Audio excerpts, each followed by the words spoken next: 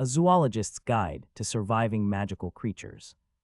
It all started with a pop-up ad. Of all the bad decisions I've made, clicking on that sketchy pop-up ad has to be the worst. I was hunched over my laptop, scrolling through what felt like the millionth job site of the day. That's when it caught my eye: internship opportunity, help save endangered species, paid position, immediate start, endangered species, immediate start, paid. I sat up, my fingers hovering over the touchpad. It was exactly the kind of break I needed, especially since my zoology degree wasn't exactly opening doors like I'd hoped. Sure, I had a passion for animals, but finding work in my field felt like spotting a unicorn. Spoiler: they're harder to find than you'd think. Against my better judgment, I clicked. The page loaded, revealing a polished website featuring images of lush forests, misty mountains, and all sorts of exotic-looking animals. Details were vague, but it had all the buzzwords I loved: conservation, ecological protection, hands-on experience. At the bottom was a button that read, "Apply now." Here goes nothing, I muttered, and filled out the form with more enthusiasm than I'd felt in months. The next morning, I got an email that nearly made me spill my coffee. "Congratulations, Carl Sways. You've been shortlisted. If you're ready, click the button for an online interview." I clicked the link, and a video call screen popped up. A man appeared, well, half a man. The video only showed his chin and a very impressive mustache. "Hello, Carl," he boomed, the camera finally adjusting to reveal his whole face. He looked like the kind of guy who'd either be leading an expedition into the Amazon or judging a beard-growing competition. "Ready for your interview?" I nodded, trying not to let my nerves show. "Absolutely. I'm really passionate about animals, and I..." He cut me off. Great, let's jump right into it. What would you do if you encountered a basilisk in the wild?" I blinked. A basilisk. Maybe this was one of those creative thinking exercises they use to see if you can think outside the box. I decided to roll with it. "Well, I'd probably avoid eye contact. To prevent the whole turning to stone thing." He chuckled, twirling his mustache. "Smart man. Next question: what's your strategy for handling a misbehaving chimera?" I forced a smile. "I'd say separate the parts. Maybe offer the lion head some steak and distract the goat half with some, leafy greens." He seemed pleased. "Interesting approach. Last question: are you willing to relocate? This job might require a change in environment." I laughed. "As long as I don't end up in Narnia, I'm good." The man chuckled, but his eyes lingered on me a moment too long, like he was waiting for something, like he knew a joke I wasn't in on. "Fantastic, Carl. We'll be in touch." The screen went black. For a second, I just sat there, replaying the bizarre interview in my head. Basilisks, chimeras. Was this some kind of prank? But before I could dwell on it, my laptop pinged. "You've been accepted. Click here to confirm your internship. Relocation arrangements will be made immediately." I stared at the email. The pay listed was eye-popping, and it all seemed too good to be true. But then again, after months of nothing, here was my chancino, my golden opportunity. Without a second thought, I clicked accept, and that's when things got weird. The second I hit the button, my laptop screen flashed bright white, and a loud whoosh filled my ears. I yelped, scrambling backward, but it was too late. The world around me spun like I was caught in some kind of virtual tornado. My room dissolved into a blur of colors, and I felt a tug, as if I were being pulled through the screen itself. When I finally opened my eyes, I was standing in the middle of a forest. And not just any forest. This one looked like something out of a fantasy movie. The trees were massive, their leaves a shimmering blue, and flowers glowed with an otherworldly light. I stumbled back, nearly tripping over a giant mushroom the size of a small dog. "Oh, what?" I fumbled for my phone, praying I had a signal. Nope, the screen just redone known realm. "Okay, deep breaths, Carl. Maybe it's just some high-tech relocation thing, a really advanced job orientation." Yeah, that made sense, sort of. I opened up the GPS, but before I could get any further, a shadow swooped overhead, and something large and feathered dived straight at me. "What the?" I ducked, but too late. A griffin the size of a small car snatched my phone right out of my hand and flew off, screeching like it had just won the lottery. "Wait, is that a griffin?" "No, my phone, come back," I shouted, but it was gone. I was left staring at the empty sky, feeling very, very lost, and if I was being honest, a little panicked. "Okay, Carl, think," I muttered, hands on my hips as I scanned the area. Big mushroom, glowing flowers, thieving griffin, where exactly am I? Before I could decide what to do next, I heard rustling behind me. I turned, expecting another griffin or maybe a friendly forest critter. Instead, I was met with the strongest smell I'd ever encountered, like burnt rubber mixed with rotten eggs. "Oh no, please no." I backed up, but it was too late. A skunk-like creature with fur glowing neon green, because why wouldn't it, aimed its tail at me. The next second, I was engulfed in a cloud of noxious, glowing smoke. I stumbled, coughing and waving my arms. This is definitely not how I imagined my relocation day going. My entire body felt like it was tingling, and when I finally blinked the tears from my eyes, I looked down. My skin and clothes were glowing a bright neon green. Great, just great. I kicked at the dirt, realizing my hands left glowing trails in the air. I'm a human glow stick. Awesome. As I scanned the surrounding, my mind still struggling to catch up with reality, a chill ran down my spine. Something in the distance caught my eye, a shadow that shouldn't have been there. Then that's when I saw it. A chimera. A real, living, breathing chimera stood before me, a zoologist's guide to surviving magical creatures.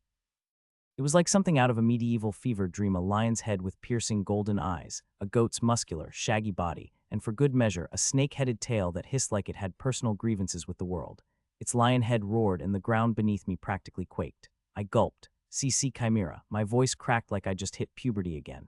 The chimera's gaze locked onto me. It tilted its head for a fraction of a second, as if thinking food. Then it roared louder and charged. Oh no, no, no, I shouted, already sprinting before my brain fully caught up with my legs. My sneakers slapped against the dirt path as adrenaline turned me into an Olympic sprinter. Behind me, the chimera's snake tail hissed, and then Fwoo's H-flames burst past my ear, igniting a patch of grass ahead. I'm gonna die. I'm gonna die, I wailed, dodging left and nearly tripping on a root. In that moment, I had one very specific, deeply humiliating thought me obituary would read, Carl Sway's unknown zoologist, flambéed by an unidentified creature. I veered right, my breath ragged and my legs burning, narrowly clearing a fallen log. The snap of branches behind me made my pulse spike. I dared a glance back, huge mistake. The chimera's lion head roared, its snake tail hissing like it was cheering it on. Not today, not like this. I wheezed, sprinting harder. The rock came out of nowhere.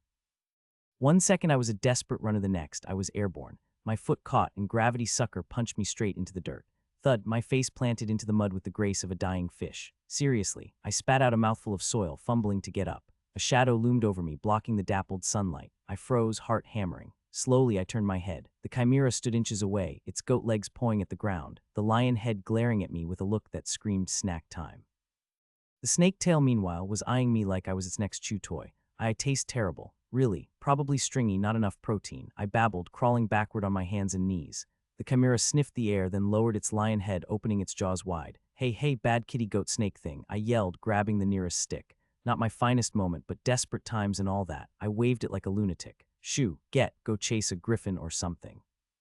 The chimera paused, tilting its massive head. For a moment, I thought I'd outsmarted it. Then the snake head lunged, snapping at my face. I threw the stick. It bonked harmlessly off the lion's nose. Big mistake. The chimera roared, fire building in its throat. Oh, come on, I screamed, scrambling to my feet. The fireball whooshed past me, singeing my sleeve as I bolted back into the forest. I didn't have a plan, just keep running, keep breathing, and maybe, just maybe, don't get flambéed. Help. I yelled, dodging low-hanging branches. Anyone, hello. I veered left, only to trip over yet another rock that seemed to appear out of nowhere. My face hit the dirt once more with a humiliating thud. This was it. I was toast, literally. I curled into a ball, covering my head with my arms. Arg, I wailed dramatically, clutching my head as the chimera's heavy hoofbeats thundered closer. For a split second, I debated whether I should at least strike a cool pose before my untimely death. You know, for when the historians painted this scene in some museum. Then again, I doubted splat-faced Burnt and Maud Carl Sway's would make for an epic mural. I squeezed my eyes shut, bracing for impact, and then nothing. No flames, no claws tearing me apart, no snake tail wrapping me up like a burrito. I cracked open one eye. The chimera was sitting, just sitting. Its lion's tongue lolled out as it panted, its body visibly exhausted from all the chasing. The snake tail flicked lazily, its hiss now sounding more like an exasperated sigh. What the? I muttered, cautiously lowering my arms. The chimera tilted its massive lion head and blinked at me, almost as if to say, why are you on the ground? It gave a soft, rumbling growl, not aggressive, more like a grumpy cat who didn't get its afternoon nap. The goat body shifted as the chimera flopped onto its side, legs outstretched like it was about to take a well-deserved nap. I sat up slowly, my heart still hammering in my chest. Wait, are you tired? For a long moment I just stared, utterly baffled. Then I noticed something. Around its neck, hidden under tufts of fur, was a leather collar, a collar with a shiny silver tag. You're someone's pet, I gaped at the chimera, still sprawled in the dirt. I nearly got flambéed by someone's fluffy murder beast, my brain short-circuited. I had just spent the last 5 minutes outrunning a monster death machinally to find out it was domesticated. The chimera snorted, the lion head giving me a look that screamed, obviously, oh come on, you could have just barked or something instead of trying to barbecue me. The snake tail flicked again, its beady eyes narrowing. If we wanted you roasted, you'd be roasted, it seemed to say. I reached for the tag cautiously, my hands still trembling. Engraved in neat lettering were the words Monty.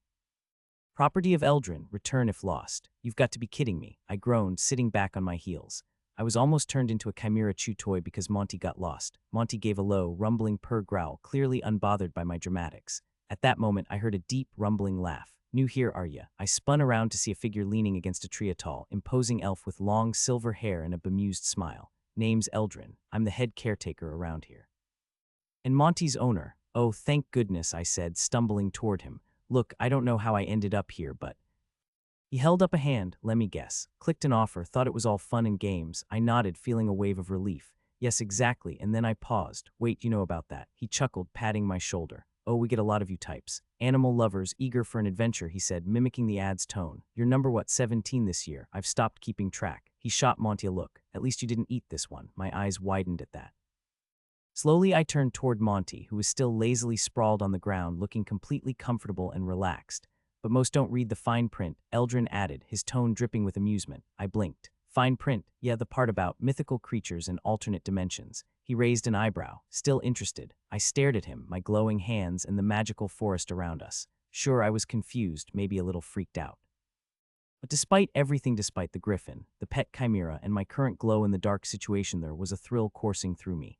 And I desperately wanted a job. Besides, what's the worst that could happen? Spoiler, so much worse than I expected. Are you kidding? I grinned. This is the most exciting thing that's ever happened to me. Eldrin's smile widened, a glint of mischief in his eyes. Good, because you're about to find out just how chaotic things can really get. Right, but before that, I said, gesturing to my face and glowing arms, which were practically lighting up like a concert glow stick. Do you happen to know how I can, Denis on myself? Eldrin's grin widened as he tossed me a small, shimmering bottle. It gleamed like it had been plucked straight from a wizard's discount rack. Here, drink this. It'll sort you out, he said, his voice oozing the kind of confidence that made me a little suspicious. Oh, right, he interrupted, casually waving a hand. You only need to take a sip. There's a small side effect, but... I didn't wait for further instructions, big mistake. I chugged the potion like a frat boy at a chugging contest. Eldrin smirked, but nothing too bad, I'm sure. I froze mid-swallow. Define too bad, a beat past. My stomach rumbled ominously. A zoologist's guide to surviving magical creatures. The air shimmered with a peculiar blend of excitement and disbelief as I followed Eldrin through the lush, vibrant pathways of Mythica. Eldrin says that's the name of this place and that it's a magical realm. The reality of my situation began to sink in. I glanced around, taking in the absurdity of the situation.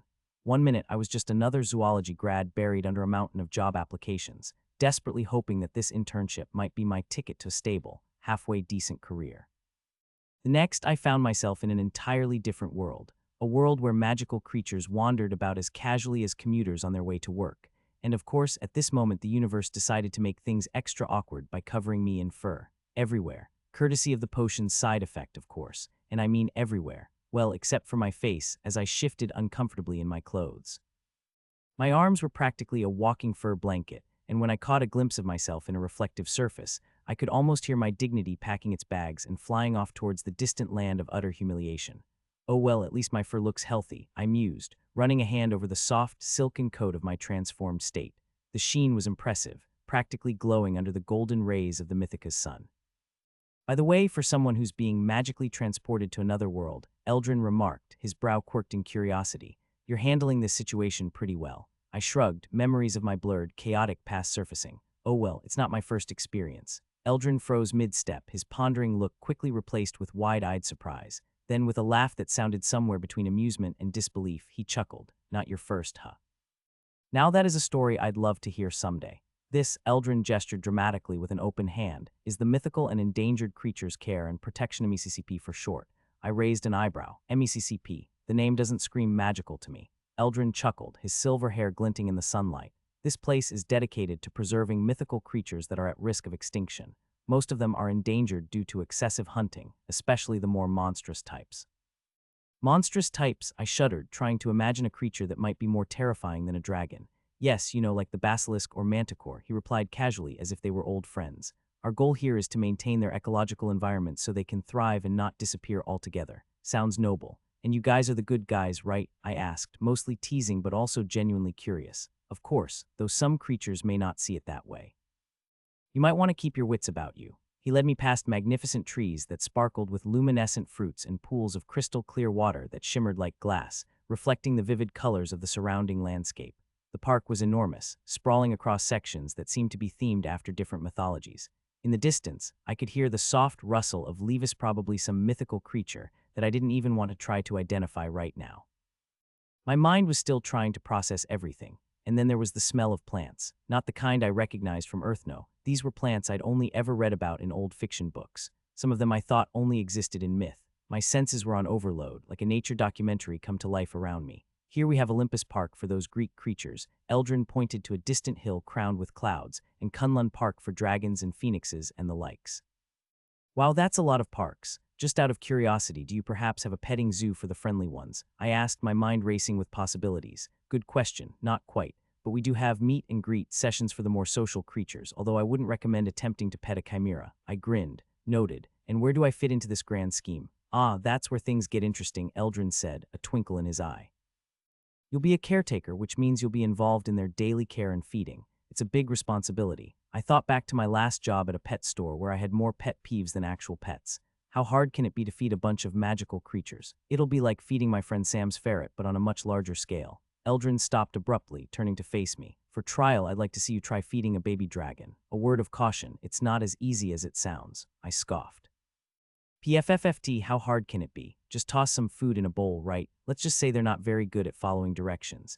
As we continued through the park, we reached my new living quarters. To my surprise, I was greeted by a fully furnished studio apartment complex. It looked surprisingly modern, equipped with all the necessary amenities. Welcome to your new home, Eldrin announced with a flourish. I stepped inside, my jaw dropping.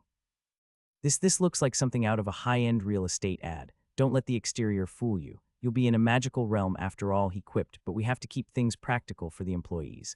I glanced around, taking in the sleek furniture, the lovely kitchenette, and even a small garden outside the window. And here I thought I'd be sleeping in a hayloft. How did you manage this? I said as I spotted an empty parking lot stretched out on the far side of the apartment building, its stark emptiness making the structure feel even lonelier. Magic and a sprinkle of good taste, Eldrin winked. There's even a 24-hour convenience store nearby, as well as food courts for employees. You might find that Mythica has its conveniences. I blinked in disbelief. So I can get snacks at any hour. This is a magical realm and I can get midnight snacks. Now that's what I call a win. Just remember not to bring any food into the dragon area. They have a habit of taking anything that resembles a snack, Eldrin warned with a knowing look. Noted, I replied, already envisioning the chaos that could ensue if I ever misstepped. I couldn't have noticing fast food franchises at the food court. I chuckled. I didn't expect fast food to make it here. Do they have a drive-through? Only if you can outrun a unicorn, he said with a deadpan expression. All right, fair point, I said, suppressing laughter. But what about all the other magical creatures? Eldrin waved his hand, dismissing my concerns. We have measures in place to keep everything in order. Just don't venture too close to Olympus Park without supervision. The minotaurs can be a bit aggressive when they're hangry. Hangry minotaurs. Right, I'll add that to my list of things to avoid, I replied, feeling more optimistic about my new life. We made our way to the administrative office, where Eldrin handed me my Mythica ID and MECCP employee ID card. This Mythica ID card is essential. It contains your personal information and also your Mythica credits currency here, he explained. Ah yes, the magical equivalent of money, I smirked. Actually, you'd be surprised how far it goes here. Eldrin added, his tone serious, just don't lose it. He then produced a tablet out of thin air. This will help you navigate MECCP. It has all the necessary information about rules, creature care, and a handy employee handbook. Sure, because who wouldn't want to read a handbook? I replied, my tone light, just what I needed on my first day more reading. Is there a How to Survive Baby Dragons section? I asked, raising an eyebrow. Only the section on emergency procedures, he said with a grin. Trust me, it'll be useful, he insisted, maintaining a straight face. And this, he said, handing me a phone, is the only device that works here. I've already added my contact info and installed essential apps. I examined the phone skeptically. Is it at least capable of making calls? Only to other Mythica residents, Eldrin replied with a hint of mischief. You'll find out soon enough what I mean. Wow, I'm already feeling more connected, I exclaimed, feeling the weight of responsibility settle on my shoulders. Eldrin clapped me on the back. Tomorrow is your first day, and you'll be starting off with feeding baby dragons. Great, how hard can it be? I said, my bravado masking the rising anxiety in my chest. Just remember, he warned with a serious look, they're hungry and might mistake you for food. Delightful, I replied, imagining myself as a walking buffet for tiny fire breathers. After saying our goodbyes, I returned to my apartment. I sprawled on the couch, staring at the ceiling. Was I really about to feed baby dragons? Suddenly, my phone buzzed with a notification. A reminder from Eldrin, remember, be cautious tomorrow. Cautious, I muttered to myself. Isn't this place safe? A zoologist's guide to surviving magical creatures. My first day on the job was finally here. Feeding baby dragons. I mean, how hard could it be, right? The night before, I'd stayed up late, reading everything I could about these magical creatures. Yet all I could find were the basics. Nothing that would give me a hint on how to actually feed them. In just a few hours, I learned more about baby dragons than I did about my favorite K-pop idol. Spoiler alert, they're mischievous little brats, playful and curious. That's a good thing, right? I figured they must be similar to little kittens. I mean, how bad could it be? Then I came across one tiny detail that filled me with hope. Baby dragons had a diet primarily made up of sweets and fruits. Okay, I can do this. As I got dressed, my tablet pinged with a notification from Eldrin. Apparently, he'd forgot to hand me my caretaker uniform. Typical, just what I needed on my first day, a missing uniform. A few minutes later, the doorbell rang, and I hurried to answer it. The package lay on my doorstep, and inside was my caretaker uniform. As I pulled it out, my eyes widened. It was more than I expected: a utility vest, 2 pairs of earthy green long-sleeve shirts, a pair of gloves, 2 pairs of pants, sturdy boots, goggles, and a belt filled with various tools. I quickly changed into my uniform, feeling a mix of excitement and nerves bubbling inside me. MECCP was a sprawling magical park, and my first job was at Dragonling Den in Kunlun Park. According to my tablet, I needed to catch a magical buggy to get there. I immediately locate one just outside at the buggy park area. I randomly chose one and the buggy whirred to life, automatically detecting my employee ID. An AI voice chirped, "Destination, Dragonling Den, Kunlun Park." I shouted, trying to sound confident. Suddenly, the buggy took off like a rocket. I let out a scream, mind you. It was a very manly scream. Who knew this was how magical transport worked? I clutched the sides, my knuckles turning white as we zoomed through the air. The landscape below transformed into a blur of vibrant colors, dotted with breathtaking views of mythical creatures frolicking in the fields and soaring through the sky. At one point, a 20-meter-long dragon soared alongside us, its massive wings flapping effortlessly against the backdrop of a brilliant blue sky. I couldn't help but gawk at its sheer size. It was a magnificent creature, its shimmering scales catching the sunlight like scattered jewels. In comparison, the flying buggy felt like a buzzing fly flitting beside a great, majestic eagle. The dragon turned its head, golden eyes sparkling with mischief as it regarded me. To my utter disbelief, it transmitted the word retard in a mocking manner, as if it found my presence amusing.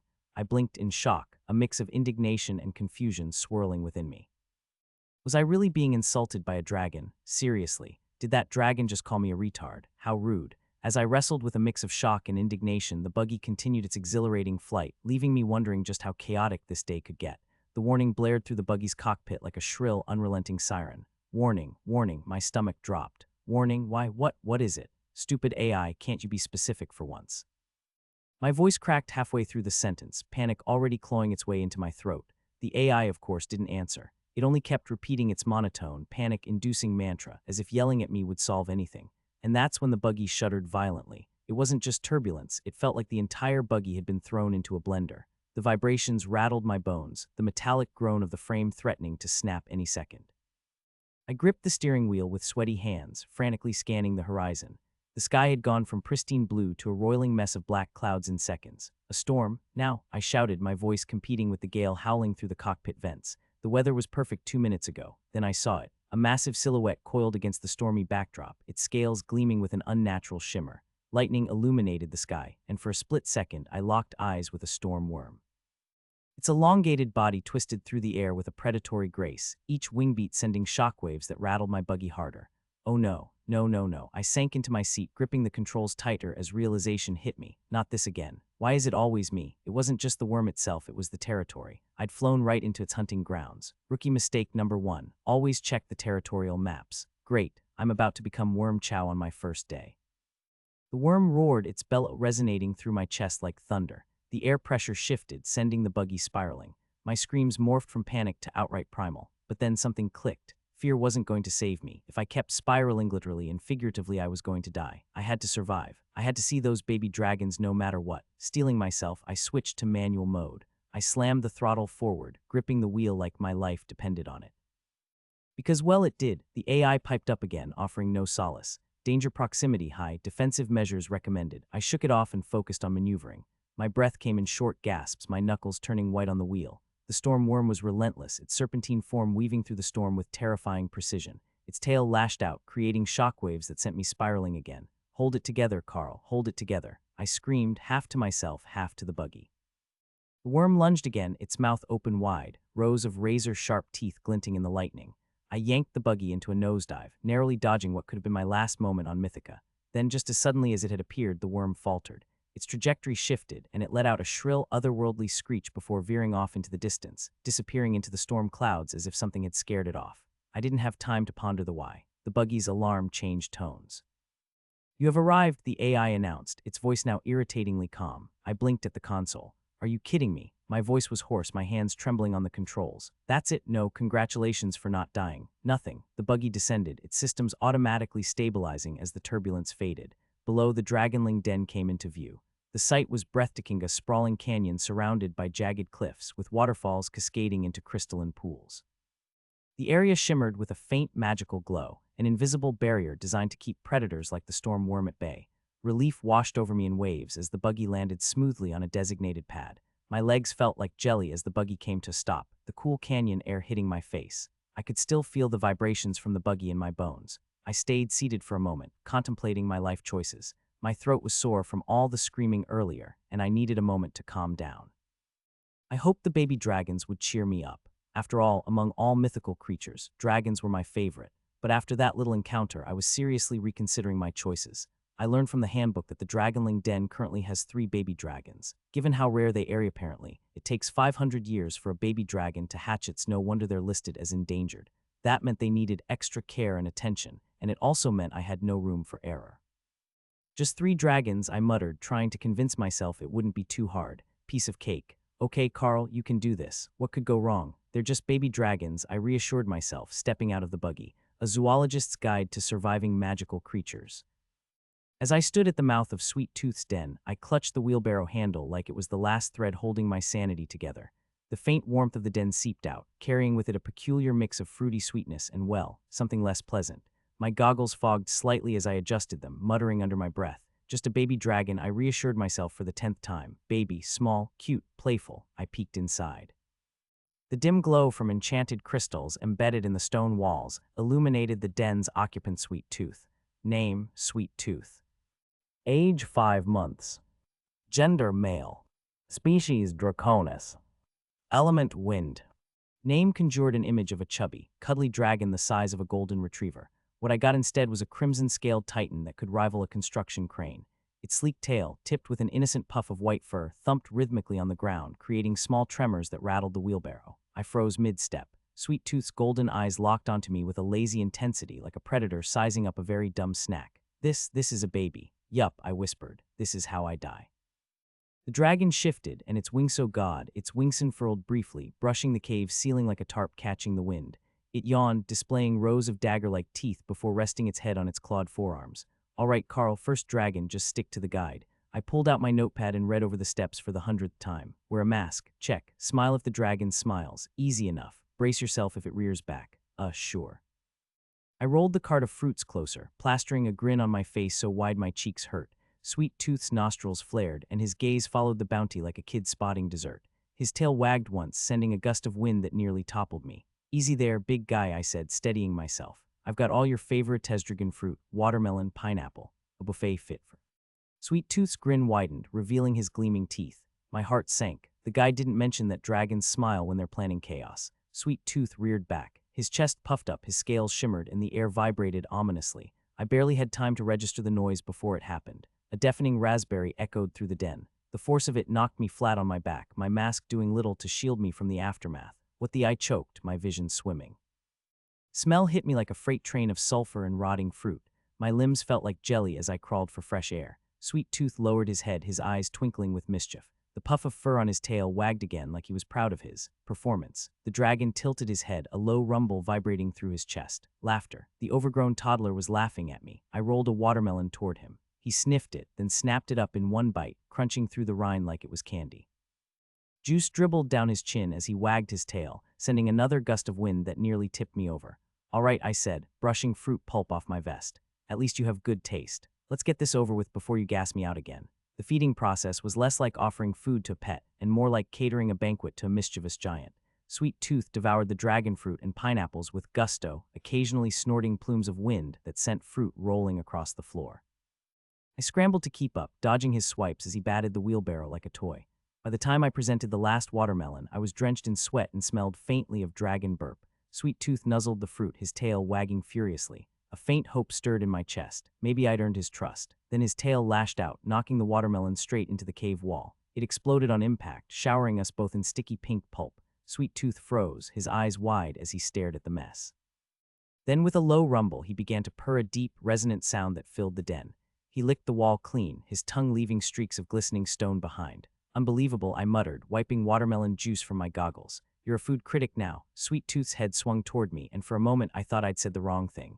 But instead of a tantrum, he nudged me gently with his snout, his warm breath ruffling my hair. You're welcome, I said, patting his scaled nose.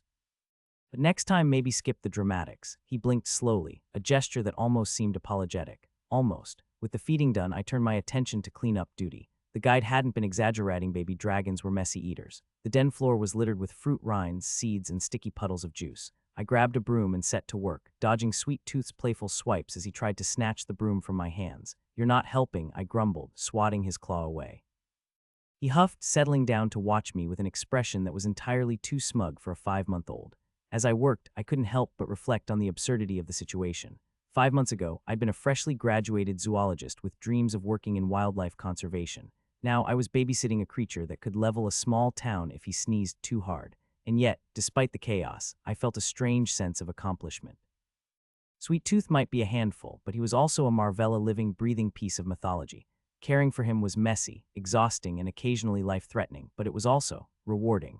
I glanced at Sweet Tooth, who had dozed off in the corner, his tail twitching as he dreamed. A smile tugged at my lips. Sweet dreams, you overgrown menace, I whispered, gathering the last of the fruit scraps. As I wheeled the cart back toward the den entrance, I couldn't shake the feeling that I was being watched. I paused, glancing over my shoulder. The den was silent, save for Sweet Tooth's rhythmic snores. Still, the hairs on the back of my neck prickled. I turned back toward the entrance, my steps quickening. As I emerged into the daylight, a shadow passed overhead. I looked up, my breath catching in my throat. A pair of golden eyes stared down at me from the ridge above the den. They were identical to Sweet Tooth's, only larger, much larger. Oh no, I whispered, my heart pounding. Mom's home. A zoologist's guide to surviving magical creatures. The golden eyes that met mine were enough to make anyone freeze in their tracks. I was trying to remind myself that this was part of the job, but it was hard to focus when a massive, glowing dragon stared straight into my soul, her mind probing mine in ways that made my skin itch. What are you staring at? Her voice, sharp as a razor, sliced through my thoughts. A little voice in the back of my head screamed at me to stand tall and act professional. But then I remembered that I was standing in front of the Sweet Tooth's mother, and let's face it, I wasn't exactly swimming in the sea of confidence right now. Hello, I'm Carl, the new caretaker, I stammered, already regretting the squeak in my voice. The dragon's golden eyes narrowed, as if weighing me with her gaze. I know you, you're that retard, I blinked. Wait, what? The mental transmission was sharp, but that was all she had to say for now. My face flushed as I realized who this was, that dragon. The one who flew alongside my buggy ride this morning, looking completely unbothered as I clung to the seat like my life depended on it. Sweet Tooth's mom, no less. And from the looks of it, she wasn't exactly fond of me. My heart rate skyrocketed as she began to change form before my eyes. The air shimmered, and with a sudden flash, her body morphed into a tall, statuesque woman with flowing black hair and regal attire. She moved like she was used to being the center of attention, which, judging by her aura, she probably was. The transformation wasn't just magical, it was a statement. Every inch of her screamed power, and I felt my knees lock in place. I involuntarily took a step back as she slowly walked toward me, her eyes scanning me from head to toe. How was Sweet Tooth? Her voice was casual, but I could feel the weight of her words. You didn't mistreat my baby, did you? My brain scrambled for a response. Mistreated Sweet Tooth, the dragon who almost kicked me out of the den with that large tail of his. The one who gave me a rotten, stinky wind. If anyone is to be mistreated, it would be me. No, I didn't mistreat him, but I wasn't about to say that out loud. No, ma'am, I said, forcing a smile, though I'm pretty sure it looked like the face of a man who had just been caught in a lie. Sweet Tooth is doing great. I've cared for him like I would my own baby. I stopped midway through my sentence, feeling a cold sweat form as I watched her expression harden. She didn't buy it. Your baby? Her voice rose just a little. The irritation was clear now, her sharp gaze making my stomach flip. Sweet Tooth is not yours. He's my dragonling. Don't you try to poach my baby. I'll report you to the head caretaker. Poach her baby. I was about to speak, but realized I was probably digging myself into a deeper hole. The words caught in my throat, and I could feel the blood draining from my face. Poach him. I wanted to shout. Are you kidding me? Your kid's the size of a bulldozer. But I didn't say any of that too, of course. I wasn't trying to start a dragon war on my first day. No, ma'am, it's just a figurative speech. Please don't report me. It's my first day, I pleaded, stumbling over my words. She snorted, clearly unimpressed. You're lucky, you know. Not many would have survived the wrath of Sweet Tooth. He's a handful, to put it lightly. I raised an eyebrow, remembering the awful gas that wafted my nose from my welcome session earlier. Understatement of the century. We had to keep our dragonlings here for safety, she continued, her tone softening but still laced with an edge. There are so many predators out there, poachers, bandits, trying to steal our offspring for their battle beasts or for their own selfish reasons. I'm not about to let that happen to my child. She flicked her wrist, and suddenly a shimmering dragon scale materialized in midair, twinkling like a diamond under the sun. Without a word, she tossed it to me, and I fumbled with it, nearly tripping over my own feet. My heart raced as I held the scale in my hand. It was even more stunning up close. The iridescent glow made it look like something out of a treasure chest, the colors shifting as if it held the very essence of the dragon itself. It wasn't just beautiful, it was valuable. This had to be some sort of key, a token. But was it a gift or something else? The way my mind raced with possibilities almost made me forget about the dragon mom glaring at me from the corner of my eye.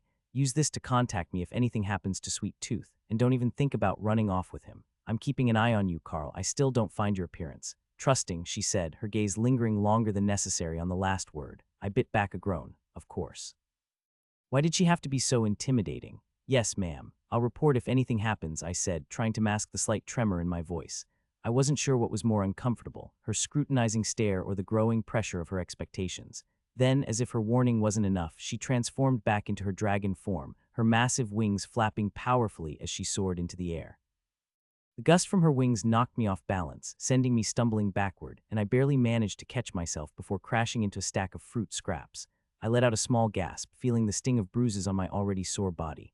I scrambled to stand, looking up at her, but by the time I straightened myself, she was already a distant silhouette in the sky. I sighed. Well, that went well, I muttered under my breath. Note to self, never call a baby dragon your baby. But then the full weight of the situation hit me. I stared at the scale in my hand, still wondering what kind of communication device this was. The surface sparkled like liquid gold, but I had no idea how to use it. Wait, I called out, my voice lost in the wind as I waved it uselessly toward the sky. How do you use this thing? No answer. Of course. The mother dragon was already gone, leaving me standing in the middle of the yard, feeling utterly ridiculous. Great. Just great, I muttered to myself, stuffing the scale into my pocket. I would have to ask Eldrin later, preferably after I had a chance to nurse my wounded pride. But for now, there was another baby dragon waiting for me. With a deep sigh, I squared my shoulders and turned toward the dragonling's pen. All right, baby dragon number 2, I said under my breath. Let's see what you've got for me next. A Zoologist's Guide to Surviving Magical Creatures. I stood frozen, staring at the glimmering dragon scale resting in my palm. It pulsed faintly like it had its own heartbeat, a shimmering token of responsibility I absolutely did not ask for. It wasn't just any scale, it was a mother dragon scale, which meant one thing: accountability. Heavy, nerve-wracking, and inescapable accountability. Great, just what I needed. Keep an eye on you, I muttered, mimicking her haughty tone, as if I'm the problem here. Your kid almost knocked me unconscious with his natural emissions, lady. Still, I wasn't stupid. I wouldn't say any of that out loud. She was gone now anyway, disappearing into the endless blue sky. Her powerful wing beats still reverberated faintly, along with the throbbing ache in my ribs from being bowled over like a clumsy tumbleweed. Straightening my utility vest, I exhaled and turned back toward the buggy. Right, Carl. Another baby dragon. Piece of cake. That was a lie. If there's one thing I've learned today, it's that baby dragons are anything but predictable. Now, as I stood in front of the next den, my eyes fixed on the label that read Princess, I couldn't help but wonder what fresh challenge awaited me. I approached the next den with caution, giving a wide berth to the narrow entrance. The label above it, delicately scripted in shimmering gold, read Princess. There was no mistaking Ithigh's was the royal treatment, or so I hoped. Name, Princess. Species, Chinese dragon. Age, 2 months. Gender, female. Element, fire. Great fire, the one element I knew would come with an unpredictable punch. The day had already been full of flaming surprises, and my chances of walking away unscathed seemed to dwindle with every step closer I took. I tugged the strap of my helmet tighter, ensuring that my goggles were snug. No way was I risking any facial burns today. No, this time I was prepared, or so I told myself. I peered into the den, my pulse quickening when I saw the dragon. Princess, coiled around a massive pile of gold and shiny trinkets, looked every bit the part of her name. Elegant, regal. With her long, slender body wrapped in shimmering crimson scales flecked with gold, she resembled a dragon straight out of a fairy tale. A tiny crown of scales adorned her head. What I assumed was an involuntary fashion statement from a creature far too young to know anything about style. Her golden eyes locked onto mine with surprising intensity. She tilted her head, the tip of her tail flicking in my direction. It wasn't exactly an invitation to sit down for tea, but I wasn't here to judge. My job, cake, and survival. Hey there, Princess, I greeted, trying to sound as confident as possible despite the slight tremor in my voice. Brought you something nice. Cake, just like a princess deserves. Her eyes narrowed ever so slightly, but the curiosity in her gaze was undeniable. I held my breath as I slowly pushed the trolley toward her, my every move careful and deliberate. Her wings twitched, then unfurled slightly. My nerves shot straight through the roof. Was she going to take off and try to roast me alive? I froze. Every muscle in my body screamed at me to run, but I couldn't. Not yet. Not without at least trying to give this cake a chance. She flicked her tail again, and the soft hum of her growl made the air feel electric. I gripped the trolley's handle and held my ground. Okay, I muttered, forcing a smile. What's the worst that could happen? You're just a dragon, a tiny one at that. Right, Princess's golden eyes flicked from the cake to me, her expression unreadable. She wasn't going to make this easy. And Thench nudged a shiny plate my way. I blinked, looking down at the massive silver plate, the size of a small dining table, with absolute confusion. What was I supposed to do with this? Was I supposed to serve it on a platter worthy of a princess? Seriously. Wait, I said under my breath, rubbing my temple. You want me to put it on the plate? She tilted her head, an almost smug look in her eyes, her little wings fluttering slightly as if to say, obviously. Okay, Carl, this is it. Don't mess up the cake. I found a knife tucked under the trolley's shelf and began slicing the cake. No pressure. Just make sure it's perfect, clean, and presentable. She was watching, waiting. I carefully lifted the first slice and placed it on the plate.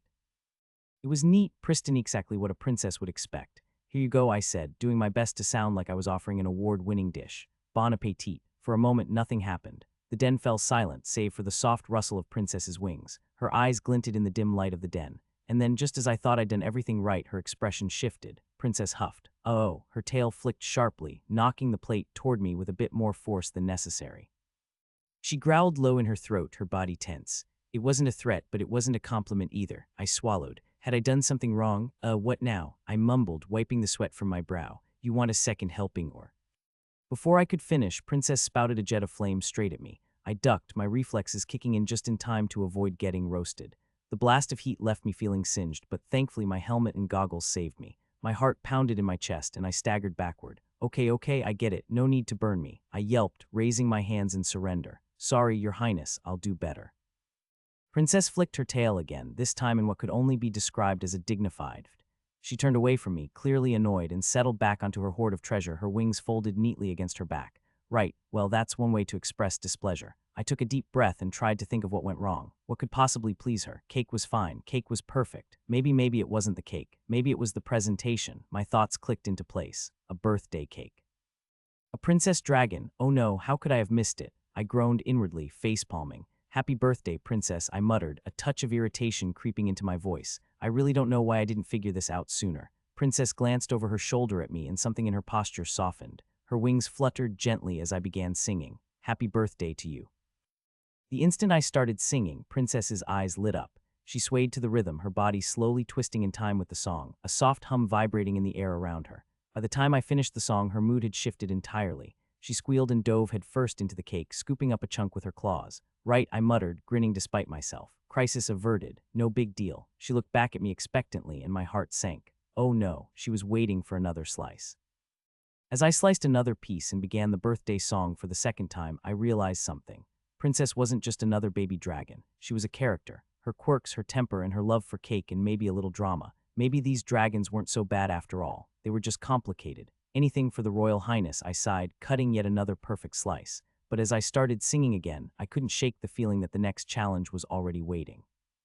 The Zoologist Guide on How to Treat Princess.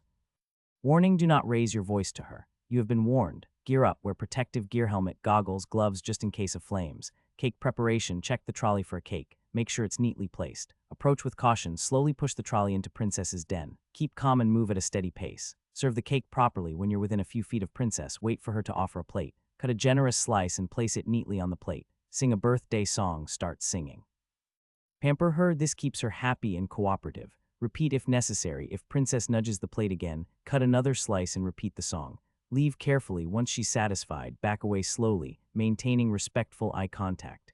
A Zoologist's Guide to Surviving Magical Creatures. Name: Munchie. Age: 15 days. Gender: male. Species: wyvern. Element: unknown. I took a deep breath, steeling myself as I stood outside the entrance to Munchie's den. The air was thick with the earthy scent of wet stone, with just a hint of sweet chocolate from the cart I was pushing, its wheels creaking as I rolled it forward. This was it, my final baby dragon of the day. I thought I was ready for anything.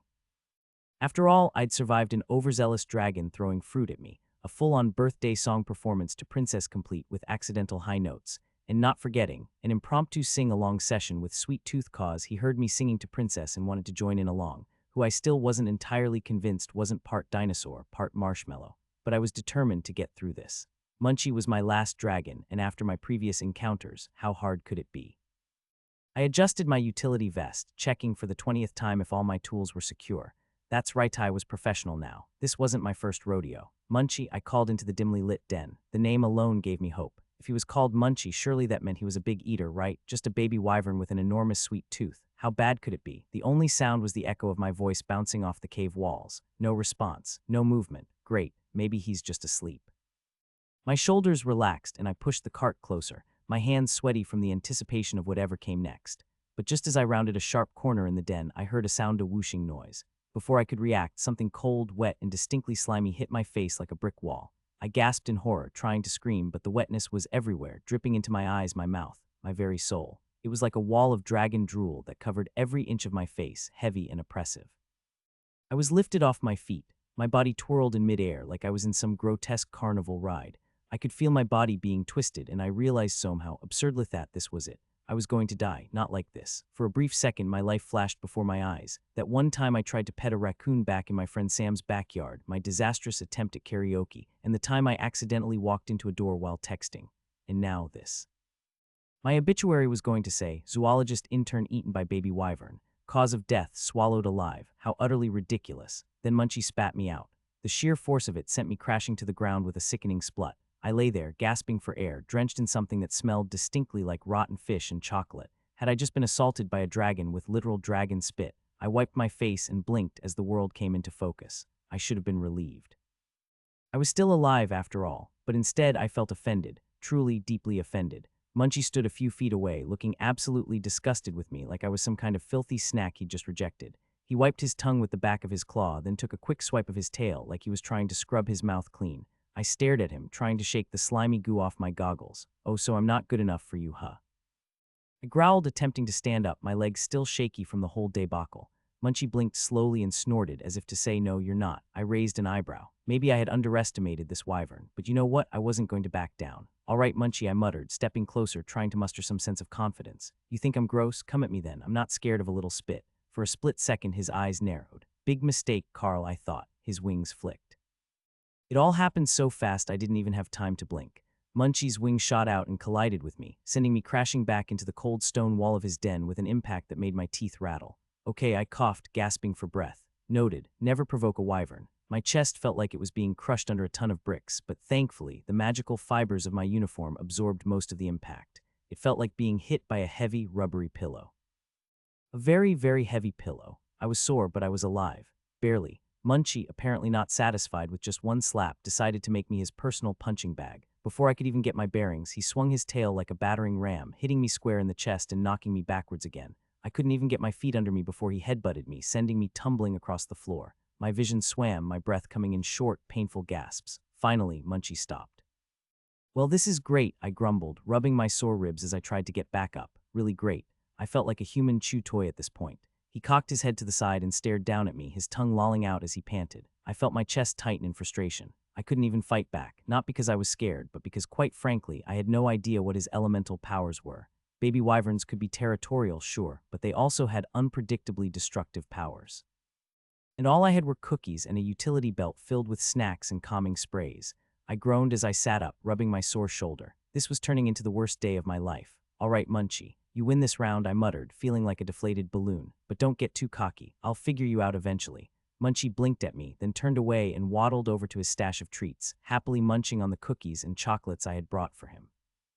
I just sat there, utterly defeated, my mind reeling. Did he actually just ignore me? I mean, seriously, the audacity. I swear, dragons are the worst, I muttered under my breath, limping toward the food cart. I'm starting to regret making them my favorite species. Just as I was about to wallow in self-pity, Munchie did something that completely threw me off. He picked up a cookie between his claws, waddled back over, and with an exaggerated huff, dropped it in front of me. For a brief, hopeful moment, I thought maybe just maybe I was offering to make amends for the brutal smackdowns he had just delivered. Then he licked the cookie. He actually licked it, like some sort of sick joke, then dropped it in front of me as if to say, take it or leave it. I blinked at him. You've got to be kidding me.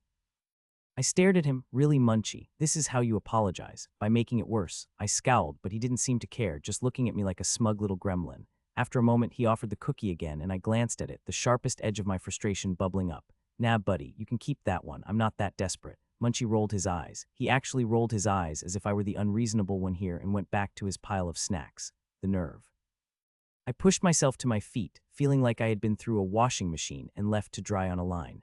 As I stumbled out of Munchie's den, my mind was buzzing. Munchie was a handful, sure, but there was something undeniably adorable about him, too. Even after he wiped his drool-covered tongue on me and knocked me around like a ragdoll, I couldn't help but feel a strange bond with him. It seems I still had a lot to learn if I was going to survive with magical creatures, not just here, but in all of Mythica. No zoology degree could help me with that. Deep inside, I couldn't shake the feeling that these dragons, mischievous and temperamental as they were going to be the least of my problems. Zoologist Guide, Tips for Feeding Munchie and Surviving One. Gear up. Uniform check, make sure its Securithos magical fabrics can handle claws, bites, and saliva. Goggles, gloves, because getting dragon spit in your eye is not a fun way to start the day. Tools, load your vest with treats and a calming spray, your best defense or distraction. 2. Sweetened. Cookies, chocolates, Munchie's favorites. Have a stash ready to keep his attention and keep yourself off the menu. Hide treats, stash a few around his den, think of it as a snack scavenger hunt to keep him occupied. 3. Sneak in like a pro. Announce yourself, let him know you're coming with food. He might respond better when he knows the goodies are on their way. Enter slowly, keep the cart between you and Munchie. You're the waiter, not the entree. Watch his body language, if he's crouching or twitching. Brace yourself, baby wyverns love surprises. 4. Play it cool. No eye contact battles, just a friendly glance. Don't stare like you're challenging him to a duel. Small bites, give him treats slowly. Rushing could make him think you're desperate or delicious. 5. Avoid provocation. Don't challenge him, as tempting as it might be to establish dominance. Baby wyverns can become aggressive if provoked. Maintain a calm, steady voice and avoid making sudden movements. 6. Always have an escape plan. Know the exit, keep an eye on the quickest route out. Trust me, it's crucial. Keep path clear. A cartload of cookies won't save you if you trip over it while fleeing. Calming spray on standby, 1 spritz and a handful of treats. Your best strategy for a quick getaway. Good luck, and remember, if he spits you out, just be glad he didn't like the taste. A Zoologist's Guide to Surviving Magical Creatures. It had been one of those mornings. Not just any ordinary kind of morning, but the kind that makes you question if the universe has a personal vendetta against you. Not to mention the special treatment I received at the Dragonling Den, which honestly should have come with a warning label, may cause existential crisis and minor burns from accidental fire breathing. After narrowly avoiding a fiery death at the claws of a dragonling, I was left with one simple, primal desire: food. Real food. Not magical fruits which I borrowed from Sweet Tooth's stash or the weird kelp chips they served at the den. I needed something hot, cheesy, and most importantly, not on fire. So naturally, I made my way to the food court. I arrived in one piece of barely and glanced around. The place was packed, and for a brief moment, it felt a little more like a bustling city than a magical sanctuary for mythical creatures. Employees bustled around, some in human form, some not so much. Whoa, that's a real centaur, I muttered under my breath. And is that a leprechaun? A centaur was ordering a sandwich, his hooves clicking on the marble floor with the kind of grace that made me feel ridiculously underdressed in my caretaker uniform. Next to him, a leprechaun sat precariously on a stool, holding a mountain of fries that looked like it could feed a small army. I couldn't help but chuckle. Leprechaun diet, huh? The crowd didn't seem to care much for my mutterings, but I wasn't exactly the social butterfly type. Not yet, anyway. I kept my head down and made a beeline for the pizza counter. At this point, I wasn't looking for an adventure, just a solid no-frills meal. The pizza line was a short one, much to my relief. My stomach growled in response, making sure I knew how starved I was. I ordered a beef pepperoni pizza, something simple but hearty. The prep was shockingly fast, and within minutes I had my tray, a steaming plate of pizza, and a sense of accomplishment. Finally, food. I had just taken a bite when the storm hit. Well, maybe not a storm, but it was close enough. The food court doors burst open, and in trotted a herd of unicorn-sized unicorns. Not just any unicorns either. These were the kind of unicorns that made you reconsider all the decisions you'd ever made in your life. They weren't prancing through the place, they were charging. Their horns gleamed menacingly in the dim light as they surrounded me with terrifying precision. It was like a magical SWAT team on a mission. I froze mid-bite, pizza slice suspended in the air. Oh, is something wrong with my pizza? I asked, my voice trembling slightly. I might have been a zoologist, but unicorns were another species entirely, and no one had prepared me for this kind of encounter. The unicorns didn't respond. They just stood there, a silent but threatening force. It felt like I was about to get arrested by a gang of horned horses. Before I could even process the absurdity of the situation, the herd parted like the Red Sea, and that's when I saw it. A tiny unicorn, a sparkle as they're called, trotted through the gap. It was adorable, almost painfully cute, until it fixed its beady eyes on my pizza. time seemed to slow as I watched it approach. Its tiny hooves tapped on the floor, the sound uncomfortably loud in the stillness of the food court. The sparkle stopped right in front of me and stared at my pizzano, not just stared, honed in on it like a laser-guided missile. I blinked. "Oh, okay," I said, a bit unsure how to proceed. "Do you want a slice?" As though responding to my offer, the sparkle's horn began to glow. The soft, ethereal light brightened, and before I could do anything, my pizza vanished. Poof, just like that, gone. My mouth dropped open, and I stared at the empty plate in disbelief. My last hope for nourishment had just been snatched away by a glittery little horse with a magical horn. Hey, that was mine. I sputtered, my hands clutching at the plate in desperation, as if I could somehow will it back into existence. The unicorns around me shifted, their horns still aimed at me like I was about to be arrested. I wasn't sure what kind of laws I'd broken, but I was about to find out. Then, to my horror, the sparkle trotted over to the last slice of my pizza when I was still holding its horn glowing once more. I didn't even have time to react. With a soft zap, my final slice disappeared as well. I sat there, slack-jawed, the plate in my hands now completely empty, my eyes tracing the trail of unicorns as they trotted away. They didn't even bother to look back. The sparkle led the charge, its tiny hooves tapping with all the dignity of royalty. The unicorns followed closely, their horns trained on me as though I were a criminal. Did I just get robbed by unicorns? I muttered, staring at the empty space where my lunch had been. For a moment, I just sat there in stunned silence. Then I let out a long, defeated sigh and slumped forward, my forehead meeting the cold table. I had seriously just been robbed by a herd of magical horses, at a food court, on my lunch break. The lunch bell chimed, signaling that break time was over, and I reluctantly looked up to see Eldrin, the elf I'd befriended on my first day. He was waving at me from across the food court, but something was off. His wave was a little too awkward, and his smile didn't quite reach his eyes. Weird. I gave him a half-hearted wave in return, but he turned away before I could get any closer. It wasn't like I was expecting him to join me for lunch or anything, but that brief interaction left a knot in my stomach. The next few days were an utter nightmare. It didn't matter what I tried. Pizza, tacos, sandwiches. Me lunch became the daily target of the unicorn SWAT team. Every time they'd show up, surround me, and steal my food, led by the same sparkle who always seemed determined to make sure I went hungry. What puzzled me most was that no one else was bothered. I watched other staff members and creatures eat their meals in peace while I became a daily lunch victim. I'd never even interacted with unicorns before. My assignment was baby dragons. Why was this happening? But I didn't have time to dwell on that. My focus was on my rapidly decreasing sanity. I shot Eldrin a message on my Mythica phone, desperate for answers. Hey, why do the unicorns keep stealing my lunch? He replied almost instantly. Eldrin, they probably don't see you as a threat. Unicorns can be territorial, but they're also good at reading people. They might think you're an easy target. What? Why me? Eldrin, you have, how do I put this, a gullible face. I stared at the message, offended. I did not have a gullible face. Sure, I wasn't exactly a battle-hardened warrior, but I didn't look like a target, did I? I glanced at my reflection in the phone's screen. Nope, still not a gullible face, right? Then Eldrin sent me a link. I clicked it and my blood ran cold. It was a video of me on my first day in Mythica. Me clinging to the flying buggy, face twisted in panic as I tried not to fall off. My heart sank as I watched it, knowing exactly what was happening. The camera zoomed in on my face in excruciating detail, and to my horror, the video had gone viral. The comments were even worse. Intern panic mode, classic rookie, and of course, a few unicorn emojis. My stomach churned. This is why they keep stealing my lunch. They weren't targeting me because I was gullible, still in denial. They were targeting me because I was famous for all the wrong reasons. I leaned back in my chair, letting out a long, defeated sigh. This internship is going to be the death of me. As the days passed, things didn't improve. The unicorns continued to steal my lunch as though it was some sort of ritual, and every time I tried to eat something pizza, tacos, sandwiches, it would be gone in an instant. Eldrin kept sending me links to more viral videos of my embarrassing moments, each one more humiliating than the last. I was becoming a meme, and the worst part, I didn't even know how to stop it. But as I sat in the food court, feeling completely defeated, a thought crept into my mind. Maybe this wasn't just about the unicorns. Maybe, just maybe, this whole internship was one big, wild adventure I was going to have to fight for every single bite. I glanced at the empty plate in front of me, then at the crowd of mythical creatures who continued to eat in peace. I was just about to leave when I saw something else, a figure in the back corner of the food court, watching me closely, a figure I had not seen before. This was just the beginning, a zoologist's guide to surviving magical creatures. 3 weeks, 3 long, chaotic weeks in Mythica, and somehow it wasn't the dragons that were driving me to the brink. No, it was the unicorns. Every day like clockwork, they arrived at the food court, and every day they stole my lunch. At first, I tried to fight back, grabbed my tray, ducked under tables, even attempted to eat my meal while standing. But Mythica's food court rules weren't exactly flexible.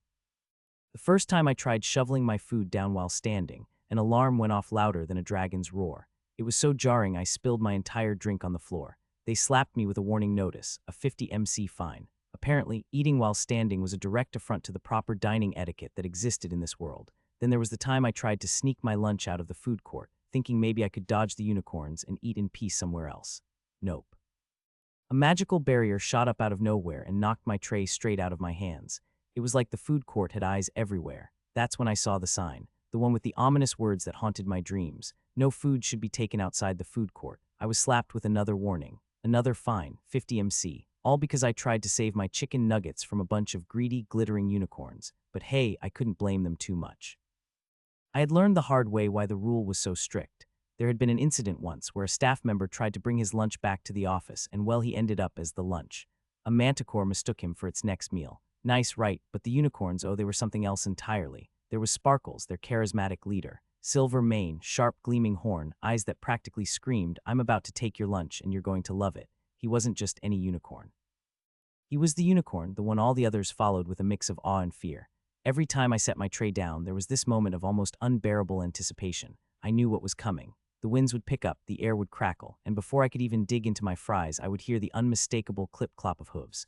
At first, I tried everything to stop them. Running, hiding under tables, throwing my food over my shoulder in a desperate attempt to make a break for it. Nothing worked. Sparkles had become my lunch nemesis. Today was no different. I made my way to the food court, Eldrin by my side. He looked like he was trying to suppress a grin, but his eyes gave him away. "You know," he began as we walked, "you're becoming a bit of a legend around here." I shot him a glare. "A legend? How?" "By getting my lunch stolen every day by unicorns," he chuckled. "Hey, no one has lasted as long as you. You've become a kind of mythic figure." I rolled my eyes. "Yeah, sure. The intern who can't even eat his lunch in peace." Eldrin raised an eyebrow, his grin widening. "No one else has lasted 3 weeks. Respect, man, respect." I let out a sigh. "Well, that respect isn't going to keep me from starving. I need my lunch today, Eldrin. I'm starting to think unicorns are going to be my downfall." "You got this," Eldrin said, giving me a slap on the back that nearly sent me flying forward. He took a sharp left toward the taco line, leaving me to face my lunch-stealing destiny. I stepped up to the counter, the harpy cashier offering me a cheery smile as she handed me my tray. "Good luck today, Carl," she chirped. I picked a table in the center of the room under the glaring eyes of every employee and creature in the food court. Maybe visibility would keep the unicorns at bay. They wouldn't want to risk getting caught by an audience, right? I set my tray down. The familiar smell of grilled chicken filled the air, and for a second I dared to feel hopeful. And then it happened. The wind kicked up. I could practically hear Sparkle's hooves before they even started tapping on the floor. There was a faint glint of light, and my lunch was officially under siege. 5 unicorns, Sparkles at the front, his silvery mane glittering like it was made of stardust. He led his team, flanked by his loyal band of hungry followers. There was no escape. Sparkle's eyes locked on me, and for the briefest second I thought I saw a flicker of something in those eyes. Maybe it was curiosity, who knows? The next moment he stomped once, signaling the others to form their perimeter around me. I sighed. "I get it, you win again." Sparkles tilted his head and the other unicorns shifted, waiting for my next move. His eyes narrowed just slightly, the horn gleaming. But there was something else too, something softer. He didn't immediately charge forward, not like usual. A thought struck me. A risky one. I could fight for my lunch, but I'd probably lose. What if I tried negotiating? "Wait," I said, raising my hands in a peaceful gesture. "I want to negotiate." The unicorns paused. The air stilled. Sparkles didn't immediately lower his head. Instead, he just stood there, silent, his horn glowing faintly as he studied me. His followers waited, practically trembling with anticipation. "I get it," I continued, trying to steady my voice. "You like my lunch. And honestly, I'm not going to survive another week without eating. So here's my offer. I'll buy extra food every day. You get your own portion and I get to eat. No more stealing. It's a win-win." There was a long pause. I felt my heart race. Would this work, or would I end up as the next victim of unicorn hunger? Sparkles blinked. Slowly, his head lowered just a little, as though he was genuinely considering my words. Then he snorted, a sound that I could only interpret as agreement. He nodded, signaling for the others to back off. With trembling hands, I quickly divided my lunch in half, offering half of my grilled chicken and fries to Sparkles. I thought for a moment, remembering something Eldrin had said about unicorns being territorial. Maybe giving Sparkles more than half would do the trick. I pushed a little extra to his side. Sparkles examined my offering for a moment before giving an approving nod. Then with a triumphant neigh, he zapped his share of the food and leave, his followers following suit. For the first time in 3 weeks, I was free to eat my lunch without interference. I could hardly believe it, and then from the corner of the room I heard it, a slow clap. I glanced up to find Eldrin, grinning like a madman. His phone was already out, recording the moment. He wasn't alone, several other staff members had begun clapping too, joining in the applause. I had done it. I had negotiated with unicorns. My phone buzzed. I picked it up to see a message from Eldrin. Eldrin, congrats, Carl. You're officially the first person to successfully negotiate with Sparkles. Big deal. I responded without thinking me, is it really a big deal? Eldrin, apparently yes. No one's ever managed it. Sparkles is notoriously stubborn. I sat back, allowing the applause to wash over me. It was surreal, but then a new reality dawned.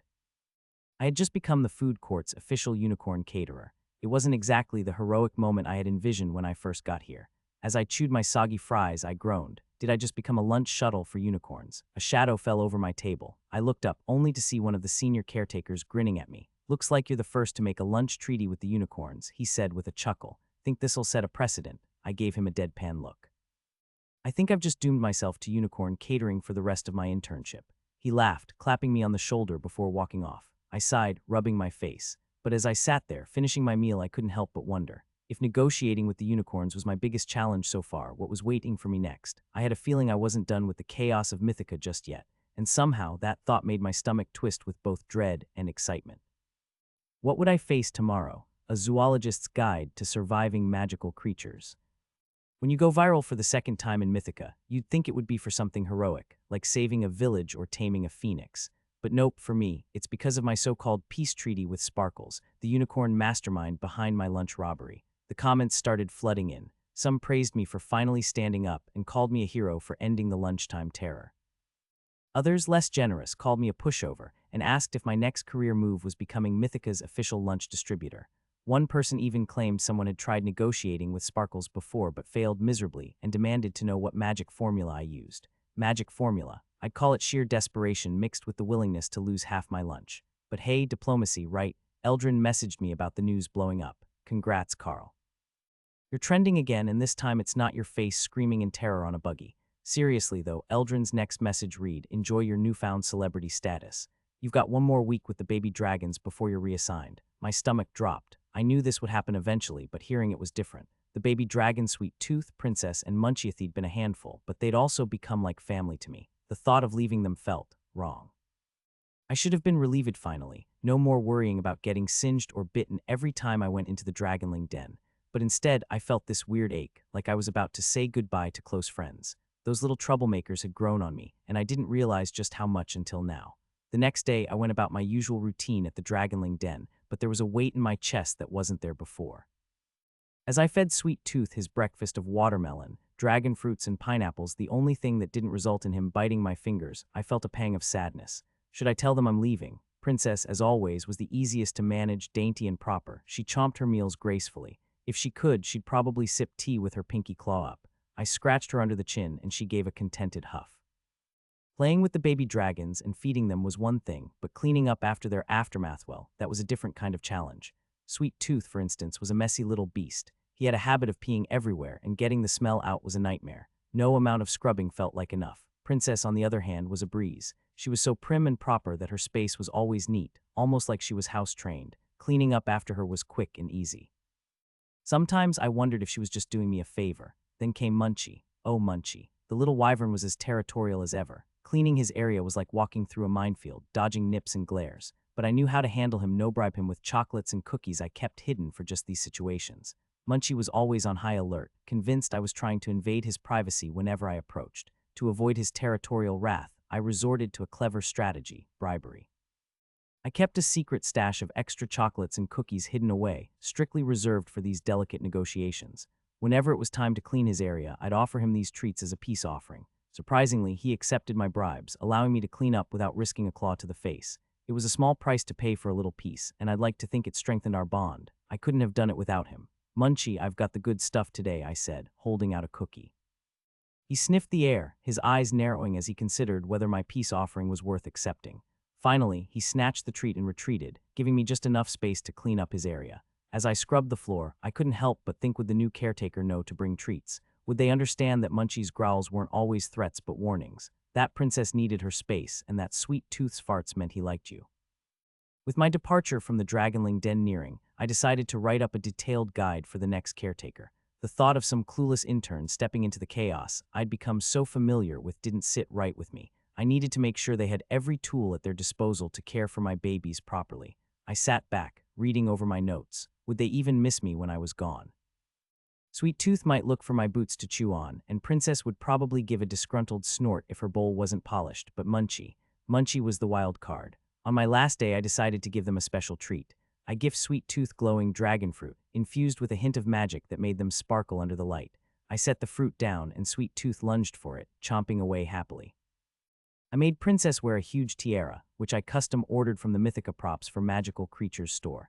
It was studded with fake diamonds, her favorite kind. The moment she saw it, she practically glowed with excitement. In fact, she was so thrilled that she gave me a pass on singing her usual lullaby this time. Honestly, that alone made the purchase worth every Mythica points. When it's time to feed Munchie, I include a huge chocolate fountain on top of the chocolates and cookies.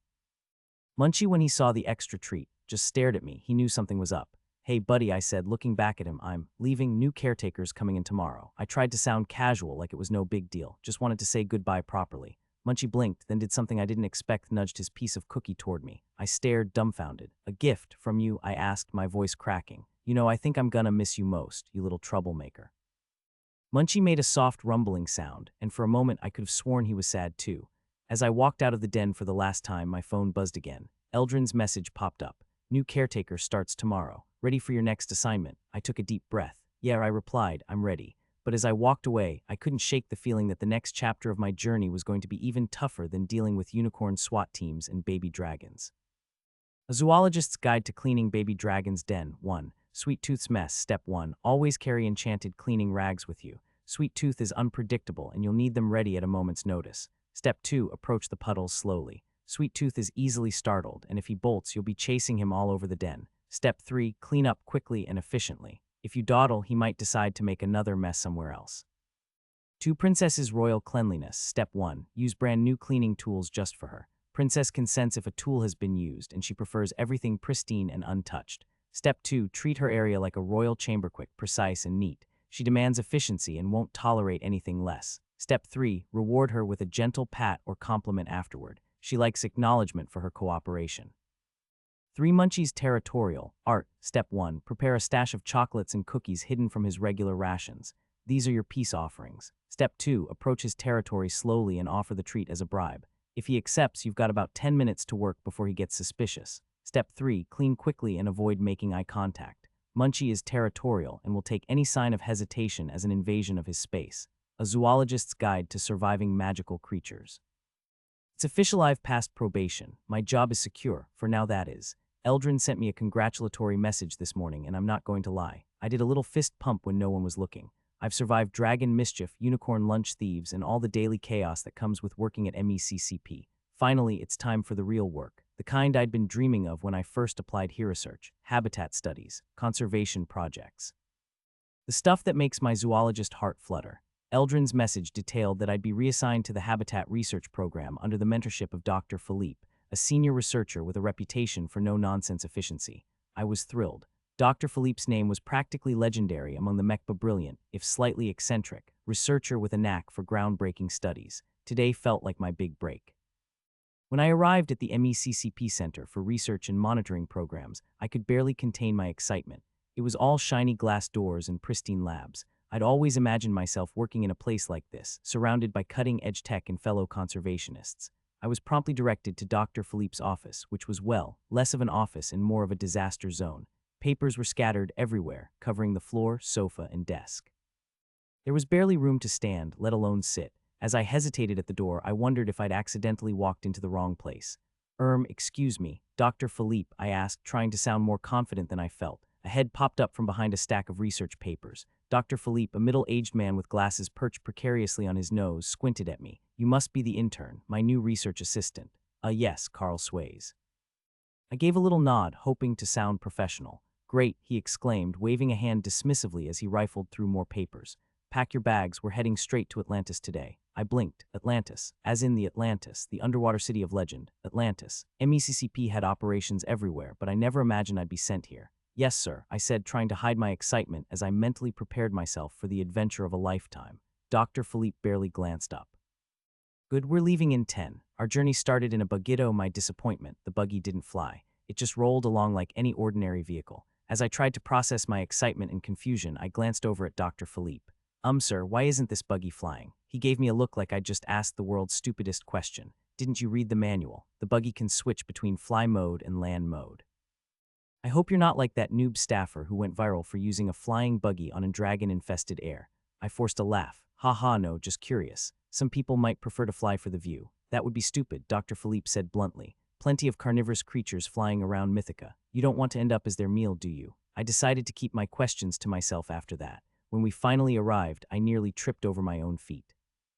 Atlantis stood before us, but it wasn't what I expected. There were no waves, no aquatic magic sweeping through the air. It was a massive, sprawling city and land. There, stretching before me, was a vast expanse of land that looked like something torn out of a nightmare. A massive crater sprawled out, its edges ragged and uneven. The ground was a patchwork of thick mud and scattered puddles, each one glistening in the faint light like a dark mirror. The whole scene felt like something out of a dream or maybe a nightmare. In the distance, Atlantis. The city rose from the crater like a glittering jewel, its towering spires cutting into the sky. What really made my breath catch, though, was the shimmering shield surrounding the city. It wasn't just a barrier, it was alive, pulsing with energy, casting a soft light that seemed to ripple through the air. It was as if Atlantis was breathing, protected by this magical force, untouched by the world outside. Stood there, stunned, awestruck, confused, and feeling small in comparison. But mostly I felt a little disappointed. Dr. Philippe, isn't Atlantis supposed to be, underwater? He sighed like I was testing his patience. It usually is, but the tide's low this season. The water recedes, and it allows MECCP to access the city for research purposes. I stared at the city, feeling my dreams of an underwater adventure crumble. Sure, Atlantis was still huge and the architecture was stunning, but it was landlocked. Reality, once again, had taken a swing at my expectations. So much for swimming with mermaids, I muttered under my breath. What was that? Dr. Philippe asked, though he sounded too disinterested to care. Nothing, I said quickly. The city itself was overwhelming. Bright lights, towering buildings, and an odd mix of ancient columns and modern tech. But what caught my attention the most were the billboard signs plastered everywhere. Coral Reef's theme park read one, with a flashy picture of mermaid tourists posing with glowing corals. Another promoted mythogram-worthy coral reefs, urging visitors to get their perfect shot for the popular social media platform. Dr. Philippe scowled at the signs as we made our way through the streets. This is what we're here to address. The coral reefs around Atlantis are on the brink of extinction, and these so-called attractions are responsible. We made our way to the Atlantis City Council building, a towering structure adorned with golden statues and coral motifs. Inside, we were led into a grand chamber filled with council members, most of whom looked more like business tycoons than politicians. Their suits were tailored, their hair perfect, and their smiles fake. Dr. Philippe didn't waste time. He launched into a presentation about the damage being done to the coral reefs and how it threatened the entire aquatic ecosystem. He explained that without the reefs, many species could go extinct, and even Atlantis itself could face dire consequences. But the council members didn't look impressed. One of them, a slick-looking merfolk with a silver watch, leaned back in his chair. We understand the concern, Dr. Philippe, but the people love the coral reef attractions. They're our biggest draw. It's good business, good business. Dr. Philippe's voice rose. Without the reefs, your entire ecosystem collapses. You'll have no business to protect. The council members exchanged glances. We'll consider your proposal, said the merfolk, his smile thin. If you can provide an alternative that matches the popularity and profit of the current attractions, we might be willing to negotiate. With that, we were dismissed. Outside the chamber, Dr. Philippe looked ready to explode. Fools. All they care about is profit, not the environment. I was still trying to process everything. So they won't listen unless we give them a better idea. Exactly. Dr. Philippe sighed, rubbing his temples. And until then, they'll keep letting tourists trample over the coral reefs for their perfect photos. I felt a knot form in my stomach. I had been excited about coming to Atlantis, thinking it was some mythical paradise, but now it felt like a corrupted tourist trap. We need to figure this out, right? We can't just let the coral reefs die. Dr. Philippe's eyes softened, and for the first time, he didn't look like the grumpy professor I'd pegged him as. That's why you're here, Carl. We need fresh ideas. If we can find a solution, we might have a chance to save this place. As we walked back through the bustling streets of Atlantis, I couldn't shake the feeling that this was going to be harder than I imagined.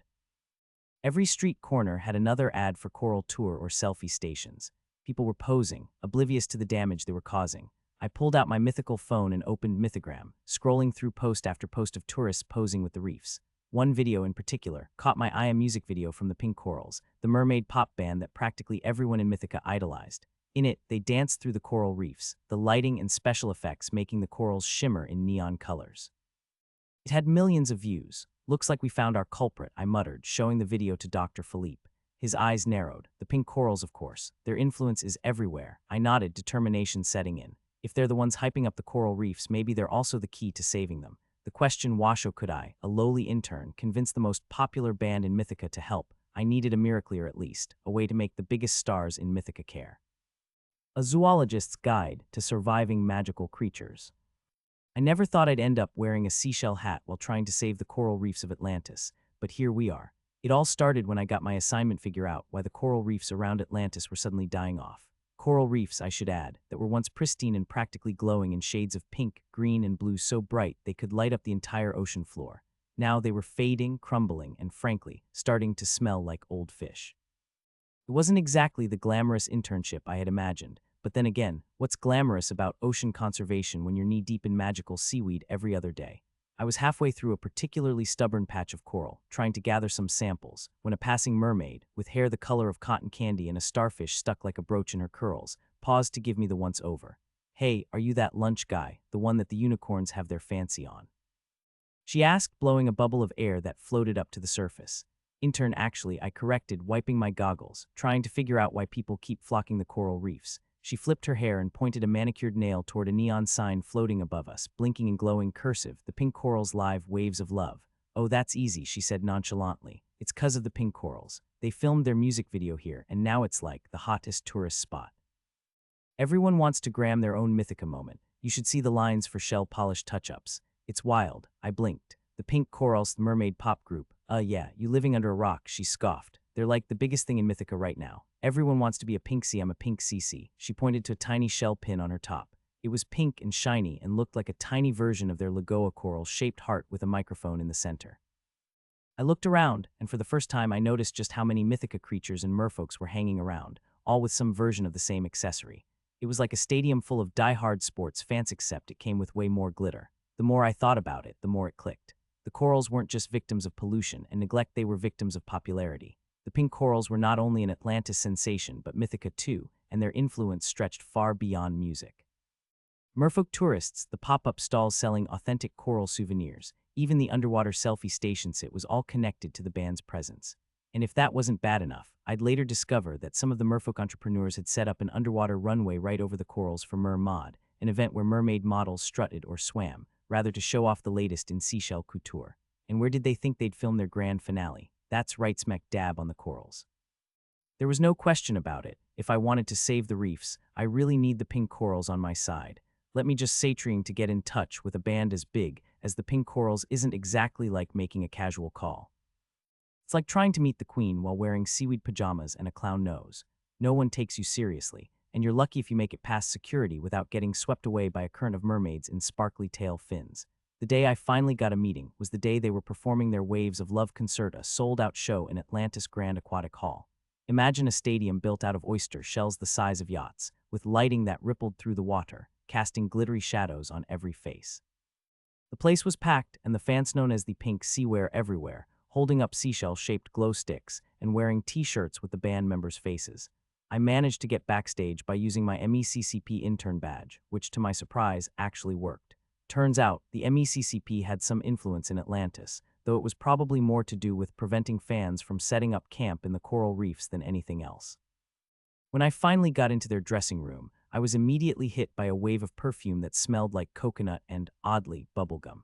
The pink corals, Lisa, Janie, Rossi, and Jeese were lounging in a bubble tent, surrounded by seashell-shaped couches, and the walls were lined with mirrors and light-up makeup kits that would have made any mythogram cry tears of joy. "Are you the coral guy?" Lisa asked, tilting her head and narrowing her eyes. Her hair was a shimmering violet, and she wore a crown made entirely of tiny pearls. She looked every bit the pop diva. "I prefer Carl," I said, trying not to get distracted by the rows of sequin tail fins hanging like couture gowns. "I'm here to talk about the coral reefs. Your music video caused." Janie interrupted me. "Cool, did you know that your name rhymes with coral? Anyways, if this is about the reefs, we already apologized like a million times. We didn't know filming there would cause such a mess." "Yeah, and the merfolk totally took over. We just wanted some cute shots for our single," Jeese added apologetically. Rossi, the quieter one, played with her shell necklace and said, "But like, isn't it kinda our responsibility to fix it? I mean, we are the reason everyone's here." For a moment, I thought I saw a glimmer of hope. Maybe this could work. "Exactly," I said, seizing the moment. "That's why I'm here. We need your influence, Imagine, if you became ambassadors for coral conservation.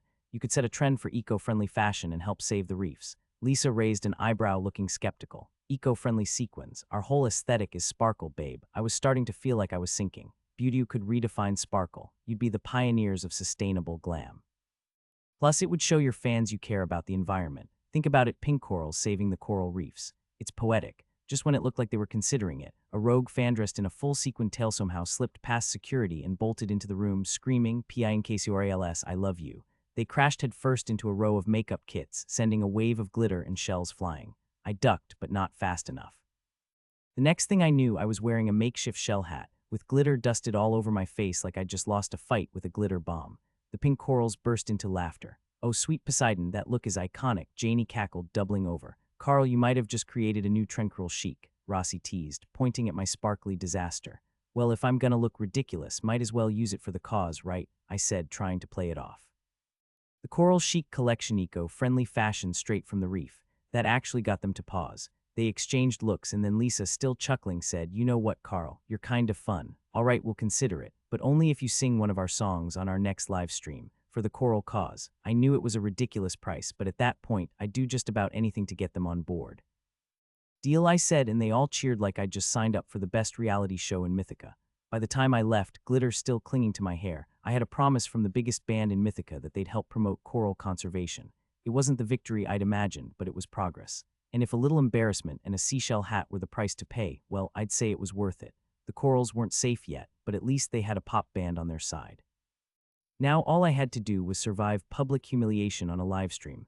No pressure. Note to self, practice singing in the shower. A lot. A zoologist's guide to surviving magical creatures. You'd think that getting the pink corals to sign on as coral conservation ambassadors would be the end of my problems. Right. Wrong. The next morning, I was called into the MECCP Head Research Department office, and let's just say it wasn't to congratulate me. A warning letter from the entertainment agency that manages the pink corals was waiting for me. Apparently, I'd overstepped my boundaries as an intern, and the head of the department was all too eager to remind me of that. When the head of the department at the research center called me in, I had no choice but to hang my head in silence. I wanted to explain myself, but I barely got a word out before he continued. "You can't just approach high-profile clients like the pink corals without going through the proper channels. Do you have any idea what kind of liability you've put on the department?" I found out that right after my conversation with the pink corals. Their manager overheard everything and wasted no time reporting it to the agency. The agency wasn't thrilled, to put it mildly. According to them, I had absolutely no right to negotiate directly with the pink corals members. Apparently, I'd broken several entertainment industry rules by bypassing the agency entirely and talking to the artists without an official appointment. I got a formal warning. Along with strict orders, I was banned from contacting or communicating with the pink corals in any capacity. I even had to delete every conversation, image, and video related to them from my Mythica-issued Fonino exceptions. MECCP doesn't run on fame and good intentions, Carl. We have protocols for a reason. The head researcher barked, as if the entire weight of the world had been placed on my shoulders.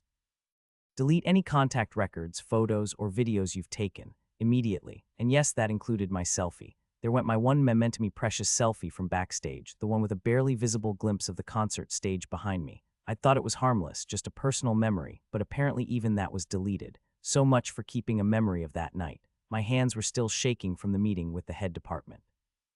I'd been reprimanded, my warning letter delivered in a tone sharp enough to cut through steel. My head buzzed with a cocktail of regret and frustration. How was I supposed to know the entertainment agency would be this strict about rules? I mean, the whole point was to save the coral reefs, right? But now, it felt like my genuine attempt to make a difference was being used against me, a tool for leverage in a business deal. I walked out of the office with my head down, feeling like the ground had just been ripped out from under me. It wasn't just a warning, it felt like a slap in the face. I thought I was making progress, doing something worthwhile. Instead, I'd nearly jeopardized my position and, worse, the entire department's reputation. But why did it feel so wrong to leave things as they were? I'd seen how the coral reefs were suffering. If getting the pink corals involved wasn't the right step, then what was? When I stepped into Dr. Philippe's office, he was already pacing. Papers fluttered from his desk, caught in the breeze from his frantic strides. His hair stuck up in tufts, as if his frustration had seeped into every strand. The moment he saw me, his eyes zeroed in like a predator ready to pounce. "What were you thinking?" he barked. I felt his grip clamp down on my shoulders, and the weight of his glare was enough to pin me in place. "Do you know they threatened to pull our research funding because of your stunt last night?" I tried to form a coherent response, but the words got tangled up. "I'm sorry, sir, I was just..." And you used MECCP's name to get backstage access to the Pink Corals concert. What were you thinking, Carl? His voice was sharp, the kind of tone that made you feel small, like a bug under a microscope.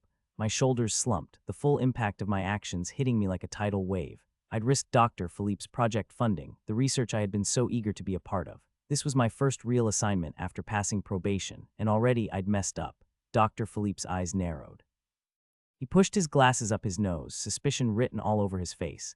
Don't tell me you used MECCP just to get backstage for Pink Corals. Are you a Pinksy? His voice was incredulous, like he was accusing me of a crime. What? No, I blurted, my cheeks heating up. I'm a blink. Confession, a hum your boy also stands army. Yup, I said it. Honestly, I pretty much stand most K-pop groups. So there it is, satisfied. Dr. Philippe's brows furrowed. A what? I cringed inwardly. I'm a blin, never mind that. I waved it off, hoping he'd drop the subject. Look, I wasn't there as a fan, I was trying to help. When I realized that pink corals were the main cause behind the coral reef damage, I figured the best way to solve this was to get them involved as conservation ambassadors. You know, make them the face of the movement, turn the tide against over-tourism. Dr. Philippe let out a long, tired sigh. You think you're the first person to come up with that idea. We tried something similar when there was a threat of oyster extinction after one of the Pink Corals members mentioned loving pearls. He gave me a look of pure exasperation. Unlike you, we went through the proper channels. We set up meetings with the agency, followed the protocols. I clenched my fists, my nails digging into my palms. But this is different. This isn't just about oysters. This is about the entire coral reef ecosystem. Dr. Philippe held up a hand, cutting me off. Carl, it's not just about the pink corals. There are many stakeholders here, businesses, entertainment agencies, the City Council of Atlantis. They're sharks and they're not interested in anything that doesn't boost their profit margins. His words hit me like a slap. So, what? We just let the reefs die? No. His voice softened, but his expression remained firm. But you need to understand that Atlantis is a place run by capitalists. Those people out there, they're sharks and we're swimming in their waters. If you want to make any progress, you have to navigate the politics, the business interests, the entertainment contracts. It's not just a matter of getting pink corals on our side. That's the tip of the iceberg. My hands curled into fists, but if we can't even get the pink corals to back us up, how do we stand a chance against all of them? Dr. Philippe looked at me with a mix of sympathy and determination. We need a plan, Carl, a real plan. Something that shows these stakeholders that there's profit in preservation, that the coral reefs are more valuable alive than dead. Okay, but what's the angle? I asked, feeling the flicker of determination reignite. How do we get them to see that? Dr. Philippe pulled out a map of Atlantis and the surrounding reefs, pinning it to the wall. We start by investigating what made the reefs dying and what led it to be so popular in the first place. What's the real source of this coral craze? A zoologist's guide to surviving magical creatures. I was squatting over another patch of dulled coral, on a semi-dried part of the reef's area, trying not to think about how bad things were getting. The coral reef I was collecting samples from had looked better in the pictures. Now, it was all brittle skeletons in faded colors. The algae coating half of it felt like a synthize wasn't just coral that had died, it was coral that had given up. I sighed, straightened up, and placed the small fragments I'd gathered into my sample bag. A few more tests and maybe you'd figure out how to stop this before it got worse. That's when I saw a group of wide-eyed tourists stumbling through the reef. And I mean stumbling. They didn't seem to care about where they were stepping in rocks, on shells, and worst of all on the coral. I winced as one guy's flip-flop crunched down on a brittle branch of it, oblivious. They spotted me and rushed over, all excitement and entitlement. Hey, excuse me. A woman at the front waved, eyes alight with a tourist's sense of misplaced urgency. We're supposed to meet our tour guide here. Are you him? I blinked. No, she gave me a once-over. I was decked out in my MECCP uniform, safety goggles perched on my forehead, safety boots covered in mud, and a pair of forceps still dangling from my hand. Tour guide? Really? I raised my ID badge. I'm with MECCP. I'm conducting research here. Her brow furrowed like I'd just spoken another language. Oh, so when's the tour starting? I resisted the urge to smack myself in the face with my forceps. No tour. Research. Like, saving the reef from imminent destruction. The woman's face pinched up like I'd just ruined her vacation. She glanced over her shoulder, and I noticed for the first time that there was a whole pack of them, some old, some young, and one girl who couldn't have been more than 16, wearing a Pink Corals concert shirt. The logo sparkled obnoxiously under the dull sun. Oh no, not a Pinksy, the teen wrinkled her nose at the coral around us. This is it. This place looks like a garbage dump. It's not a tourist site, I said, pointing down at the cracked, fragile coral beneath their feet. And you really need to be careful where you step. These corals are endangered. I'm careful. She rolled her eyes and kicked a broken piece of coral with her sneaker. But seriously, this isn't what they advertised. They said this was where the Pink Corals filmed their video. You guys scamming us. Wait, what? I stared at her. I don't work for a tour guide company. You look like you do, she snapped, crossing her arms. You're wearing a uniform. I was speechless. Did they think the safety goggles and forceps were part of some weird tour guide costume? I'm with the mythical and endangered creatures' care and protection, I said, pronouncing each word slowly, like they'd never heard of conservation before. Which, honestly, they probably hadn't. This is an off-limits area. You really shouldn't be here. But the moment the word off-limits left my mouth, chaos erupted. You took our money, the girl shouted, pointing at me as if I personally sold her the world's worst Groupon deal. I want a refund. And just like that, the rest of the group began to rally around her. A chorus of complaints broke out, fingers pointed at me, and someone tried to grab my arm like I was a delinquent staff member on the run. Meanwhile, their sandals and sneakers stomped over the very coral I was trying to save, crushing what little life was left. I tried to back away, hands up. I'm not with the tour company, I insisted, my voice shaking a little now. And if you keep stepping on the coral, you're going to destroy. No, you're the one destroying it, someone yelled, and the tourists started closing in on me. Panic flared. I didn't sign up for this. I was a zoologist, not a punching bag for entitled, misinformed visitors. Just when I thought things couldn't get any worse, I heard the shrill sound of a siren in the distance. The Atlantis police. Thank Mythica. In seconds, a squad of officers appeared, their sleek uniforms glowing slightly as they dismounted their watercrafts. The next thing I knew, I was being escorted, dragged away from the scene. The tourists were yelling something about scams and fraud while the police led me to the nearest precinct. I caught a glimpse of one of the coral samples tumbling out of my bag, lost in the chaos. Great. I sat in the precinct with seaweed in my drenched hair and wet sand in places I didn't even want to think about. My Mythica uniform was covered in dirt and seaweed, and I could still hear the echoes of those tourists yelling in my ears. Tour guide, I muttered bitterly. Tour guide, my foot. Across from me, an officer was typing into a computer, barely acknowledging my existence. I glanced around, dazed, waiting for Dr. Philippe to show up and hopefully get me out of this nightmare. Eventually, he did. His expression was a mix of exhaustion and exasperation when he walked in. What the hell happened? Tourists, I groaned, rubbing the back of my neck. They thought I was a tour guide. Next thing I know, they're shouting about refunds and smashing up the coral. Dr. Philippe pinched the bridge of his nose, muttering something in elf language under his breath.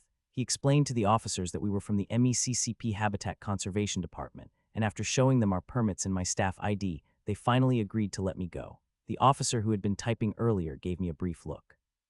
Sorry for the misunderstanding. We only received a report about fraudulent tour activity. Fraudulent tour activity, I scoffed, waving my ID badge again. Do I look like a tour guide in this uniform? The officer looked me up and down, his eyes squinting. Well, you've got that kind of face, the kind that just screams fraud. I gawked at him. Did he just? Without another word, I stormed out of the precinct, seething. FYI, my face is fine, and I am good looking. I snapped over my shoulder, though it was clear none of them were listening. Dr. Philippe followed me out, stifling a laugh. Welcome to Atlantis, he said dryly, a zoologist's guide to surviving magical creatures. I swear I must have been cursed here in Mythica. It feels like the moment something bizarre happens in my life, the entire realm finds out within hours. Yesterday's incident with the tourists at the coral spot had somehow blown up the Mythica internet, and of course, the truth got mangled along the way. Apparently, one of the tourists had filmed me while I was being harassed, conveniently leaving out the part where I explicitly said I was an MECCP staff member and not a tour guide. Instead, the clip started at the point where I very logically told them the coral area was off limits to tourists. The caption, "Beware of coral tour tourist trap. Tour guide caught scamming innocent tourists." Yeah, because that's what happened. Now I was basically a trending topic, but not for the right reasons. I let out a heavy sigh as I scrolled through the comments. Some people were defending me, but others, well, let's just say they weren't exactly lining up to give me the benefit of the doubt. Just great, I muttered under my breath. Not only have I not solved the coral problem, but now I have to clear my name as well. I could practically feel my chances at earning any credibility here slipping through my fingers. Dr. Philippe, always the pragmatic one, had advised me to stay away from the coral sites for a while to avoid further implications, as he put it. Instead, he assigned me to help out in the lab for the time being, working with Fiona, one of his research assistants, a demigod, no less to study the dying coral samples. Maybe by examining the corals under controlled conditions, we could figure out what was killing them. This should be easy, right? I arrived at the lab section wearing my freshly donned lab coat, the usual MECCP ID badge clipped to the front pocket. Upon entering, I was greeted by a long, brightly lit metallic hallway that stretched far beyond what seemed necessary. Glass-paneled doors lined the sides, each labeled with names and room numbers that I assumed corresponded to different facilities within the research center. Dr. Philippe had his own private lab, and Fiona, daughter of Apollo, of all gods, was one of the many assistants working here. I wondered what it must feel like having a famous Olympian god as your dad. Must be weird. Maybe she had a massive mythogram following. Could you imagine the selfies? I entered the room labeled with cryptic terms and numbers that says coral containment and danger, do not enter. The place was sterile, pristine, even. The contrast from the chaos of the coral sites was jarring. Here, everything was neatly ordered, contained, and quiet. Too quiet. I found Fiona near the back of the lab, fiddling with a set of complex-looking instruments. She had the whole demigod thing going on, blonde hair, piercing eyes, the type of person you wouldn't want to cross on a bad day. "You're late," Fiona's voice snapped me out of my thoughts as I approached her. She tossed me a pair of gloves with an air of impatience. "Get your gloves on and help me dissect one of these polyps. We're running diagnostics." "Nice to see you too," I mumbled, sliding the gloves on. I looked over at the coral in the tank she was gesturing to. It was one of the hard, stony types of branching coral with tiny polyps that extended outward, though it looked a bit withered. She didn't seem in the mood for small talk. I peered at the coral she was working on. It looked sick, like someone had sucked the life out of it, leaving behind a dull, brittle shell of what once was a vibrant ecosystem. "Ever dissected coral before?" she asked, barely glancing at me as she worked. "Yeah, back in university," I replied, my hands twitching with the nervousness of not wanting to mess this up. But nothing magical. Dissecting coral wasn't new to me, but it had been a while since I'd done it in such a formal setting. My last dissection was in university, and it was a bubble coral, which was a nightmare to handle. But this, I could do this. "All right," I muttered as I tugged on the gloves. "Just the damaged parts, right?" "Exactly. We need to see what's going on in there." "And use the crystal coral lens when you're done," she added, nodding toward the table beside us.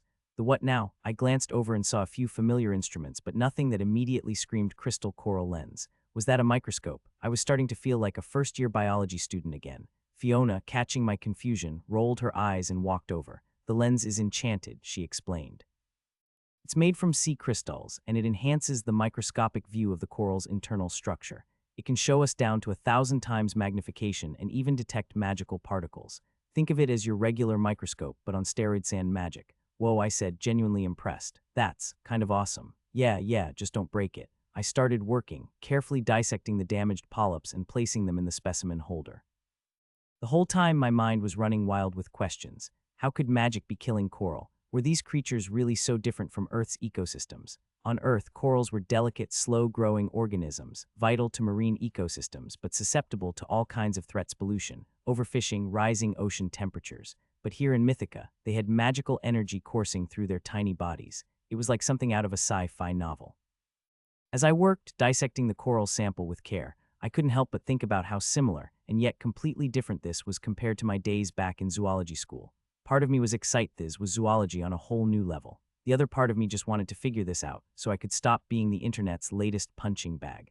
I carefully placed the polyp sample under the crystal coral lens, and then positioned it under the microscope.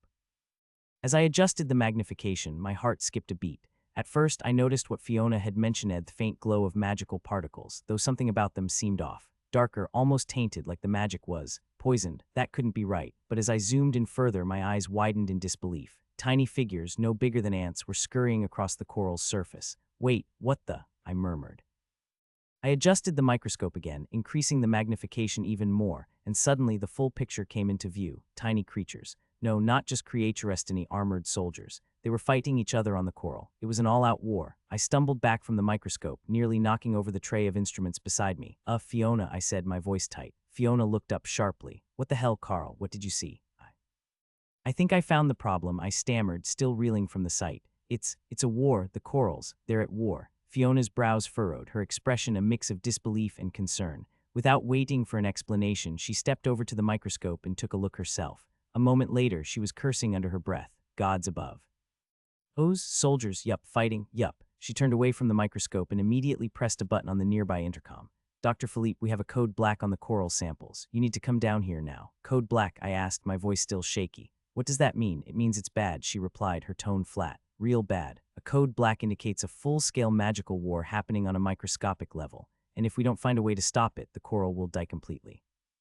Every single one of them. My mind raced. A magical war, inside the coral. That had to be the most bizarre explanation I'd ever heard, but I couldn't deny what I had seen. The tiny creatures were fighting tiny armies battling over territory or resources, maybe. But why? Why here and why now? Dr. Philippe rushed in a few moments later, his normally calm demeanor replaced by a look of urgency. He strode over to the microscope, peered in, and immediately straightened up. "This is worse than I expected," he muttered, mostly to himself. I cleared my throat. "So, what do we do? How do we stop a microscopic war?" Dr. Philippe rubbed his temples, deep in thought. "Stopping a war of this nature isn't easy. The creatures you saw are probably a manifestation of a magical disease. It causes colonies to become sentient and aggressive, attacking each other until only one remains. If we don't act fast, it could spread beyond just the coral reefs. I blinked, you mean? The war could spread to other ecosystems. Exactly. Great. Just when I thought this internship couldn't get more complicated, I was now responsible for preventing a full-blown magical pandemic. So what's the plan? I asked, trying to keep my voice steady. We'll need to develop a cure, something that can neutralize the magical aggression without destroying the coral itself, Dr. Philippe replied. Fiona, you'll handle the initial research. Carl, I want you to assist her with sample analysis. We need to figure out what kind of magic is causing this, and fast. I nodded, though my mind was still racing. A magical war, creatures fighting over microscopic territory. It sounded insane, but this was Mythica. Nothing here followed the usual rules. A zoologist's guide to surviving magical creatures. I peered through the microscope, fascinated beyond belief. There they were, tiny creatures with intricately designed armor, battling it out as if the fate of their world hung in the balance. It was surreal. I could see microscopic swords clashing, little shields bashing, and tiny war cries that, while silent to me, somehow felt deafening in the chaos. I watched, fascinated, as one of them, a stealthy warrior, took out his opponents with moves that wouldn't have been out of place in a Mythica action blockbuster. This is insane, I blurted out, peering even closer into the lens. I mean, these little guys are really going at it. Look at that one, did you see that? He just disarmed 3 of them like a professional. I stifled the urge to cheer. It was a microscopic gladiator match, and I kind of wanted popcorn. It was easily one of the most epic things I'd ever seen in this strange world. Hey, Fiona, I called over, barely able to contain my excitement. You think we could project this whole thing on a big screen? You know, for research purposes, like to analyze the battle tactics more clearly. Fiona, standing over a magical contraption of some kind, glanced at me with a withering look, one that pretty much screamed, I see right through you. This isn't for your entertainment, Carl, she said, arms crossed in that way that meant don't even think about it. We're trying to solve a serious issue here, not host a screening of Coral Wars. Yeah, but come on, I persisted. Just imagine a big screen showing this epic battle. It would be like a nature documentary, except with tiny gladiator creatures. People would pay for this kind of stuff. No, she replied flatly, worth a shot. I shrugged and leaned back over the microscope, still captivated by the microscopic war. But still, these creatures are fascinating. What are they exactly? They're called coralites, Fiona explained, her voice taking on that academic tone she used when explaining something she'd mastered in her sleep. So, there's basically an entire civilization of tiny beings living in the coral, and they're fighting a war in there right now. Pretty much, Fiona replied, moving back to her instruments. But it's not a new civilization. They've been around as long as the coral has. Think of them as the coral's immune system. If there's a problem with the coralites, it's usually a sign that something's gone terribly wrong. I nodded slowly, processing this new information. So if we just use magic to cure the coral, that might not be enough, because this whole thing seems bigger than just a surface-level issue. That's what we're trying to figure out, Fiona said, adjusting the focus on another device. The coralites are sensitive to magical imbalances. If the magic in their environment is disrupted, it can cause them to turn territorial aggressive. It's like a magical version of a civil war. I frowned. So we're looking at some kind of coralite civil war. Fiona paused, giving it some thought. In a sense, yes. The imbalance has thrown their usual cooperation into chaos. Normally, they exchange magical energy with their environment, reinforcing the protective aura of the reef. But now, their harmony is disrupted, leading to... Well, what you're seeing right now, chaos. Does that mean simply curing the coral won't fix everything? I asked, a bit concerned. It's a start, she said. The magical cure should stop the magical depression, but it won't resolve the coralites' territorial disputes. That's a much more complex issue. I leaned back, still marveling at the intricate society happening beneath the surface of what, back on Earth, would just be considered a dead coral. Here, though, it was alive with culture, energy, and now, conflict. I had to know more. Is there any way I can look up more about these coralites? Like, do we have a database or something on them? Fiona nodded toward a nearby tablet. The MECCP database should have everything you need. Just log in with your staff ID, and you'll get access to the coral research files. I decided to grab the tablet from my bag instead and booted it up, logging in with the staff ID I'd been given when I started this insane internship. Within moments, I was scrolling through pages and pages of information about the coralites. What I found out was mind-blowing. The coralites weren't just primitive organisms, they had an advanced society with its own rules, culture, and social hierarchies. Music, in particular, was a core part of their existence. The coralites used music to synchronize their energy with the coral structures, helping to sustain the delicate balance of the ecosystem. Each colony had its own genre of music, and sometimes these differing genres would clash, leading to conflicts. But it wasn't just the music. The coralites were also masters of magical art. They created stunning murals, using the coral as their canvas, illuminating the underwater world with their performances. It wasn't just decorative, their art played a critical role in maintaining the harmony of their civilization. I sat back, stunned by the complexity of these tiny creatures. They weren't just living on the coral, they were the coral. Their entire existence was wrapped up in its survival. I blinked at the screen, fascinated. These little guys are more complex than I thought. What did you find? Fiona asked, noticing my engrossed expression. They're not just fighting over space.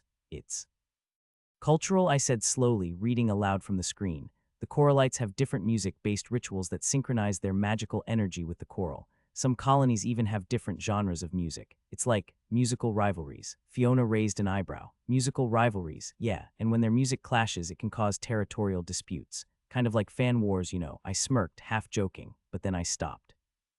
A crazy idea struck me, and I looked back at the coral sample with newfound suspicion. What if this whole thing is like a fan war? I muttered to myself. What if that's what's causing the magical depression? Fiona gave me a puzzled look. You mean the coralites are fighting because of music? I stood up, pacing. Think about it. If music is how they synchronize their energy with the coral, then maybe the different colonies are clashing because they're not vibing with each other's genres. What if one group's music is throwing the whole ecosystem out of balance? Fiona crossed her arms, considering it. That's a stretch, but it's not impossible. I leaned back over the microscope, this time focusing not on the ongoing battle, but on the structures themselves. There had to be some kind of clue here, something we were missing. I was convinced that this wasn't just a territorial dispute. There had to be a deeper reason for the conflict. I zoomed in on a cluster of coral that seemed less damaged than the rest. The more I studied it, the more something felt off. My gut was telling me to look closer, and sure enough, as I focused, I noticed faint symbols etched into the coral's surface. They were written in Greek: sigma tau rho alpha tau omicron sigma. Fiona, take a look at this, I said, beckoning her over. There's something written here. She squinted through the microscope for a moment before her eyes widened. That's stratos. Blinked confused. Stratos, like the atmosphere. No, Fiona said, her expression grim. Stratos, it's Greek for army, and army, my mind raced. That explained the fighting, but this wasn't just any battle. This was orchestrated. And that word army kept nagging at me like it was tied to something bigger. Something oddly familiar. Wait, I said slowly, a light bulb going off in my head. Fiona, have you ever heard of a music group called BTS? Fiona gave me a puzzled look. What? No. Why, who's the biggest music group in Mythica other than pink corals? I asked, leaning in like it was a matter of life or death. Fiona's eyes lit up instantly. Oh, that be Stratos. 7 demigods, each one more legendary than the last. They're basically music gods, literally, she gushed, practically swooning mid-sentence. I could feel the blood drain from my face. Oh no, this can't be. What are you talking about? Fiona pressed. I swallowed, suddenly feeling like the walls were closing in. Back on Earth, BTS is a massive boy band. They have a huge fan base. The fan base is called ARMY. For a split second, my heart froze. I was genuinely terrified BTS had somehow infiltrated Mythica. I mean, can you imagine? Absolute chaos. Fan wars would be the least of our problems. We'd be looking at a full-blown magical catastrophe. Fiona blinked at me, her face frozen for a second before she burst out laughing. You think this has something to do with the music demigods called Stratos? Hear me out, I said, leaning in closer. Look, what if this is really a fan war? The coralites have their own music faction, right? What if their fan base is getting territorial, like 2 different fan bases clashing? Fiona's laughter stopped abruptly as she processed the idea. Her eyes widened in realization. Wait. If the coralites have their own music and culture, and these wars are starting because of magical energy imbalances tied to their music, it's a fan war, I finished, feeling both ridiculous and brilliant at the same time. Oh my Stratos, Fiona muttered. That makes way too much sense. So what could trigger the Stratos fan war? I asked, almost not believing it myself. Fiona shot me a look, half amused and half exasperated. Carl, you've officially lost it. But honestly, I think you're onto something. We stood there, dumbfounded. It wasn't just a civil war, it was a fan war. And somehow that felt even more dangerous. Because if we didn't stop it, the magic depression could spread, and Mythica's entire coral ecosystem could collapse. Great, I sighed. So how do we solve a fan war that's breaking down an entire coral civilization? Fiona didn't answer, her eyes already locked on the samples under the microscope. I knew we had to think fast because, in Mythica, fan wars were clearly not something to take lightly. Something told me Pink Coral's flashy music video, filmed right on the coral reef, was the trigger for all this madness. We weren't just dealing with magical imbalance. We were dealing with the most dangerous force in existence, a microscopic fan war. Zoologist Guide on Coralites. Fun facts: micro master builders. Coralites are basically underwater Bob the Builders, except their tools are magic, and they're a bit territorial. Picture a group of tiny creatures squabbling over who gets the best real estate in the reef. Invisible sass. They're so small you can't see them with the naked eye. But trust me, if you could, you'd probably hear them throwing shade at each other over which colony has the flashiest coral. Musical fanatics. Coralites are huge music lovers.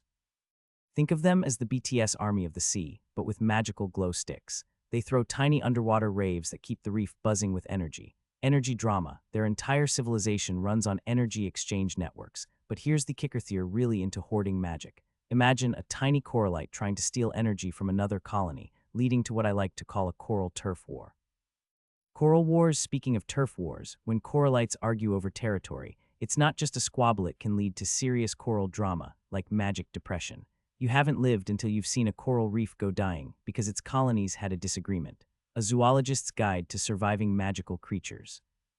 Okay, so here's the thing: we have two major headaches to solve when it comes to the coral reefs crisis in Atlantis.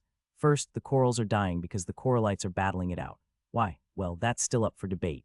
My gut tells me it's more of a fan war than a straight-up territorial dispute, a difference in music taste between the coralite factions, like an oceanic battle of genres.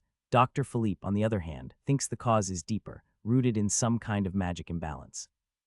His theory goes that when the corals are stressed, it leads to magic depression, which pollutes the protective aura and sparks aggressive behavior in the coralites as they fight over dwindling magic. Either way, the reefs are suffering. And then there's the over-tourism issue. Ever since Pink Coral's Atlantis' famous mermaid pop band shot their latest music video at the reef, it's become a selfie paradise. Pink Coral-inspired tourist traps are popping up everywhere.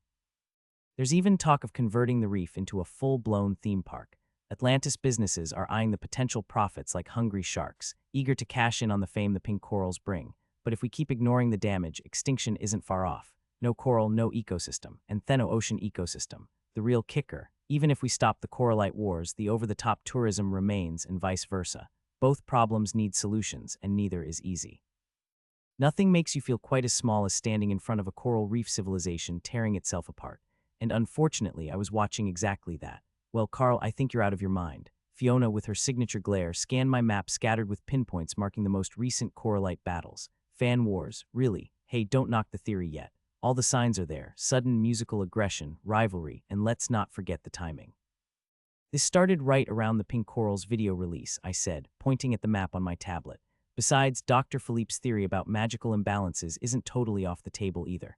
Dr. Philippe, of course, frowned at this. Carl, music doesn't cause wars, and territorial disputes can arise for any number of reasons. Maybe a rise in plankton migration, or an increase in environmental magic resonance. Or maybe, I countered, flipping through a brochure from one of the many tourist companies popping up around Atlantis. It's all these greedy businesses treating the coral reefs like their personal money pits. Look at this. I held up a flyer. Get your pink corals selfies here. Join a magical coral reef tour. They're even selling coral reef souvenirs. Dr. Philippe's expression darkened as he glanced at the flyer. These business sharks, as you call them, are certainly pushing boundaries. A little too far, I'd say. Magic depression, I murmured, trying to make sense of it all. Fan wars, magical imbalance, tourists trampling all over these habitats. If we don't fix this, the reefs will be gone, extinct. And then without the corals, the ocean, no, the entire aquatic ecosystem would suffer. Fish, plants, even the mermaids and other marine creatures would feel the effects. An entire world out of balance because of some misguided fans and money-grubbing corporations. That's when an idea clicked. If the tourism problem is tied to the pink coral's fame, then the solution might be as well. What if I could give Atlantis a reason to lay off the reefs in exchange for something just as lucrative? A pink coral attraction, but without the environmental toll. All right, I said, stopping in my tracks, mind racing. I think I have an idea to tackle this, but it's going to take all of us and some serious negotiating. I sat down that night and went to work, hammering out a proposal I thought could appeal to even the greediest council members. By the time I sent it off to Dr. Philippe, I had to admit it looked good. The next morning, as I made my way to the lab, I got an urgent voice message from Dr. Philippe. His tone was sharper than usual, the kind that meant, "Carl, don't dawdle." So I hustled to his office. As soon as I stepped into the cluttered room, Dr. Philippe's face lit up with the excitement of someone who'd just found a secret spellbook. "Carl, your idea, it's brilliant. I arranged a meeting with the Atlantis City Council and the Pink Corals Agency today. We're headed to Atlantis in 2 hours. 2 hours, I stammered. A little soon, don't you think? But Dr. Philippe was already gathering his things. "Carl, time is not on our side. We need to act before these businesses turn the coral reefs into their own disaster park. And since you put together this proposal, you'll be presenting it." I swallowed hard. Public speaking, not exactly my strength, but the stakes were high. The coral reefs, the coralites' way of life, everything depended on this. An hour later, I stood in a high-rise conference room in the heart of Atlantis, facing some of the city's most influential and intimidating sharks. Their expressions were all business, their eyes watching me like they were deciding whether to bite or let me swim. Oh, and every single one of them had signed an NDA before this meeting, which I'm pretty sure didn't help with the mood. With a deep breath, I cleared my throat. Hello, I'm Carl, an intern at MECCP. A council member rolled his eyes. Yes, we know who you are. Get to the point, I have another meeting after this.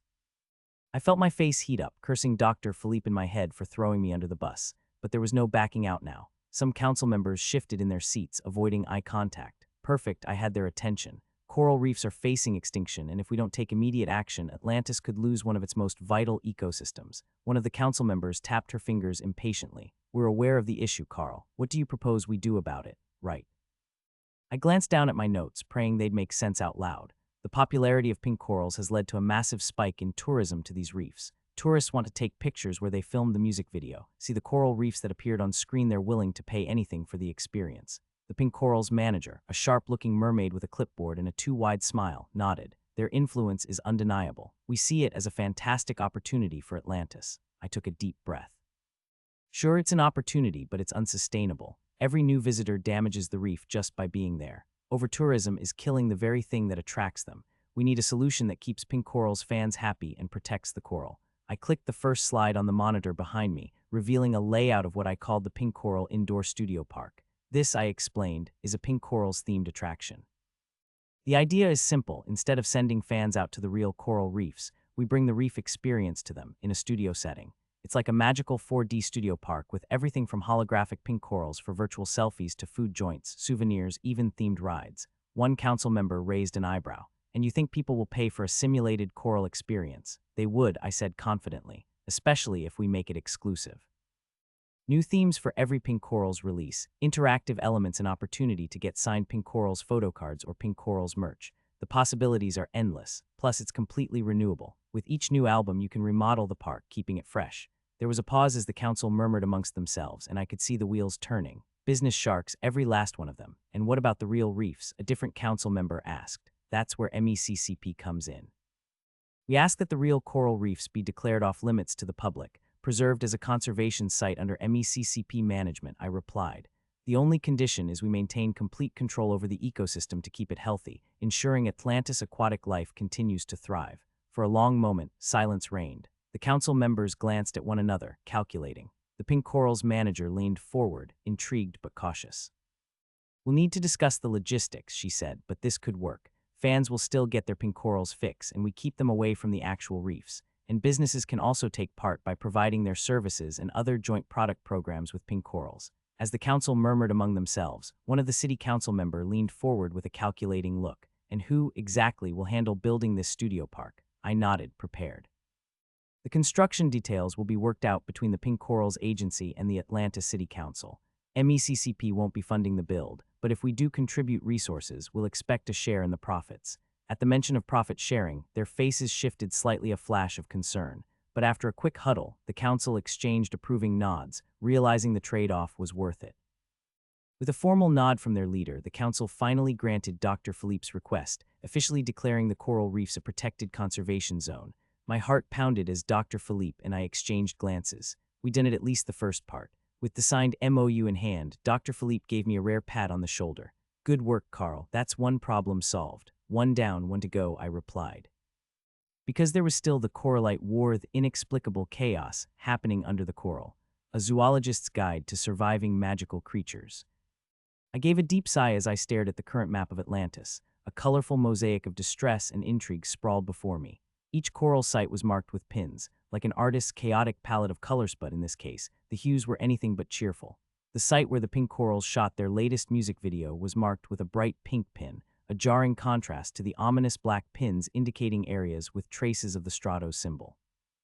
Meanwhile, the red pins, representing tourist traps, stood out like a neon warning sign. My heart sank as I took in the devastation. It wasn't just a few patches of coral suffering, it was an entire ecosystem on the brink. My task, assisting Fiona in analyzing and finding the root cause of this disaster, was proving more daunting than I had anticipated. Each colored pin represented a potential contributing factor, and I knew that even the slightest anomaly could be the key to unraveling this mystery. Think, Carl, I muttered to myself, shaking off my spiraling thoughts. It's just a little coral. No big deal. Except it was a big del too big, actually. Something's off, Fiona murmured, her brow furrowed as she scrolled through the data on her glowing tablet. I mean, look at this. She gestured to the graphs on the screen, which showcased fluctuating magic levels in the corals. I can't pinpoint these magic anomalies that the aura resonance mapping produced. It's unlike anything I've encountered before. This is frustrating, I admitted, leaning back in my chair. At this rate, we'll never figure out what's triggering this war. I had painstakingly analyzed every detail, collected samples, and even recorded the coralites' fascinating little skirmishes, partly for research, but mostly for my own amusement. Their miniaturized battles were a captivating mix of charm and chaos. Fiona leaned closer to her tablet, eyes narrowing. There must be something we've overlooked, something we missed. But what? The desperation laced her voice mirrored my own. Time was slipping away, and while we had successfully rid the coral sites of lurking tourists and illegal tour, the corals were still dying. Our initial magical cure, meant to alleviate the magic depression plaguing the corals, hadn't worked. It was as if the corals had developed immunity to it. Hey Fiona, I began, a thought sparking in my mind. Has anyone ever tried to communicate with these coralites before? Fiona looked at me like I had just suggested we train a kraken to bake cookies. The coralites communicate through magical music vibrations, Carl. They can't talk like us. Just like we can't hear what they're saying, they can't hear us. Wait, so you're telling me that no matter how loud I scream, they won't hear me? I asked, incredulous. Yup, Fiona replied, still engrossed in her data. The channel is just not right. Plus, we can't understand their musical resonance. Hold on, what did you say? Musical resonance. When coralites talk, it's more like they're humming or pulsing in rhythm. They communicate through magical music that resonates across the reef. Fiona's eyes lit up, and her excitement was infectious as she continued. The coralite colony has a unique musical frequency, sort of like a melody that conveys emotions, information, and even warnings. It can sound like soft, underwater chimes or rhythmic pulses, traveling across the reef like an intricate magical symphony. Suddenly, the pieces of the puzzle began clicking into place. That's it. I shouted, causing Fiona to jump in her seat. What? She exclaimed, startled. I could hardly contain my excitement. As I browsed on my tablet and found information on the database, we've been approaching this all wrong from the start. The pink coral's upbeat, catchy tunes might be triggering an accidental call to arms in the coralite community. I practically bounced in my chair. With their fast tempos and punchy rhythms echoing off the reefs, the coralites are interpreting the music as a battle cry. The louder and longer the music plays, the more they gear up for war, their tiny minds set on defending their homes from an imaginary invasion.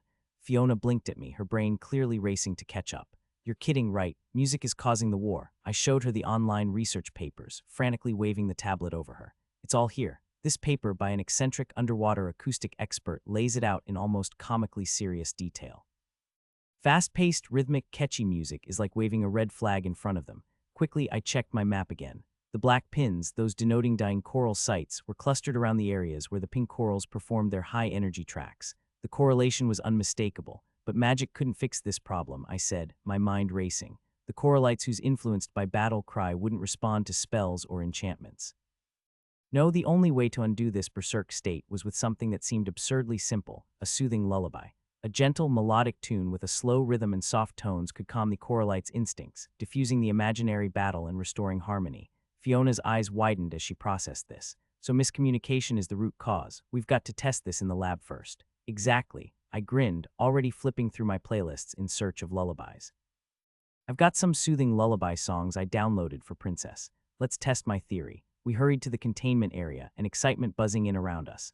I set up the speakers, my hands trembling with anticipation. This is it, Fiona. If I'm right, we might just save the corals. Fiona's fingers danced over the controls, and with a flick of a switch, the soothing melody filled the lava soft, gentle lullaby that echoed like whispers from the ocean itself. As the music played, I leaned closer to the coral samples we'd collected, my heart pounding. Slowly, the change became evident. The coralites, who had been feuding with fervor just moments before, began to settle down, their movements synchronizing with the calming rhythm. The aggressive clashes transformed into delicate swirls of color as the coralites eased into a harmonious dance. Look, I exclaimed, pointing at the coral clusters. They're responding to the music, they're calming down. Fiona laughed, a sound like tinkling shells. This is amazing, we've actually done it. We both stood there, a wave of relief washing over us as the lullaby continued to resonate through the lab. The little coralites were no longer preparing for battle, they were swaying gently, entranced by the music. As the last notes faded, we exchanged wide-eyed glances. We need to play this throughout the affected coral sites, I declared, energized by our success. Let's report this to Dr. Philippe, I urged, adrenaline coursing through me. I want to see his shocked reaction when he hears music really does cause war. Understanding Coralite and Their Taste in Music, a fun guide by Dr. Symphony 1. Tune in. First things first, make sure you're in the right musical mood. Coralites respond best to magical music resonance, so if you're blasting heavy metal, you might as well be yelling into a void. Think of it as a magical DJ session where you control the vibes. 2. Find your frequency. Coralite Colony has a unique sound. Imagine trying to find the right radio station. You don't want to be stuck on a 24-hour polka channel when you need smooth jazz. Experiment with different melodies until you get those little guys humming back at you. 3. Play it cool. If you notice the Coralites are getting a little too hyped up, warning. Fast-paced music cause a battle cry causing a berserk mode. Switch to a soft lullaby. It's like switching from a rock concert to a spa day.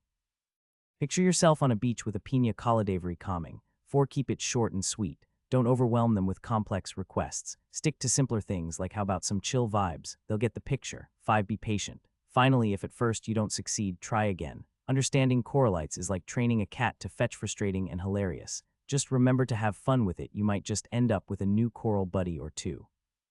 A Zoologist's Guide to Surviving Magical Creatures. After successful tests across various sites, Dr. Philippe had deployed MECCP staff to assist in calming the berserk coralites at all the affected reefs, but this one, way out from Atlantis, had me on solo duty. I checked the speaker setup one more time, double-checking every dial and switch. A single mishap out here would mean scrambling for hours to fix it, precious time we couldn't afford. The tide was due in 2 days, and once it does, tackling the coral issue underwater will be a hassle. Every minute counts. I straightened up, satisfied everything was set, when suddenly a massive wave slammed into me out of nowhere, scattering my equipment like a child's abandoned beach toys. The force sent me sprawling, salt water filling my nose and mouth as I was dragged under the turbulent water. I fought to stay upright, but another wave crashed over me, this one even more massive. I barely had time to catch my breath before the current yanked me back down. I struggled, the weight of the ocean pressing in on all sides. My vision blurred as the world spun in dizzying circles, darker and darker until... Whump! Something rough and powerful caught me by the waist, hauling me upwards. Through bleary eyes, I saw a gigantic tentacle coiled around me. My heart froze, terror squeezing every last ounce of strength from me. The last thing I glimpsed before blacking out was that enormous limb pulling me towards the surface. I sputtered awake, my body sprawled unceremoniously on the sandy shore, tangled in slimy seaweed. Coughing up seawater, I flopped onto my back, the shock of air flooding my lungs.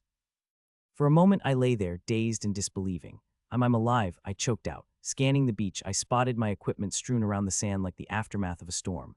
With a groan, I sat up and checked for injuries, but there wasn't a scratch on me. I had to be the luckiest intern in all of Mythica. What was that? Why did a tsunami hit here out of nowhere? I muttered, bewildered.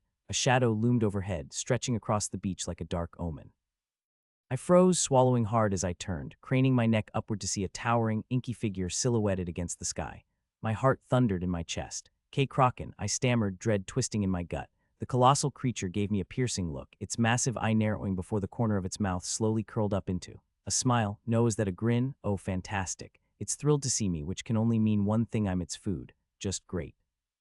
In that instant, a mental obituary flashed in my mind. Carl Sways, devoured by Kraken. Services to be held well nowhere. "Oh, thank goodness, man, you're alive," boomed a deep, surprisingly friendly voice. "I thought you drowned out there. Good thing I scooped you up in time, huh? What?" I stammered, feeling a rush of bewilderment. Is this really the Kraken, the legendary terror of the seas, the monster that sent Olympians scrambling in the myths? Or could it just be an abnormally large octopus?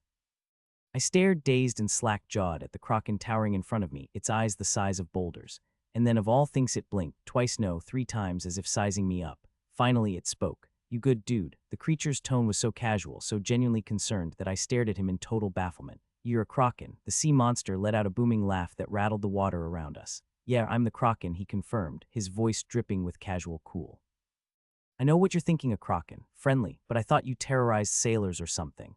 Nah man, I don't get into all that. I'm just here to dance, dance." The words felt strange in my mouth. "Yup," he beamed, "but call me okay. It's my b-boy name." He winked as if I should be impressed. I blinked. "Oh, okay," he chuckled, clearly amused by his own joke. "Those rumors about me terrorizing people. Nah man, total misunderstanding. I was just breakdancing."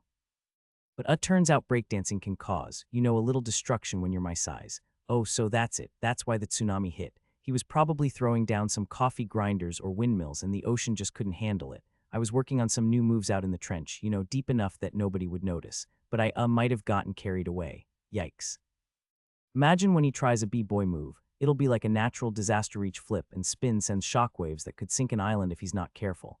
You've got to give him points for commitment, though. Breakdancing in water with tentacles while making sure not to cause too many tsunamis. That's next-level dedication. He scratched the back of his enormous head with one tentacle. See, I'm technically banned from dancing ever since that, incident. He shifted, looking a tad sheepish. It was at the Mythica Got Talent audition in Atlantis. I was pumped. I thought, hey, why not show my skills? And let's just say things got a bit, turbulent. Okay, pause right there. Who in their right mind accepted a Kraken to breakdance? Right, imagine the logistics. I mean, how many limbs does he even have to coordinate? A Kraken doing a windmill would be like an everything mill. I'd heard about that show. The grandest in Mythica, with every creature from dragons to sirens vying for fame.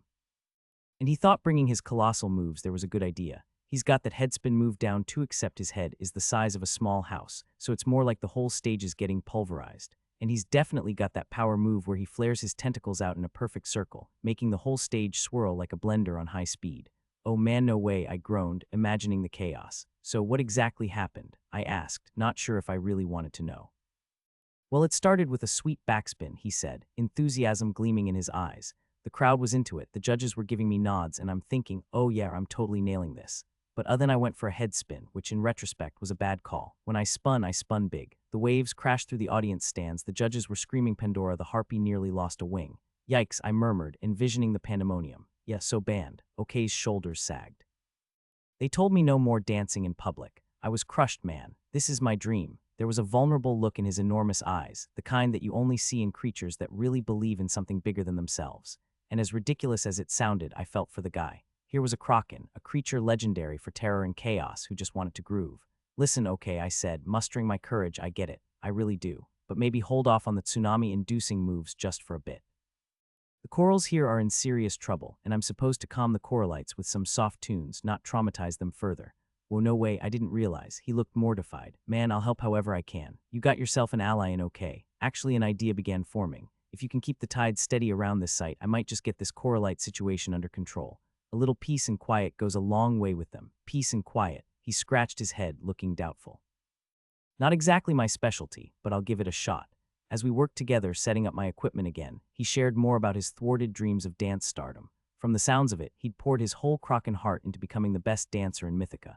Listening to his story, I realized how easy it was to misjudge creatures based on rumors alone. So okay, I asked as I adjusted the speaker, what's your plan? Keep practicing in the deep until Mythica finally allows you back.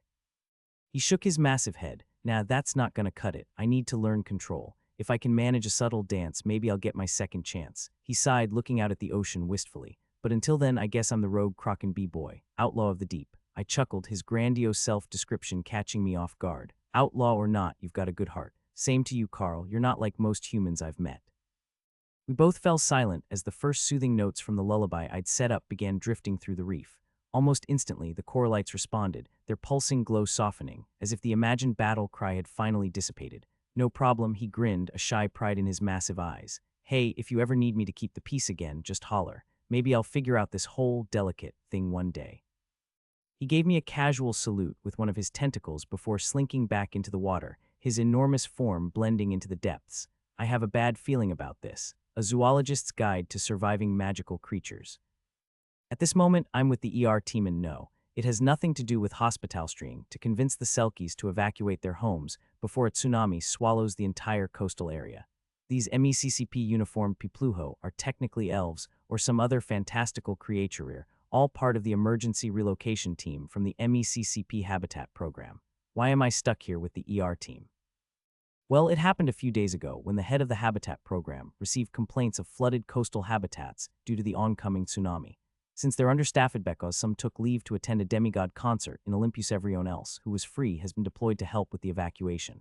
It's a chaotic mess, and as a mere intern, I got swept up in the tide. So here I am, trying to persuade a Selkie to leave behind an entire karaoke setup for the sake of his own safety. You know, the usual day in the life of a fresh zoology graduate turned intern. I mean, seriously, who knew convincing a Selkie to evacuate would be more challenging than convincing unicorns? Sir, you can't bring that. We need to evacuate this place now. Just bring the essentials like basic clothing, I insisted, desperately waving my hands to emphasize my point. The Selkie, a chubby little fellow with blue hair and ocean blue eyes that seemed to glimmer with defiance, shook his head violently. This is a necessity. I can't survive without my karaoke. he wailed, clutching his oversized karaoke set to his chest like it was the Holy Grail. He was perched on the ground, his legs also hugging his karaoke set tightly like it was a long-lost friend. With his blue hair tousled from the chaos around him, he looked like he was about to go into full meltdown mode.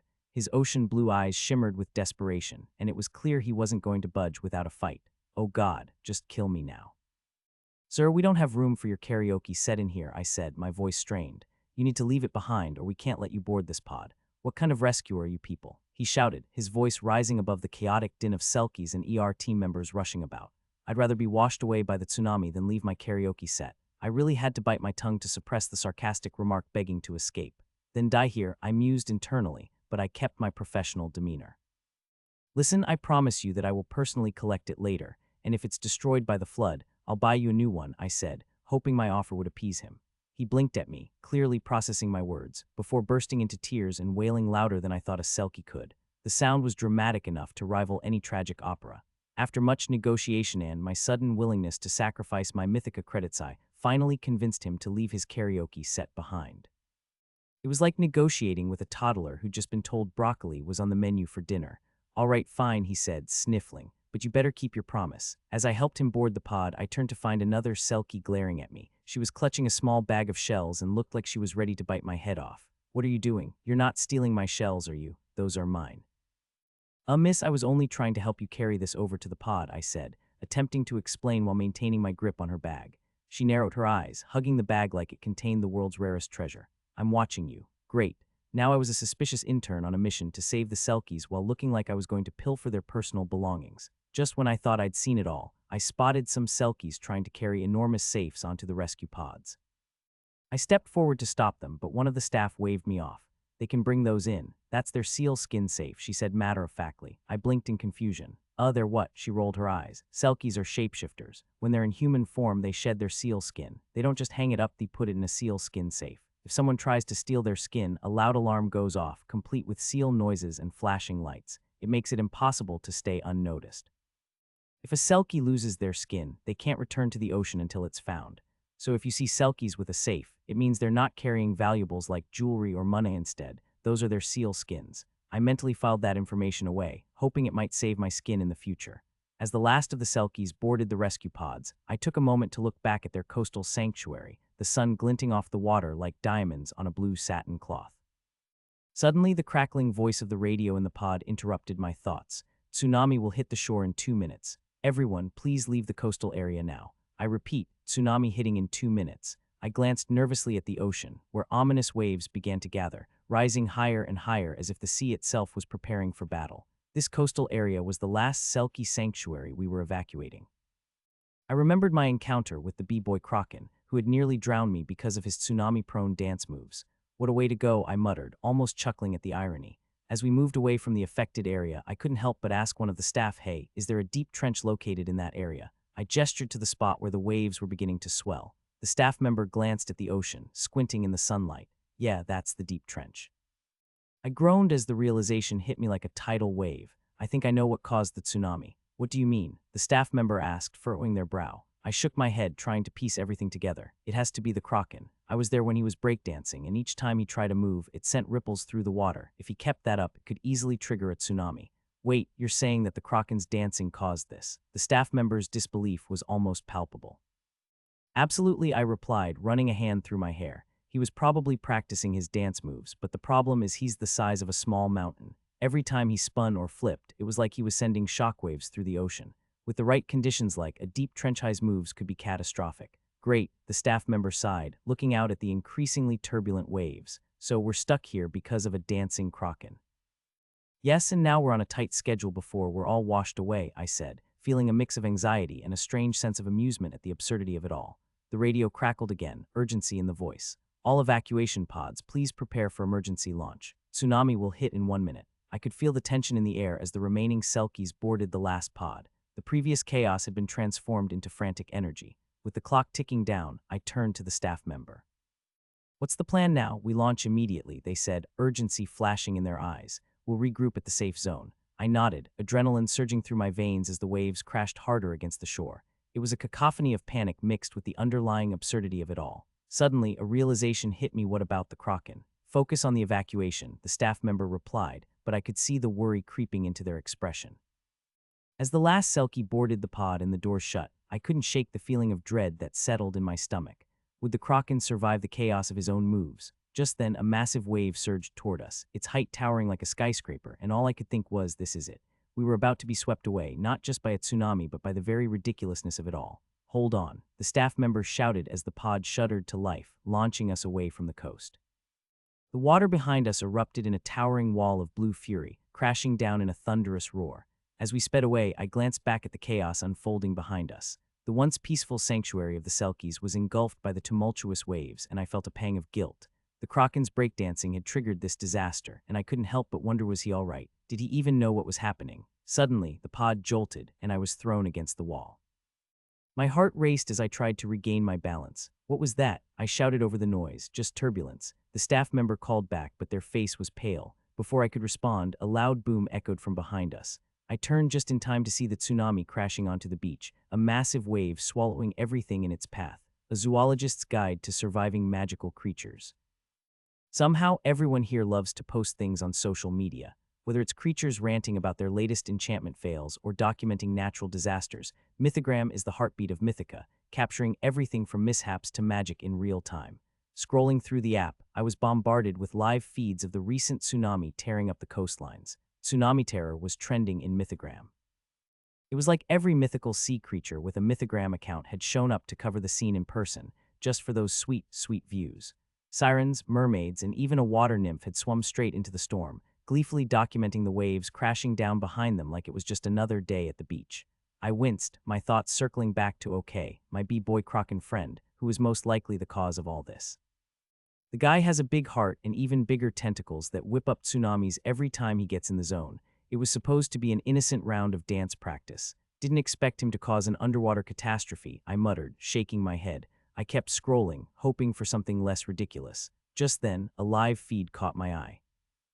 A mermaid was broadcasting from the middle of the flooded coastline, flipping her tail around like it was her backyard while giving play-by-play commentary of the scene. Her caption read, reporting live from the tsunami incident, stay tuned to witness the power of the tides. Her voice was chipper as she bobbed in and out of the churning waves, unfazed by the raging waters. Meanwhile, the comments underneath were less bright. Hope she doesn't drown. One comment read, did they forget this is a mermaid? The literal creatures of the sea who breathe underwater, I muttered, rolling my eyes. Then I scrolled down and spotted something that actually piqued my interest, a live post by a phoenix. This should be good, I thought, clicking on it. On screen, the phoenix was dramatically perched in its nest, fluffing its feathers with flair as he announced to his audience, watch me rise from the ashes again. Ooh, I whispered. This was legendary Contenta Phoenix Rebirth live. I leaned in, my hand reaching for popcorn. Wasn't every day that you got to see one of these magnificent creatures go full fireball mode. The phoenix flared its wings out, glowing like a torch as it ignited itself into a magnificent blaze. Flames soared up, sparks flying. Maybe this is a rare, extra-long rebirth event. Maybe I'm about to witness an Ultra Phoenix form. Then, with a dramatic crackle, it crumbled into ash. I waited, fully expecting the classic rebirth moment where it rises in a glorious eruption from the embers. But nothing. I frowned. 5 minutes, 10 minutes, nothing but a small pile of ashes on the screen. An hour later, I'd gone to the bathroom and back, and the phoenix was still a smudge in the nest. Wait, am I being trolled? Does it need more time? I refreshed the feed, feeling a bit let down, and glanced at the comments for some clarity. Didn't he just do this a month ago? How long does it take? Anyone know? I just gifted you flowers. R.I.P. I facepalmed as it dawned on me. Phoenixes have terrible short-term memory. They do this whole dramatic show, but it takes them about a month to rise from the ashes again. So I basically just watched a flaming phoenix nap, I grumbled, scrolling away. The next feed was even worse. A protest crowd was amassing by the coastlines. Hordes of creatures were gathered, waving banners and chanting slogans that ranged from mildly disappointed to outright furious. One banner read, "Kick the Kraken from the ocean." Another one, "Say no to dancing Kraken." But the one that stopped me cold was, "I want my karaoke set back." It was that chubby Selkie from the evacuation, the one who'd wept over his karaoke machine like it was his firstborn. I felt my eye twitch, remembering how he'd basically extorted my Mythica credits as insurance to buy a new set, and yet here he was, live on Mythogram, claiming to have been robbed. "Oh, you sneaky seal," I muttered, realizing he'd played me for a fool. Despite the headache of it all, I couldn't help feeling a twinge of sympathy for OK. I mean, the poor guy just wanted to dance, not get exiled from the ocean. He probably didn't even know about the growing uproar. "Okay, you're in trouble, dude," I sighed, knowing that the ban might be bigger this time. Maybe they'd ban him from ever dancing again. Just as I was about to put my phone down, I got a notification, a direct message from none other than OK himself. "Okay, the Kraken, Carl, you gotta help me. I heard you work at MECCP. I need protection." I stared at the screen, feeling a mix of emotions that ranged from disbelief to a strange kind of determination. My thumbs hovered over the keyboard as I tried to think of what to say. OK was technically my friend, and even if his dance moves could single-handedly reshape coastlines, his passion was genuine. After a pause, I typed back me, "Sure, buddy. I'll talk to the head of the Habitat program tomorrow morning. I can't promise anything, but I'll try my best." His reply came instantly, like he'd been waiting on the edge of his seat. He followed it up with an animated crying octopus emoji, looking pitiful with a tear rolling down one of its massive eyes. I put my phone down, groaning as I realized the storm of trouble that was brewing. I already had my hands full with coral conservation projects and trying to find ways to prevent the corals from launching into a full-blown turf war in the future. Now I was somehow the unofficial representative of a kraken accused of tsunami terrorism. It was another long night, and my Mythica notifications didn't let up. Just as I thought about getting some rest, a new alert pinged on my screen. It was another live feed, this time from the coast itself. I tapped on it only to see rows of merfolk and various sea creatures glaring at a banner with OK's face on it, crossed out with an angry red X. Then the camera panned to the one creature I least expected, Chubby Selkie. He was on a soapbox, passionately rallying the crowd while clutching an old-school microphone. "It's time we take back our shores. We demand karaoke justice." Of course, I sighed, burying my face in my hands, just what I needed. The camera cut back to the protesters as they chanted louder. The scene was chaotic, banners waving, creatures shouting, and my mind was racing with ideas on how to somehow fix this entire mess. OK was counting on me, and honestly, despite the absurdity of it all, I couldn't let him down. The next morning, I walked into the MECCP office with a resolution: I was going to pitch the craziest plan I'd ever come up with. If I could get them to approve it, maybe, just maybe, I could get OK a license to dance without causing a coastal crisis. I took a deep breath as I entered the Habitat program's meeting room. The head looked up from his stack of paperwork, raising an eyebrow at my determined expression. "Carl, you look like you've seen a ghost." "Not exactly," I said, swallowing hard. Well, I have an idea, but you might want to sit down for this one." The head leaned back, curiosity piqued. "Go on." A zoologist's guide to surviving magical creatures. 10 million Mythica credits for a human transformation. Who set these fees anyway? Probably some high-up god who hasn't had a budgeting issue in a few millennia. And the thought of getting the Olympian gods involved. Talk about red tape. I could already imagine Zeus rolling his eyes as he stamped rejected across our proposal. By the time I reached the Coral Lab, my head was spinning with half-baked plans and even more regret for ever encouraging OK's breakdancing.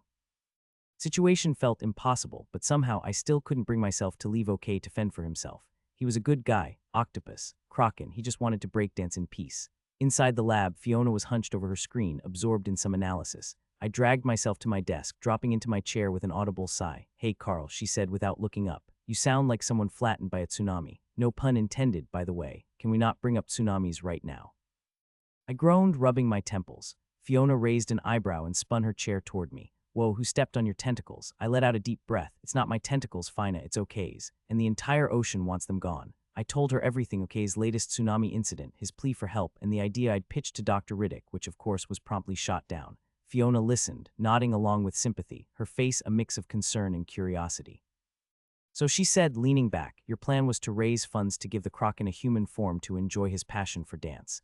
It's actually not a bad idea." "Yeah, but," I raised an eyebrow, knowing Fiona wouldn't just hand me a compliment that easily. "But I agree with Dr. Riddick. Even if you somehow pulled together 10 million credits, you'd still need divine approval, from the gods themselves. And not just any god, it would have to be one of the Olympians." As a Titan, kraken falls under Poseidon's jurisdiction.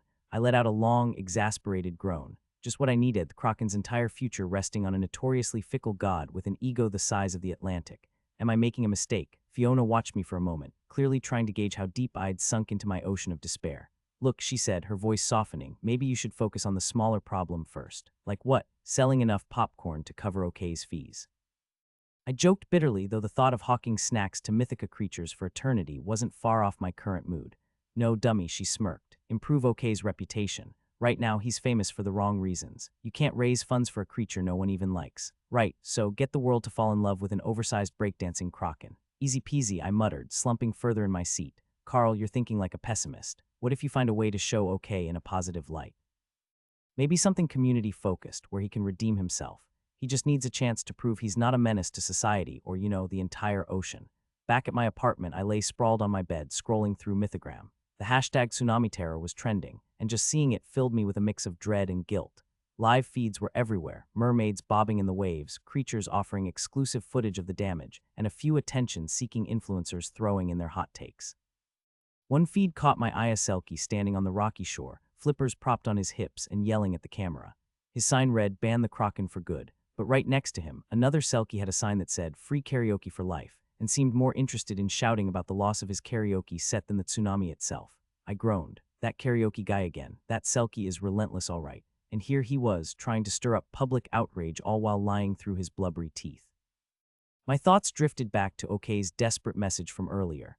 I could almost hear the sadness in his words. He'd said, "You're my only friend who believes in my passion." The poor guy. I couldn't let him down. I opened up Mythogram and recorded a quick story. "Hey everyone, I know there's been a lot of talk about the recent tsunami incident." I hesitated, trying to keep my tone upbeat. "I just want to remind you that accidents happen, and believe it or not, OK the Kraken has a huge heart. He didn't mean any harm, and he's actually super passionate about dancing." I paused, choosing my next words carefully. I posted it, unsure if anyone would actually care. The response came in almost immediately. Mixed, of course, but some Mythica creatures seemed interested in hearing OK's side. Maybe, just maybe, this could work. I walked into the MECCP office, bracing myself for another meeting with Dr. Riddick. I had no idea if my new plan would work, but I had to try. Fiona caught me in the hallway, smirking. "Saw your Mythogram post last night," she said, folding her arms. "You're really pushing this Kraken redemption idea, huh?" "Yep, someone's gotta be in OK's corner." I straightened up, trying to sound more confident than I felt. Besides, it's not just about him. This whole thing is about giving creatures second chances. When I reached Dr. Riddick's office, I took a steadying breath and knocked. "Come in," he called, sounding less than thrilled. As I stepped in, he gave me a look that was equal parts curiosity and exasperation. But my attention was immediately stolen by his perfectly twirled mustache. Seriously, how did he keep it so flawless? Did he have a secret stash of enchanted mustache wax? "Carl, let me guess. You have another pitch for me." "Sort of," I admitted. "Hear me out. What if we organized a community event where OK can showcase his dancing under safe, controlled conditions? No water involved. We could even raise funds for ocean conservation at the same time." Dr. Riddick raised an eyebrow, absent-mindedly twirling his mustache. "So a Kraken dance event." For a long moment, Dr. Riddick just stared at me, his expression unreadable. Then he let out a slow sigh. "I'll be honest, Carl Thighs is a ridiculous plan, but it's not the worst idea you've ever had." I bit back a smile. That was the closest to approval I was going to get, so we have a deal. I nodded, a mixture of relief and excitement flooding through me. "Just don't make me regret this," he warned. As I walked out of his office, a grin spread across my face. It wasn't a complete win, but it was a step in the right direction. Back at my place, I started reaching out to contacts, sending out messages to Mythica's most influential creatures. If I was going to make Dance for the Deep happen, I needed everyone on board. I sent a message to the Pink Corals. Their agency lifted my ban after my stint with the Pink Coral Studio theme park, hoping they'd be willing to lend their star power to the event. After all, who could resist a Kraken redemption story? Just as I was about to close my laptop, a message pinged from OK. "Carl, I saw your Mythogram post. Are you really doing all this for me?" I took a deep breath, smiling as I typed back. "Of course, OK. Everyone deserves a second chance." His reply was almost instant. "A zoologist's guide to surviving magical creatures."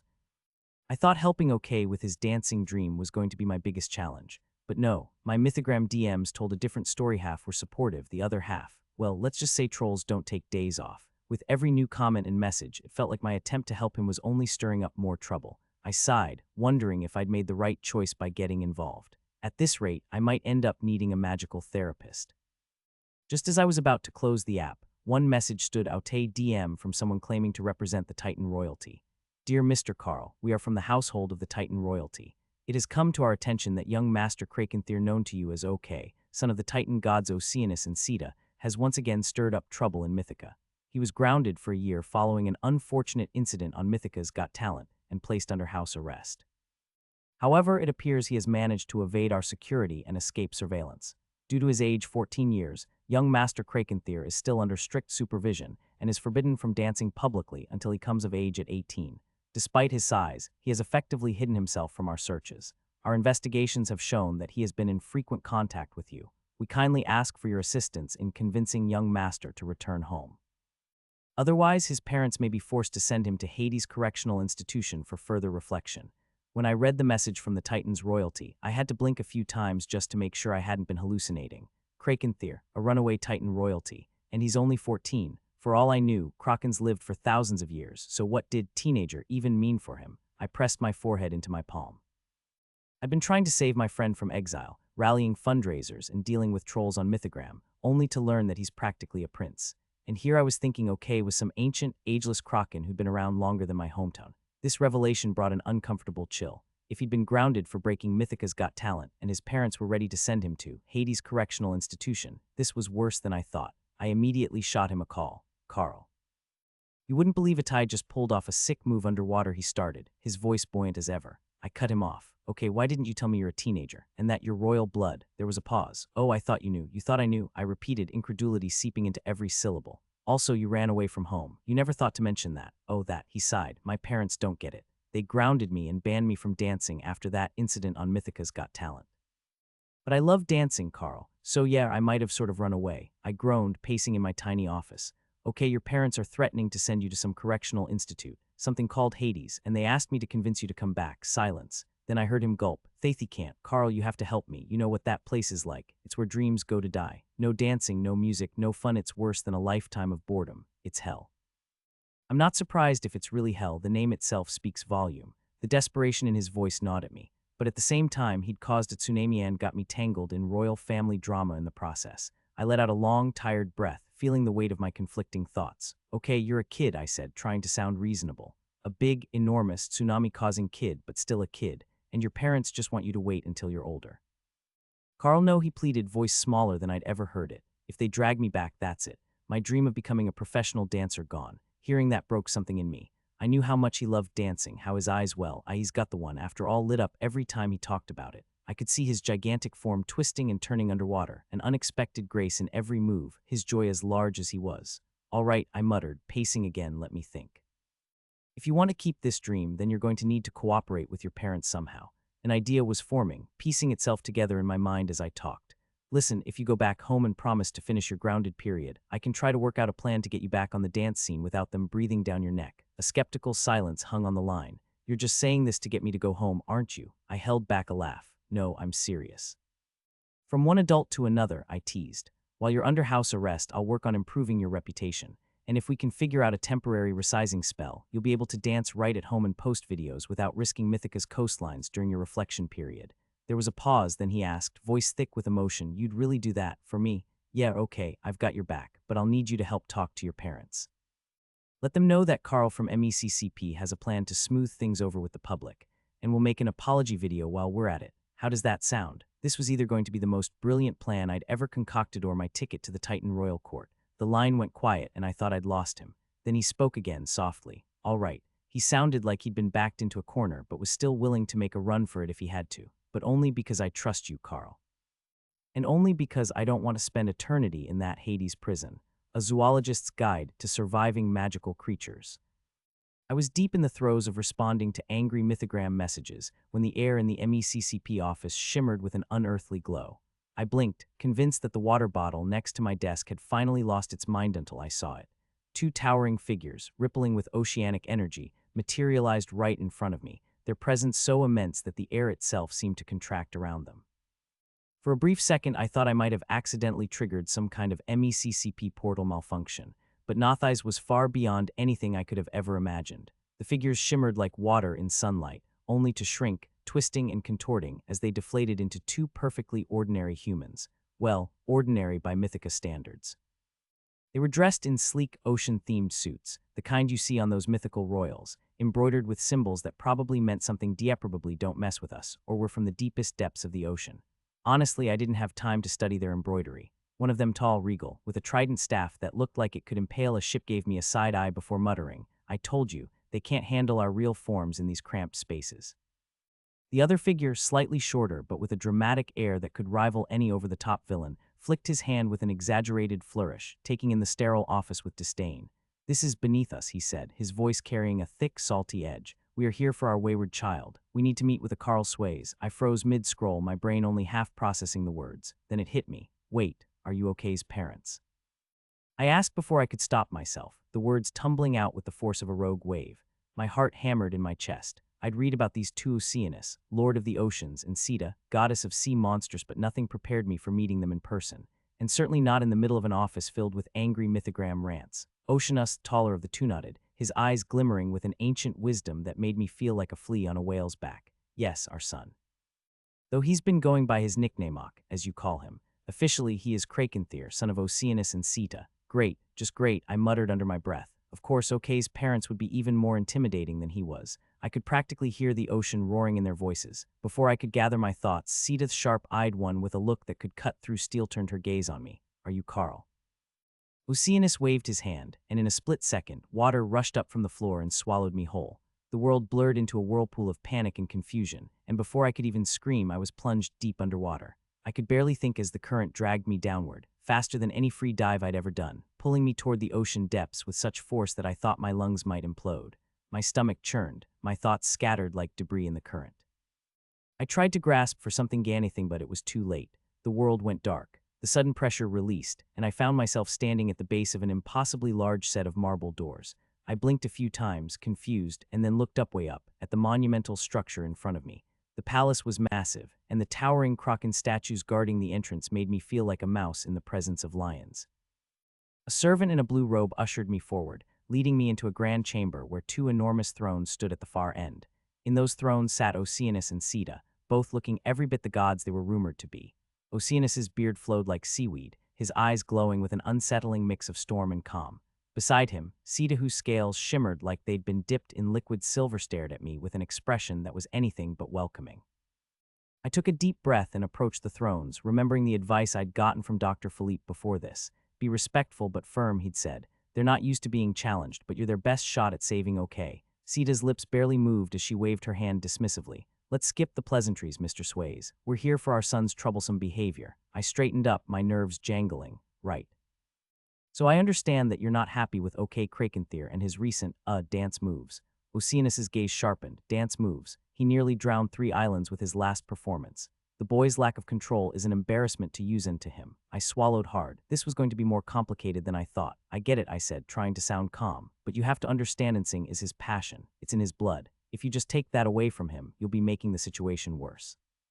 Sita leaned forward, narrowing her eyes. And you have a solution to this problem, I presume? I took a deep breath. What if there's a way to let him continue dancing without causing destruction? A compromise. Both gods were silent for a moment, exchanging a glance so subtle that I nearly missed it. Oceanus was the first to speak. Go on, Carl Sways, tell us your plan. I hesitated, then plunged in. I propose that OK stay on house arrest under your supervision and that he receive a special transformation permit, one that lets him change into a human form temporarily. That way, he can dance in a safe environment without causing any tsunamis or other issues. Sita's eyes flashed with something I couldn't place. A transformation permit. So you believe this boy or son can be trusted to follow the rules of such a delicate agreement? I nodded, trying to sound confident despite the knot in my throat. Yes, OK isn't a lost cause. He's just misunderstood. He needs someone to guide him, not punish him. You can help him learn how to control his power. Oceanus stroked his beard thoughtfully. A temporary transformation, how long would this last? And under what conditions? Only as long as he proves he can stay in control, I said quickly. If he follows the rules, he can continue dancing, but if he causes another incident, the permit would be revoked, and he would return to his house arrest. It's a chance for him to prove himself without further consequences. Sita exchanged another look with her husband. The silence in the room grew unbearable. After what felt like an eternity, Oceanus sighed. You make a compelling argument, Carl Sways. We will agree to your terms in one condition. I held my breath. If he breaks the rules, not only will he return to his punishment, but you, Carl Sways, will be held accountable as well. We will make sure of it. I nodded quickly. Understood. I won't let you down. Sita's gaze softened, but only slightly. We shall see. The tension in the air seemed to crackle as we wrapped up the meeting. Oceanus and Sita were willing to give OK another chance, but they weren't exactly convinced that it would work. And honestly, I wasn't either. Before they left, Oceanus turned to me with a final thought. One more thing, Carl Sways. You speak of using the public's anger to help our son. I am curious to see how you plan to achieve such a thing. I hesitated for a moment, wondering how much I should reveal. But then I remembered that this was my only chance to save OK and maybe even myself from the wrath of these oceanic titans. I'm going to need funds, I said, my voice barely above a whisper. A public apology video, a tide relief fund for the affected communities, and a PR campaign. We'll turn the public's anger into something positive. If OK can show that he truly cares about the destruction he's caused, we can make this work. Oceanus seemed to consider this for a moment. Funds, you say? You would ask us to provide these funds. I nodded. Yes, if you truly want OK to have a future beyond this, you'll need to invest in it. Sita smirked, but there was something grudgingly admiring in her eyes. You are bold, Carl sways. Let us see if your plan can turn the tides in your favor. With that, the gods departed, leaving me standing alone in their massive palace, trying to wrap my head around what had just happened. But one thing was clear: the stakes had just gotten higher, and I had a feeling things were about to get a lot more complicated. As I was magically transported back to the MECCP office, the weight of the deal pressed on my shoulders. I'd made a promise to the gods, and I wasn't about to let it go down in flames. The public was furious, but maybe I could turn their anger into something that would save OK from a fate worse than house arrest. But one question lingered in my mind: could I really pull this off? A zoologist's guide to surviving magical creatures. The beachside studio had never looked so absurdly cozy or cramped, depending on your perspective. The warm, salty breeze rolled in, gently fluttering the rainbow-colored Kraken's apology banner that hung behind me, like some sort of bizarre tropical exclamation point. OK, the Kraken of Mythica, was practically squishing into a giant beach chair that was meant for a mere mortal, well, someone not a few hundred feet tall. His tentacles draped awkwardly around the chair's arms, and the frame creaked with every slight movement. It was hard not to laugh. OK's massive form looked like an unfortunate accident waiting to happen. The whole setup could barely hold him. I adjusted the camera in front of us, fiddling with the lens and framing, my grin threatening to stretch across my face. It was hard not to get giddy. Today was the day. The day we would change OK's reputation, or at least begin the uphill battle of public relations. OK, just relax, OK, I said, teasing him. You're not going to scare anyone with your Kraken charm. OK's eyes narrowed suspiciously, his voice gruff. I'm serious, Carl. What if they still want to throw me back in the deep end? Relax. You've got this, I said, waving him off. Plus, we're doing this for good PR. This could be your redemption arc, OK. You're not just a tsunami-inducing dance machine. You're a big, misunderstood guy or teen with heart. OK grumbled, sinking lower into the beach chair. I thought I was gonna be doing some breakdancing, not public relations. I chuckled at his discomfort. Well, your breakdancing days are temporarily on hold, but this apology, this could be a game changer. OK shifted in his seat, clearly uncomfortable, but trying to look serious for the camera. All right, deep breath. Here goes nothing. I motioned for him to start, stepping back to watch the magic happen. This was it, the Kraken's first public apology. The world had been waiting for this moment, or maybe they hadn't, but they were about to witness it anyway. OK cleared his throat dramatically, clasping his enormous hands together as he looked directly into the camera. I leaned in, adjusting my position, trying to suppress my snicker. Hey Mythica, it's OK here, or Krakenthir. But you know me as OK, the Kraken who messed up a few beaches. He sighed, looking somewhat defeated. Yeah, that's me, if you felt the wave of my, enthusiastic dance moves. I want to start by saying, I'm sorry, I couldn't help it. I was already shaking my head, whispering from behind the camera. You've got to sound more sincere, OK. OK shot me a glare. I am sincere. It's just, this is weird, all right. I crossed my arms, smirking. Fine. But let's have some sincerity with a little more heart, shall we? OK grumbled, but he adjusted his posture, straightened up as much as his colossal frame would allow, and looked back at the camera. His voice softened slightly. Look, I know my dance moves caused a few, unexpected tidal waves, and I probably ruined some pretty sweet beach days. I didn't mean to turn your surfboards into submarines. He paused, clearly thinking hard. Trust me, if I'd known how much damage a Kraken spin could cause, I would have stuck to the cha-cha slide. I rolled my eyes off camera. That's actually not a bad idea. Could have avoided this whole tsunami fiasco. OK nodded vigorously. Exactly, but for real, I'm sorry, and I'm going to make it right starting now. I raised an eyebrow, watching him with growing amusement. OK was big, but there was definitely some charm in that awkward sincerity of his. I adjusted my position, leaning in as he held up a giant check with sparkling letters.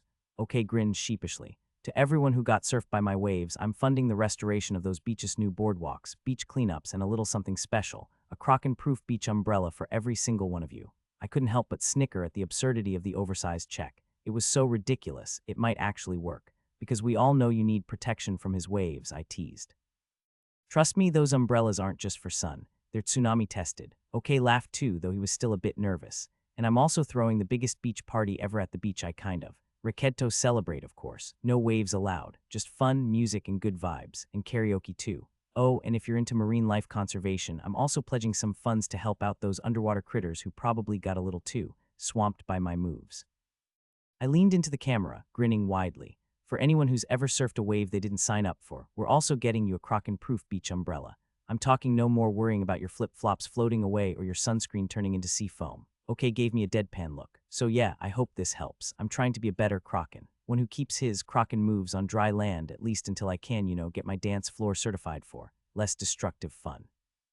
I couldn't help but laugh. And hey, if you're a little salty about the waves, come join us at the beach party. We've got smoothies, good music, and probably fewer tsunamis this time around. Unless, OK gets excited again. OK's eyes widened, his huge form suddenly looking like a guilty puppy. I promise, no more dance moves, just chill vibes. I leaned in, whispering into the camera with a mischievous grin. At least that's the plan. With that, I stopped recording, the awkward tension in the room fading as OK let out a deep sigh of relief. His massive form relaxed in the chair, and I could tell he was trying to get used to this whole apology tour thing. Well, that wasn't so bad, right? I asked, feeling a little proud of how the shoot went. I mean, you're a lot more endearing than I thought you'd be. OK grumbled, slouching slightly. Endearing me? Please, I'm just trying not to drown anyone else with my enthusiastic dancing. I chuckled, pulling my camera away. You're going to do fine, OK, trust me. You've got a good heart, and the people of Mythica need to know that. There was a beat of silence before OK spoke again, a little quieter this time. You really think this is gonna work? I paused, looking at my friend. He was trying, and that meant something. He wasn't the mindless, destructive creature people thought he was. He was just a misunderstood soul with too much energy and not enough space. I know it will, I said, confidence filling my voice. But we need to stay on top of the PR. It's going to take more than one apology video, but we've got a good start. Just as I was about to turn away, my phone buzzed on the table, an incoming notification catching my attention. I picked it up. Hold on, looks like we've got a response already. That was fast. I tapped the screen, scanning the comments. A flood of messages had already appeared. Some were positive praise for the Kraken's apology, others a little more skeptical. But then one stood out. A comment from an account called Tsunami Truths. Nice try, OK, but you can't erase the damage. You'll never be forgiven. The comment sent a shiver down my spine. Something told me this wasn't over, not by a long shot. OK noticed my sudden shift in mood and peered over at the phone. What's that? More trolls. I stared at the screen, feeling an unease settle over me. Maybe, but this doesn't feel like just trolling. And just like that, I felt the first ripple of something bigger, something I wasn't ready for. I turned to OK, the weight of the moment pressing on my chest. Brace yourself, buddy. We might be in for more than just a public apology. A zoologist's guide to surviving magical creatures. My desk was unusually lively, toddier more accurately, flooded with stacks of angry letters, complaints, and some pretty creative insults. Seriously, the creativity in these letters was impressive. Kraken's a menace, one said, destroyer of sandcastles, read another, and my personal favorite, a walking disaster with tentacles and no sense of boundaries. I tried to focus on the Mythogram feed projected on a large crystal screen in front of me, but the barrage of red notification dots blinking across the screen made my eye twitch. The trolls had really come out of the woodwork since OK's apology video went live. Let's see, I muttered, scrolling through the latest comments. Wave wash, really? Ando, wonderful. Somebody's selling anti-Kraken bumper stickers now. They say save beaches, not breakers. I glanced over my shoulder to see OK on a video call with me, his tentacles scratching his massive head. His wide eyes took in the pile of papers stacked up in my office, each one carrying complaints and demands for restitution. The backlash had been brutal. It wasn't like I didn't understand their frustration, but it was getting personal. Wait, they really hate my umbrellas that much. OK sounded hurt, looking at the little Kraken-proof umbrella prototype on my desk.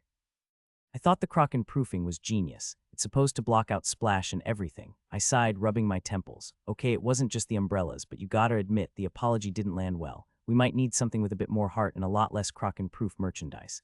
OK's tentacles drooped, his usual gleam of enthusiasm fading. Heart, how do I show people my heart? You know I just wanted to dance, right? I didn't know I'd be sending waves halfway to Olympus. I could see where this was going. He genuinely didn't get how his 50-foot waves had ruined people's beach days. OK was just a Kraken who loved to groove. And yet he was also Mythica's accidental natural disaster. We need to make a real impact, I said, straightening up. Something that shows you're not just, a walking tsunami. We need Mythica to see the real you, OK. The real me. He blinked down at me, clearly puzzled. I just thought the real me was a Kraken who likes a good beat. It was time for a new plan. Later that evening in my apartment, I prepared for what might be one of the most bizarre and high-stakes PR events I'd ever been a part of.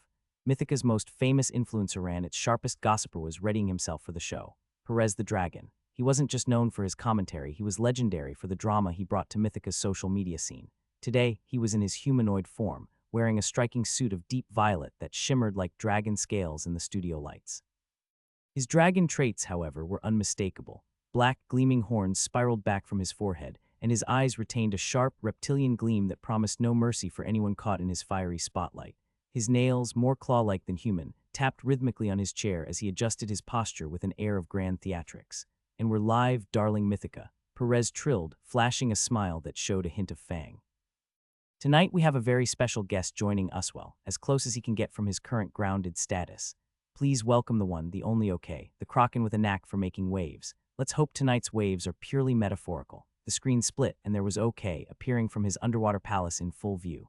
The Kraken looked unusually subdued, clearly out of his element in the regal underwater chamber, where he was flanked by two curt, stern-looking Titan servants.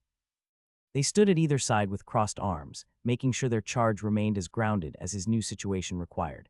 They must be checking if OK would spontaneously break into some impromptu dance moves or something. I mused to myself at the thought. Wouldn't put it past him. Perez tilted his head, adjusting his horned profile for maximum effect as he looked toward OK's side of the screen. OK, darling, look at you. Grounded and live from what might be Mythica's swankiest underwater palace. How are we feeling tonight, Kraken? OK's tentacle gave a little wave and he mumbled, hi everyone, it's been an experience. He cast a quick, cautious glance at the servants who merely nodded stiffly in return. An experience, Perez echoed, arching a brow beneath his horned crown. Well, aren't you modest? Mythica, our Kraken here has been through some, well, let's call them crashing waves of self-reflection. So tell us, OK, do you have any regrets about your, shall we say, impact on the coast? OK looked as if he was choosing his words with care. Yeah, I do regret it, he admitted, giving the servants an apologetic look. I didn't mean to cause trouble. I was just trying to dance, you know. Perez tapped his chin thoughtfully, his claw-like nails glinting under the lights. Oh, honey, we all want to dance. It's just that some of us don't quite make it a national hazard. He winked at the audience, who responded with a flood of laughing emojis. Now, viewers. Perez declared, turning to the screen with a devilish grin, his horns catching the light. Keep those comments coming. Mythica wants the real, the raw, and the unfiltered truth tonight. Let's see what you've got for our tentacled guest. Within seconds, questions flooded in from viewers. Is this apology just for the cameras? What's his next move? Can he even control those moves? Perez glanced at the feed, his dragon eyes gleaming as he turned back to OK. The people want to know, is this for real, darling? Or are you just saying what the Merfolk Council wants you to say? OK shifted nervously, his gaze flitting between Perez and his attendants. No, it's real. I get it now, the impact I've had. I want to do better, and I've started, classes to help me be more responsible. One of the servants on OK's right nodded approvingly, a rigid smile on his face, while Perez gave the camera a knowing smirk. Well, looks like the Kraken's on his best behavior, Perez murmured. But tell me, OK, what does responsible mean to someone who, let's be honest, takes up half the ocean? OK looked down, his voice barely above a whisper. It means learning how to be part of Mythica without causing a disaster. Perez softened his gaze just a little. Aw, sweetie, the real question is whether Mythica believes in second chances. Everyone in the comments, tell Usto we buy it. Hearts and thumbs-up icons burst onto the screen, mixed with skeptical faces and a few question marks. Perez chuckled, his horns gleaming as he skimmed through the comments. We've got our first caller, Perez announced, clapping his clawed hands together as a new face popped onto the screen. A grumpy-looking pixie with a frown as big as her wings glared at OK. Rosie from the Pixie Dust Company. Rosie, honey, hit us with your take. Rosie pointed accusingly at OK, her wings flapping with agitation. Listen, Kraken, I've heard it all before. Apologies are nice, but what about all the beach damage? You can't just Kraken-proof every beach in Mythica. OK's tentacles curled in embarrassment, and he gave an apologetic shrug. I'm working on some new solutions like Kraken-friendly areas and, those umbrellas I've been making. He held up one of his inventions, a gaudy green umbrella that looked like it could withstand a minor hurricane. Perez's mouth fell open in mock horror, his horns arching dramatically. Oh, sweetie, I don't think she meant umbrellas, but it's the thought that counts maybe. The comments exploded in laughter emojis, and OK chuckled, his massive shoulders visibly relaxing a little. Perez tapped his chin, his gaze turning serious as he tilted his head to study OK. Now, Kraken, let's dig a bit deeper, shall we? We've heard the apologies, but what would you say to all those Mythicans who still see you as a menace? OK's expression softened, his tentacles lowering. I know it's hard for people to see me as anything but, well, dangerous. But I love to dance, and sometimes, it's the only way I know to feel like I'm part of something bigger than me. I'm just trying to find my place here in Mythica, like everyone else. A hush fell over the comment feed as Perez's usually skeptical expression shifted to one of almost sympathetic understanding. Well, there you have it, folks. The Kraken has a heart. Who knew? He winked at the camera, giving a sly smile. The real question, Mythica, is whether you believe him. Let us know, Paul's up now. As the feed flooded with replies and the audience debated whether or not they could forgive a giant dancing Kraken, I leaned back in my chair, feeling a bit of weight lift from my shoulders. OK was on his way, and maybe, just maybe, Mythica was ready to forgive him. A zoologist's guide to surviving magical creatures. I stood on the edge of the sand, staring out at the horizon where the ocean met the sky, and for the first time in a while, I wasn't watching for incoming tsunamis. The beach was calm today, and OK well, it was time to see if he could really keep his promise. The event had been billed as the Mythica Beach Bash, but truthfully it was more of a spectacle. There were banners everywhere. Kraken's first dance-off, splash-free zone, and my favorite, save the beach, stay safe. The beach had been cordoned off into several distinct zones for sunbathing, one for karaoke because let's face it, if Mythica had anything like a beach party, karaoke would be involved, and then there was the special Kraken zone. He was standing awkwardly in the corner, his tentacles twitching with nerves, looking like a giant, nervous toddler at a party. His usual towering height had been reduced to something just barely taller than a group of the local selkies, but still big enough to make a statement. And even with his reduced size, I had no doubt that a single misplaced step could send a ripple through the whole event. Still, I had to admit I was proud of him. The livestream had gone better than expected, and even though there were some skeptical Mythicans in the crowd, most of them had warmed up after hearing OK's heartfelt apology. They were finally willing to give him a chance. "You're doing great, OK," I called from the sidelines, giving him a thumbs up. He waved back, his tentacles swaying with a mix of excitement and lingering anxiety. I smiled, shaking my head. "You're good. No splashes allowed, remember. Just keep the dancing low-key." Before OK could respond, a loud voice pierced through the air. All right, everyone. The time has come. Let the Kraken dance-off begin." Perez's voice, smooth and as theatrical as ever, rang out across the beach. I turned just in time to see him strutting down the makeshift runway like it was his own personal stage, his horns gleaming in the sunlight, the crowd parting for him like he was royalty. He gave the audience a wide, knowing grin and raised his clawed hands in the air. The crowd cheered, some even standing on their feet.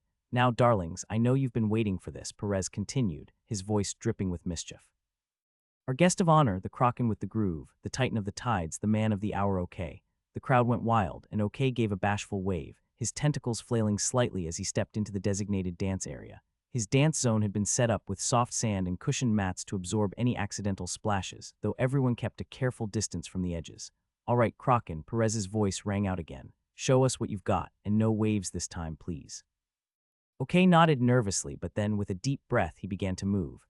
His tentacles shifted gracefully at first, unsure but becoming more confident with each beat of the music. The crowd watched in silence for a moment, unsure of how to react. But then something magical happened. OK's moves flowed with the music, the rhythm of his movements almost hypnotic. His once clumsy, earth-shaking dance style had evolved into something fluid, something elegant. He shifted from tentacle to tentacle, each movement precise but full of life, weaving through the music with a grace I'd never thought possible. He wasn't just dancing, he was telling a story, a tale of redemption, of finding his place in a world that had feared him.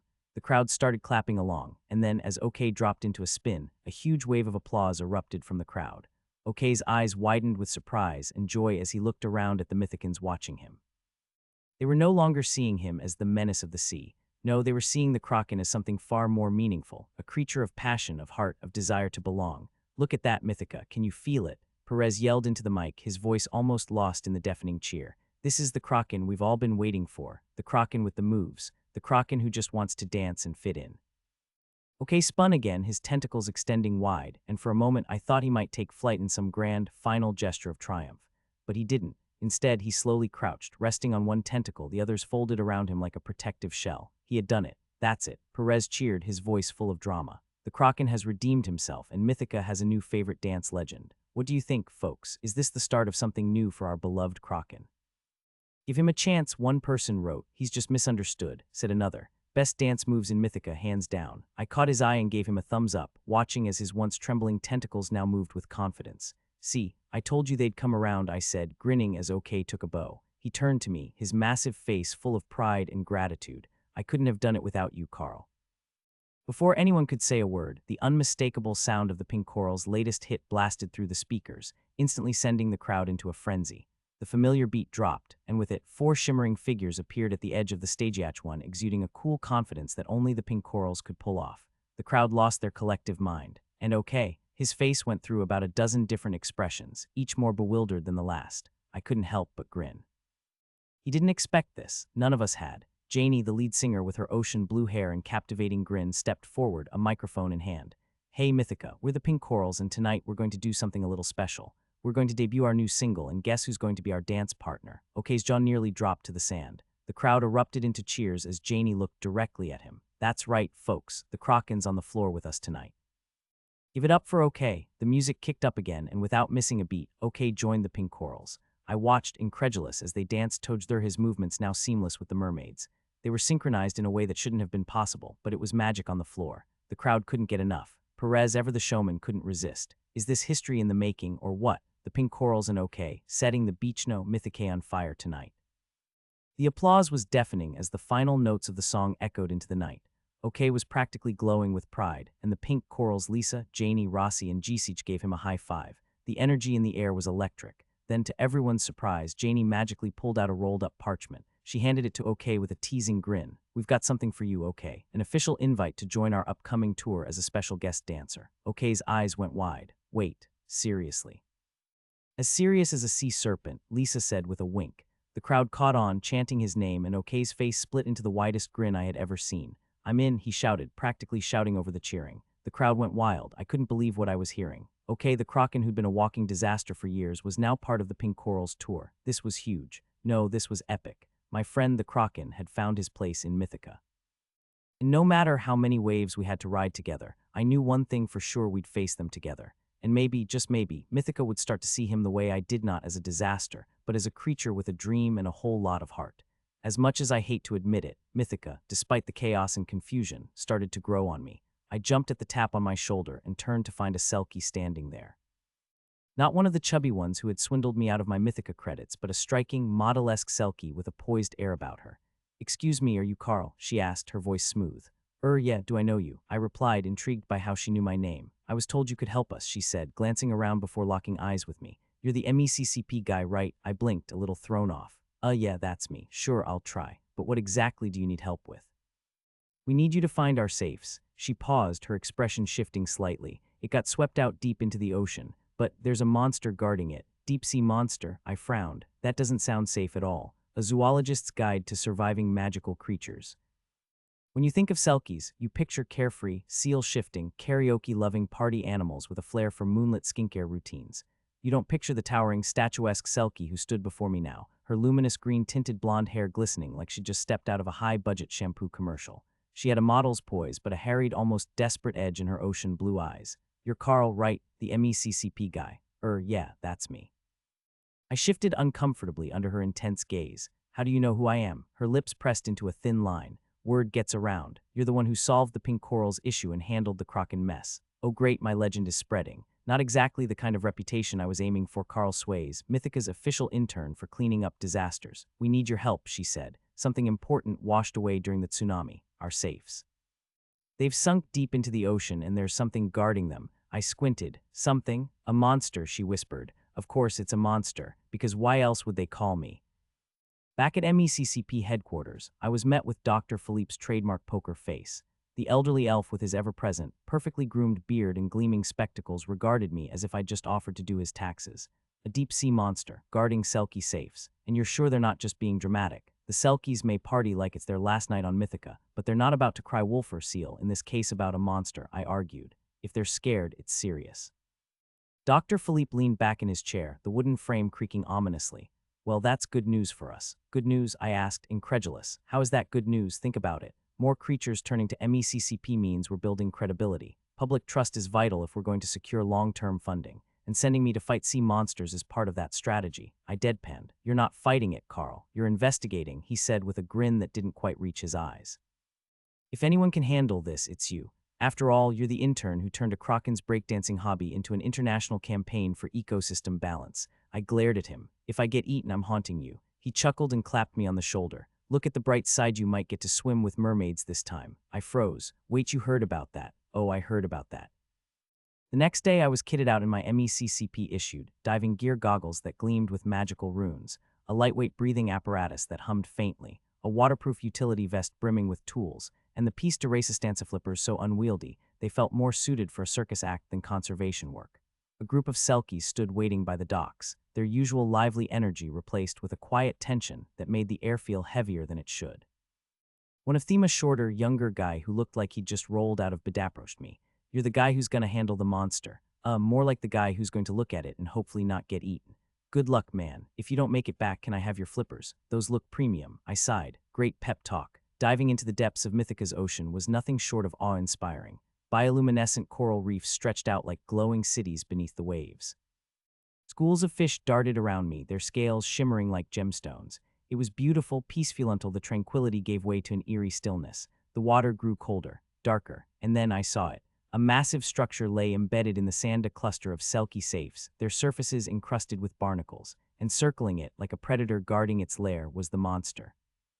It was a creature straight out of my nightmares, with a sleek, eel-like body the size of a subway car and rows of jagged teeth that gleamed in the dim light. Its eyes glowed an unnatural green, scanning the area like spotlights. I froze, my heart pounding in my chest. What was I supposed to do? Wave politely and ask if I could borrow the safes? Suddenly, my calm crystal buzzed in my ear. "Carl, do you copy?" It was Dr. Philippe's voice. "I copy," I whispered, keeping my eyes on the monster. "Status." "Status is I'm about 5 seconds away from becoming Il Chow," I hissed. "Relax," he said. "The Selkies mentioned that the monster might have been attracted to the safes because of the magic inside them. Can you see what's inside? Let me just get closer to the giant, man-eating sea monster and check," I muttered. I waited until the creature swam to the far side of the safes before inching closer. The lock mechanisms on the safes glowed faintly with enchantments, their magic pulsing in a slow rhythm. "Dr. Philippe, the safes are definitely giving off some kind of magical energy," I reported.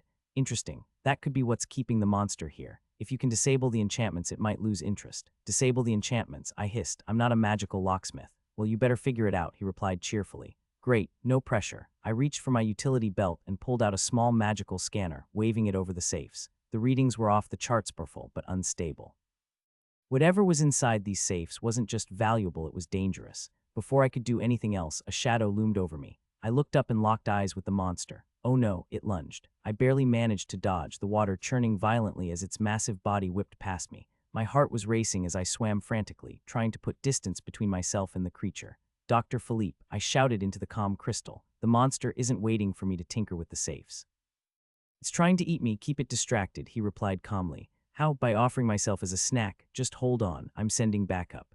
The water churned violently, currents ripping past me as the hulking sea beast roared, its jagged maw opening wide enough to swallow a fishing trawler. I was doing my best to keep a respectable distance, clinging to a jagged rock outcrop.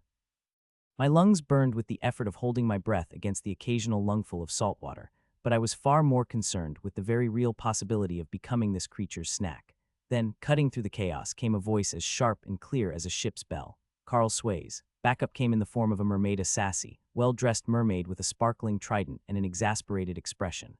I blinked, momentarily forgetting the terrifying monstrosity trying to murder me. A figure cut through the murky depths, illuminated by the shimmering light of her trident. She was sleek and elegant, with red flowing hair that seemed to have a will of its own and scales that glittered like crushed gemstones. Her expression, however, was anything but friendly. Yeah," I croaked, the words mangled by seawater. The mermaid looked me over, unimpressed. "Stay out of the way," she said briskly. "This is about to get complicated." Before I could even stammer out a confused response, she surged forward, a blur of motion and sparkling steel. The battle was like nothing I'd ever seen. She didn't fight like someone defending her life, she fought like someone having a particularly intense workout. Her trident spun through the water in a deadly dance, leaving trails of light in its wake. The beast lunged at her with its massive claws, but she darted out of reach with an almost lazy elegance. When she struck, it wasn't brute force, it was precision. Each jab of her trident sent out a ripple of glowing magic that wrapped around the monster like ribbons of light. I clung to the rock, completely useless and entirely in awe. The entire scene felt surreal, like a painting come to life, wild, chaotic, and yet somehow mesmerizingly beautiful. Eventually, the monster's thrashing slowed, its massive frame wrapped in a lattice of glowing chains. It groaned once, a deep, resonant sound, before slumping into the seabed. The mermaid hovered over her defeated foe, taking a moment to admire her work. Then she turned, her eyes landing on me again. "You're welcome," she said, smirking. "Who are you?" I asked, still catching my breath. "Let's just say I'm with the MECCP's real special ops team," she replied, winking. Back at headquarters, Dr. Philippe was waiting with his usual calm demeanor. "Good work, Carl," he said. "We'll study the safes and figure out what kind of magic we're dealing with." I slumped into a chair, exhausted. "Next time you send me to deal with a monster, can you at least give me a heads up about the cavalry?" He smiled. "Where's the fun in that? At least I let you get your wish swimming with a mermaid." A zoologist's guide to surviving magical creatures. The safe sat in the containment chamber like it owned the place, glowing faintly under the enchanted lights. Its surface shimmered with magic, the runes etched into it pulsing as though alive. It didn't belong to the Selkies. We'd checked, rechecked, triple-checked. Not a single Selkie had even seen the safe before it surfaced on the docks. And yet, here it was, mysterious, unclaimed, and radiating a kind of energy that made the air feel heavier. It looked innocent enough if you didn't count the fact that it has some connection to the magic depression found in corallites. I stared at the rusted, barnacle-encrusted safe sitting in the MECCP lab like it was Pandora's box. Well, it might as well have been, considering the doomsday conversation I'd just stumbled into. War, berserk creatures, attraction magic, and to top it off, magic tied to an unknown go-to-dead one at that. This was not what I signed up for. Fiona stood nearby, her arms crossed, an aura of authority radiating from her. And not the "I'm your senior, so listen to me" kind of authority, but the ancient, divine kind that made it clear she wasn't just another research field assistant. Fiona was a demigod, and moments like these made it painfully obvious. Her eyes, sharp and golden like molten sunlight, flicked to me. This isn't just any safe, Carl. The magic it holds, its attraction magic. It has a canny similarity to the magic depression found in corallites before. I shifted nervously, the air around her practically crackling with divine energy. So this magicite also made the corallites go berserk. Fiona nodded, her gaze returning to the safe. Yes, but it's more than that. This magic doesn't just influence emotions, it amplifies them. Fear becomes paranoia. Excitement becomes frenzy, anger. She let the word hang in the air like a guillotine. Becomes war, I finished, my voice barely a whisper. Exactly. Dr. Philippe, ever the calm and collected presence, was poring over the readings from the containment field. He adjusted his glasses and said, "What's concerning is that this isn't isolated. This type of magic has appeared before always with devastating consequences." Fiona's jaw tightened, and for a brief moment the divine glow in her eyes flared. The last time this magic was used, it led to the ancient realm war. Thousands of lives lost. Entire ecosystems destroyed, and the one responsible for wielding it was the unknown god. Unknown god, I repeated, trying to keep up. Dr. Philippe glanced at me, a rogue deity. Ancient, powerful, and enigmatic. He had no followers, no allies, just raw, destructive magic. He's been dead for centuries or so, we thought. I blinked. Wait, dead? Then who's using his magic now? That's the question, Fiona said grimly. The unknown god was a loner. No disciples, no descendants. His magic shouldn't exist anymore. But this safe, she gestured to the glowing object. This safe tells a different story. The room fell silent except for the faint hum of the containment field around the safe. Wait, I said, my voice rising in panic. Are you saying there's a lunatic out there who's somehow gotten their hands on war-starting magic and is just planting it places? Fiona didn't answer immediately. Her eyes darkened, her face set in a grim mask. That's the worst-case scenario. But if it's true, then we need to figure out who they Arianed fast, because if this magic spreads, we could be looking at another war. Dr. Philippe finished, his voice heavy. I felt the blood drain from my face. War? I didn't sign up for war. I signed up to care for magical creatures, do some conservation or research work, and maybe deal with the occasional cranky dragon or egotistical kraken. I just wanted a job, not this. Let's take a step back, I said, raising my hands in a futile attempt to keep the panic simmering in my chest from boiling over. We don't even know what's inside yet. Can't we just open it and see? Dr. Philippe, his ancient elven features unusually tense, gave me a sharp look over his glasses. This is not some ordinary safe, Carl. You don't simply open something infused with volatile magic. But we need answers, Fiona chimed in. Her usual calm demeanor was cracked, replaced by a steely determination. The corallites are still recovering from their madness, if this magic spreads again. I get it, I interrupted, my voice pitching higher than I intended. I don't want to be the guy blamed for kickstarting a second mythical war, okay? I'm just an intern. Philippe snorted. You've said that before, and I'll keep saying it until someone listens. I snapped, then sighed. Fine. If we can't open it, then how do we figure out where it came from? Fiona tapped her chin thoughtfully. The aura signature matches that of the pink corals incident. That gives us a lead, but it's not definitive. We'll need to cross-reference it with older magical records. Records, I asked, already dreading the answer. Like ancient, cryptic, likely cursed records. Exactly, Fiona confirmed, too cheerfully for my taste, and the best place to start is the Olympus Grand Archives. By the time we arrived at Olympus, my nerves were shot from imagining 1,000 ways this could go wrong. The shining city of the gods sprawled across the peak of the world like a beacon, its marble columns gleaming against a backdrop of eternal clouds. It was beautiful, sure, but walking among deities was unnerving. One wrong move, and I'd end up as a smear on the sidewalk. The Grand Archives of Olympus was a colossal structure that towered even above Zeus's temple. Its entrance was guarded by automatons shaped like lions, their glowing eyes scanning every visitor. Inside, the air buzzed with energy, as though the very walls hummed with the recollections of knowledge stored within. Rows upon rows of scrolls, tablets, and magical tomes floated in the air, suspended by shimmering golden threads. The scent of ancient parchment mixed with the faint tang of lightning, a constant reminder that we were in the gods' domain. Touch nothing, Fiona warned as we stepped inside. Do I look like someone who messes with ancient artifacts? I shot back. She gave me a look that screamed, yes, absolutely. Hours of searching turned up nothing useful. Well, nothing except an aching back and a newfound hatred for the gods' filing system. It wasn't until Fiona unearthed a brittle scroll sealed in a warded case that things took a dark turn.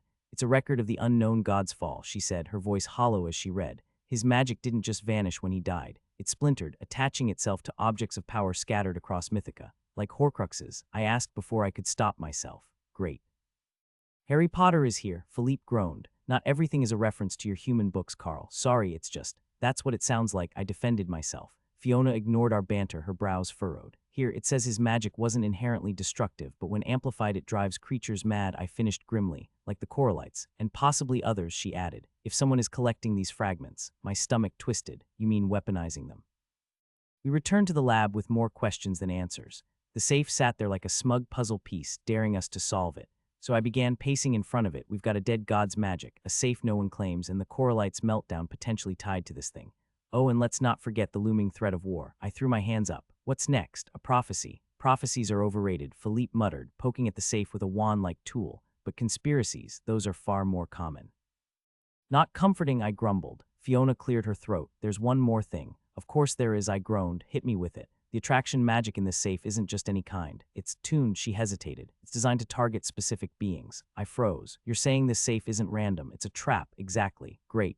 I sank into a chair, feeling the weight of everything crushed down on me. So now we're not just dealing with a mystery safe. We're dealing with someone who knows exactly what they're doing. It was Philippe who broke the tense silence. The unknown god had no disciples, he began slowly, but there was a faction, a cult devoted to him during his time. Fiona stiffened. You don't mean? The Theos of Agnos, Philippe confirmed. The name sent a chill down my spine, even though I had no idea who they were. Okay, creepy name. Who are they? A group of zealots, Fiona explained, her voice tight. They believed the unknown god's death was a mistake, that his power should have been preserved. And you think they're behind this? I asked. Philippe nodded gravely. It's possible. If they're gathering fragments of his magic, they could be planning to revive his influence or worse. Worse, I laughed weakly. What's worse than reviving a god? Using his power to control Mythica, Philippe said darkly. I stared at the safe, my mind racing. Everything about this screamed danger, yet I couldn't shake the feeling that walking away wasn't an option. So I said, standing up, what's the plan? Because sitting here won't stop whoever's behind this. Philippe gave me a look that was equal parts pride and concern. The plan, Carl, is to find out who this safe belongs, toned why it was left where it could cause so much harm. And if we're too late, I asked. Fiona's expression darkened. Then we make sure war doesn't happen, no matter what it takes. As we prepped for the next step in this increasingly terrifying mission, a low, guttural growl filled the lab. The air turned icy and the lights flickered ominously. We all froze. What was that? I whispered. Philippe's face was pale. That, he said quietly, is the magic in the safe. Reacting to what? Before I could ask, the safe began to glow, pulsing with a sinister light.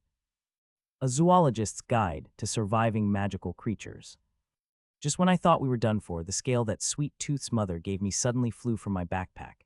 It glowed brightly, floating in the air like it had just remembered it was magical. Before any of us could react, it darted toward the safe. In a matter of seconds, it absorbed the magic emanating from the metal contraption. We stood there, dumbfounded. What was that? Fiona asked, her voice a mixture of awe and suspicion. I blinked at her, still processing.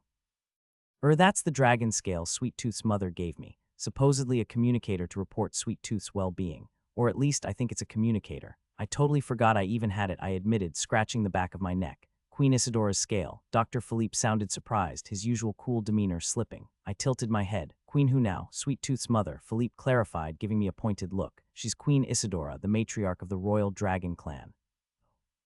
My voice went an octave higher. Nobody told me that. I just thought she was a regular dragon. Philippe snorted. And yet she trusted you with her scale? Fascinating. She doesn't trust anyone, especially someone with your face. I frowned. What's wrong with my face? Fiona muffled a laugh. It's just expressive. Philippe ignored me, gesturing toward the safe. Anyway, it looks like the scale absorbed the magic. We all inched closer, cautious yet curious. I carefully grabbed the scale, which had dimmed back to its normal state, and tucked it back into my backpack. That's when we heard a soft crack. The safe trembled. What's happening? Fiona whispered, clutching Philippe's arm. Before anyone could answer, the safe burst open with an ear-splitting clang. We scrambled backward, bracing ourselves for some horrific magical beast. Instead, a purple blur shot out of the broken safe and launched itself onto my face. I yelped, flailing wildly. Get it off. Get it off, Carl, stop moving, Fiona shouted. But I was too busy panicking, convinced that another creature was trying to eat Megan. Then it meowed. I froze. Slowly, I reached up and felt fur. I carefully peeled the creature off my face and held it in front of me. It was a cat, a purple one. Oh, it's a cute cat, I cooed, stroking its incredibly soft fur. Why are you purple, though? You're like a magical grape. The The cat purred, nuzzling into my hand like we'd been best friends for years. Dr. Philippe and Fiona, however, looked like they'd seen a ghost. What's wrong? I asked, confused. Carl, Fiona's voice trembled. Put that creature down, slowly. Why? I asked, still petting the cat. It's just a cat. I mean, yeah, the color's weird, but this is Mythica. Weird is kind of the baseline here. No, Carl, Philippe's voice was sharp. That's not a cat, that's the unknown god. Let me preface this by saying I've faced a lot of weird stuff in Mythica: singing mermaids, a kraken with a dance routine, coralites that waged symphony wars. But cradling what was apparently the unknown god currently in cat form might just take the mythical cake. It's just a cat, I said, trying to keep my voice steady as I looked down at the purple ball of fluff snoozing in my arms. Its tiny chest rose and fell in a rhythmic purr, and for a moment I almost forgot the bombshell Fiona and Dr. Philippe had just dropped on me. That's not a cat, Philippe hissed, his voice trembling. That's an entity of unimaginable power. Put it down. Carefully. I tightened my hold, clutching the sleepy feline like a lifeline. You're saying Thisthi's adorable purple furbelly's the unknown god? Yes, Fiona whispered, her eyes darting between me and the creature like she expected it to explode any second. And if the legends are true, it could destroy us all. The cat yawned lazily, flashing a set of sharp, glinting teeth, and I felt my blood run cold. Its golden eyes flickered open just long enough to glance at me before closing again, completely unbothered by the growing panic in the room. Right, I said, swallowing hard. So hypothetically, if I've been petting a god for the past minute, what's the worst that could happen? Fiona paled even further. Unmaking of reality. Immediate smiting, Philippe offered. The cat stretched, its claws gently kneading the fabric of my jacket, and let out a contented little chirp. Not exactly godlike behavior. More like something my old tabby socks used to do. I blinked at them. You're serious? Yes, they said in unison. Y'all stood frozen for what felt like an eternity, the air thick with tension. The only sound was the gentle hum of the broken safe and the occasional purr from the cat god harbinger of doom in my arms. Finally, I broke the silence. So what's the plan here? Because I'm not just going to toss it on the ground like an old shoe. Philippe rubbed his temples. We need to contain it, safely, without triggering its powers. Great idea, I said brightly. How do you contain a god? Fiona shot me a withering look. We could try using Queen Isidora's scale again. It absorbed the magic from the safe. Maybe it can keep the unknown god's essence suppressed. Suppressed? I asked, raising an eyebrow. It's purring, Fiona, not summoning apocalyptic storms. Yet she muttered darkly. I reluctantly dug the shimmering dragon scale out of my backpack. The cat stirred as the scale caught the light, its golden eyes snapping open and fixing on the object. For a moment, I felt a pulse of energy, like a ripple passing through the air. The unknown god tilted its head curiously before reaching out a paw to bat at the scale. It's playing with it, I said, my voice flat. The almighty unknown god is playing with a dragon scale like a yarn ball. Philippe's voice was sharp. Don't let it take the scale, if it absorbs that power. Too late, the cat swiped the scale from my hand, clutching it like a prized treasure. I braced myself for an explosion, a burst of magic, or at least some ominous chanting. Instead, the cat curled up around the scale and went right back to sleep. We stared at the cat for a full minute, so I began, breaking the silence. If it's asleep, does that mean we're safe? Philippe shook his head. We can't be sure. Gods don't adhere to mortal logic. Its current form might be benign, but its powers are still intact. Right, I said, nodding slowly. So basically, it's like holding a grenade that could go off at any second. Exactly, Fiona said, her voice grim. And we can't leave it here, if anyone else finds out about this. Got it, I said quickly. Top secret cat god. No problem, I'll just take it home. Philippe stared at me like I'd just suggested juggling live dynamite. You can't possibly be serious. What else am I supposed to do? I shot back. Leave it in the lab. What if it wakes up hungry? Are we going to feed it tuna and hope it doesn't obliterate the building? Carl, this is not your responsibility, Fiona said, her tone gentler now. We should contact the council. They'll know how to handle this. Snorted, oh sure. The same council that wanted to exile a kraken for dancing too enthusiastically. I'm not exactly brimming with confidence in their god containment strategies. As we argued, the cat stirred again, lifting its head to blink lazily at us. It stretched, yawning wide enough to show off those unnervingly sharp teeth, then looked directly at me. There was something unsettlingly intelligent in its gaze, like it understood every word we were saying. Hey there, buddy, I said nervously. You're not planning to smite us or anything, right? The cat tilted its head, then did something I absolutely did not expect. It spoke. Smite you? Why would I smite the one who freed me? Its voice was soft, almost melodic, but there was an edge to it that made the hairs on the back of my neck stand up. The room fell deathly silent as the words sank in. You can talk, I said dumbly. It gave me a look that could only be described as patronizing. Of course I can talk. I'm not merely a cat, as you so quaintly put it. Then what are you? I asked, my voice barely above a whisper. The cat sat up, its golden eyes gleaming with a light that seemed to pierce right through me. I am Agnos, the one you mortals call the unknown god. Philippe and Fiona stood frozen, their faces pale. I, on the other hand, was too stunned to do anything but stare. Agnes because apparently, we were on a first-name basis, Nora regarded me with an almost amused expression. You have my gratitude, it said. I have been imprisoned for centuries, my essence bound to that wretched safe. It is because of you that I am free. Oh, no problem, I said weakly. Happy to help, indeed, Agnes purred, curling its tail around its paws. As a token of my appreciation, I shall grant you my favor. Fiona gasped. Carl, no, you can't. But before she could finish, Agnes leapt from my arms, landing gracefully on the floor. It padded over to me, its golden eyes glowing faintly. I sense great potential in you, it said, but also great uncertainty. Your journey is far from over, Carl sways. I will give you quests that will test not only your strength but your resolve. Quests, I repeated, my mouth dry. What kind of quests? Wait, how do you know my name? Agnes didn't answer. Instead, it brushed against my leg like a regular cat, then began to fade, its form dissolving into wisps of golden light.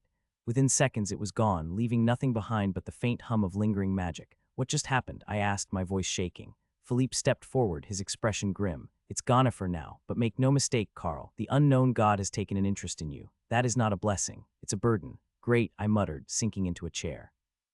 So now I've got a god's favor hanging over my head. What else could possibly go wrong? As if on cue, the lights flickered and a low rumble echoed through the lab. Fiona's eyes widened in alarm. Carl, she said, her voice trembling, I think we just found out. And then the ground shook. A zoologist's guide to surviving magical creatures. Ground shook beneath me, and I felt that all too familiar pulled one that had yanked me from my cozy apartment back on Earth into Mythica. My stomach lurched, and before I could even scream not again, I was sucked into a vortex of swirling light and chaotic magic. It was eerily similar to my first arrival here. Only this time I wasn't brimming with excitement or naive curiosity. Nope, just a resigned sense of doom. I was free falling into the unknown. I screamed. Of course I screamed. Who wouldn't? ARG. 5 minutes later, still free falling, still screaming. ARG. About 30 minutes in, still free falling. By then I was completely over it. I had screamed myself hoarse. With a sigh I crossed my arms, deadpanned, and waited for the inevitable splat. My voice, now as dry as my sense of humor, muttered, I'd rather just get this over with. Then the view shifted. The swirling colors of the portal gave way to a sight that froze my breath. Lava, a lot of lava. Rivers of molten, bubbling death stretched below me like a glowing red carpet of doom. Oh, come on, I shrieked. Not lava. Why is it always lava? Flashes of my life played before my eyes, the time I'd saved a baby dragon from choking on a tiara, my failed attempt to become an influencer, the Kraken breakdance debacle, and now this. I squeezed my eyes shut, bracing for the hot, melty end. But instead of sizzling to death, I felt a sudden jolt. My descent stopped inches above the lava's surface. I cracked one eye open. I'm alive? My voice was barely a whisper. Then louder, I'm alive. Relief surged through me, and I began to laugh until the magic holding me up vanished. Thud. Somehow I magically fell face first into the rocky ground that appears out of nowhere. Ow, I groaned, peeling myself off the stone floor. When I finally stood and brushed the soot off my uniform, I noticed I wasn't alone. Sitting primly on a rock, tail swishing lazily, was Agnos, the unknown god, or as I preferred to call him now, the purple cat. You're here, he said, his voice carrying the kind of calm superiority only a cat or a god trapped as a cat could manage. Took you long enough. Sorry for the delay, I muttered, dusting off my pants. The 30-minute freefall was so relaxing, I nearly forgot to RSVP. Agnos yawned, flashing those unnervingly sharp teeth. Sarcasm doesn't suit you, Carl. Neither does lava, I shot back. Agnos explained his predicament with all the casual indifference of someone ordering takeout. He was one of Mythica's unknown gods. He claimed a divine overseer tasked with maintaining balance in this magical realm. That was until he was betrayed. Great. Such a brief way to explain his backstory. By whom? I asked, leaning against a rock. That, Agnos said, golden eyes narrowing, is a story for another time. Of course it was. Gods and their cryptic nonsense. The betrayal led to his imprisonment, and worse, the shattering of his powers. Now his fragments were scattered across Mythica, hidden deep within the world's most dangerous places. You said you're one of the unknown gods. How many of you are there exactly? I asked, probing. There are 7 of us. My eyes widened. 7? Are they still alive? Agnos was silent for a moment, thinking before answering. They should be. I can still feel their presence, though weak.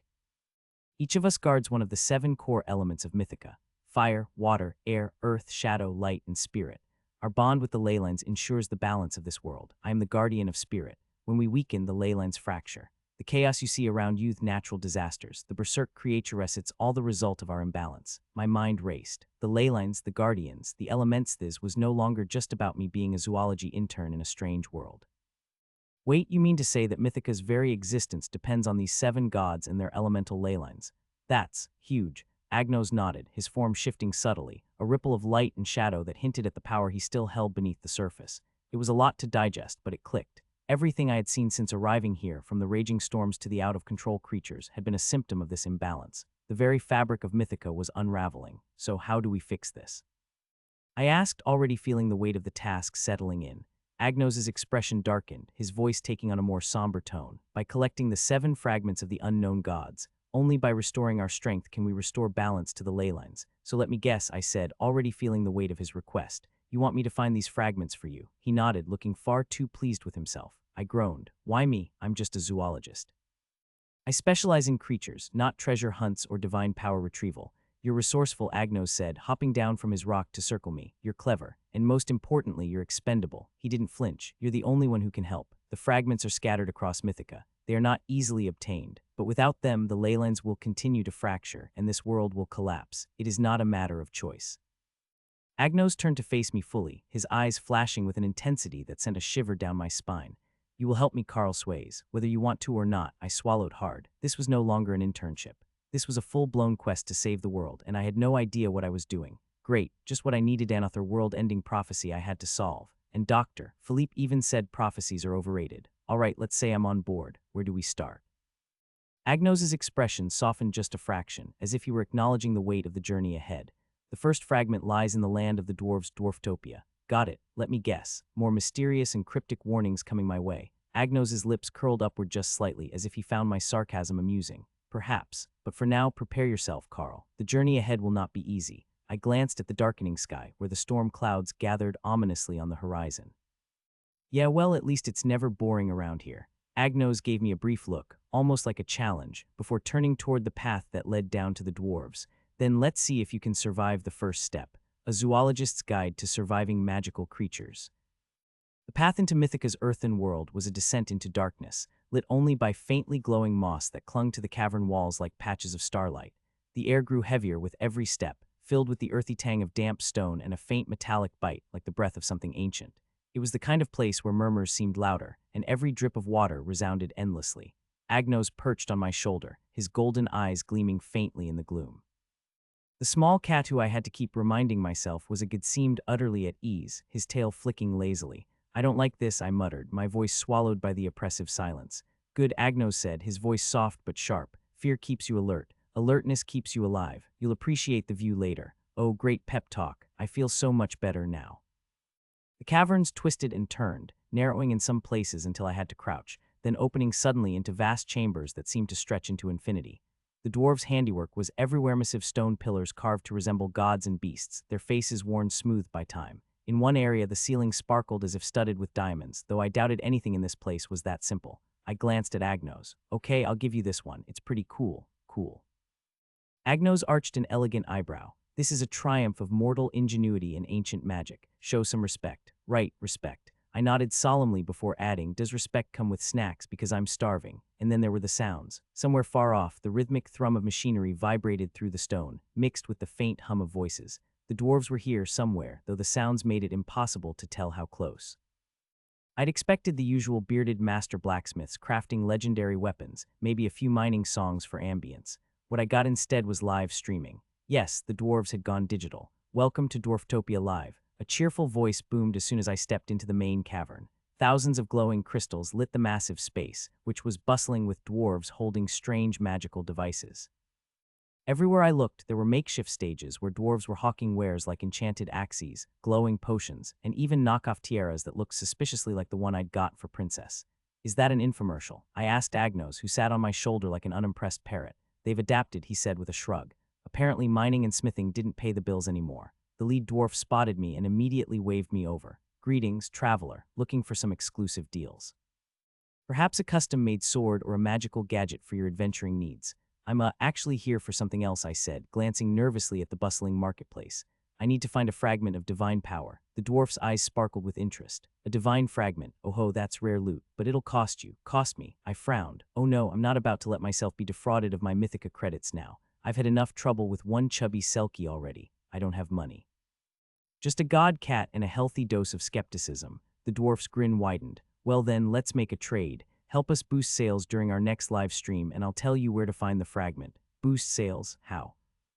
"What's your name, traveler?" the lead dwarf asked. "I'm Carl, I'm actually a zoologist, I don't." Before I could protest, I was shoved onto a stage, a gaudy microphone thrust into my hand. A bright spotlight blinded me as a crowd of dwarves cheered. "Ladies and gentlemen," the lead dwarf announced, "introducing Carl, the zoologist from another world, here to showcase our limited edition products." I stood there, frozen, as dwarves began shoving items into my hands. "This," I said, holding up a sparkly necklace, "is a magical necklace. It glows and wards off evil spirits." The crowd murmured, unimpressed. Agnos sighed from the sidelines. "You're terrible at this." "Not helping," I hissed. The next item was a pair of enchanted boots. "These boots," I said, trying to muster enthusiasm, "make you run faster. Or maybe they make you jump higher. Honestly, I have no idea what they do." Crickets. Just when I thought my humiliation couldn't get any worse, a dwarf handed me a ridiculously oversized hat. I stared at it. "What is this?" "It's a hat of invisibility," the dwarf whispered. I put it on. "Can you see me?" "Yes," someone in the crowd shouted. "Yeah, me too," another dwarf added. "Great," I muttered, yanking the hat off. "So it's just a hat." Despite my disastrous sales pitch, the dwarves seemed entertained enough to honor their deal. The lead dwarf guided us down a twisting tunnel that smelled of damp earth and something metallic, like the ghosts of 1,000 forgotten swords. The air grew warmer, the walls narrowing until we arrived at a heavy stone door etched with intricate runes. It loomed like a silent sentinel, aged and unyielding. "Here we are," the dwarf said, his voice dropping into a reverent hush. "The chamber of the fragment."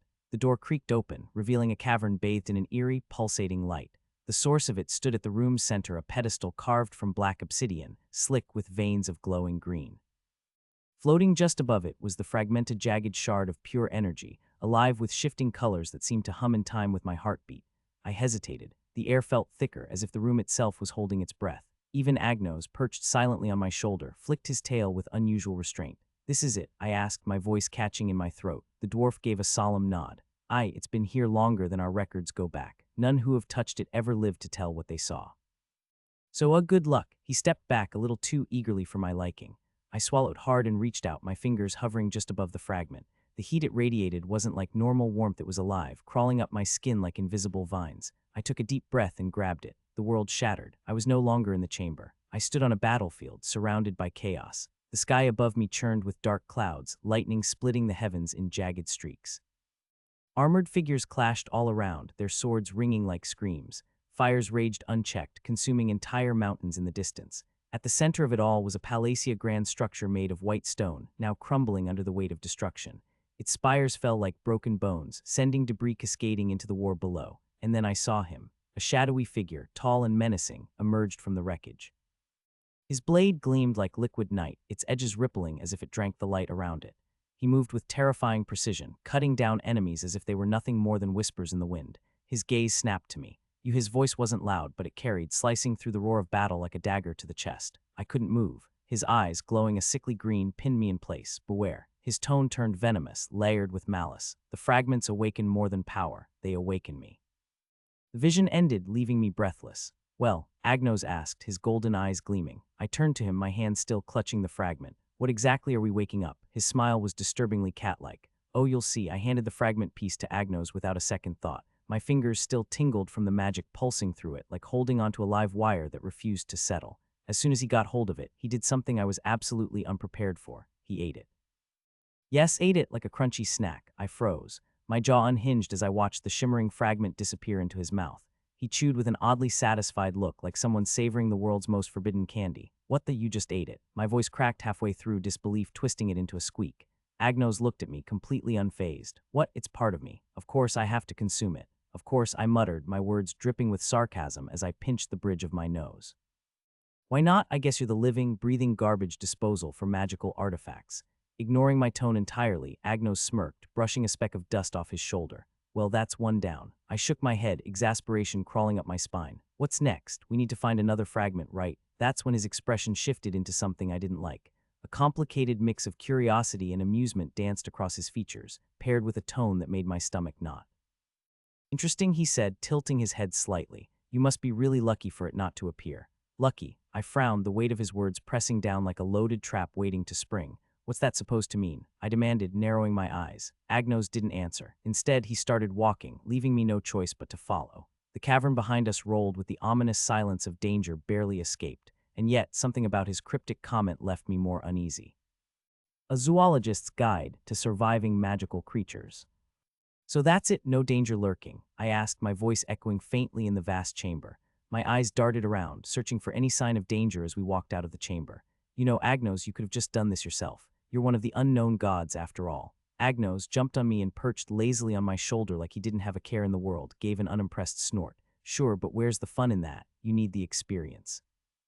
I opened my mouth to retort, but a low, guttural growl from beneath the earth cut me off. My stomach dropped. Crap, I spoke too soon. The ground beneath us rumbled violently, dust and loose rocks scattering as something massive began to stir.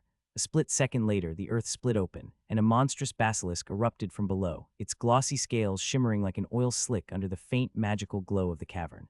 Its piercing yellow eyes seemed to radiate malice. "Oh, so the Guardian's here," Agnos said, completely unfazed. "Guess you're not that lucky." My jaw dropped. "Oh, that's all you've got. Oh, why didn't you tell me there was a beast guarding the fragment?" Agnos shrugged, his purple fur glistening slightly. "You never asked." I had no time to yell at him. The basilisk hissed, a sound like nails on glass, and lunged toward the dwarf leader who had accompanied us. "Look out." Too late, the dwarf froze mid-step, his expression of shock forever etched in stone as his body hardened into a lifeless gray statue. Yikes. Oh no, that was my cue to leave. Heart pounding, I bolted, my backpack on my back, and feeling the crushing weight of survival instincts screaming at me to run faster. "Carl," Agnos said, his voice irritatingly calm given the situation. "You do know that basilisks can shoot poison from afar, right?" I skidded to a stop for half a second. "What?" A hissing sound sliced through the air, followed by Agnos's warning. "Incoming poison. Veer left." I veered left, barely avoiding a spray of green acid-like poison that slammed into a jagged rock formation. It melted instantly, the acrid smell of burning stone making my eyes water. Shit, this was bad, really bad. Why am I always in situations where I'm one bad decision away from becoming Monster Chow? I gasped between breaths, dodging another glob of poison that left a smoking crater in the ground. "You're quite nimble," Agnos commented, his tone almost complimentary. "Great. Glad I'm impressing you while I'm running for my life," I snapped. "How come you're not petrified, huh?" "I'm immune," he said matter-of-factly. "Fantastic. How am I supposed to get away from this thing? You're the zoologist. Think of a solution," he said, sounding far too smug for someone who wasn't being chased by a giant venomous death noodle. "I'm a zoologist for regular animals, not mythical monsters." "And a basilisk isn't an animal. Monsters are animals too, Carl," I swore under my breath, narrowly ducking behind a boulder as the basilisk lunged again, its fangs snapping inches away from my leg. This was nonsense. Absolute nonsense. I didn't sign up for this. My lungs burned, my legs ached, and my mind raced. Somewhere, buried deep in the recesses of my memory, was a scrap of knowledge about basilisks. I'd read about them in mythology books back home and in Harry Potter, but nothing in Mythica followed the rules of Earth's mythology. I needed to think. Hard. Dodging another spray of poison, I racked my brain for any clue about the basilisk's weaknesses. What had I learned so far in Mythica? The creatures here always had a twist, something unique. I just had to figure it out. Then it hit me. "Carl, focus." Agnos barked as I fumbled with my backpack. "I am focusing." I yelled, my hands digging through the bag while I zigzagged to avoid the basilisk's snapping jaws. Rocks crumbled around me, potholes formed from its acid spit, and the heat from its enraged hisses made my skin prickle. Finally, my fingers closed around what I was looking for. Please let this work. With a shaky breath, I pulled out a small pouch and hurled it at the basilisk. The pouch hit the ground in front of it, bursting open in a cloud of fine powder. The basilisk hissed and recoiled, its movements frantic. The creature's massive body thrashed, scales scraping against the ground as the powder filled the air around it. Agnos's eyes widened slightly. "Limestone dust? You remembered." I didn't answer, too busy sprinting toward cover as the basilisk writhed, disoriented. Limestone. In my Earth biology classes, I'd learned about how certain reptiles, particularly those that relied on venom, reacted poorly to calcium compounds. I'd figured it was a long shot, but Mythica hadn't let me down yet when it came to parallels. "Keep moving," Agnos urged. "It won't stay down for long." "No kidding," I shot back, my legs screaming in protest as I scrambled over uneven rocks. Behind me, the basilisk let out a furious roar, shaking off the powder with a violent shake of its body. "Plan B," I muttered to myself, glancing around the cavern for anything I could use. There had to be something Ganathinto give me an edge. And then I saw it, a cluster of jagged crystals embedded in the cavern wall, glowing faintly with an eerie blue light. "Hey, Agnos," I said, my voice strained. "What are those?" "Leyline shards," he said, his tone suddenly serious. "Will they work against the basilisk?" Agnos hesitated. "If you can shatter one, the energy might stun it." "Might. Good enough for me." The basilisk roared again, regaining its bearings and zeroing in on me. My time was up. With no other options, I grabbed a loose rock, hurled it at the nearest crystal, and prayed. The shard exploded in a flash of blinding light, a shockwave of raw energy rippling through the cavern. The basilisk froze mid-lunge, its body trembling as the energy coursed through it. I didn't wait to see what would happen next. Grabbing Agnos, I bolted toward the exit, my heart hammering in my chest. As the light faded, the basilisk let out one last furious hiss before collapsing in a heap. Collapsing at the cavern entrance, I gasped for breath. My limbs felt like jelly and my mind raced. We were finally outside, no longer trapped beneath the earth's surface. Agnos, ever unbothered, gave a low whistle. Well, that was dramatic. I shot him a look. Next time you're the bait, he grinned. Noted. But as we stepped outside, my relief was short-lived. Far on the horizon, a dark cloud loomed, swirling with ominous energy. Agnos's expression turned grim. What now? I asked, my voice barely above a whisper. He pointed to the horizon. That isn't natural. Great, just great. I didn't respond, too busy catching my breath as the dark cloud disintegrated into nothingness. The silence that followed was deafening, broken only by the sound of my own ragged breathing. As the ominous energy settled, Agnos turned to me with a sly grin, ready for the next fragment. I glared at him, my exhaustion giving way to exasperation. You're kidding, right? He laughed, patting my shoulder with his tiny cat paw. Come on, Carl. The adventure's just getting started. A zoologist's guide to surviving magical creatures. As we trudged through the rocky terrain, my mind raced, replaying everything that led me here. The Selkies, their strange safe, the fragments, and the chaos tied to them. I had signed up to protect endangered creatures, not for this. Whatever this was, the memory of agreeing to help the Selkies bubbled up, filling me with regret. Sure, it seemed simple back then, just another task for the overly ambitious intern who wanted to make a difference. But hindsight had a funny way of twisting the knife. You know, I muttered bitterly, breaking the silence. None of this would have happened if I hadn't agreed to help the Selkies. I should have just stayed in MECCP and dealt with something less death-defying. Agnos glanced over his shoulder, one brow raised. Oh, don't pin this on them. The Selkies were just the gateway. The real question is, why did you agree to this quest in the first place? I opened my mouth to retort, but stopped short. Why did I? The answer hovered at the edges of my mind, just out of reach. Was it duty, curiosity, or sheer stupidity? Before I could dwell on it, Agnos stopped abruptly, his hand/paw raised in warning. The air around us grew heavy, thick with something I couldn't quite place. It wasn't magic, at least not in the way I'd felt before. It was deeper, older, like the very ground beneath us was holding its breath. What's going on? I whispered, my voice barely audible. Agnos didn't answer immediately. His eyes scanned the horizon, his usually smug demeanor replaced by something unsettlingly serious. We're not alone, and that's when I felt the faint tremor beneath my feet. It started as a subtle vibration, almost like the heartbeat of the earth itself. Then it grew stronger, the ground trembling with a rhythm that sent adrenaline surging through my veins. Lucky, huh? I muttered under my breath. Yeah, I'm feeling real lucky right now. Agnos didn't respond.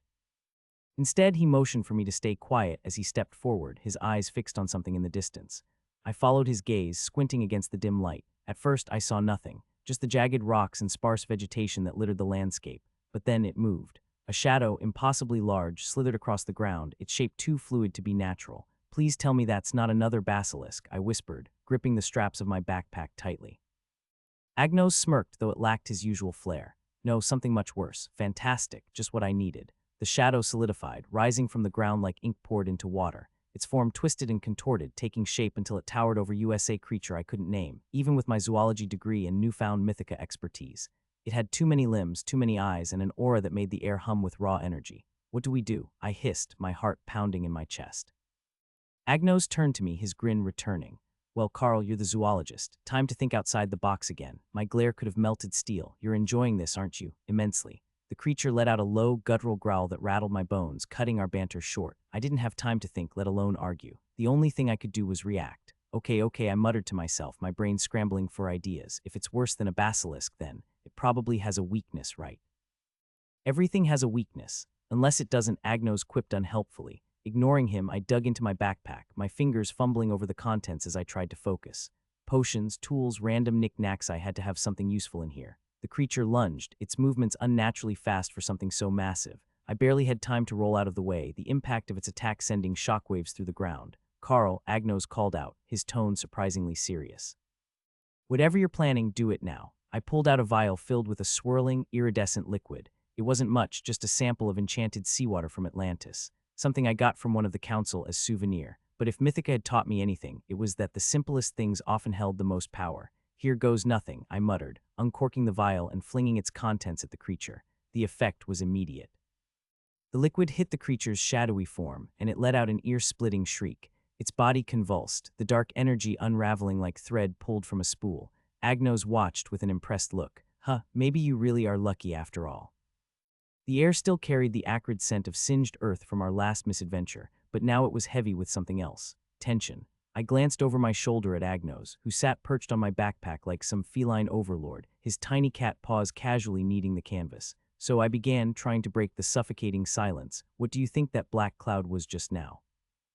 I meant for it to sound offhand, like I wasn't bothered by the shadowy mass that had swirled across the horizon, disappearing as quickly as it came. But my voice wavered, and Agnos didn't miss it. That, he said, his tone infuriatingly nonchalant, is a sign. A sign of what? I asked, even though I wasn't sure I wanted the answer. That something is trying to wake up. I froze mid-step. The forest trail beneath my boots suddenly felt like it might drop away. What's trying to wake up? Agnos tilted his head, his amber eyes narrowing with an unnerving mix of curiosity and amusement. Someone's trying to awaken it, he said, as if that clarified anything. But judging by the way it vanished, looks like the ritual failed. Failed, I echoed, trying to process. And you're just here, shouldn't you? I don't know, go stop it. Put it back to sleep or whatever it is you magical types do. He let out a dramatic sigh like I'd asked him to do his own laundry. Carl, you saw it. It's gone. If it's gone, it means whoever tried botched the spell. Do you want me to chase a vanishing shadow across Mythica? Because I'd rather not. I didn't buy it, not entirely. The way he avoided my gaze, the slight twitch of his tail, it all screamed there's more to this. But Agnos wasn't exactly a beacon of transparency. We walked on in strained silence, the forest around us unnervingly quiet. The towering trees loomed like ancient sentinels, their branches forming a canopy so dense that only fractured beams of light reached the ground. My boots crunched against the dirt path, but even that sound felt swallowed by the oppressive stillness. Finally, as the weight of it all pressed down, I blurted, by the way, where exactly are we going next? You haven't told me. Agnos didn't even bother to look at me. Dwarftopia. Dwarftopia again? Why? I thought we've already got the fragment. We need supplies, he said, as though I should have known. I stopped dead in my tracks. What kind of supplies? Agnos turned his head to peer at me, the faintest glimmer of mischief in his eyes. Do you have any Mythica credits in you? The question hit like a rock to the gut. I didn't answer right away. Instead, I rummaged through my pockets, pulling out my Mythica ID. Depends, how much are we talking? Agnos' grin stretched impossibly wide, a cat-like Cheshire smirk that practically radiated bad news. As much as possible, I groaned, letting my head fall back. The idea of my hard-earned, and by hard-earned, I mean sporadically gifted credits vanishing into another one of Agnos' schemes made my stomach churn. I swear, I muttered, I'm going to be broke by the time this quest is over. The dwarves bustled about in a frenzy, their stout forms weaving through the maze of workshops and market stalls with surprising grace. Some dwarven livestreamers were busy selling their wares online. Agnos led the way, or rather, pointed directions from atop my backpack while I weaved through the crowd like a pack mule. Every now and then he'd toss out a comment. Left, Carl. No, you're left. Honestly, do humans have spatial awareness at all?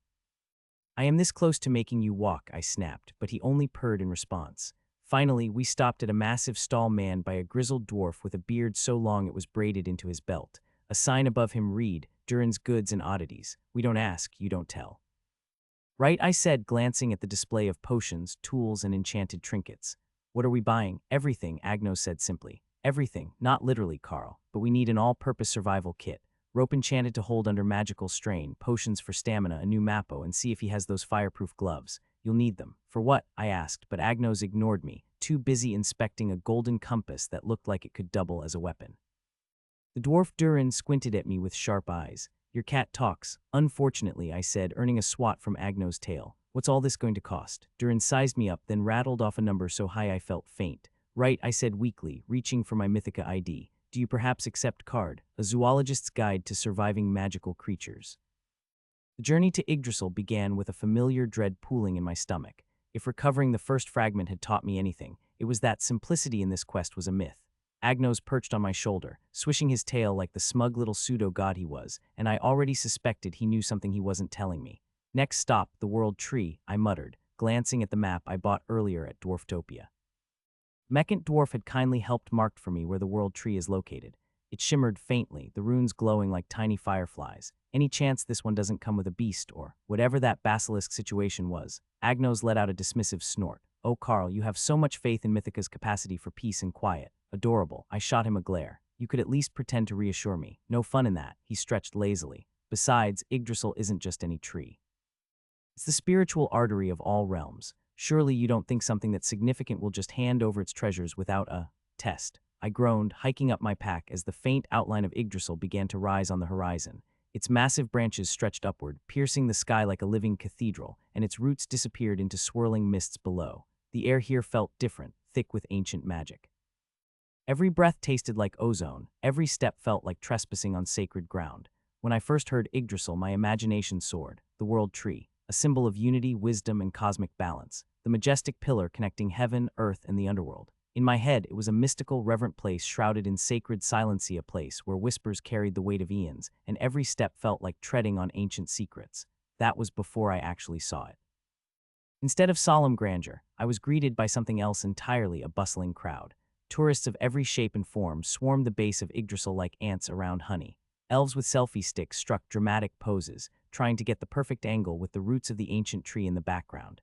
Fauns flipped through photo menus at nearby food stalls, debating between mystical maple syrup soda and root-flavored rune biscuits. Even a group of dwarven live streamers complete with ring lights and floating cameras were loudly advertising their latest wares. "Oh, come on," I groaned, blinking at the chaos.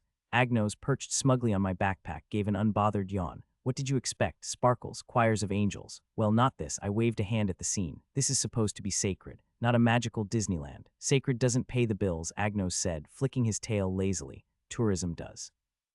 Gotta fund the maintenance somehow. Do you know how expensive it is to keep a world tree alive? The mana reserves alone astronomical." I wasn't sure whether to be more stunned by the commercialization of Yggdrasil or the fact that Agnos knew anything about budgeting. "Even the rails and barriers are enchanted," he continued, gesturing toward the gleaming metal and glowing runes surrounding the tree's massive trunk. "High-level stuff. Keeps the riffraff out unless they cough up the entry fee."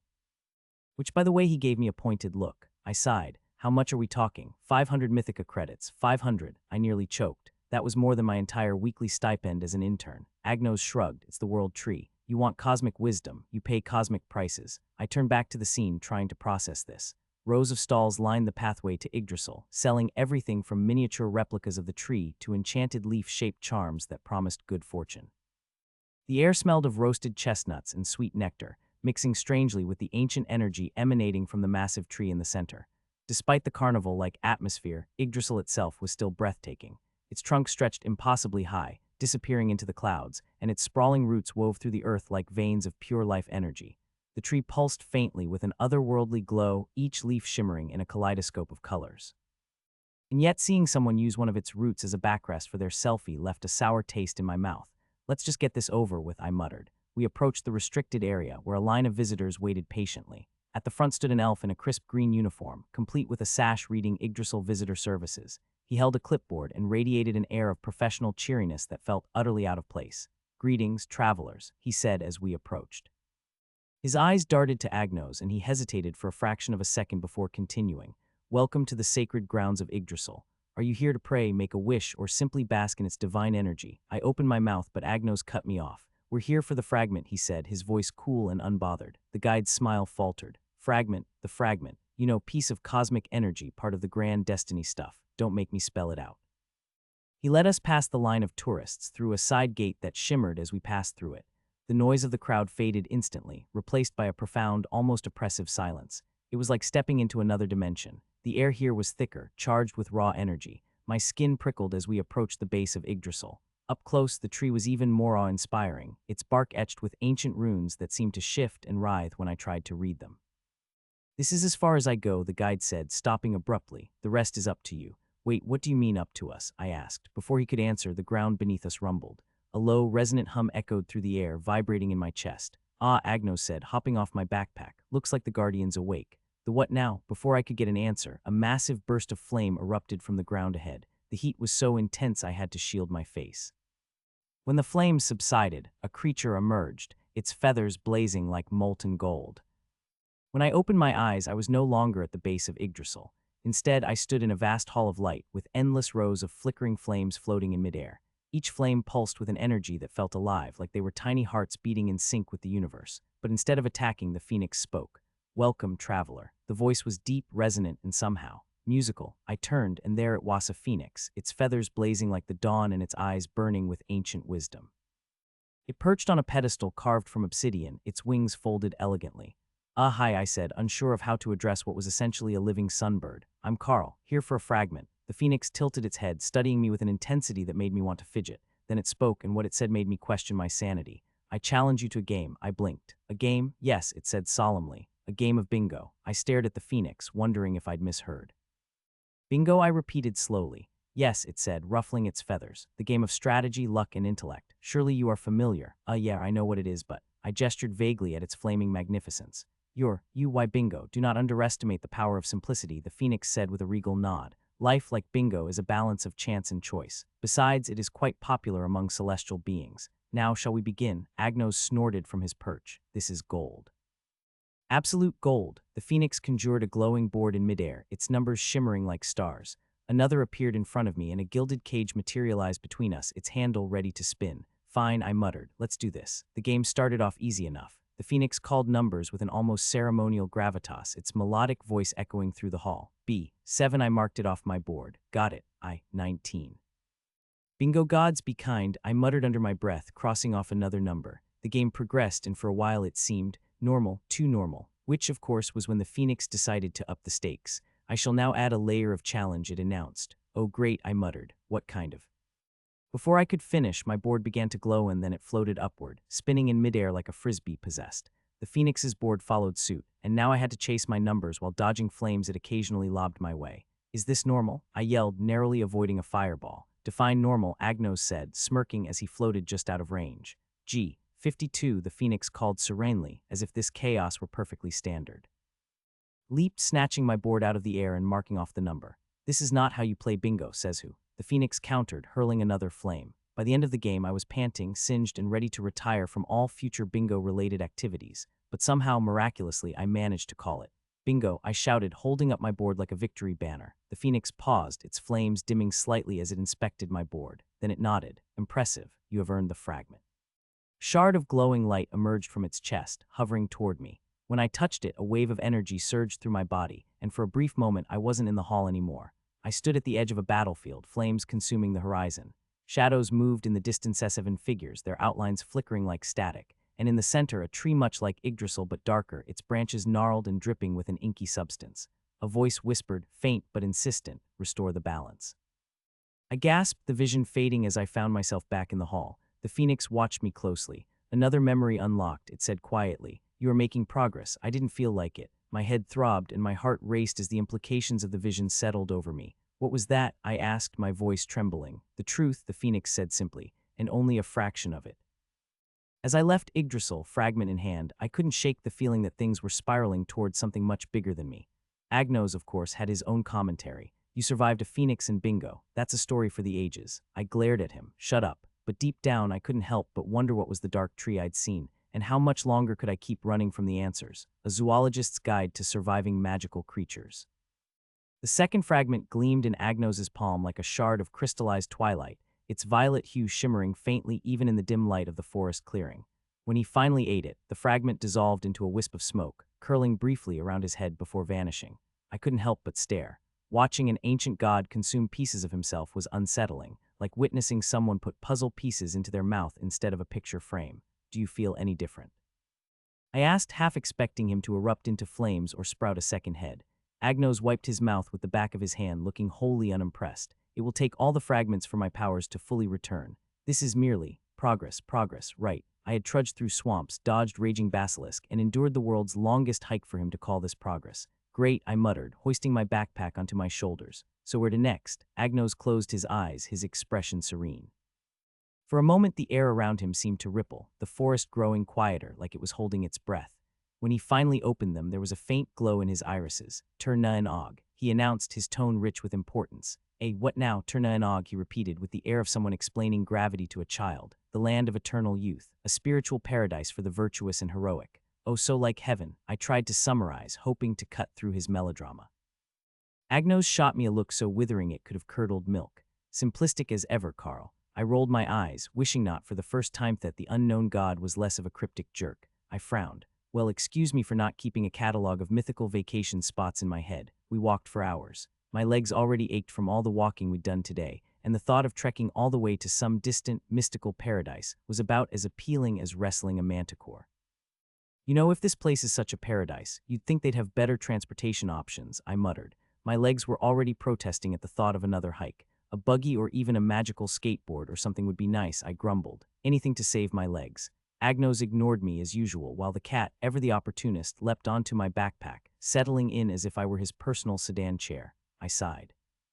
Being a magical creature's intern/pack mule was not what I'd envisioned when I signed up for this job.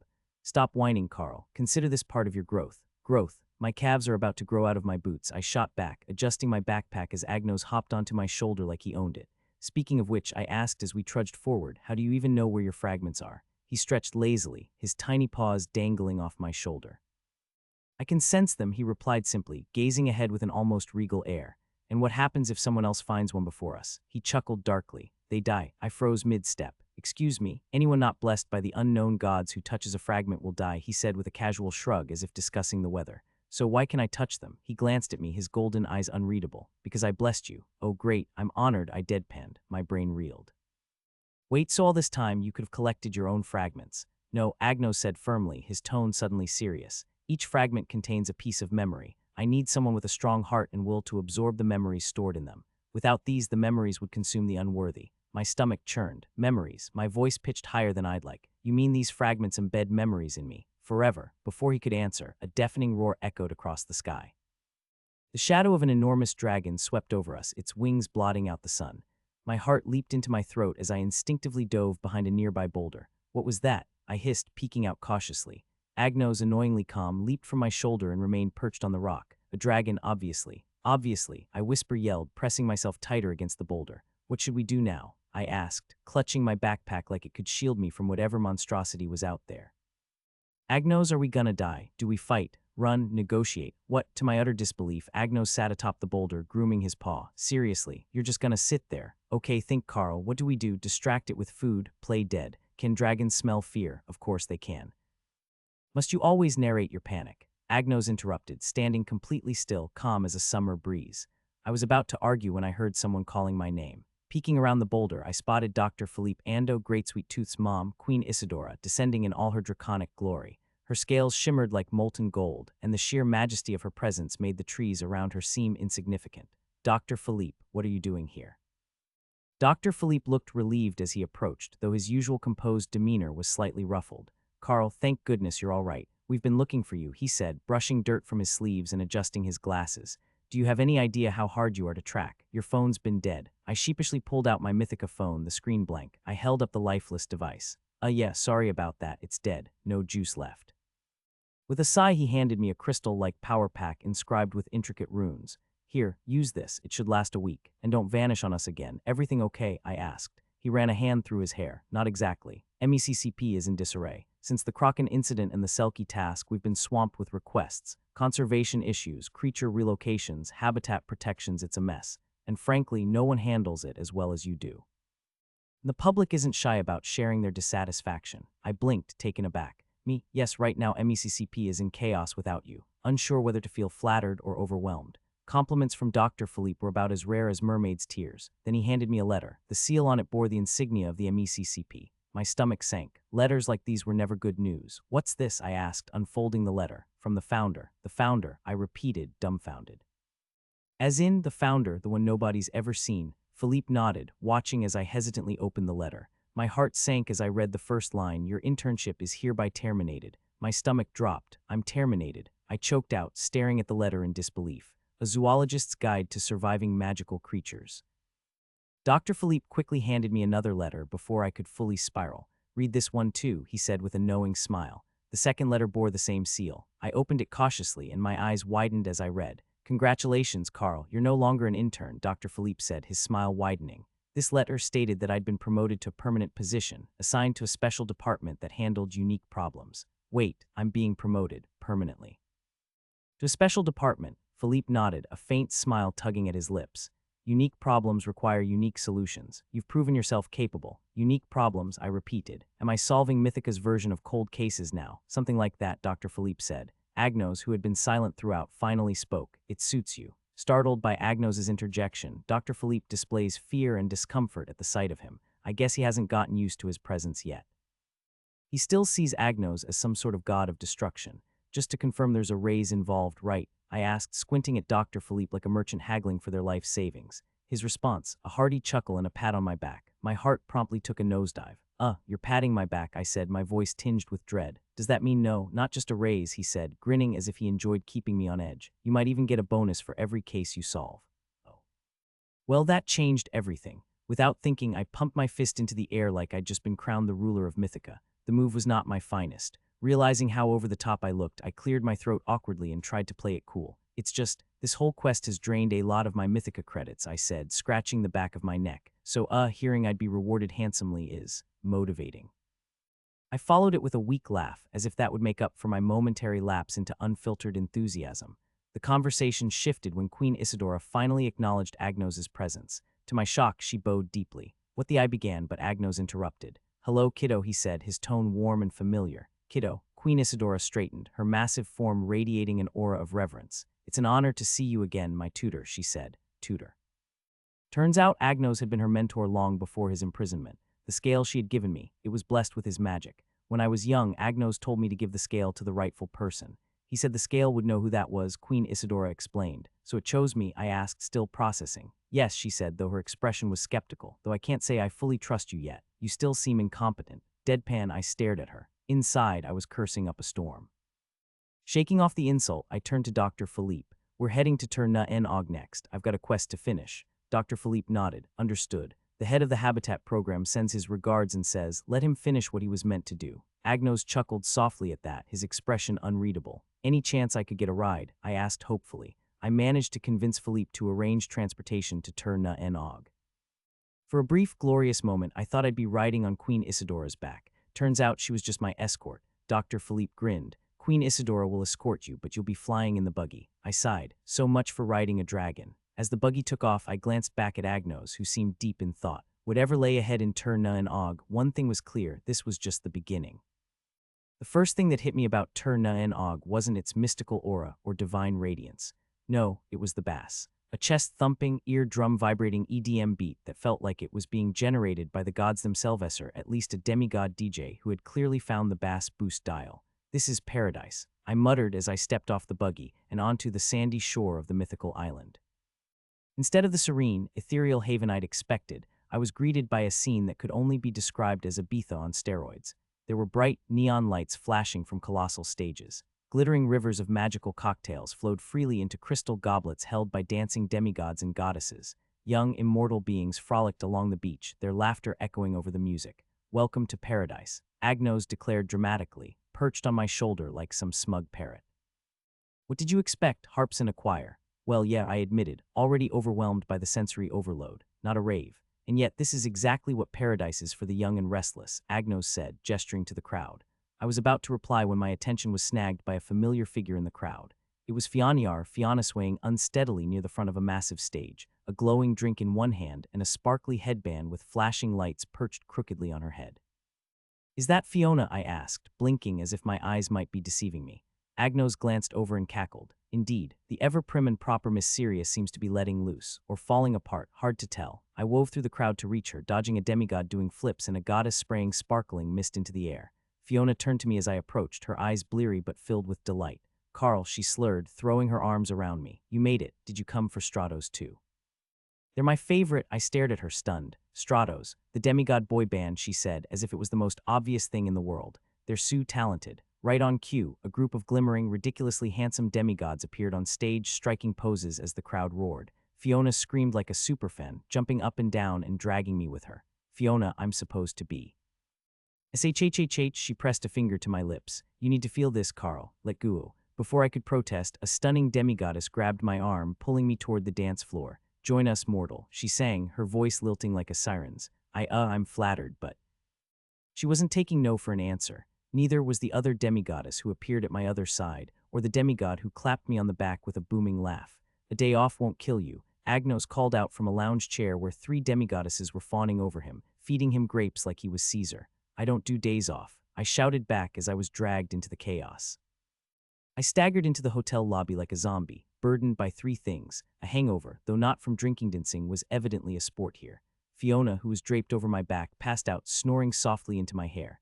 Agnos, who still hadn't gotten off my shoulder since we made our way to the hotel. The cherry on top, Fiona had vomited on my face somewhere around hour 4 of carrying her. "Never," I muttered to myself, going to paradise again. I left Fiona in a plush hotel suite, made sure she was tucked in with a bucket nearby, and staggered back to the buggy. Agnos hopped off my shoulder and into the passenger seat, looking far too refreshed for someone who'd partied all night. "Ready for adventure," he chirped. I shot him a glare but started the engine. Where's the fragment? Deep in the forest, he said, pointing to the dense jungle beyond the shoreline. Let's get moving. Wouldn't want another hangover to slow us down. The forest was a stark contrast to the wild nightlife we'd just left. The air was cool and fragrant, filled with the chirping of magical birds and the rustle of leaves in the breeze. We parked the buggy and followed a narrow path that wound through the trees. After what felt like an eternity of hiking, we came to a clearing, and there it was. The fragment floated above a serene pool of crystal-clear water, framed by a cascading waterfall. It glimmered faintly, radiating an otherworldly energy. But it wasn't the fragment that caught my attention, it was the creature lounging in a hammock nearby, the guardian Killen. A majestic, deer-like creature with golden scales and a flowing mane, the Killen was the epitome of grace and power. Except for one small detail, it was wearing a floral shirt and shorts, sipping from a coconut with a tiny umbrella sticking out of it. At this point, I'm not surprised anymore after what I've seen so far. Killen's eyes snapped open when it noticed us, and it immediately leapt to its hooves, the hammock flipping unceremoniously behind it. I wasn't slacking off. It stammered, its voice deep but flustered. I was guarding. Vigilantly, Agnos snorted, "Sure you were, buddy." The Killen cleared its throat and straightened, adopting a more regal posture. "If you wish to claim the fragment, you must first pass me." "Pass you," I repeated warily. In battle, the Killen clarified, lowering its head into an aggressive stance. I stared at it, then at Agnos. "You've got to be kidding me." "Nope," Agnos said cheerfully. "Good luck." The Killen pawed the ground, its golden eyes locked on me. "Prepare yourself, mortal. I am a guardian of purity and divine power. Defeating me will not be easy." I took a deep breath, rolling my shoulders and mentally preparing for what was sure to be a ridiculous battle. "All right, big guy," I said, raising my fists. "Let's do this." The Killen lunged, and I braced myself for impact. But just before it reached me, it stopped short, its eyes narrowing.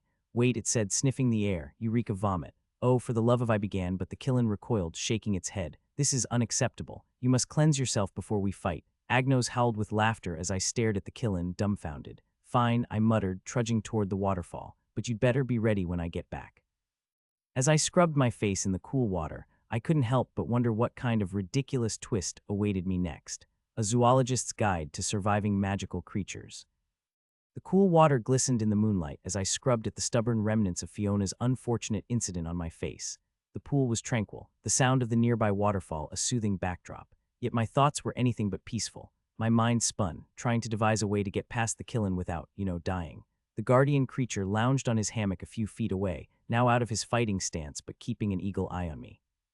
He had resumed sipping from his coconut like he wasn't moments away from challenging me to a fight. Talk about mixed signals. I leaned back on my heels, rinsing my face one last time, and glanced over at Agnos, who had somehow managed to climb into a nearby tree, sprawled out like royalty. He batted at a stray leaf lazily, some god of destruction. "All right, Carl," I muttered to myself, no magic, no strength, and no desire to get pummeled by a creature with divine credentials. Time to try Plan B, of course, being my favorite strategy, talking my way out of this. I stood and dusted off my pants, the damp edges clinging annoyingly to my calves. Clearing my throat, I approached the Killen, who peeked at me from behind his oversized sunglasses. Yes, sunglasses, at night. Because why not? "So, Mr. Killen," I began, offering my best polite smile. "I've been thinking." "That's dangerous," he quipped, lounging deeper into his hammock. "Fair," I admitted with a shrug. "But hear me out. Fighting me is going to be a massive waste of time, don't you think?" The Killen tilted his head, his ethereal mane glimmering like liquid gold under the moonlight. "Go on," he said, clearly humoring me. "Well, here's the thing," I began, trying to keep my voice casual. "If you let me have the fragment, you won't have to guard it anymore. No more endless vigilance, no more staring at the same waterfall day in and day out." I paused, giving the Killen a moment to absorb my words. "You could, I don't know, go back to the beach. Maybe join the party. There's a demigod DJ spinning beats, plenty of divine cocktails, and let's be honest, way better company than a random human and a lazy cat." The Killen's ears perked slightly, and I could see the gears turning in his head. Hook, line, and sinker. Tempting, he mused, swirling the straw in his coconut. "But why do you want the fragment? What's your game, human?" "Me? Oh, I don't want it," I said quickly, holding up my hands. "I'm just the collector. Think of me like a delivery guy. The fragment belongs to him." I jerked my thumb toward Agnos, who had shifted from lounging to kneading the tree branch like it owed him money. The Killen's gaze flickered between Agnos and me, a hesitant uncertainty in his eyes. That cat. The Killen's voice was cautious now as he looked at Agnos. "The fragment belongs to him." I gave a small, confirming nod. "Yep, all his. Agnos, I'm just the collector, really, that's all." The Killen's eyes widened as they landed on Agnos, and his expression shifted from one of suspicion to fear. His coconut fell to the ground, forgot. "Wait, him, the Agnos, that's the one," I confirmed, trying not to sound too smug. The Killen scrambled to his feet, knocking over his hammock in the process. His once relaxed demeanor evaporated as he hurriedly smoothed down his floral shirt, looking like a teenager caught slacking by a strict teacher. Unknown God, he stammered, bowing deeply. Forgive me, Lord Agnos, I didn't recognize you in that form. Agnos shot him a disinterested glance, yawning, just get this over quick. I want to leave before sunrise. The Killen immediately straightened up, an awkward yet respectful bow following his recognition. I did not realize. I have no wish to anger a being of such power. He paused, glancing at Agnos again before turning his attention back to me. If it belongs to him, then I see no reason to delay you. Take it. I blinked. That was surprisingly easy. I didn't hesitate. I took the fragment, feeling the familiar pulse of energy course through my fingertips as it connected with me. The moment I touched the fragment, the world shifted. A rush of memories flooded my mind, disjointed yet vivid. I saw scenes of destruction, cities crumbling under massive waves of energy, and Agnos in his true form, a towering feline-like figure cloaked in a tempest of chaos. His eyes glowed with an intensity that sent shivers down my spine. And then there was me. Not the me standing by the pool, but a version of me dressed in armor, wielding a blade that pulsed with the same energy as the fragments. I stood beside Agnos, not as a mere intern, but as an equal. The vision faded as quickly as it had come, leaving me breathless. My knees buckled, and I barely managed to steady myself against a nearby rock. I nearly stumbled, my heart racing with the intensity of the vision. But I steadied myself, catching my breath as I shoved the fragment into my pack, the weight of it settling heavily on my shoulders. Agnos, I managed to croak, I've got it. You okay, Carl? Agnos asked, his tone unusually serious. Yeah, I lied, wiping sweat from my brow. Just. The fragment, it's powerful. The Killen watched me with a curious expression, his earlier fear replaced with something akin to respect. You're not just a collector, are you? He asked quietly. I didn't answer. I couldn't. Instead, I turned to Agnos. We've got the third fragment. What's next? Agnos leapt down from his perch, his tail flicking with anticipation. The next fragment is in a place you're going to love. Why does that sound like a lie? I muttered, but he was already walking away. The Killen stepped forward, a hint of hesitation in his voice. Take care, human. The fragments. They're not just keys. They'll change you. I nodded, not entirely understanding, but feeling the weight of his words nonetheless. As we left the pool behind and ventured deeper into the forest, the fragment pulsing faintly in my bag, I couldn't shake the feeling that I was on the cusp of something far bigger than I'd signed up for. Whatever the next location was, I had a sinking suspicion it wasn't going to be as relaxing as a Killen on a hammock, a zoologist's guide to surviving magical creatures. I couldn't shake the image of the memory that flashed through my mind when I touched the third fragment, the way the world had felt familiar, yet utterly alien. I couldn't tell if it was a memory or something from the futurean unsettling thought. I had no idea why I was there or why I had to experience it. Was this all some grand cosmic joke, or was there a deeper reason? One thing was certain, my mind couldn't focus, and the heavy weight of uncertainty kept gnawing at me.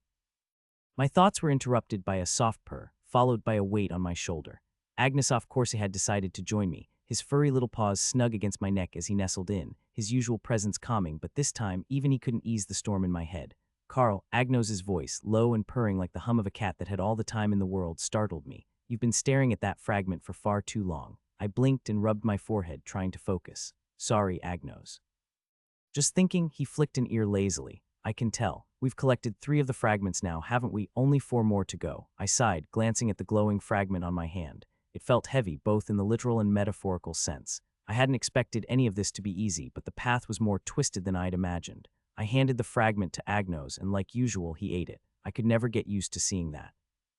It was as if the fragment was just another piece of hard rock candy. So where are we headed next? Agnos stretched out, his tail flicking lazily in the air. Next stop is Mictlan. The word alone was enough to send a shiver down my spine.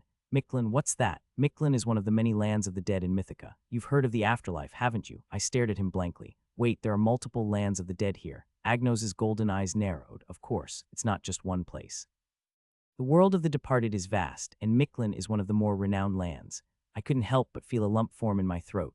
Was this a simple collection job, or was I being pulled into something much darker? How do we even get there? Simple, Agnos purred. We need to cross the Bridge of Souls. I raised an eyebrow. Bridge of Souls, that sounds ominous. Agnos, as usual, remained unbothered by my growing sense of dread. It's a spiritual pathway for souls to cross into Mictlan. It's the only way in, really. But it's safe, so don't worry. Safe. Easy for him to say. He was a literal cat god guardian of the spirit ley lines. Me, I was just a guy with a worn-out buggy and an overactive imagination. Yeah, safe, I muttered under my breath. I glanced over at our buggy, still parked in the middle of nowhere, and sighed. Well, let's get going. But as I started the engine, the buggy sputtered, making an awful sound before the AI system suddenly pinged. Battery low. Recharge needed.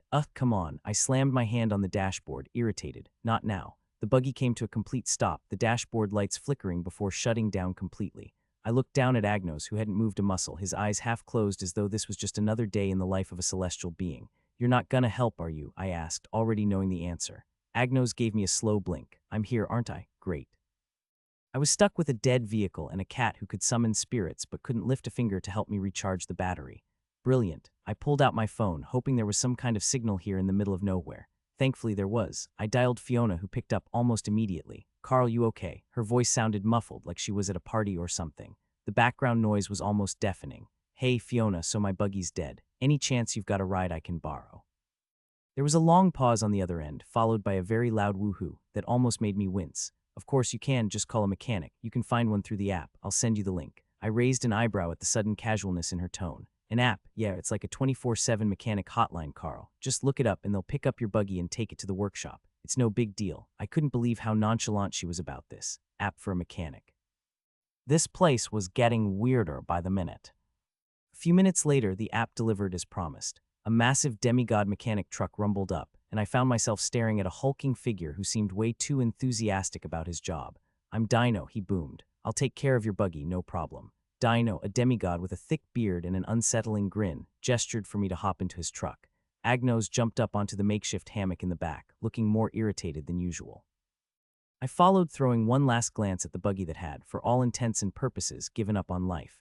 As we drove to the workshop, I couldn't help but ask, "So how long is this going to take?" Dino's grin stretched even wider. "Oh, no problem. Shouldn't take more than 5 days to get your buggy back to full charge." I blinked. 5 days? Yup, it's an old model. Those batteries aren't easy to find anymore. And even if we recharge it, it'll probably die again the next day.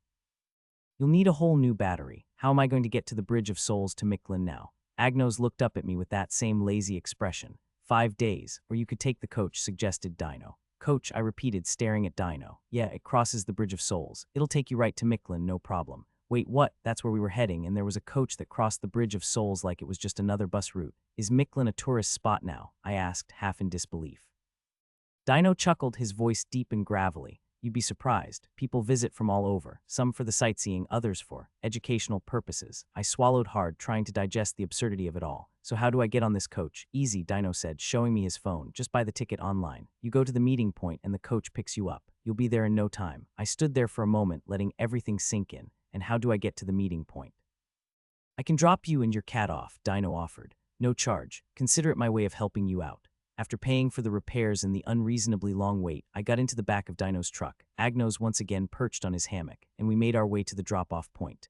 As we drove, I couldn't help but wonder what was waiting for me in Micklin, and why did I have the feeling that the hardest part of this journey was still ahead? The Bridge of Souls wasn't just a path to the land of the dead, it was a place that could change everything, and I had no idea what lay on the other side. A zoologist's guide to surviving magical creatures. The drop-off point was tucked between two jagged cliffs, the kind that seemed eager to swallow you whole if you got too close. The air buzzed with a strange static that made my hair stand on end, and a faint greenish glow illuminated the dark path ahead. For something so integral to Mythica's infrastructure, this place could use a serious makeover. Maybe some signs, a snack cart, anything to make it feel less like I was about to board a one-way trip to regret. "Welcome to the Bridge of Souls Terminal," said a voice to my left, raspy and cheerful in a way that made my skin crawl. The speaker was a wraith, hovering a few feet above the ground with a clipboard in hand and a name tag pinned to what might have been a chest. It read, "Hi, I'm Morty. Friendly." Morty's Icer rather, the glowing voids where eyes should have been seemed to widen with delight. "Oh, you're just in time. The next coach departs in 5 minutes. Do you have your ticket?" I fumbled through my backpack, pulling out my phone and showing the glossy black pass I'd bought online with a barcode. It shimmered faintly under the eerie light, the letters spelling out Micklin Bridge Access in an elegant, almost mocking script. Morty nodded approvingly and pointed to a bench fashioned from skulls and ribs. "Wait there," he said, "and don't touch the bench. It bites." I gingerly perched on the edge, keeping my hands in my lap. Agnos, who had been uncharacteristically silent since we arrived, lounged next to me, casually licking a paw. His purple fur glowed faintly in the green light, giving him an otherworldly appearance. Fitting, considering he was the guardian of spirit ley lines and the main reason I was in this mess. The coach arrived moments later, and boy, it did not disappoint. The bridge coach was unlike anything I'd seen before. A skeletal carriage that shimmered with obsidian veins, pulled by 3 spectral Zolitskuntli.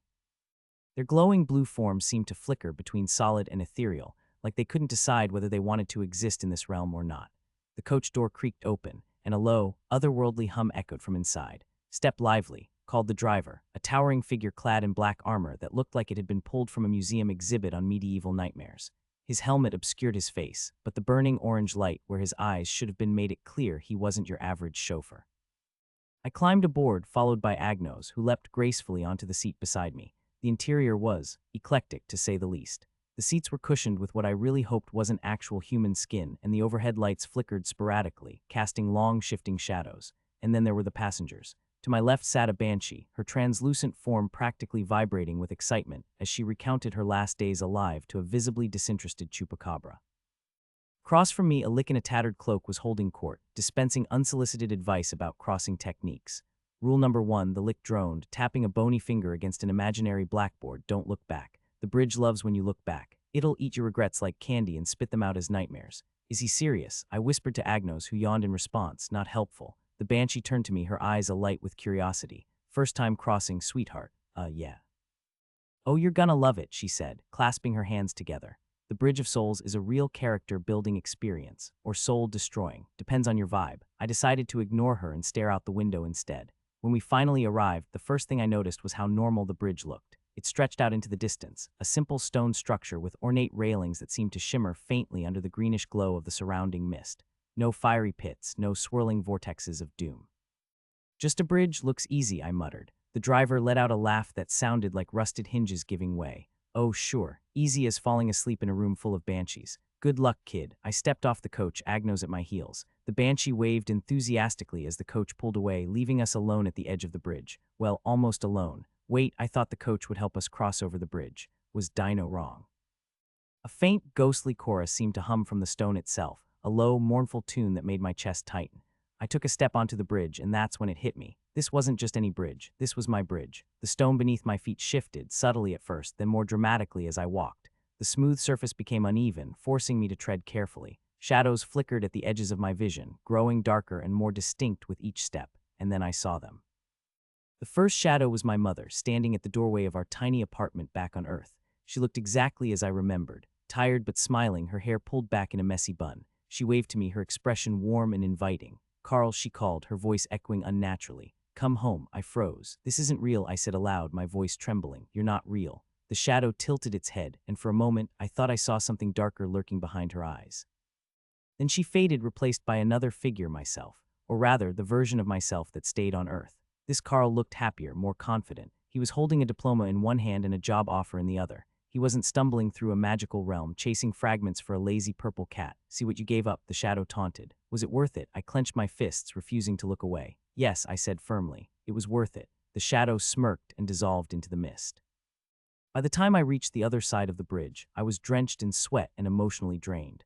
Agnos, of course, looked as unbothered as ever. "That wasn't so bad," he said, stretching lazily. I shot him a glare but didn't have the energy to argue. Instead, I turned my attention to the towering gates ahead, etched with intricate designs of skulls and flowers. A sign above read, "Welcome to Micklin Academy of Afterlife Advancement, MAAA, Learn, Grow, Transcend." "You've got to be kidding me," I muttered. Agnos smirked. "Did I forget to mention that Micklin is more of an academic hub than a spooky underworld?" "Yes, you did," I said through gritted teeth. As the gates creaked open, I couldn't help but wonder what kind of lessons this so-called university had in store for me. A zoologist's guide to surviving magical creatures. The moment I set foot on Micklin's campus, my brain had a full-on meltdown. Imagine a mashup of a carnival, a university, and an otherworldly rave. That's Mictlan, a chaotic yet oddly harmonious megahub of afterlife academia. I barely had time to process it before Agnos, my feline companion, sauntered forward like he owned the place. Ghostly spirits floated lazily like gossiping clouds. Skeletons bustled about, clutching scrolls and snacks that defied the laws of everything. Above us, a massive golden axolotl swam gracefully in a levitating aquarium, its shimmering body casting ethereal reflections across the plaza. It blinked at me with an unsettling kind of sentience before flicking its tail and continuing its loop. A spectral figure in a sleek uniform approached, their glowing eyes narrowing at me and Agnos. "You're not New Souls," they said, their voice carrying a touch of accusation. "Why were you crossing the New Souls terminal?" I immediately shot a glare at Agnos, who was busy licking his paw as though he hadn't just dragged me into the cosmic equivalent of the wrong line at airport customs. "Don't look at me," Agnos said, his tone oozing innocence. "I wasn't the one who booked the ticket." "Ah yes, the ticket. the one I purchased online through an app called Soul Bridge Express. Apparently, I had no idea there were 3 terminals connecting the Bridge of Souls to Mictlan. Terminal 1. New Souls Terminal for the recently deceased straight to the Academy. Terminal 2. Residence Terminal for tourists and other long-term dwellers. Terminal 3. VVVVIP Terminal, direct access to the underworld estate of Lord Mictlan himself. Guess which one I accidentally entered? That's right, Newbie's Terminal. I'm not dead, I said, awkwardly scratching the back of my neck. The guide's glowing eyes softened into something resembling pity. Not dead, well, you are now. Crossing the Bridge of Souls binds you to the afterlife's jurisdiction. There's no going back. Turns out, if I had taken Terminal 2 or 3, the coach would have crossed over the bridge without stopping at the edge like Terminal 1 did. It's a rite of passage meant only for the dead. Excuse me, my voice hit an octave I wasn't proud of. You bought the New Souls Terminal Pass, the spectral guide had explained, his hollow eyes narrowing in annoyance. This terminal is for recently deceased souls. Congratulations, you're now enrolled. Enrolled? I'd stammered. In what? 4-year mandatory afterlife education, he replied with all the enthusiasm of someone handing out parking tickets. Once you've crossed, the only way out is through graduation. Welcome to Mictlan Academy of Afterlife Advancement, where every soul learns to reach its full potential. Graduation, I spluttered. 4 years off, no, I didn't sign up for this, the guide sighed. Well, he hesitated, and for a moment I glimpsed a shred of sympathy in his ethereal face. There is an express pathway, 9 days, 1 core course per day, but I'll take it, I blurted, desperate to end this nightmare quickly. The guide raised an eyebrow. You didn't let me finish, it's nearly impossible. No one's ever completed it. Then I'll be the first, I said, my confidence entirely fake. Besides, it's not like I have time for a 4-year afterlife degree. Agnos flicked his tail and smirked. You could be lucky, or you could die trying, again. My first impression of the campus layout, chaotic brilliance. Mictlan was divided into 9 sprawling levels, each designed to represent one of the ancient trials souls faced in Aztec mythology. Only now, they'd been rebranded as 9 core courses. Each course promised challenges that could either teach me profound life lessons, or more likely, leave me wishing for oblivion. The faculty lounges were another spectacle. Skeletal professors sipped steaming mugs of tamale-flavored liquid, and incorporeal students lounged on spectral beanbags, debating which course was the worst. As for me, I was already infamous as the exchange student. I was officially the oddest oddity on campus, a living, breathing human in a school designed to refine souls. Spirits whispered as I walked past. A group of skeletal cheerleaders openly stared, their skulls tilting in unison. One even waved. Why do I feel like a zoo exhibit? I muttered to Agnos. Because you're alive, Carl. It's like seeing a unicorn show up to jury duty. I groaned. There's gotta be a way out of this, right? Some loophole. The guide, who had been shadowing us since our arrival, floated closer. The express pathway, 9 trials in 9 days. Pass them and you're free to leave. 9 days, wish me luck. Good luck, he said ominously. No one's ever passed them all. If you fail, you have to take the 4-year mandatory course. No exception. The first trial, navigating the River of Dogs, was as bizarre as it sounded. The goal, to cross a winding river with the help of a Zolutskuntli spirit guide. At the riverbank, dozens of Zolos waited, their skeletal forms glowing faintly. Which one's mine? I asked. The guide pointed to the tiniest, scrappiest Zolo of the bunch. Its ribs looked half-knit and one leg wobbled like a poorly assembled IKEA chair. Of course it is, I sighed. I crouched to meet its hollow gaze. Hey buddy, I'm Carl. Let's crush this trial together. The Zolo yawned, curled up, and promptly fell asleep. The guide smirked. Trust is earned, not given. What followed was a series of escalating humiliations. I coaxed, begged, and even offered the Zolo my granola bar, but it refused to budge. At one point, I slipped into the river, clinging to a log as the current dragged me downstream. Meanwhile, my so-called guide napped under a tree. This is hopeless, I muttered, hauling myself onto the riverbank. Agnos, who had been watching from a safe distance, strolled over. Maybe the dog senses your lack of charisma. Not helping. As the sun dipped below the horizon, exhaustion overtook me. I slumped against a rock, staring at the Zolo. It padded over, sniffed my hand, and wagged its skeletal tail. Really, now, I said. The Zolo nudged me toward the river. Together we crossed, its tiny paws somehow finding the hidden stepping stones beneath the surface. By the time we reached the other side, my clothes were soaked, my pride bruised, but my spirits lifted. The Zolo sat beside me, its glowing eyes fixed on mine. Trust is earned, I said softly, scratching behind its spectral ears. The guide appeared, nodding in approval. You passed. Barely. Agnos yawned. 1 down, 8 to go. Hope your next trial comes with a towel. I shot him a glare but couldn't suppress a grin. 9 days, 9 trials. This was going to be interesting. Just as I was about to collapse into a well-earned nap, the guide handed me a scroll. Your next trial begins at dawn. Be prepared. I unrolled it, my stomach sinking as I read the title, Scaling the Shifting Mountain. Oh, come on, I groaned. Agnos purred smugly. Better pack some hiking boots, Carl. This express pathway is going to be a climb. A zoologist's guide to surviving magical creatures. When you're staring at a mountain that appears to be alive, you start questioning the choices that led you here. Rocks weren't supposed to breathe, let alone rearrange themselves like an overly enthusiastic game of Tetris. It wasn't just the mountain's impossible geographizations morphing from rock to vines to waterfalls in real time that unsettled me. No, it was the fact that while I was about to risk life and limb, someone else seemed completely unfazed by the ordeal. From my peripheral vision, I caught a flicker of movement. Agnos, the smug purple-furred feline who had somehow become my unwelcome life coach, sat perched on a throne-like chair fashioned entirely from bones. The staff must have prepared it specifically for him because, of course, he'd demand royalty-level seating. There he was, licking his paw with deliberate indifference, his tail flicking lazily against the side of his chair. Occasionally, he'd yawn wide enough to show off his unnervingly sharp teeth, as if this whole thing bored him to tears. "I'm curious. Why are you not participating?" I called over, incredulous. He glanced at me like I'd just suggested he start paying taxes. "Why would I? Because it's a trial. You're supposed to." "MAVVVVIP," he cut in, emphasizing each V with a smug grin. "Very, very, very valuable and important person. Rules don't apply to me." "Of course they don't," I muttered, adjusting my gloves. "Oh, and did I mention," he added, inspecting his claws, "I have an unlimited pass to Micklin. Lifetime membership." I blinked. "You have a what now?" "Unlimited pass." He gestured with a paw as though this was the most obvious thing in the world. "I can come and go as I please. No trials, no restrictions, just perks." The fact that a kata literal cat, regardless if he's one of the unknown gods, had access to what was essentially an all-you-can-die buffet of afterlife experiences baffled me to my core. Meanwhile, I was here risking my mortal hide for the chance to survive one more day. "Life isn't fair, Carl," he purred as though reading my thoughts. "You should know that by now." Here I was, standing at the base of the shifting mountain, my knees knocking more from anticipation than fear.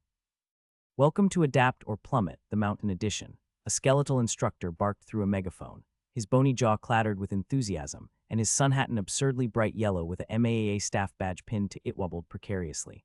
The mountain itself loomed before me like some geological chimera. Sections of rocky cliff morphed into twisting vines, stone staircases dissolved into cascading sand, and occasionally the entire surface rumbled like it had indigestion. "Your goal," the skeleton continued, "is simple: reach the summit before sunset. If you fail, well, we have a lovely pit of enchanted dust to cushion your fall." Behind him, the pit in question gleamed ominously in the light. Enchanted dust or not, it looked about as inviting as a dentist's chair. I squinted at the challenge ahead. "This mountain has ADHD." The skeleton snickered. "Oh, it gets worse. Good luck, rookie." Determined not to let Agnos's blasé attitude get under my skin, I turned my focus to the task at hand. Scaling the shifting mountain wasn't just a challenge, it was an insult to logic itself. My first attempt was straightforward enough. I picked a steady-looking ledge about 6 feet up, took a running start, and hauled myself onto it. "Not bad," I muttered, brushing off my gloves. Then the ledge moved. What the? With a deep rumble, the rock reshaped itself into a coiling vine, which promptly slithered out from under me.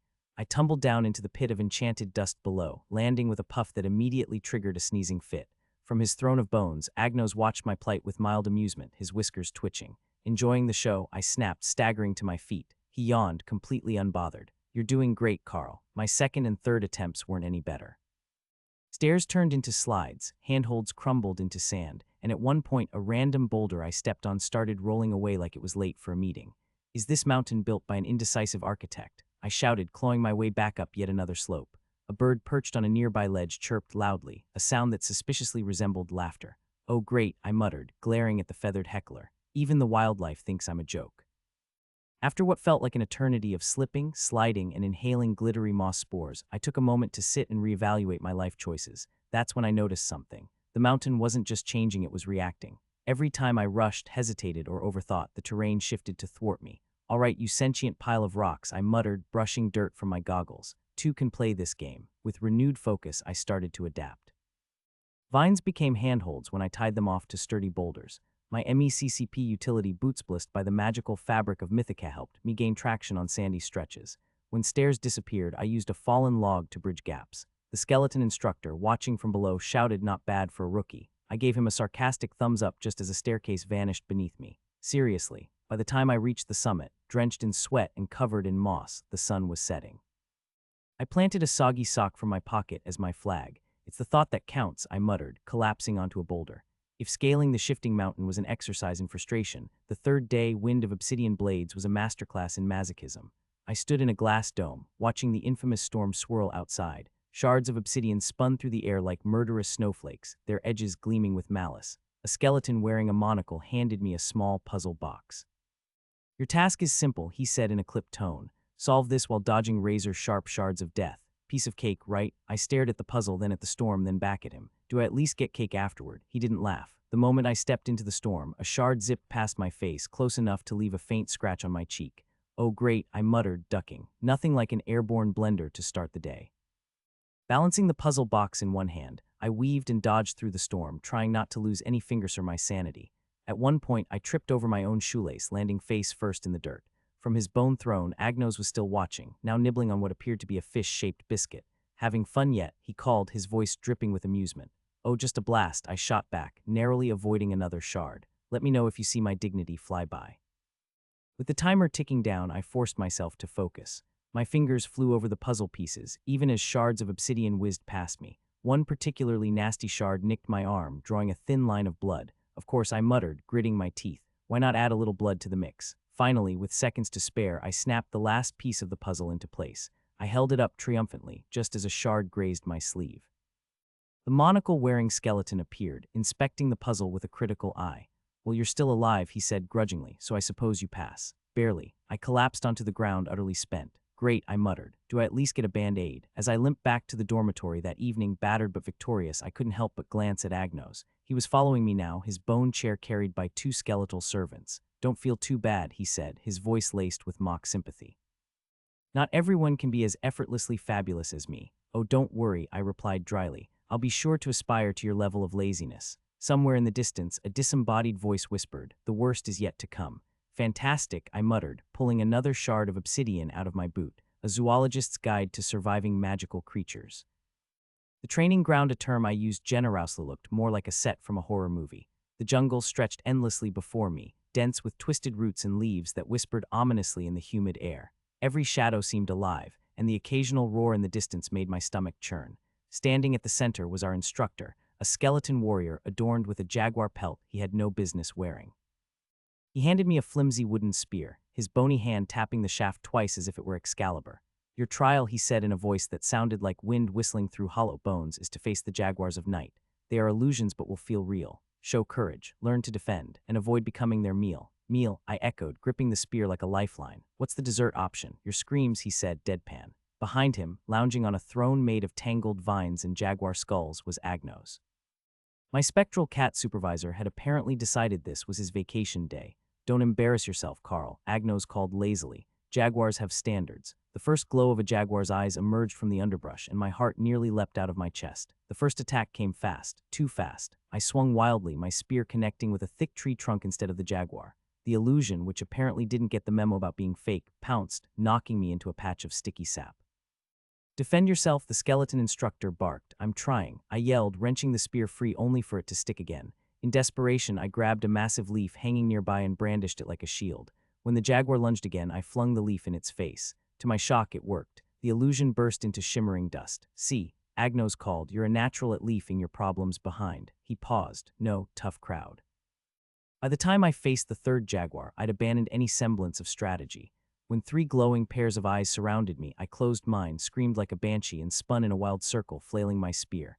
When I opened my eyes, the illusions were gone. The instructor stared at me in silence for a long moment. Did I win?" I panted. "Technically, yes," he said flatly, "but that scream needs work." I collapsed onto the ground, covered in sap and jungle debris. Agnos wandered over, licking his paw with theatrical disinterest. "Well, you didn't die. Proud of you, sport. "Want to trade places next time?" I muttered. "Ha, no." Agnos hopped onto my chest and purred. "I have a delicate constitution." The fifth day of the core course trial is titled Crossing the Desert of the Soul. The desert was an infinite expanse of golden sand, shimmering in the oppressive heat. A mirage-like skeleton guide handed me a glowing canteen. "Drink only when absolutely necessary," it warned. "This trial is about reflection, not refreshment." "Oh, good," I said. Nothing like dehydration to inspire personal growth. Agnos, of course, had opted for comfort. He reclined on a floating magic carpet beside me, sipping something that looked suspiciously like a mojito. "Enjoy your existential crisis, Carl," he said, lowering his sunglasses. "Let me know if you find enlightenment or snacks." The mirages started subtle shimmers at the edges of my vision, then full-blown memories projected onto the sand. First came the regret mirage. I was back in my zoology class, presenting my research on beetle mating habits. I vividly remembered calling my professor mom by accident, and here she was, 10 feet tall, scolding me in front of a snickering audience. Analyze the beetles, Carl, she boomed, not your childhood trauma. Great, I muttered. Even my hallucinations are judgmental. Next came the fear mirage. It recreated the infamous school talent show where I'd attempted to sing. The audience, now an intimidating mix of humans and weirdly magical creatures, was armed with tomatoes. Young Carl, no. I yelled at my mirage self, don't do it. But my past self opened his mouth and the caterwauling began. The audience booed and hurled tomatoes. Why tomatoes? I yelled. Who even brings those to talent shows? Agnos drifted into the scene, floating on his carpet. This trial is about confronting your fears, he said, lazily dodging a flying tomato, not whining about them. By the time I staggered to the end of the desert, I was a sweaty, emotional wreck. The skeleton guide nodded approvingly. You confronted your fears and survived. Barely, I muttered, reaching for the glowing canteen. Agnos floated past, holding a frozen drink. Did you find inner peace? I glared at him and drained the canteen in one gulp. I found out that you're the worst. On the 6th day of trial, the frozen realm hit me like a slap to the face. The snowstorm was relentless, and every gust of wind felt like knives against my skin. I was grouped with 3 others for this trial. A troll named Grog, who looked strong but seemed terrified of the snow. A pixie named Twix, who was the size of a soda can but had the attitude of a drill sergeant. A ghost who didn't bother to introduce himself because he kept forgetting he was dead. Fantastic, I muttered. The dream team, our first task was setting up a magical tent. Move that pole there. Twix barked from her perch on Grog's shoulder. It doesn't go there, I snapped back. And why aren't you helping? I'm supervising, Twix said smugly. Meanwhile, Grog fumbled with the poles, accidentally stabbing the ground. The tent collapsed into a pile of enchanted fabric. Later, we tried lighting a fire. Every time we got a spark going, the ghost floated through it, snuffing it out. Stop walking into the flames. Shouted, the ghost blinked at me. I don't feel anything. No kidding, Twix muttered. You're dead. Despite the chaos, we pulled together when a snowstorm hit. Grog carried the group through the blizzard. Twix used her pixie magic to shield us from icy winds, and the ghost acted as a buffer against flying icicles. By dawn, we stumbled out of the frozen realm, battered but alive. The skeleton instructor nodded. You survived. Well done. Twix smirked at me. You're not the worst human I've worked with. Agnos was waiting by a magical heater, licking his paw. Lovely teamwork, everyone, but let's not pretend Carl did most of the work. I glared at him. Next trial, I'm dragging you with me. Each trial had pushed me closer to my limits. They were brutal, embarrassing, and at times downright ridiculous. But I'd survived, and maybe just maybe I was starting to grow into the zoologist Mythica needed. If the trials didn't kill me first. A zoologist's guide to surviving magical creatures. Crumbling library towered ahead like a relic of a bygone age, shrouded in mist and mystery. Its spires pierced the swirling fog, their jagged silhouettes making it look less like a place of knowledge and more like something you'd find in a villain's lair. Of course, it had to be spooky, I muttered, pulling my cloak tighter around me. Agnos, my ever-loyal feline companion if loyalty meant sarcasm, and Naps perched lazily on my shoulder. This place is giving haunted textbook factory, I told him. Let's make this quick, Agnos yawned, a slow, exaggerated motion. Try not to embarrass yourself in front of any ghosts. Again, I pushed open the creaking door. The inside was worse. Rows upon rows of towering bookshelves stretched into the gloom. The air buzzed faintly, like the hum of power lines, but heavier. Ancient scrolls and crumbling manuscripts whispered unintelligibly, as if alive. My boots kicked up a fine layer of dust, and I could have sworn the motes formed the words "run while you can" before they scattered. Oh, lovely, I whispered. Atmosphere. And then she appeared. Ms. Dustwick, the skeletal librarian, materialized out of nowhere, her bony frame swathed in a cobweb-like shawl. Her skull glared at me with empty eye sockets, and a pair of glasses sat precariously on her non-existent nose. Despite her lack of skin, she somehow managed a frown that screamed disappointed teacher. No snacks, no drinks. And for the love of the gods, she said, her voice a mix of gravel and a teacher's exasperation. No touching the forbidden tomes unless you wish for a spontaneous explosion of time magic. I froze, coffee mug in hand. Define snack asking for a friend. Ms. Dustwick pointed a skeletal finger at me. Anything edible or drinkable, you unruly biped. Cool, glad I didn't bring snacks. I shoved a half-eaten sandwich deeper into my pocket, hoping she wouldn't hear the crinkle of foil. Her bony gaze lingered for a moment too long before she waved me deeper into the library. You have been assigned to the memory archive. Follow the blue lanterns, and keep your friend out of trouble. Agnos stretched across my shoulder and purred, define trouble. The memory archive was tucked away at the back of the library, behind a row of particularly ominous bookshelves labeled accidents and catastrophes. The blue lanterns Ms. Dustwick mentioned flickered weakly, their light casting eerie shadows on the ancient stone walls. When I finally reached the archive, I found a pedestal at its center, surrounded by what looked like polished stones, each glowing faintly. A sign above it read, "Relive the past. Reflect for the future." Not ominous at all. So I just touched one. I asked aloud as though the stones would answer. "Great plan," Agnos said, already curling up in a dusty armchair nearby. Touch the glowing rocks in the haunted library. Nothing could go wrong. With a deep breath, I picked up one of the stones at random. A sudden jolt shot through my hand and the world around me warped. I blinked and suddenly I wasn't in the library anymore. I was standing in the middle of what looked like a ballroom, surrounded by a flock of harpies. And I do mean flock, there were feathers everywhere. A towering, bejeweled harpy at the center of the room screeched, "Welcome to the Grand Harpy Ball." "Oh no," I said, but it wasn't my voice. It was higher pitched and overly dramatic. I looked down and realized I wasn't me. I was inside the memory of a harpy. Before I could process this horrifying realization, chaos erupted. One of the harpies near me flapped her wings, a spark of magic escaping her talons. It caught on a chandelier, which promptly burst into flames. The fire spread faster than I could squawk, and soon the entire ballroom was in full-on pandemonium. Oh no. "My feathers are singed," one harpy cried. "Oh no, I've burned everyone's feathers. This is so much worse," I said, or rather, the harpy I was inhabiting said. The memory collapsed into a blur of flames, feathers, and screaming, and I was unceremoniously ejected back into the library, clutching the stone and gasping for air. "Well," Agnos drawled, not even looking up from his nap, "looks like someone had fun." After a few more mishaps involving a troll's particularly embarrassing first date, I finally found the right stone. The moment I touched it, a sense of familiarity washed over me. This wasn't someone else's memory, it was mine. The scene that unfolded wasn't heroic or glamorous. It was me, sitting alone in my apartment, surrounded by books and half-empty coffee cups. I was scrolling through job postings, rejection emails piling up in my inbox. "You're too idealistic," I heard myself mutter. "No one wants a zoologist who cares more about animals than profit." The memory shifted. Now I was at a family dinner, awkwardly explaining my latest job hunt. "Maybe you should aim lower," someone said. "It's not like you're saving the world. I just want to make a difference," my past self replied, voice barely above a whisper. The memory faded and I was back in the library, the stone still warm in my hand. It wasn't the grand revelation I'd been expecting. No ancient prophecy or hidden destiny, just me, a reminder of why I came to Mythica in the first place. Ms. Dustwick's voice snapped me out of my thoughts. "Your time is up, and tell your creature to stop chewing on the forbidden tomes." I turned to see Agnos gnawing on the corner of a particularly sinister-looking book. "Agnos," I hissed, grabbing him before Ms. Dustwick could launch one of her enchanted quills at us. "Not my fault," Agnos said, looking thoroughly unrepentant. "It smelled like fish."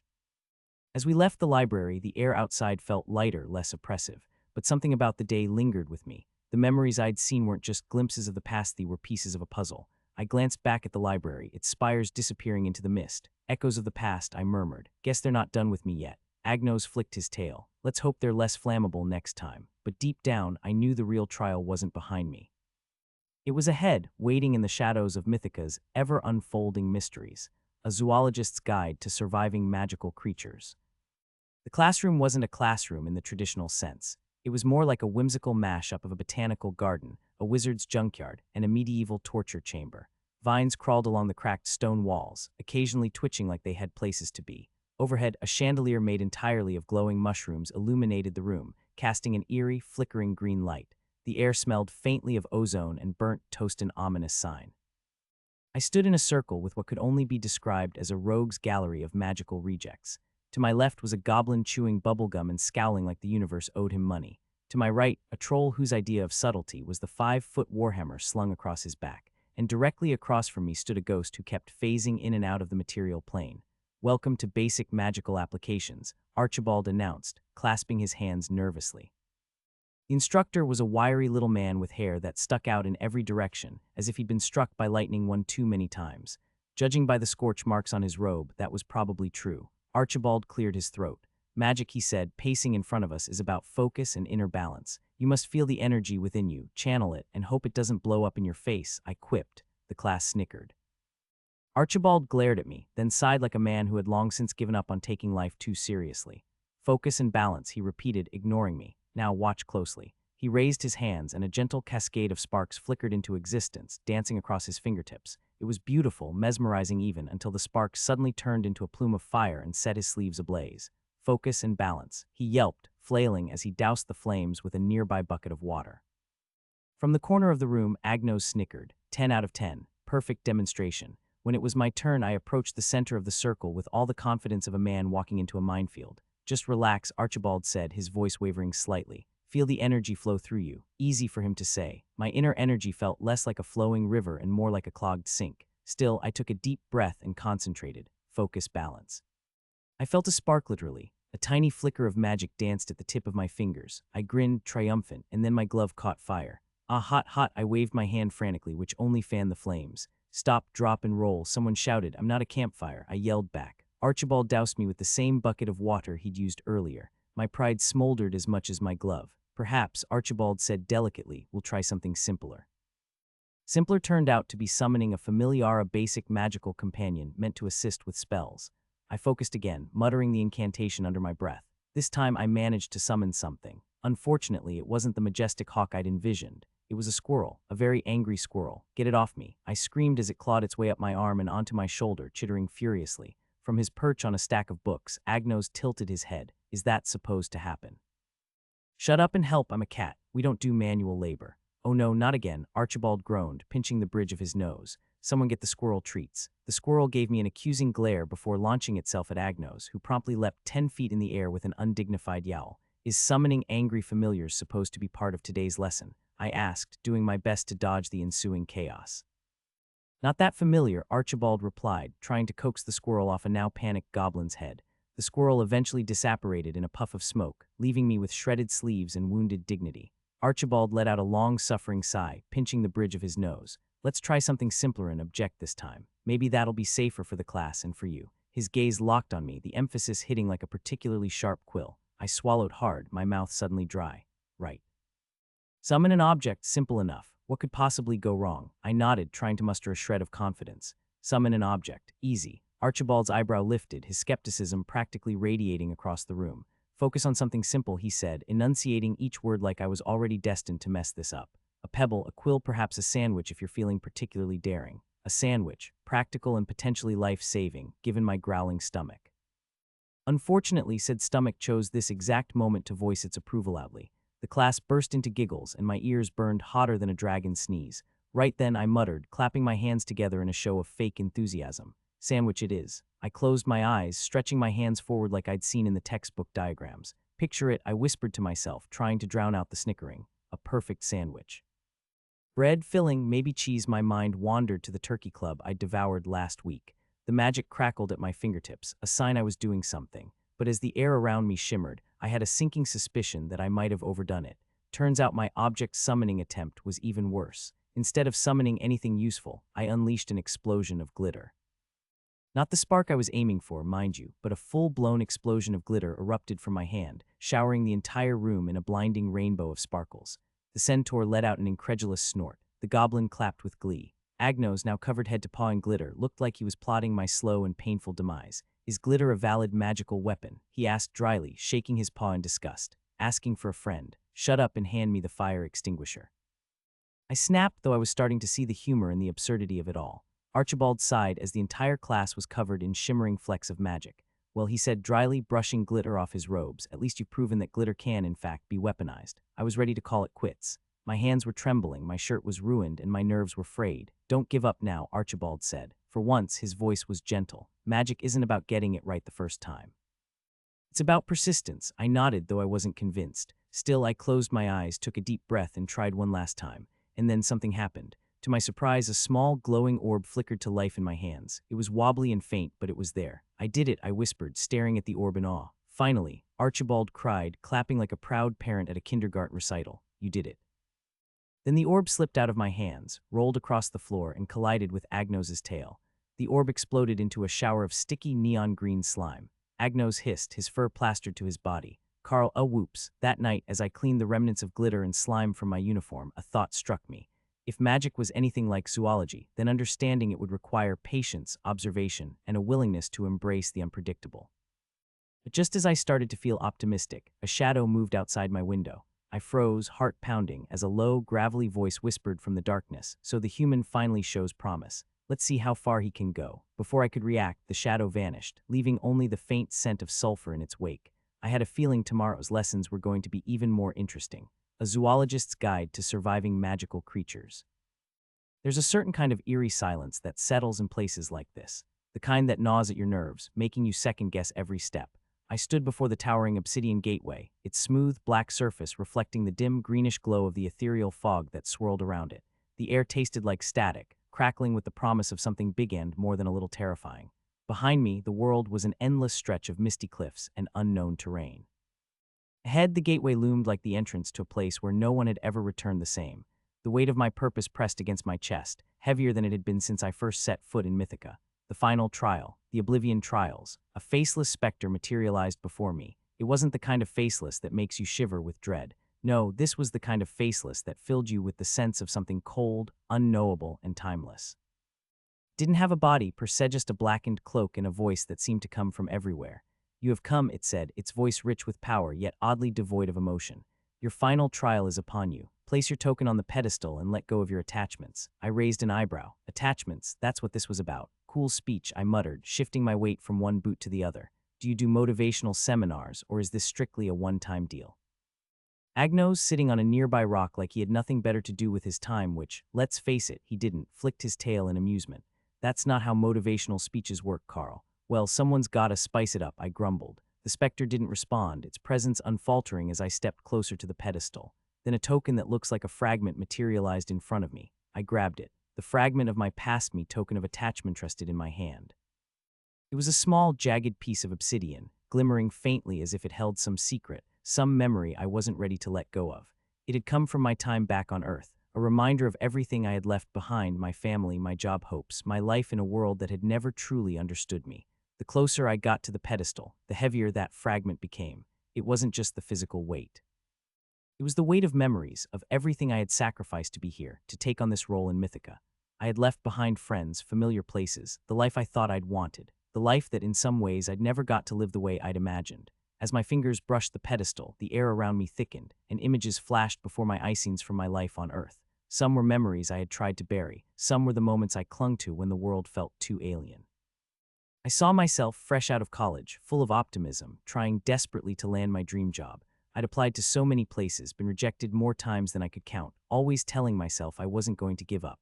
But there was a moment when I had to admit I was out of my depth, when the rejection emails piled up higher than the ones I'd actually opened, when I realized that maybe my dream job wasn't going to come true, not that way at least.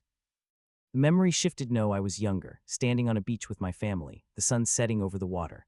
My dad had his arm around me, making a joke about how I should have been born with gills, given how much time I spent by the ocean. I remembered the warmth of that day, the sound of laughter, the way my mom's voice always held that hint of pride when she talked about me, and then the memories shifted again. My heart ached as I remembered the animals. The first time I'd held an injured bird in my hands, feeling the fragile pulse of life in my palm. The days I spent volunteering at shelters, cleaning cages, feeding animals who'd never known a loving hand. I remembered my hope, my dream to make a difference in the world, even if it was only in small ways. And yet, standing here, I couldn't help but wonder if that dream was really mine, or just a consolation prize after all my failed ambitions. The pedestal was closer now. My fingers trembled as I fought the urge to hold on tighter, to pull away from this moment. Letting go felt like a betrayal, like I was cutting ties with everything that had once been so important to me. A sudden shift in the atmosphere made my breath catch in my throat. The moment my fragment touched the cold stone, the ground beneath my feet rumbled, and green fire blazed up from the edges of the pedestal, licking the air in violent, twisting tendrils. The gateway came alive. Its obsidian surface shimmered, fractured by the green light, and I heard the faintest whisper of shadows moving behind the veil of fire. The winds around me picked up, swirling with the intensity of a storm. For a brief moment, I couldn't move. I was frozen in place, caught between the fire and the shadows. The world narrowed, the air growing thick with an energy that felt like it was suffocating me, burning me, pulling me apart. Then a voice boomed out, its words reverberating through my chest like a drumbeat. Attachments bind the soul. Let them go and you will be free. I swallowed hard. This was it, the final test. Let go. Let go of the things that made me human, that tied me to earth, that defined who I thought I was. But the gateway wasn't finished yet. A second voice, one I recognized but hadn't heard in years, my father's voice resonated through the fire. What will you become without what you have left behind? The words struck me like a thunderclap, knocking the wind out of me. I felt my heart hammer in my chest, the weight of everything I'd given up, me dreams, my family, my life pressing down on me. But something inside me shifted, a flicker of understanding, of acceptance. I took a deep breath, feeling the heat of the flames, the coolness of the obsidian under my fingers. I closed my eyes, and for the first time since I'd arrived in Mythica, I let go. I released the attachments, the fears, the regrets. I opened my mouth, my voice steady despite the storm raging around me. Something better. The green fire roared, then vanished into nothingness, and the gateway shifted, its obsidian surface cracking apart like glass. The air cleared, and the weight of the world seemed to lift from my shoulders. I could feel the magic surging around me, the transformation taking place. I took a step forward, the ground solid beneath my feet. I felt a rush of magic as I crossed the threshold, as if the very air had changed, become lighter somehow, as though the world was holding its breath.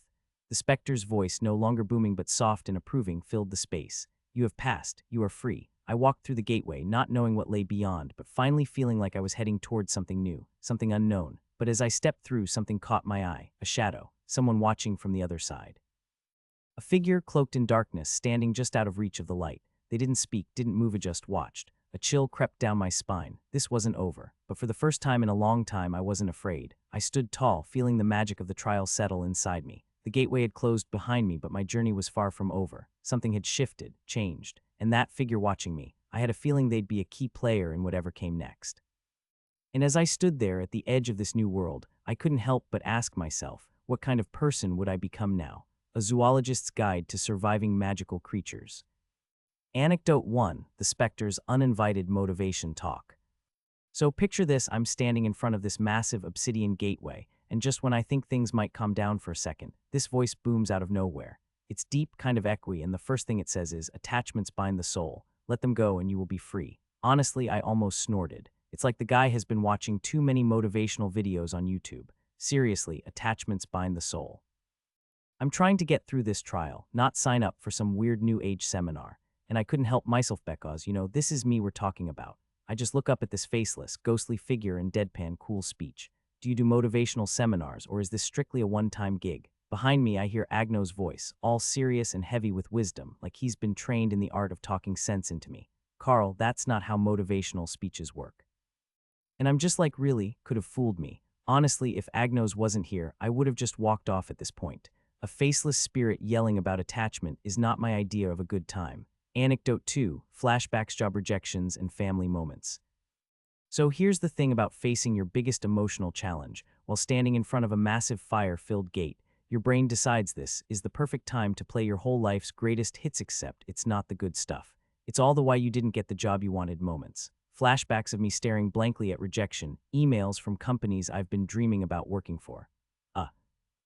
I'm standing there holding the fragment that's going to change my life. And suddenly, my brain's like, hey, let's revisit that time you bombed the interview for your dream job. And maybe toss in the time you accidentally spilled coffee all over your resume too. Just for fun. It's like my own personal highlight reel of failure. But of course, just when I'm about to spiral into a mini existential crisis, poof, my brain pulls up the happy moments. My family on a beach trip, dad making terrible dad jokes, me trying to teach my mom how to fish, spoiler. It ended with a lot of tangled lines and a very cranky fish. It's like my mind is trying to balance the bad with the good, but it's honestly more confusing than helpful. If my brain was an editor, it'd be the kind that cuts all the good parts and just loops the awkward stuff. Anecdote 3. The gateway's big speech and my brilliant response. Okay, so now we're at the part where the gateway finally decides to ask me a big question.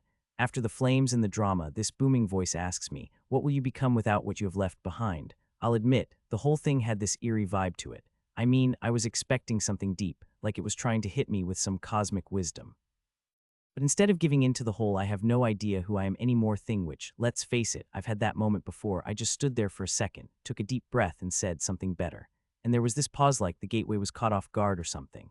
It's like it was expecting me to break down into some long monologue about what I was losing and how I couldn't let go, but nope. I wasn't having it. Something better, I said. No drama, no emotional outburst.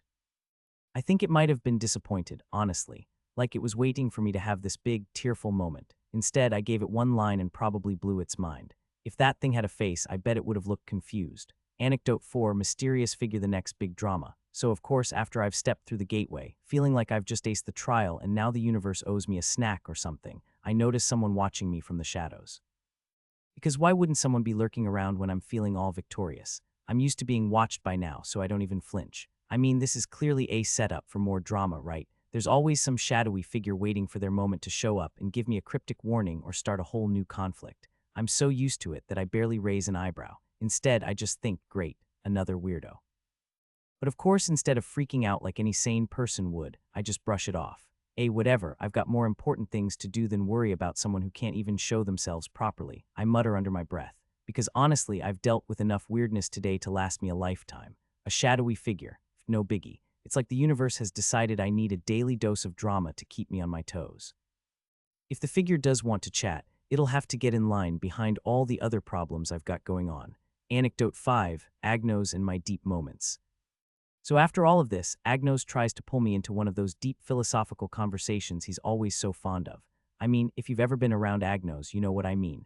It's like he's got this secret rulebook on how to be emotionally profound at all times. He looks at me all serious and goes, "Now, Carl, you must embrace your freedom. Cast aside your burdens." And I'm just standing there thinking, yeah, sure, whatever you say, Agnos. I mean, don't get me wrong, I'm all for the idea of freedom, but it's kind of hard to take the whole cast aside your burdens thing seriously when you've literally just stepped through a giant flaming gate and you're now waiting for someone to jump out of the shadows. Can we skip the part where I'm supposed to feel something? I ask him, because honestly, after everything I've gone through today, I'm not exactly in the mood to suddenly become this enlightened sage. I've been feeling stuff all day, and I'm kind of done with it. I can see Agnos giving me this look, like he's both impressed and horrified at the same time. But you know, that's Carl. Practicality is my thing. Wisdom, that can wait until after lunch. Anecdote 6, mastery of letting go with sass. You know, it did manage to master the art of letting go Carl style. I didn't fall for the big dramatic speeches or get lost in some emotional downward spiral. Instead, I walked up to that pedestal, threw the fragment on there like it was nothing, and just kept moving. No breakdown, no sobbing, just one solid something better and bam, done. The gateway wanted me to have a big moment, but I wasn't going to give it that satisfaction. Nope, not today, buddy. Instead, I let it know I'm on my own journey, and it's all about moving forward. No baggage, no drama, just me being better than I was yesterday. And honestly, that's kind of a vibe. I don't know what comes next, probably something weird and intense, knowing my luck, but whatever it is, I'll face it head on. With a side of sarcasm, of course. A zoologist's guide to surviving magical creatures. The square of Mictlan was alive in a way that defied reason. Ghostly fireworks painted the obsidian sky in shimmering blues and golds, illuminating a sea of cheering souls. Confetti rained down like snow, each flake glowing faintly with an eerie light. Magical banners unfurled themselves midair, bearing my face and the words "Honorary Dead Living Hero." Wait, honorary what? I muttered to no one in particular, brushing off a confetti strand that had somehow found its way inside my mouth. Before I could gather my wits, a sash was draped over my shoulders, bearing the title in bold, glowing letters. It sparkled as if mocking my confusion. If I'd ever imagined a triumphant moment for myself, it definitely didn't involve my likeness plastered everywhere like I was running for Underworld president. Suddenly, a swarm of reporters materialized, glowing quills at the ready. Their barrage of questions came at me like ghostly bullets. "Mr. Sways, over here." A ghostly reporter shouted, a floating quill already scribbling notes on its own. Before I could respond, another reporter cut in. "Carl Sways, how does it feel to defy death and complete the express pathway?" "Exhilarating," I mumbled, adjusting the spectral roses a tiny ghost child had shoved into my hands. And confusing. Are these roses going to vanish if I blink too hard? The kid giggled before vanishing entirely. Great. Add phantom floristry to my growing list of inexplicable phenomena here. Carl Sways, how does it feel to be the first non-soul to finish the express pathway? Was this victory the result of perseverance, sheer luck, or some mysterious potion? Is it true you once tripped over your own shadow during a trial? Okay, hold up. I raised a hand to stop the onslaught. First of all, yes, I did trip over my shadow, thanks for reminding everyone. And second, I don't even know what half of you're talking about. The ghostly paparazzi didn't care. Quills scribbled furiously as more questions piled on. Somewhere in the chaos, someone flung a glowing microphone at me, which I barely dodged. More questions bombarded me. Was it your human resolve that carried you through? Sheer luck? A secret deal with the unknown god? I winced at the mention of Agnos. Where is Agnos when I need him? I scanned the crowd for my snarky feline companion, only to find nothing but floating quills and glowing lenses trained on me. The supposed unknown god turned purple cat had conveniently disappeared into the ether the moment the fireworks started. Typical. Honestly, I said, forcing a smile. It was mostly a lot of trial and error, heavy on the error. Another reporter shoved a magical microphone in my face. Can you share your favorite moment from the trials? Favorite? I blinked, caught off guard.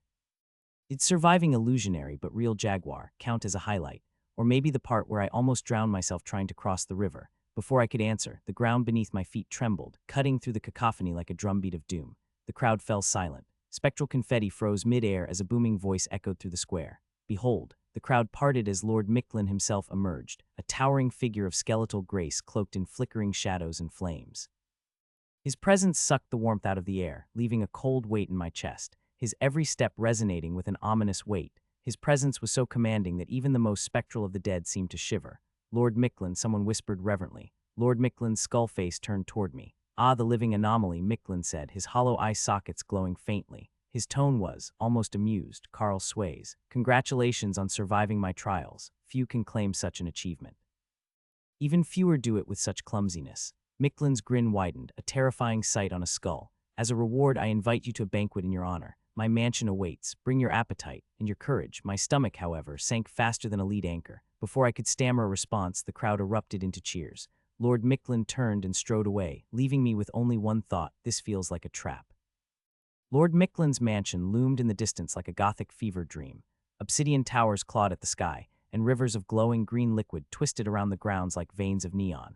As we approached, spectral chandeliers flared to life, bathing the entrance in an eerie glow. The interior was as foreboding as the exterior. Chandeliers made of bones hung from high ceilings, casting flickering lights over tables laden with food that looked more ghostly than edible.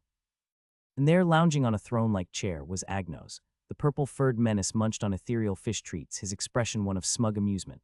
I jabbed a finger at him. Where were you? I hissed, marching up to him. Do you have any idea what I just went through out there? Confetti bombs, ghost paparazzi, the whole 9 yards. Agnos lazily batted at a spectral fish treat floating near his head. I was watching. You look inadequate. Adequate. Relax, Carl. It was a test. You passed. Barely. I wanted to argue, but a ghostly butler appeared, ushering us into the dining hall before I could get a word in. The banquet hall was as lavish as it was unsettling. Plates of ghostly food shimmered on a long table, though I wasn't sure if it was edible or if eating it would trap me here forever. At the head of the table stood Lord Micklin, his skeletal form bathed in a cold blue light. Beside him, a glowing pedestal held an ornate box. The final fragment Micklin intoned, his voice reverberating through the room. It lies within this box, but it is not freely given. Agnos smirked. Here we go. Micklin continued. To claim it, you must face not me but yourself, your fears, your doubts, your attachment to life. The room darkened. Shadows coiled around me, twisting into shapes that felt all too familiar. One shadow stepped forward, solidifying into me. A zoologist's guide to surviving magical creatures. Well, a version of me. Younger, cockier, and oozing disdain. You thought you could make a difference. He spat. You're just a guy with a useless degree and no clue what he's doing. Hey, that's not. I paused. Okay, that's kind of true, but still. Another specter took shape, this one resembling my old boss. You were never cut out for this, Carl. You don't belong here. You'll never succeed. The voices piled on, each one dredging up insecurities I'd buried deep. For a moment, I wanted to believe them. But then I remembered the journey that had brought me Hareth trials, the creatures, the moments of triumph against all odds. You call this surviving? Younger me sneered. Tripping over your own feet and relying on a cat for guidance. Pathetic. More shadows emerged. My old boss materialized, arms crossed in radiating disappointment. I told you this dream of yours was ridiculous. Look where it got you, lost in the underworld, barely scraping by. Each figure threw my insecurities at me like daggers. Failures, regrets, the fear that I was just insignificant. The final shadow towered over the others, a monstrous, twisted version of me, its hollow eyes boring into my soul. You can't win, it growled. You're nothing. I clenched my fists, heart pounding. The doubts were suffocating, but I couldn't let them win. Maybe I'm not perfect, I said, my voice trembling but firm. Maybe I've screwed up more times than I can count. But I've made it this far, and I'm not giving up now. The shadows wavered, then shattered like glass. The final fragment appeared in my hand, warm and solid. A jolt shot through my hand like a static shock, but 10 times more intense. My fingers tingled as I grasped the shimmering object, and suddenly the world around me blurred. The banquet hall, the glowing lights, even Lord Micklin's ominous presence seal of it dissolved into darkness. For a moment I was weightless, adrift in a void of swirling shadows and faint whispers. And then, with a flash of light, a scene unfolded before me. I was back in a cramped lecture hall at Mythica University, one I'd never seen before, yet felt strangely familiar. The seats were filled with a mix of students, some humanoid, others distinctly not. A manticore in a preppy sweater lounged in the front row, while a siren with shimmering scales argued with a towering yeti over the best way to present a group project. At the center of it all stood a figurine. But this wasn't the Carl Sways of now, fumbling through magical messes and barely surviving creature-related disasters. This version of me was confident, commanding. I wore a green and brown uniform, polished and pristine, with an air of authority that seemed impossible to fake. Future me gestured to a massive projection of a phoenix, its fiery wings frozen mid-flight. The key to maintaining a phoenix's habitat, he said, voice steady, is understanding the balance between its regenerative flames and the surrounding ecosystem. Too much fire and you've got a scorched wasteland. Too little and the phoenix risks extinction. The class hung on every word, scribbling notes furiously. Even the manticore looked impressed. What? I muttered, watching in awe. Fascinating, isn't it? A familiar voice purred beside me. I turned to find Agnos floating casually in the void, looking utterly unbothered by the fact that we were apparently witnessing some bizarre memory or vision. This is your potential, Agnos said, his golden eyes gleaming.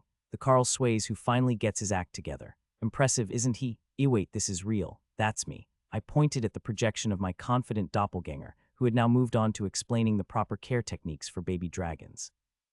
Or it could be you, Agnos clarified with a smirk. Depends on whether you survive your next few blunders. But hey, no pressure. The scene shimmered, flickering like a dying light bulb. My future self turned just for a moment and looked directly at me. There was a glint of recognition in his eyes as if he knew I was watching. And then, just like that, the vision shattered. The room returned to normal, and Micklin clapped slowly, the sound echoing like thunder. Few mortals could endure such trials, he said. You are stronger than you realize, Carl Sways. Agnos snickered. You get to live, for now. Isn't that enough? Barely. The fragment glowed faintly in my hand, the strange marking on its surface pulsing like a heartbeat. What just happened? I whispered, looking at Agnos. The smug cat appeared on the table beside me, tail flicking lazily. You unlocked another memory fragment, he said, his tone annoyingly casual. Congratulations. You're one step closer to figuring out why you're here. Maybe. Wait, that's what these fragments are for. I stared at the object in my hand, my mind racing. Agnos yawned, stretching languidly. Oh, don't act so surprised. Did you really think these quests were just to retrieve my powers? Honestly, yes, I shot back. Lord Micklin, who had been observing quietly, chuckled. The fragments hold pieces of your destiny, Carl Sways. Each one reveals truths you have long forgotten or perhaps truths you've yet to realize. I frowned, turning the fragment over in my hands. So what happens when I collect all of them? Micklin's skeletal grin widened. That, he said ominously, is a question only you can answer. As I caught my breath, I noticed something strange on the fragmenta marking that hadn't been there before. What's this? I asked, holding it up. Agnos's eyes gleamed. All in due time, Carl. Enjoy the calm while it lasts. Agnos hopped off the table and started sauntering toward the door.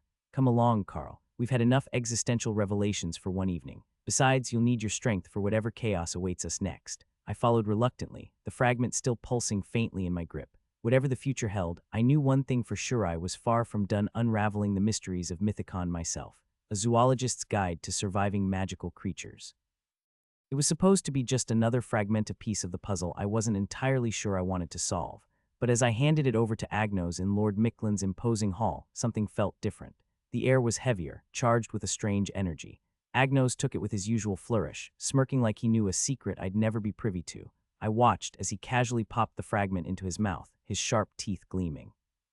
I'd grown used to this bizarre ritual, but this time when he swallowed, his eyes lit up with a vivid electric glow, the kind of glow that screamed important plot point ahead. Whoa, I blurted, stepping back instinctively. What's with the light show? Is it because of these weird markings? Agnos turned to me, his grin widening. Why, Carl, I didn't know you cared about my health. That's not an answer. And that, he said, tapping his temple, is not the right question.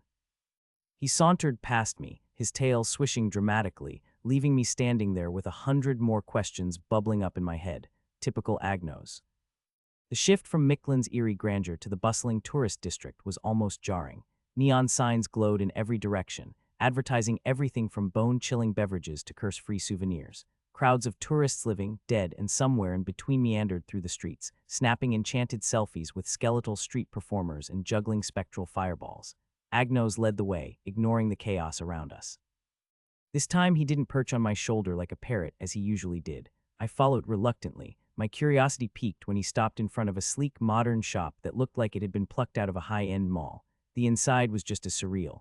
Shelves rearranged themselves with a soft hum, and sales assistants floated on magical platforms, calling out deals in sing-song voices. The souvenir section was a riot of kitsch, plushies of skeletal jaguars, enchanted snow globes with swirling spectral storms, and keychains shaped like Micklin's famous landmarks. This place is something, I muttered, picking up a fridge magnet that blinked at me. Agnos didn't respond. He was already striding toward the artifact section at the back, where the vibe shifted from whimsical to downright ominous. A shimmering glass dome showcased the orb, a dark, crystalline sphere that seemed to drink in the light around it.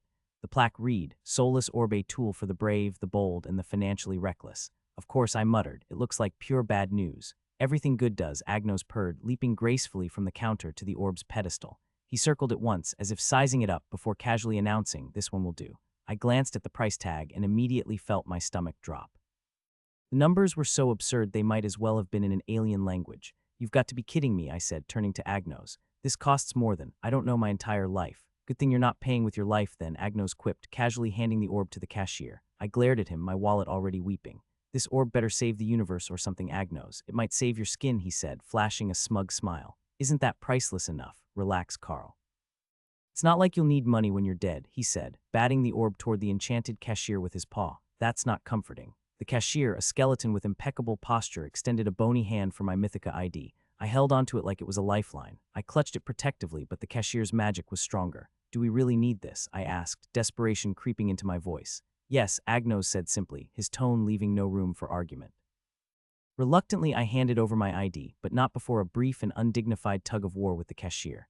My ID floated into his grasp, and a glowing receipt materialized in the air. The transaction completed with a cheerful ding, and I pocketed my now much lighter ID. As we left the shop, I couldn't keep quiet. Okay, spill. What's the deal with this orb? Why is it so important? Agnos didn't even break stride. To look fabulous on my mantle, obviously. I groaned. No, seriously.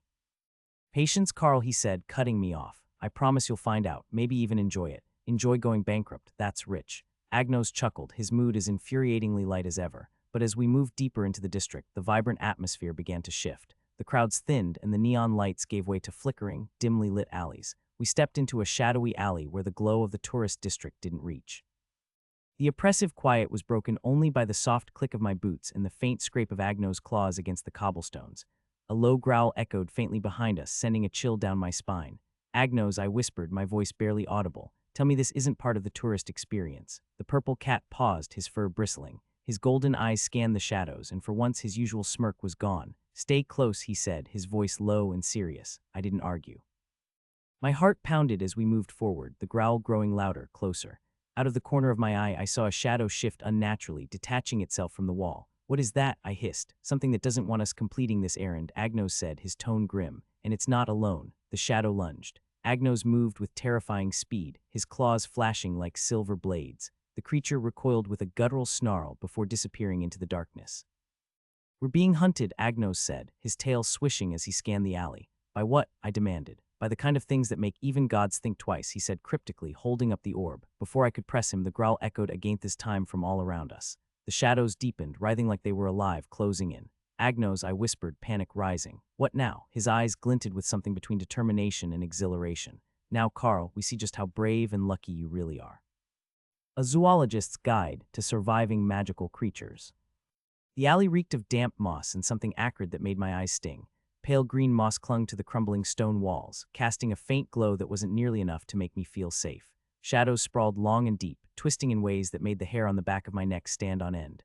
Agnos tossed the soulless orb at me without warning. I barely caught it, its weight pulling my hands down. It was heavier than it looked, smooth and cold, like polished stone but thrumming faintly, almost alive. Not magic exactly, but maybe the kind of magic that left a bad taste in your mouth. Hold on to it, Agnos said. His usual smirk was there, but it didn't reach his eyes this time. Tight, and whatever you do, don't drop it. Right, I muttered, gripping it tighter, because I definitely want to fumble and unleash, whatever this thing does. His tail flicked, his amusement returning like a storm cloud passing briefly. Oh, you know its name. Soulless orb, right, but you don't know what it does. I glared at him. I know what it's called. I just have no idea why I'm holding something that sounds like it eats people's souls. Agnos stretched leisurely, his sleek purple fur glinting under the moss's dim light. Relax, Carl, it doesn't eat souls, at least not directly. Not directly. Before I could press him further, his posture shifted. His tail went rigid, his ears flattened, and his pupils narrowed into sharp slits. The lazy, smug demeanor vanished in a heartbeat, replaced by something feral. What's going on? I asked, clutching the orb tighter. They're here, he said simply. Wonderful. Someone really doesn't want us to succeed. Can we talk about the how and why later? I said, taking a step back as the creatures stalked surrounding us. And then I saw Theme emerging from the shadows with the ease of creatures that belonged to another world entirely. The creatures twisted unnaturally, coalescing into shapes that didn't belong in the physical world. Four-legged, smoke-like forms slithered out of the darkness, their glowing red eyes locked onto us. Wraithhounds, Agnos said, baring his teeth in a grin that could have been a snarl. Nasty things. They don't just kill you, they eat your essence, your soul, if you want to get poetic about it. Poetic? Oh great, I said, stepping back instinctively. How do we fight them? You don't. He crouched, claws extending with a faint glow. I do, you stay alive. If we make it out, maybe I'll tell you a secret, if that's comforting. The first Wraithhound lunged, and Agnos moved faster than I thought possible. One moment he was beside me, the next he was a blur of purple fur and glowing claws, raking through the creature's smoky form. It howled and dissipated into black mist, but two more took its place. I was still frozen in place, half impressed and half terrified. They weren't just shadows, they were like living nightmares, hungry and insatiable. Carl, Agnos yelled, his voice sharp now as he sliced through another wraithhound with a practiced strike. Don't just stand there. I snapped out of my daze, my instincts kicking in. I wasn't a fighter, but I sure as hell wasn't going to let Agnos do all the work. I quickly scanned the alley for something Ganithink that could be useful. That's when I saw it, a broken pipe lying on the ground near a wrecked cart. Without thinking, I grabbed it, hefting the rusted metal pipe in my right hand, the other hand holding the orb tightly. It wasn't ideal, but it was better than nothing. And then, wham! I hit the wraithhound square in the face with a solid thud. The metal hit the beast's side with a sickening thud. The wraithhound recoiled, snarling in pain, but it didn't back off. Instead, it growled and bared its jagged teeth, its red eyes gleaming with hunger. Agnos, still darting through the shadows with ease, looked back at me. Nice, but keep it up. They're not going to stop just because you hit them once. Another wraithhound joined in, closing in from behind. But I wasn't about to let them get the best of me. I spun around, using the pipe to knock the second hound off balance, sending it tumbling into the debris. I followed up with a quick strike to the first wraithhound's head. The pipe connected, and this time the creature crumpled into a pile of shadowy mist that evaporated into the air. Yes, I cheered, feeling smug for all of 2 seconds until another wraithhound appeared, mouth wide in a snarl. The thing was fast too fast. With a flash, it lunged, its teeth gleaming like a row of jagged knives. I ducked, the hound's claws grazing my shoulder. The searing pain hit like a lightning bolt, but I gritted my teeth and rolled away, kicking up dust as I scrambled to my feet. Agnos moved like a warrior, dodging and countering with slashes that left faint trails of light in the air. He was fast, but the creatures weren't slow either, and for everyone he dispatched, another seemed to materialize from the shadows. I watched stunned as Agnos leaped and twisted in midair, his claws slashing in arcs that left faint trails of light. He was graceful, almost hypnotic, but he wasn't invincible. The wraithhounds began circling, their growls low and guttural. Agnos dispatched another with a swipe to its neck, but his movements were slowing, his breathing heavier. I grit my teeth, swinging the pipe again as the next wraithhound came for me. This time I was ready. With a grunt, I brought it down hard on the creature's skull, and this time the wraithhound did disappear, its form flickering before it vanished. I didn't stop to celebrate this time. Agnos darted past me in a blur, his claws tearing through another wraithhound, but the remaining ones were closing in. They were coming faster now, their growls growing louder as more emerged from the darkness. I swung again, knocking another one away, but the pipe was starting to feel heavier. I was getting winded. Then I heard a sound that stopped me dead in my tracks. A sharp, high-pitched howl pierced the air, a signal to the others. Agnos, I called out, trying to sound calm and failing miserably. There's more of them. They're kind of multiplying. I had to do something or I wasn't going to make it out. I looked around desperately. The alley wasn't just a battlefield, it was a junkyard. Broken crates, rusted chains, and barrels filled with something grain assault were scattered around. Think, Carl, I muttered. Use your brain for once. I grabbed a rusted chain dangling from a pulley system and looped it around one of the barrels. My hands fumbled, but adrenaline kept me moving. Hey, over here, I shouted, waving the chain like a lunatic. One of the wraithhounds snarled and charged. At the last second, I yanked the chain, tipping the barrel. Glass shards and what I hoped was enchanted salt spilled out, hitting the creature square in the face. It howled and recoiled, its form flickering like a bad TV signal. How do you like that? I yelled, feeling a brief surge of triumph. That triumph didn't last. Before I could react, a new wraithhound, larger and more terrifying than the others, appeared. It was massive, its dark form rippling with energy, its eyes burning like twin suns. I backed up, heart pounding, but the orb in my hand faintly pulsed. A slight warmth spread through my palms, up my arms, and into my chest. In that moment, I remembered Agnos' words, "Don't drop it." The wraithhound lunged. This was the moment of my death. I squeezed my eyes shut and clutched the humming orb tightly against my chest, bracing for the inevitable. My mind raced through every stupid decision that had led me to this moment. Mythica, the internship, the dragons, the mermaid sand. For a brief, panicked moment, all I could think about was how absurd this was. My life wasn't supposed to end in a damp alley, mauled by shadow dogs, but then something strange happened. The soulless orb began to thrum once more, glowing faintly at first, then flaring into a blindingly bright light. The air was thick with magic, and for a moment I could feel the very fabric of the world around me shifting. "Carl, what are you?" Agnos started, but his words were drowned out by a blinding light erupting from the orb. The wraithhounds froze mid-lunge, their snarls turning to whimpers. Their glowing eyes dimmed, and their smoky forms wavered, becoming almost translucent. "What the?" I whispered, staring at the orb in awe. The light faded, but the effect remained. The wraithhounds were retreating, their bodies dissolving into the shadows from which they came. Did I just do that? I asked, my voice shaky. Agnos landed beside me, his fur slightly singed and his breathing heavy. He stared at the orb, then at me, his usual smugness replaced by something closer to curiosity. Well, he said, chuckling. "Looks like the soulless orb likes you. Or maybe you're just ridiculously lucky."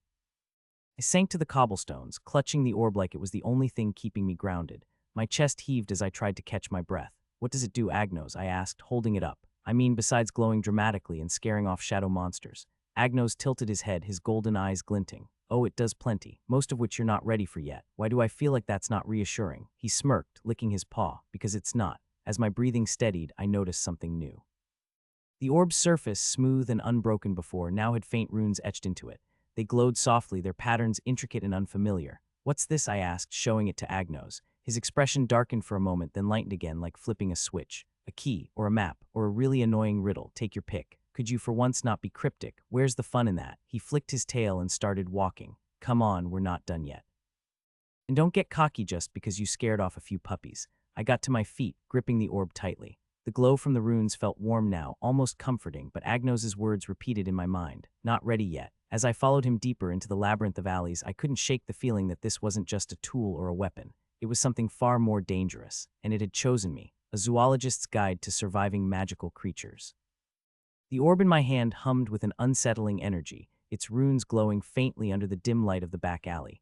It felt warm, almost alive, like it had its own pulse. I squinted at the intricate symbols carved into its surface, trying to make sense of them. They had this ancient vibe, like they were lifted straight from a forgotten tome of forbidden knowledge. I opened my mouth to ask Agnes Bekos. He seemed to know everything, but he cut me off with a dismissive wave of his paw. Don't bother, he said, not even glancing back. It's not the time for you to understand what the runes say.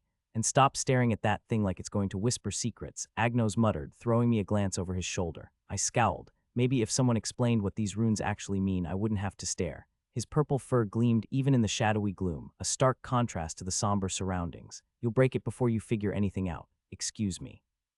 I arched a brow, clutching the orb tighter. Do you think I'm going to break it or something? Yes, Agnos said flatly, not missing a beat. I frowned. So I ventured, breaking the silence that had stretched too thin for comfort. Are you going to tell me what this thing really does, or should I just start shaking it like a snow globe to see what happens? Not the time, he shot back, his voice a little too nonchalant. Put it away before you drop it, Carl. Oh sure, let me just shove the orb into my pocket, I said sarcastically. That'll keep it safe. Put it away, he muttered, as if I were a child holding a glass ornament in a bullring. Muttering under my breath, I stuffed the orb back into my bag. It nestled there with a suspiciously content hum, like it knew I had no clue what I was dealing with. As we continued down the narrow, grimy alleyway, I glanced around at the decrepit surroundings. The air was thick with an acrid stench, a cocktail of sulfur and decay. Shadows loomed unnaturally long, stretching like skeletal fingers toward us. The ground beneath my boots was sticky, as though the alley itself was trying to hold us hostage. Hey Agnos, I said, breaking the silence. This place screams back alley murder scene. Just saying, are you sure this is the best route, or are we walking straight into another near-death experience, and you're still alive? For now, he said, his tone annoyingly cheerful. Oh great, that's reassuring. Agnos snorted, clearly amused. If you're so worried, feel free to turn back. Your confidence in me is overwhelming, he drawled, his golden eyes glinting in the shadows. After what felt like an eternity of walking, we arrived at what could only be described as the epitome of haunted real estate. Really, I said, gesturing toward the haunted building. Did we just stumble into every horror movie cliché ever made? Agnos ignored me, striding forward with the confidence of someone who thought ghosts wouldn't dare mess with him.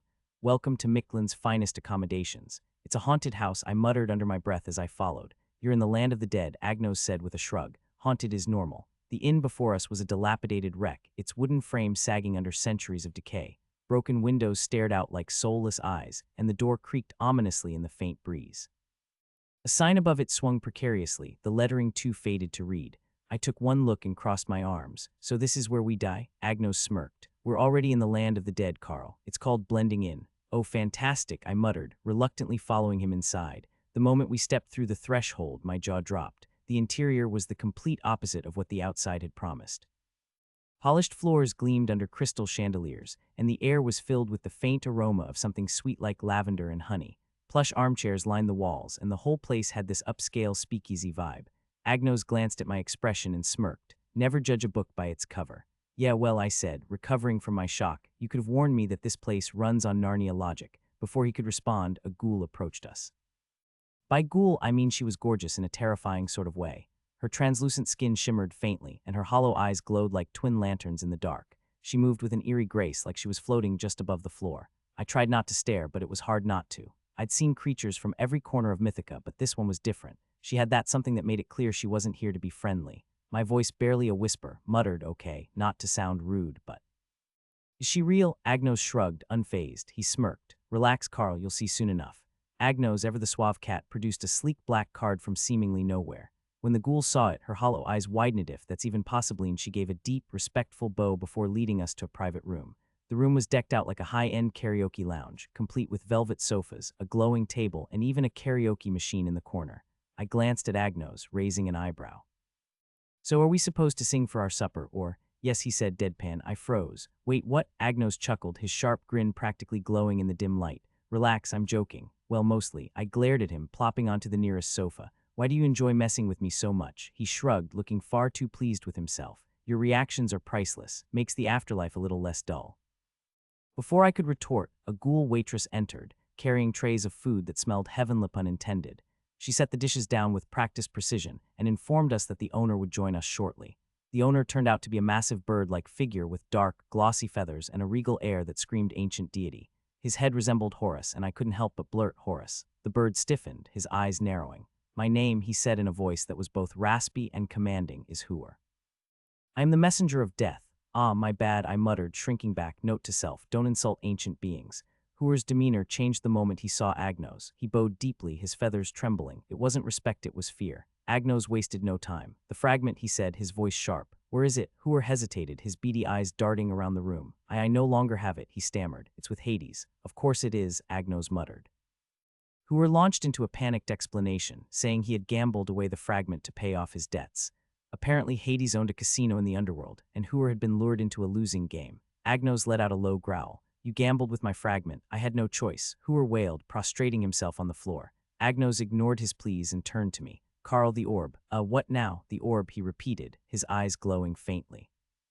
Reluctantly, I pulled it out, and the moment it was exposed, Hooer recoiled, his feathers puffing up like a frightened chicken. The orb floated out of my hands and hovered before Agnos, its runes glowing brighter. Agnos muttered something under his breath, and the orb pulsed with a strange, otherworldly light. Hooer began to sob. "Please, mercy, I was tricked. Someone knew I had the fragment, and—" "Silence," Agnos commanded. I clenched my fists. "Do we really have to do this? Can't we just go to Hades and get the fragment ourselves?" Agnos ignored me, his focus entirely on the orb. I squeezed my eyes shut, unwilling to witness whatever punishment was about to unfold. I couldn't watch. Covering my eyes with my hands, I braced myself for the worst. Hooer's cries turned into something stranger. I peeked through my finger sand, immediately wished I hadn't.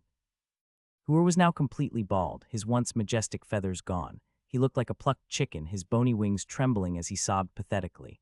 With the I started, staring at Agnos. Agnos, unfazed, inspected the orb. His feathers were more than just decoration. They were his power, his collected souls. He won't be granting wishes anytime soon. "What?" I stammered. "Each feather represented a soul," Agnos said coolly, the orb now hovering beside him. Hooer wasn't just a messenger. He was a devil's advocate, granting wishes in exchange for souls. His power depended on those feathers. Hooer whimpered, covering his bare wings. I'll never gamble again. Please spare me." I glanced at Agnos, my chest tightening with pity for the pathetic figure before us. "Was that really necessary?" "Yes," Agnos said, handing me back the orb. "Now he can't grant any more wishes or steal any more souls. Consider it rehabilitation." As we turned to leave, Agnos paused by the door, glancing back at Hooer. "Oh, and Hooer, if you think of double-crossing me again, you won't even have feathers to lose next time." Hooer nodded furiously, his bald head gleaming under the chandelier. As we stepped into the hallway, I couldn't shake the image of Hooer's pitiful state. "So, what's the plan now?" Agnos smirked. "We're going to Hades's casino. Time to cash in some chips." And just like that, the dread that had been pooling in my stomach turned into a curious, uneasy excitement. Something told me this was going to be a gamble I wouldn't soon forget. A zoologist's guide to surviving magical creatures. I could feel the air shift around me, the faintest hint of cold creeping through the edges of the magical orb Agnos had handed me earlier. This wasn't just any artifact. The soulless orb, a relic I had come to understand only through piecemeal explanations and cryptic warnings, had proven to be far more than a mere trinket. With a quiet hum, the orb flickered in my palm, a soft pulse of energy emanating from it. I had barely gotten used to its strange presence when Agnes, looking impossibly calm for someone so involved in these perilous situations, motioned toward the swirling patterns that began to unfold in the air. The dim glow from the orb intensified, the markings shifting like ink in water, and then, like a dream twisting into reality, a massive doorway opened before us. "Right on schedule," Agnos said, smirking as he led the way. I hesitated. "What's this? Where are we going?" "You'll see soon enough," Agnos replied cryptically, walking through the rift. I followed him through the doorway, my boots crunching on what felt like a soft, silken surface that almost seemed to hum with a strange energy. A sudden pull, and then the world around me shifted.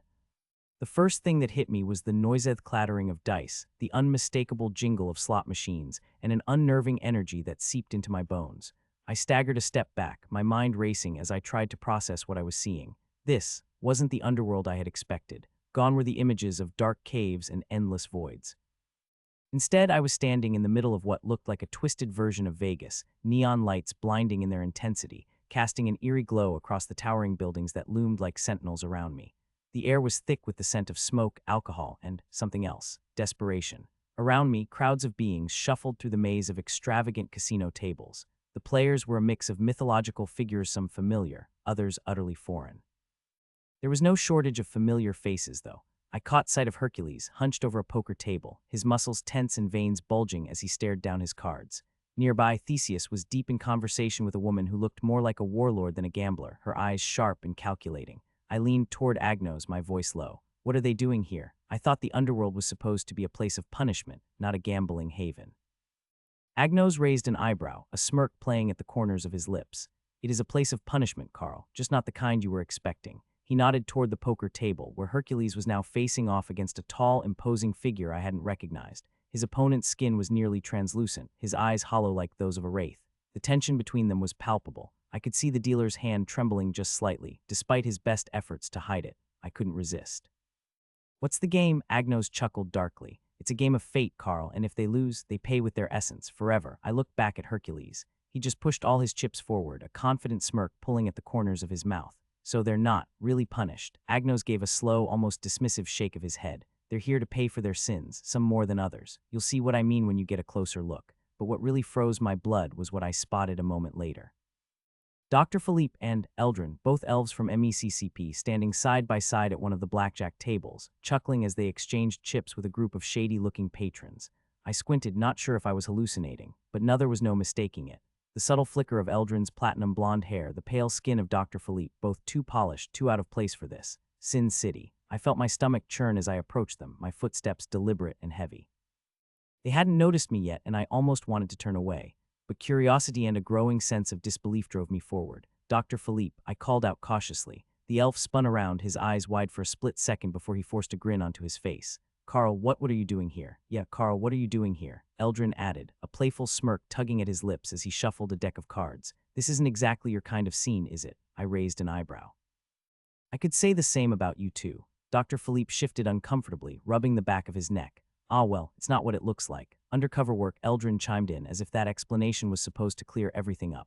Undercover work, I repeated, incredulous. In a casino, really. They both looked at me sheepishly, eyes darting around as if searching for an exit.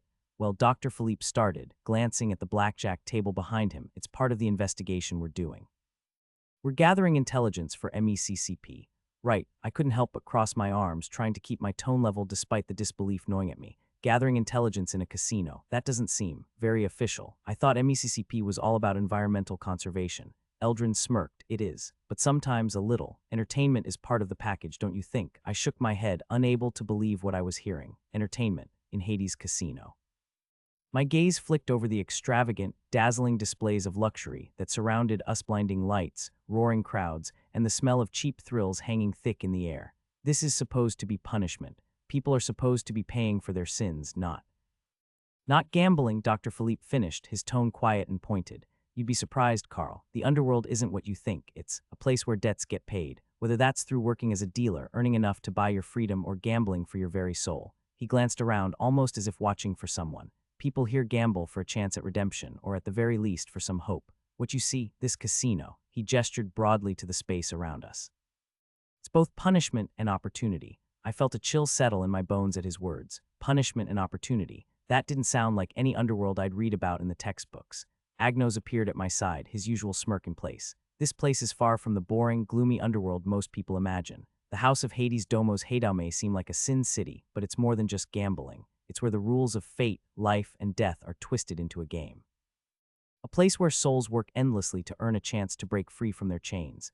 I turned to Agnos. What happens if they win then? What's the catch? Agnos' smile turned dark. Winning here doesn't mean freedom, Carl. It just means more suffering. The truly unlucky ones get sent down below. There's a prison beneath this place, and that's where the real punishment begins. I narrowed my eyes. You mean the dealers? They're prisoners. Exactly, Agnos said, flicking a hand in the air as he spoke. It's a prison for the living, the dead, and the almost dead. Then, the players, I asked, my voice tinged with disbelief. Eldrin smirked, the kind that made you instantly suspicious of whatever was about to come out of his mouth. They'll get a wish, he said, pausing just long enough for dramatic effect, from Hades, the god of the underworld himself. Oh, and a hefty pile of Mythica credits on top of that. Agnos let out a low whistle. A wish from Hades, eh? Now that's a prize worth risking your soul for. Well, for some people anyway, he added with a shrug, clearly unimpressed. Wait, hold on, I said, my mind racing. You're telling me Hades just hands out wishes. What's the catch? Eldrin's smirk grew wider. Oh, there's always a catch, but that's for the winner to figure out. After all, when you're playing in the underworld, the house always wins, eventually. Unless you're really lucky, of course. He glanced at the neon lights of the casino, the flickering glow reflecting in his eyes. The souls that serve as dealers here, they're cursed to work for eternity unless they win enough to buy their freedom. I stared at him, the weight of his words sinking in. Every round, every game they play determines how long they're here. They gamble their lives and their souls every single day. I shuddered. This place was far more twisted than I had ever imagined. And as much as I wanted to leave, something told me I was about to learn a lot more about the underworld than I'd signed up for. Agno's tone shifted, darker now. It's a cruel system. You lose, you stay. You win, but not enough. You still stay. Only the luckiest make it out with their soul intact. I felt the gravity of Agno's words settling over me. This was no ordinary casino. This was a hell of its own making, a twisted, eternal game with stakes higher than I could ever imagine. And as Agnos spoke, my gaze drifted toward the towering structure at the center of the chaotic casino floor. Is that? I muttered, my voice trailing off. Yes, Agno's tone darkened. That's Domo's Heidu, the House of Hades, the real casino where the final bets are made, where fate is sealed. His eyes narrowed as he scanned the room, and no one wins there, not unless Hades allows it. My stomach lurched. A casino where no one won. That didn't sit well with me. But there was something else gnawing at Meth's sense that I was standing on the precipice of something much larger than I could fully comprehend. A zoologist's guide to surviving magical creatures. I never imagined myself gambling for my soul or anyone else's, for that matter. Yet there I was, in a smoky underworld lounge, preparing to play cards with demigods and others, while debating the moral implications of betting away my essence. Typical Tuesday, right? The lounge had that oppressive air you'd expect in a place where the stakes weren't just life and death, but something deeper. Slot machines hummed hypnotically in the distance, their eerie lights flickering like trapped fireflies. Glasses clinked softly, but there was no laughter, just murmured voices and the occasional frustrated grunt of a lost bet. Dr. Philippe leaned forward, his sharp features caught in the dim, flickering glow of a lava lamp centerpiece.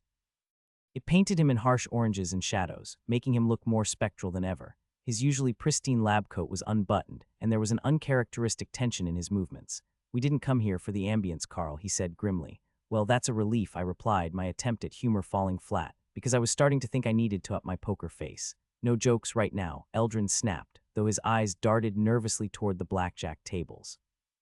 Care to explain, then? I gestured around, taking in the gaudy excess of the place. Why are you sitting in Hades' casino? Dr. Philippe looked about 10 years older than usual, his perpetually irritated expression softened by something I hadn't seen before, worry. He leaned forward, his elbows resting on the table, his fingers steepled. Eldrin and I have been tracking something dangerous. Hades' gambling dens aren't just Casanasthi or traps. Traps, I echoed, leaning back instinctively. For who? For everyone, Eldrin answered, his dark eyes narrowing. His tone was lighter than Philippe's, but there was a distinct edge to it, like he was trying to mask his unease. Dr. Philippe exhaled sharply. We're investigating something far bigger than we anticipated. It started as rumors creatures and Mythica residents vanishing after coming here. Then we found out why. Hades has been luring them in, offering something tempting in exchange for winning.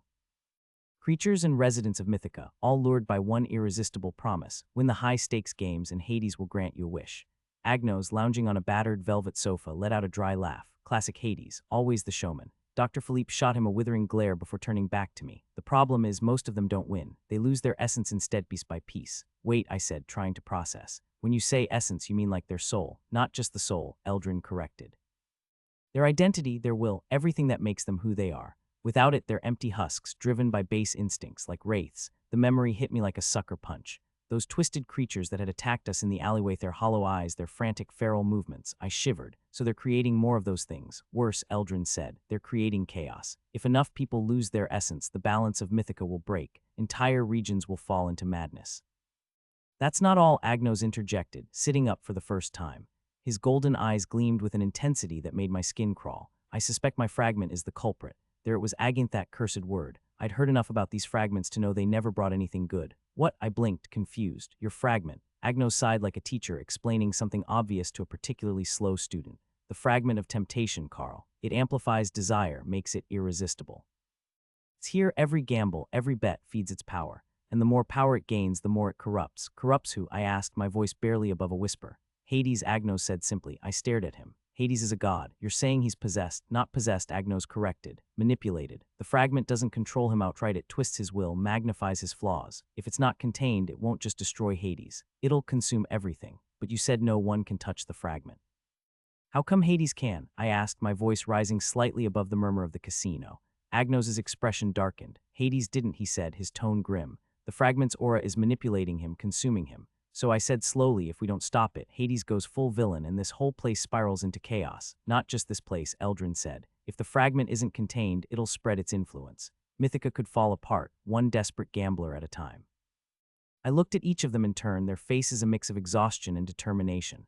So what do we do? I asked, my voice cracking slightly. How do we stop this? Eldrin and Philippe exchanged a look. It wasn't a comforting one. We need to get into Domo's Heidu, Eldrin said finally. That's where the fragment is. But he hesitated. But what? You can't just walk in, Philippe said. Only high rollers are invited. To qualify, you have to win 3 high-stakes games. And let me guess, I said, sinking into my chair. That's why you two were playing. Philippe nodded. We were trying to get in, but it's not easy. So to investigate the problem, you two decided to gamble. I leaned back, the weight of the situation settling over me. And now you want me to join the fun? You've been lucky so far, Agnos said, smirking. Who knows, maybe you've got a gambler's soul. And you too, I pointed at Philippe and Eldrin. Not one of you managed to win. They exchanged a sheepish glance before nodding. Agnos grinned lazily. Good thing we've got Carl here. Lucky streak and all. I shot him a look. I've never gambled in my life. Exactly, Agnos said, his grin widening. Beginner's luck. This is insane, I muttered, gripping the edge of the table. My palms were clammy, betraying my nerves. Insane? No, Carl. This is what we call an adventure, Agnos quipped, leaning back in his chair with a smirk. Besides, you might be a hidden card shark. Who knows? Maybe the gambling gods are on your side tonight. Doubtful, I replied, trying to keep my voice steady. Last time I played a card game, it was go fish with my cousins and I lost. Badly. Encouraging, Eldrin said dryly, folding his arms. His golden eyes sparkled with a mix of amusement and concern. But we're out of options. If you don't win, we don't get in. Dr. Philippe, always the pragmatist, adjusted his glasses. Carl, remember, this isn't about luck. It's about reading your opponent. Observe their behavior, predict their moves, and try not to lose your soul in the process. Great, no pressure. A zoologist's guide to surviving magical creatures. If there was ever a moment where I regretted my life choices, this was it. Standing at the entrance of a casino, surrounded by mythological figures who looked like they'd either gamble their fortunes away or rip your head off for sport, I tried to figure out how I had got myself into this mess. Well, Carl, Agnos said, lounging against a marble column with an infuriatingly calm smirk. Welcome to the heart of desperation. Ready to gamble for entry into Domo's Heidu? No, I replied flatly. But apparently that doesn't matter. Dr. Philippe adjusted his glasses, the lenses catching the flickering neon lights of the casino sign. Statistically, your odds are not favorable, but sometimes randomness favors the inexperienced. He tapped his chin thoughtfully. Beginner's luck, as they call it. Oh great, beginner's luck, I muttered. What happens when that runs out? Eldrin clapped me on the back, nearly sending me face first into the ground. Don't worry, Carl, you've got a spark about you. I'm betting on you. Literally, of course, I'm placing side bets, he said with a grin. Fantastic. Nothing like having friends who'd bet against you for the fun of it. Agnos chuckled. Who knows, maybe you're a secret lucky charm, or you'll implode spectacularly. Either way, this should be entertaining. The first table was as intimidating as the man sitting across from me. Hercules. Yes, that Hercules. Broad shoulders, biceps like tree trunks, and a glare that could turn a hydra to stone. When I imagined playing poker, I thought of cigars, low lighting, and friendly banter. What I got instead was Hercules himself sitting across the table, glaring at me like I'd just insulted his 12 labors. The dealer, a troll, shuffled the deck with hands the size of dinner plates, the cards practically disappearing into his grip. His eyes locked onto mine, unblinking and piercing. You look nervous, human, he said, his deep voice rumbling like a distant storm. Me? Nervous? I laughed nervously. No, just, excited to play against a legend. The dealer handed out the cards, and I stared at mine like they held the secrets of the universe. They didn't. In fact, they barely held the promise of a decent hand. Fold, Hercules said, tossing his cards aside with a dismissive grunt. What? That was it. He just folded. Eldrin laughed from the sidelines. Hercules doesn't waste his time. If he's not sure, he doesn't play. Great, I muttered, my confidence sinking even lower. The next few hands were a blur. Hercules played aggressively, raising stakes with every round.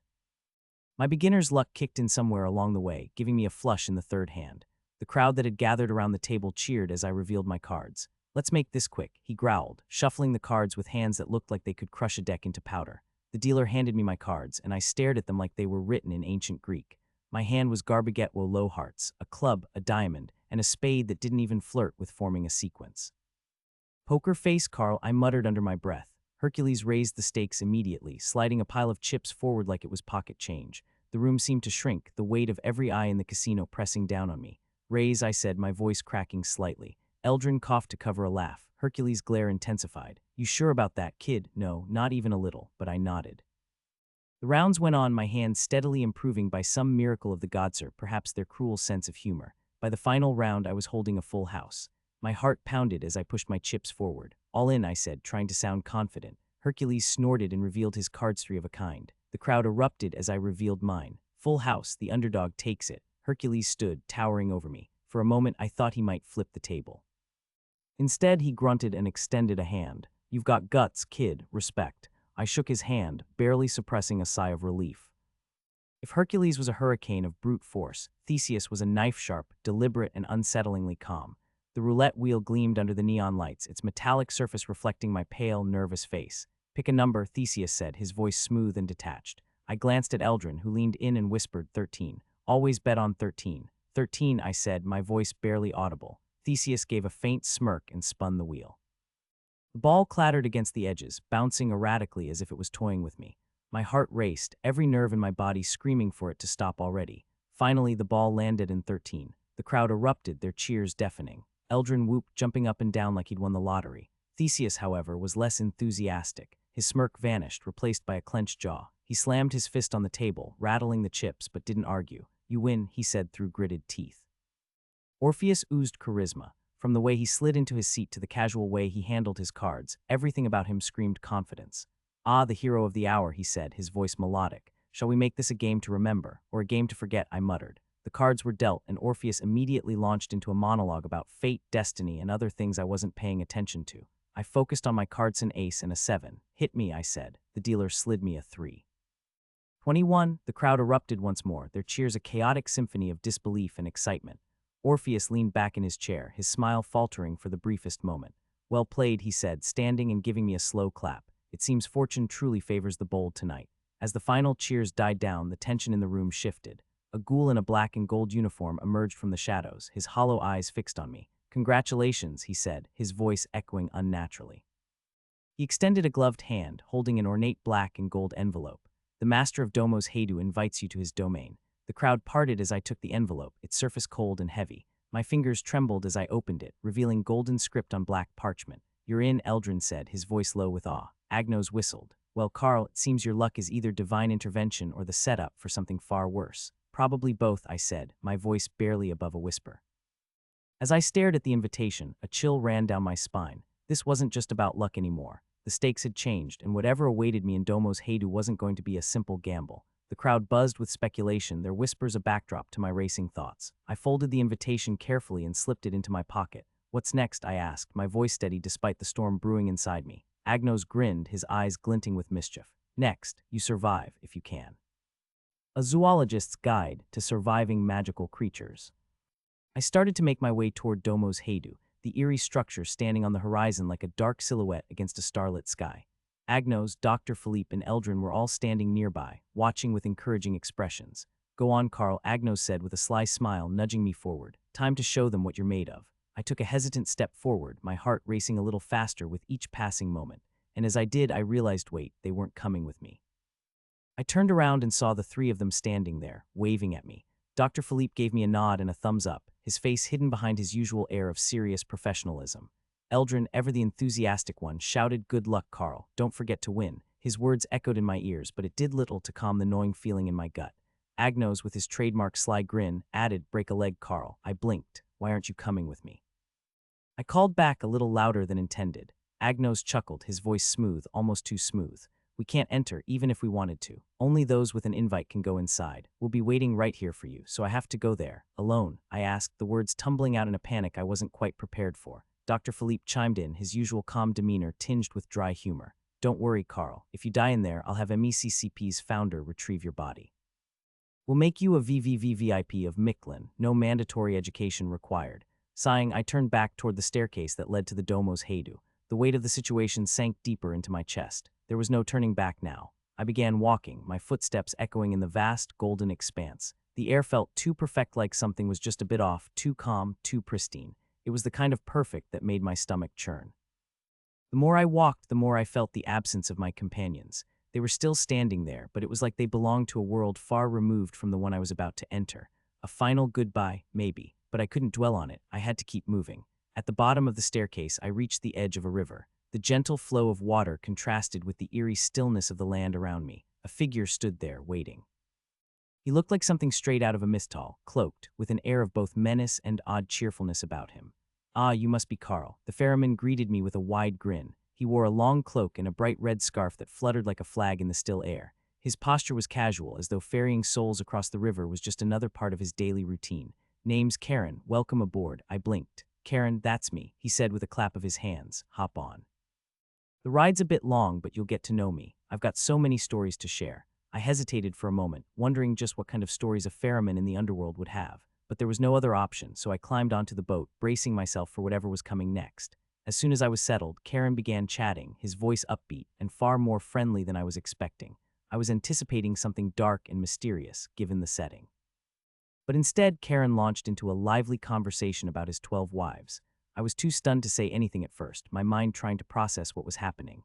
"Yeah, I have 12 wives, you know. My first wife, Azalea O, she was a real handful," Karen said, shaking his head with a rueful smile. "Always rearranging the furniture, trying to keep me on my toes. She'd get all upset if I moved something, like, really upset." He chuckled to himself, clearly amused by the memory. "She even set up a whole shrine to the furniture gods, can you believe that?" I blinked, unsure if this was one of those underworld humor moments. "Furniture gods?" I asked, keeping my voice light to mask the bewilderment. "Oh yeah, they're real, you didn't know that?" Karen asked with a twinkle in his eye. "There's a whole pantheon, mostly very specific dates, like the god of armchairs. Don't even get me started on that one. Man, he really has a thing for cushions." Karen winked at me. "But Azalea, she loved them. As for my second wife, well, she was a bit of a—" "Wait, hold on," I interrupted, just to give my ears a brief respite. "You've got 12 wives, and you're still standing here talking to me like nothing's wrong with that." Karen gave me an exaggerated shrug. "What's wrong with it? I'm a good catch, Carl. I'm tall, I'm charming, and well, let's just say I've got great boat driving skills." He grinned, motioning to the ferryboat. "Besides, each wife has her own special thing. Take Helga, for instance. She's obsessed with moonflowers. Obsessed." He leaned in, lowering his voice. "The jealousy, though, man, let me tell you about that." I raised an eyebrow. "Jealousy? Oh yeah, she doesn't like it when I talk to the others, even if it's about something as innocent as, the weather or the afterlife or whatever." Karen shook his head, chuckling. "Last week I mentioned how great Seleni's new garden was looking. Literally threw a potted plant at me." I blinked. "She threw a plant at you?" "Yeah," Karen said, grinning. "A heavy one too." He paused, as though considering how much damage the plant might have done. I dodged it, of course. "But still, nothing says I'm jealous like a flying geranium." I nodded, doing my best to maintain composure. I don't know what to say to that." "Oh, don't worry, you don't have to say anything. You're just a listener, Carl." Karen's grin was mischievous. "I bet you've got a ton of stories in that head of yours, huh? I'm happy to lend an ear. Unless, of course, you want to hear about the time Melina took up competitive knitting." I swallowed hard, wishing I could tune out the tidal wave of stories threatening to drown me. "I'm okay for now, really." "Great, then you should definitely hear about the time I tried to teach Nessa how to sail. By the time we'd been on the ferry for an hour, I was seriously considering whether it might be worth swimming across the river." Karen was still going strong, this time talking about his most recent wife, and I could feel my ears starting to ring. But I didn't want to be rude. After all, this was the underworld. Who knew what might happen if I stopped listening to Karen's endless chatter? "I tell you, Carl," he continued with a grin that bordered on mischievous, "she's really into gardening. Spends all day planting flowers. If you ever meet her, I think you'd get along." At this point, I was starting to wonder if he was trying to break me with the sheer weight of his conversational endurance. When we finally reached the far side of the river, Karen flashed me a grin. "You're such a good listener, Carl. Most people zone out after a few minutes, but you stayed with me the whole time. You've got a real ear for it." Karen just waved merrily from the ferry, still chatting about his kids, as I walked toward the entrance of Domo Heidu, which was just up ahead. The place looked much closer when I first saw it from the boat, but after an hour of listening to Karen's stories, it felt like a century had passed. The path ahead seemed shrouded in an unnatural fog, the looming walls of Domo Heidu casting an eerie shadow across the ground. But I had to keep moving. I had no choice. The air thickened with every step as I approached the gates of Domo's Heidu. The place loomed in front of me, its obsidian walls like jagged teeth in a moonless night, reflecting an otherworldly glow. It was the kind of building that could make even the bravest of souls think twice. Yet, for reasons that only the bizarre gods of Mythica could explain, I was standing there, my heart pounding not from fear, but from sheer disbelief that this was where I'd ended up. As I neared the entrance, something moved in my peripheral vision. 3 massive shadows shifted, and I found myself staring at the unmistakable figure of Cerberus, the legendary 3-headed hound of the underworld. It was guarding the entrance, its 3 heads tilting this way, and that each one growling softly, the red glow from their eyes illuminating the stone beneath them. The creature was supposed to be an unstoppable force of terror, an embodiment of death itself. But what I wasn't expecting, what I was definitely not prepared for, was how oddly tame it seemed. I stopped at the base of the stairs, watching as the hound's 3 heads slowly turned toward me. No snarls, no lunging, just curiosity. It wasn't quite what I had expected. The heavy silence hung in the air as I swallowed hard, and then one of the heads barked an unsettling sound in the stillness. But it wasn't aggressive, it was more like an invitation. A zoologist's guide to surviving magical creatures.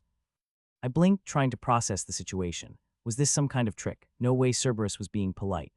Hey there, big guy, I muttered, taking a hesitant step forward. The creature's 3 heads leaned in unison, sniffing the air as though catching my scent. At that moment, a memory flickered, something about offering a gift to Cerberus, or was it bribery? My fingers fumbled for the packet of beef jerky I had picked up earlier at the stall in Micklin. Might as well try. I waved the jerky in front of the dogs' noses, a soft, crinkling sound that seemed to immediately catch their attention.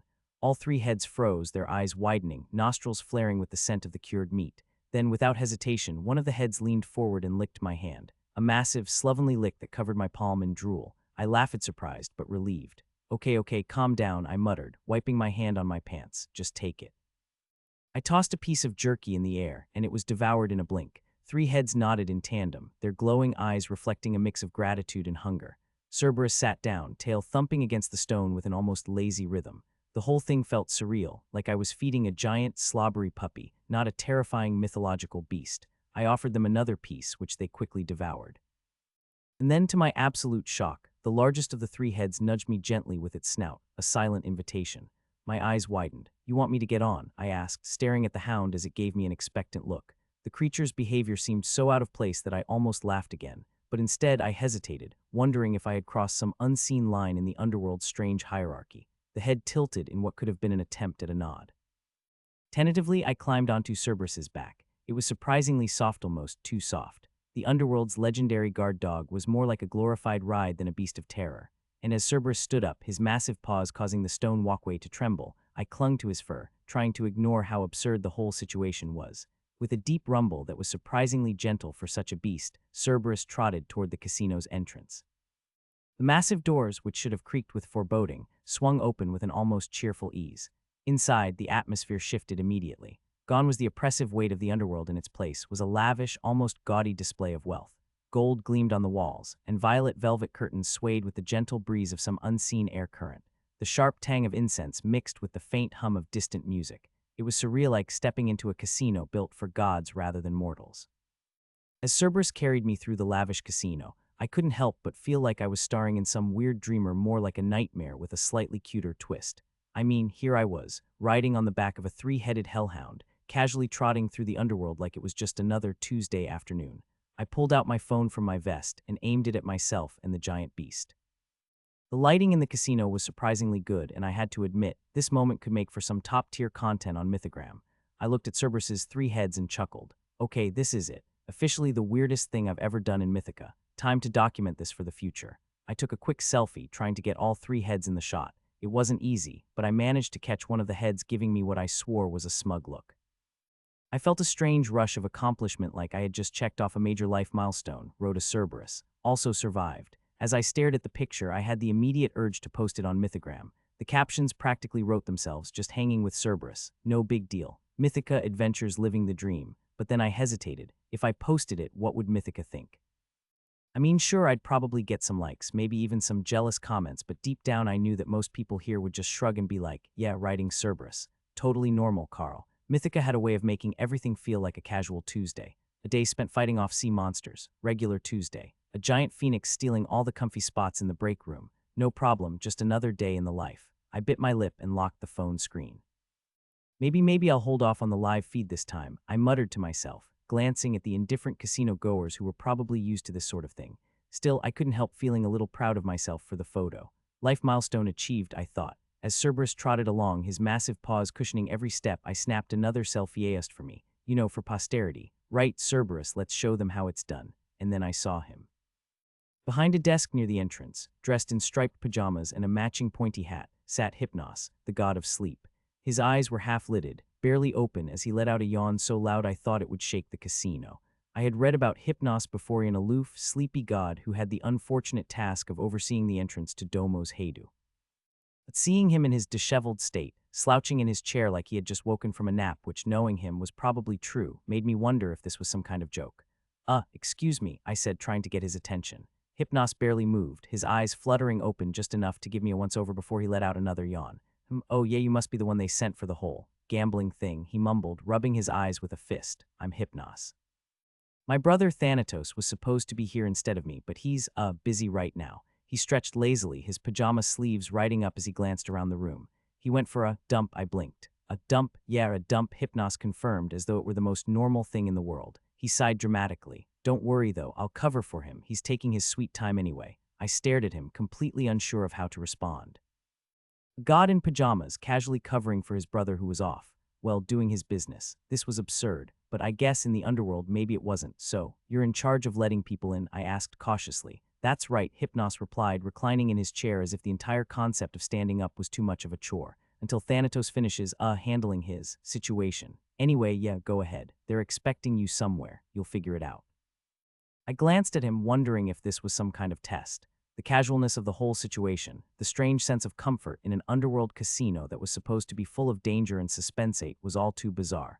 Oh right, do you have the invitation with you? Hypnos asked, yawning, his sleepy eyes barely open. I nodded and handed him my invitation. He took it, glanced at it briefly, and then told me to head inside the shimmering portal that had just appeared. As I turned away, I saw Cerberus, now lying in a corner, contentedly chewing on the last bits of jerky. It was like nothing in this place made sense, but before I could take another step, I heard a voice, sharp and urgent, coming from deeper within the casino. Hypnos, wake up, we have a player coming in soon. I turned around just as Hypnos gave an exaggerated sigh. Oh right, that. Yeah, go ahead. They're expecting you in Elysium, something about wheels, fortune, and stuff. He waved a hand dismissively. Don't ask me for details, just go, I'll handle Thanatos. I saw a towering black-cloaked figure floating toward the yawning, sleepy Hypnos. He didn't seem to notice me, so I kept walking toward the portal. Stop yawning, and can you open your eyes for a second while I'm talking? Don't make me splash you with hot lava. Where's the agreement? I need it. I heard Hypnos mumbling something incoherent, followed by Thanatos' booming voice erupting in fury. You what? Elysium. That sounded like a strange kind of place to end up, but it was my only lead, so I did the only sensible thing I could: walk deeper into the casino. As I did, I could see in front of me 3 different doors. One had a huge and very elegant label with the word Elysium written on it. The middle door, with a very dark and imposing aura, had Tartarus written as its label. The last door, resembling the entrance to a maze, had an iron-wrought gate with the word Asphodel inscribed on it. Hypnos said I needed to go to Elysium. Well, I guess Elysium it is. I stepped through the door, a zoologist's guide to surviving magical creatures. I stepped into Elysium, and a long staircase leading down appeared before me. As I descended, the very air around me felt too perfect, the kind of perfect that made me uneasy. Golden light bathed everything, like a constant sunset that never quite set. The architecture was otherworldly, each column and archway more magnificent than the last. My heart skipped a beat, not from awe, but from the sheer weight of this placid aura of virtue pressing down like an invisible hand on my shoulders. It felt like I'd just entered the most divine, unapproachable part of the afterlife. Not the kind of paradise you'd find in a vacation brochure, but the kind where you can't get away with anything. It wasn't just beauty, it was righteousness with a capital R. Everything sparkled. Even the air had a shimmer to it, and as I walked deeper into the vast hall, I was greeted by attendants in robes so white they almost glowed. Their smiles were so radiant they bordered on eerie, but they were all business, nodding silently as I passed. At the center of the room, standing proud like some divine monument, was an enormous glittering wheel of fortune, and I don't mean some cheesy carnival attraction. No, this was no ordinary wheel, it was an otherworldly spectacle, spinning slowly, a radiant gold that flickered like sunlight on the ocean. Each section of the wheel was marked with a symbol: courage, kindness, wisdom, and the rest of the virtues I'd seen only in books. There were jackpots of rewards, immense amounts of good fortune, divine favor, and even souls who had earned their place among the stars. But there was no such thing as a free spin here. No, in Elysium, you earned what you got. The crowd around me, a collection of spirits and ethereal beings, murmured with anticipation, their forms a mix of human and ethereal energy. I took a deep breath and tried to shake off the feeling that something was off. I had been told to come here by Hypnos, but how did this place know who I was? And now I was here at the gates of Elysium and I had no idea what to expect. Before I could process it all, the sound of soft footsteps drew my attention, and I turned to see a figure emerging from the shadows. He wore robes that shimmered in the light, so bright and radiant they almost seemed to burn with their intensity. His face was sharp but fair, a regal mask of tranquility. Pluto, the ancient Roman god of the dead, stood before me. As he approached, his serene smile sent an unsettling chill down my spine. This was no mere dealer. The mere presence of Pluto in all his heavenly and infernal glory was enough to make anyone tremble. His eyes dark as the night and yet infinitely knowing locked onto mine. "Welcome, Carl Sways." His voice was smooth, like velvet, but with an undertone of something far more ancient. Wheel of Fortune. I wasn't sure what to say to that. It felt like a punishment, not a game. Still, I nodded and kept my mouth shut. Here in Elysium, the balance of goodness and morality is maintained by the ones who enter this realm, Pluto continued, his tone almost condescending. You've earned your place here, and yet you must prove yourself worthy to rise above the next level. He gestured grandly to the enormous wheel that loomed before me. I raised an eyebrow, wondering how he knew my name. I'm not exactly sure what's going on, but I'm all ears, I said, though my tone was more than a little sarcastic. His smile didn't falter, though I could have sworn I saw a flicker of amusement in his eyes. You've been summoned to test your understanding of virtue. The Wheel of Fortune awaits. It is a game of your moral fiber, your intuition, your wisdom. Should you succeed, you may move forward. Fail, and he let the words hang in the air, and I didn't need to hear the rest. A chill ran down my spine. You must win 3 rounds of the wheel, Carl, he continued, his gaze unwavering. Each round will present you with a clue. You must guess the virtue it represents. The stakes are high. You will wager your accumulated merit points. Merit points, I blinked. What merit points? The points you have earned in your lifetime. Every good deed, every act of kindness, every moment of selflessness. You've accumulated quite a sum. You currently have 27 million points. I almost choked on my own saliva. 27 million, what, how? Pluto's smile was unreadable. Your record is impressive, Carl. The help you've given others, the lives you've touched. It's all been noted. I was speechless. Sure, I'd helped a lot of creatures, animals, humans, magical beings, but that much. Did feeding stray cats count for more than I thought? The rules are simple, the Pluto continued. You must wager a minimum of 1 million points for the first round. With each victory, the minimum bet doubles. Hold on. 1 million for one spin. My stomach twisted. That was more than I'd ever wagered in my life combined. He nodded. Shall we begin? I didn't have a choice, did I? I approached the wheel, and as I did, the crowd grew eerily silent. The air seemed to hum with energy, as if even the very fabric of Elysium was holding its breath. The Wheel of Fortune glowed brighter, its segments shimmering with golden light, beckoning me. I placed my first baton million points. The moment I did, the wheel began to spin with a melodic hum, the segments glowing brighter with each rotation. The crowd watched with bated breath. Then the clue appeared. It stands tall even when battered by storms, shielding others without complaint. My mind raced. I bit my lip, trying to focus. Storms, battered, shielding others. The first thing that came to mind was courage, but then again, resilience fit too. Selflessness, a protector. I had to pick one. My gut told me it was something beyond just bravery. I'm going with selflessness, I said, my voice louder than I felt inside. The wheel slowed, then clicked to a stop. It flared with golden light. The crowd gasped in unison. You are correct, Pluto announced, his voice calm and unshaken. I exhaled a breath I didn't know I'd been holding. The crowd erupted in applause, their ethereal voices harmonizing in a beautiful chorus. It was both soothing and unnerving, like a calm sea before a storm. But before I could enjoy my victory, Pluto's voice cut through the cheering.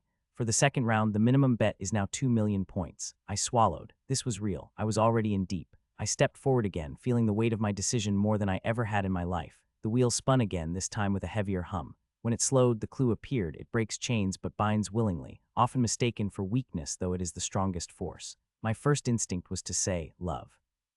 It had to be. It was the only force that made sense, that could bind people together, even when they didn't want to be. Love, I said, this time with a bit more confidence. The wheel flared with light once again. The crowd cheered, but I didn't feel victorious. I felt like I'd just made a dangerous gamble. But then Pluto's calm voice shattered my thoughts. The third round will require a minimum bet of 4 million points. I glanced at the glowing wheel, my hands trembling. 4 million. That was more than I had ever dreamed of. I'd wagered a total of 3 million points already, and I still had no idea what I was getting myself into. This was it. If I failed now, I might lose everything. The wheel spun again, the noise now deafening. I barely registered the clue when it appeared. It requires no voice but speaks volumes. A guiding light in the darkest hour. Hope, faith, was it wisdom? The seconds ticked by, and my heart pounded so loud I could hardly think. But then I realized it. Hope, hope, I said, barely above a whisper. The wheel erupted in radiant, blinding light. The crowd roared, but I couldn't hear anything over the buzzing in my ears. I'd won. Pluto smiled at me, a serene but knowing smile. You've succeeded, Carl. You may now proceed to the next region. That sounds vague. Should I be concerned? I wiped the sweat off my brow, trying to ignore the gnawing sense that something had changed. I glanced back at the wheel, the golden light flickering ominously. It wasn't just a game anymore. I was in over my head. The dealer nodded toward a staircase that had appeared at the far end of the room, glowing with a golden light. But the warmth of Elysium was already fading, replaced by a chilling sensation that made my skin crawl. As I stepped toward the staircase, I felt the temperature drop, the golden light dimming. Good luck, Carl, Pluto said softly. I turned back one last time, watching the wheel of fortune slowly spin again, its glow dimming as I ascended the stairs. A zoologist's guide to surviving magical creatures. Emerging from the glowing gates of Elysium, I was hit with the cool, eerie stillness of the Domo's Heidu lobby. It was like stepping out of a warm bath into a haunted freezer. My boots scuffed against the polished obsidian floor as my eyes adjusted to the gloom. I wonder if I could get a selfie with Hypnos. I should add him on Mythogram too, I mused, taking my phone out of my pocket. My backpack was still strapped to my back, so I adjusted the weight slightly while I walked towards the main lobby. Instead of the drowsy Hypnos lounging in his usual spot, I was met with a hulking figure draped in black, his silver eyes glowing like twin moons. Thanatos, the god of death. I froze mid-step.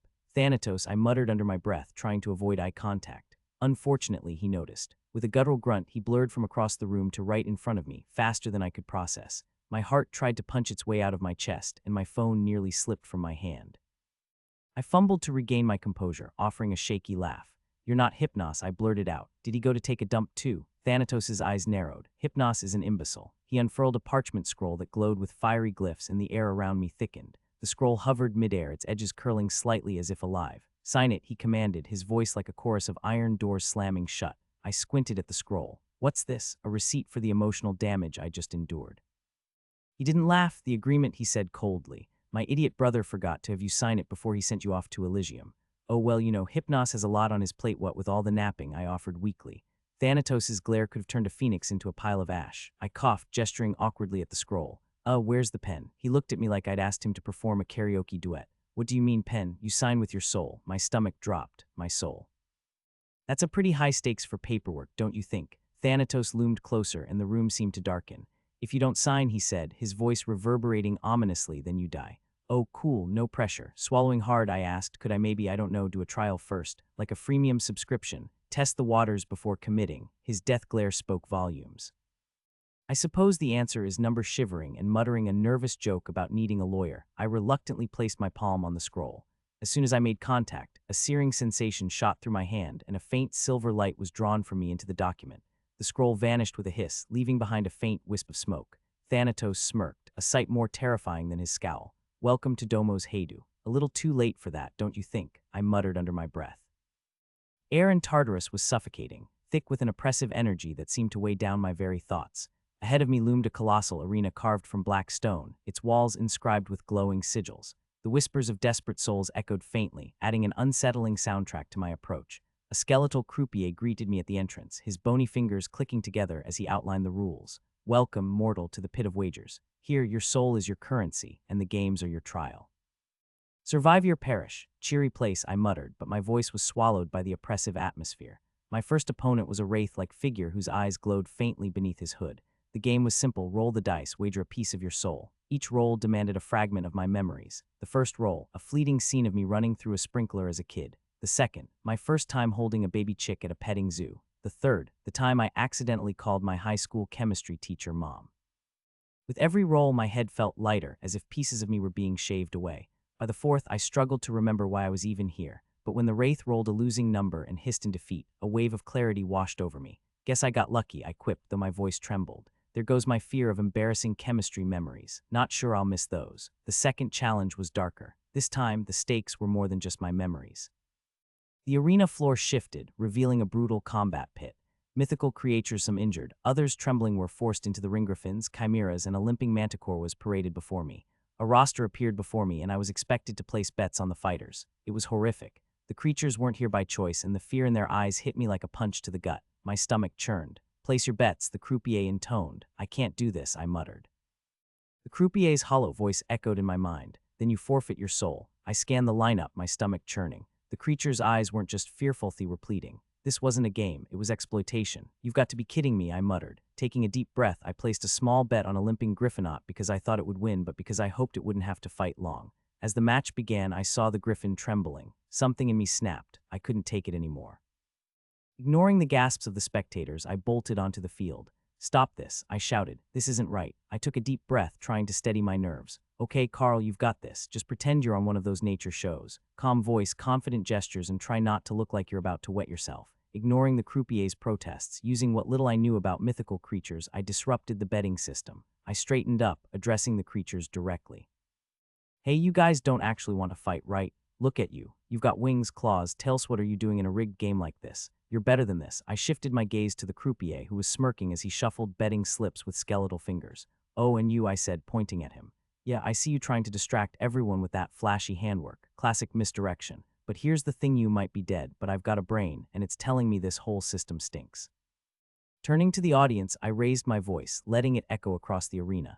Ladies and gentlemen, if you can even call yourselves Thatho about a real show, you want excitement, drama, how about freedom? I swept my arm toward the caged creatures, locking eyes with as many spectators as I could.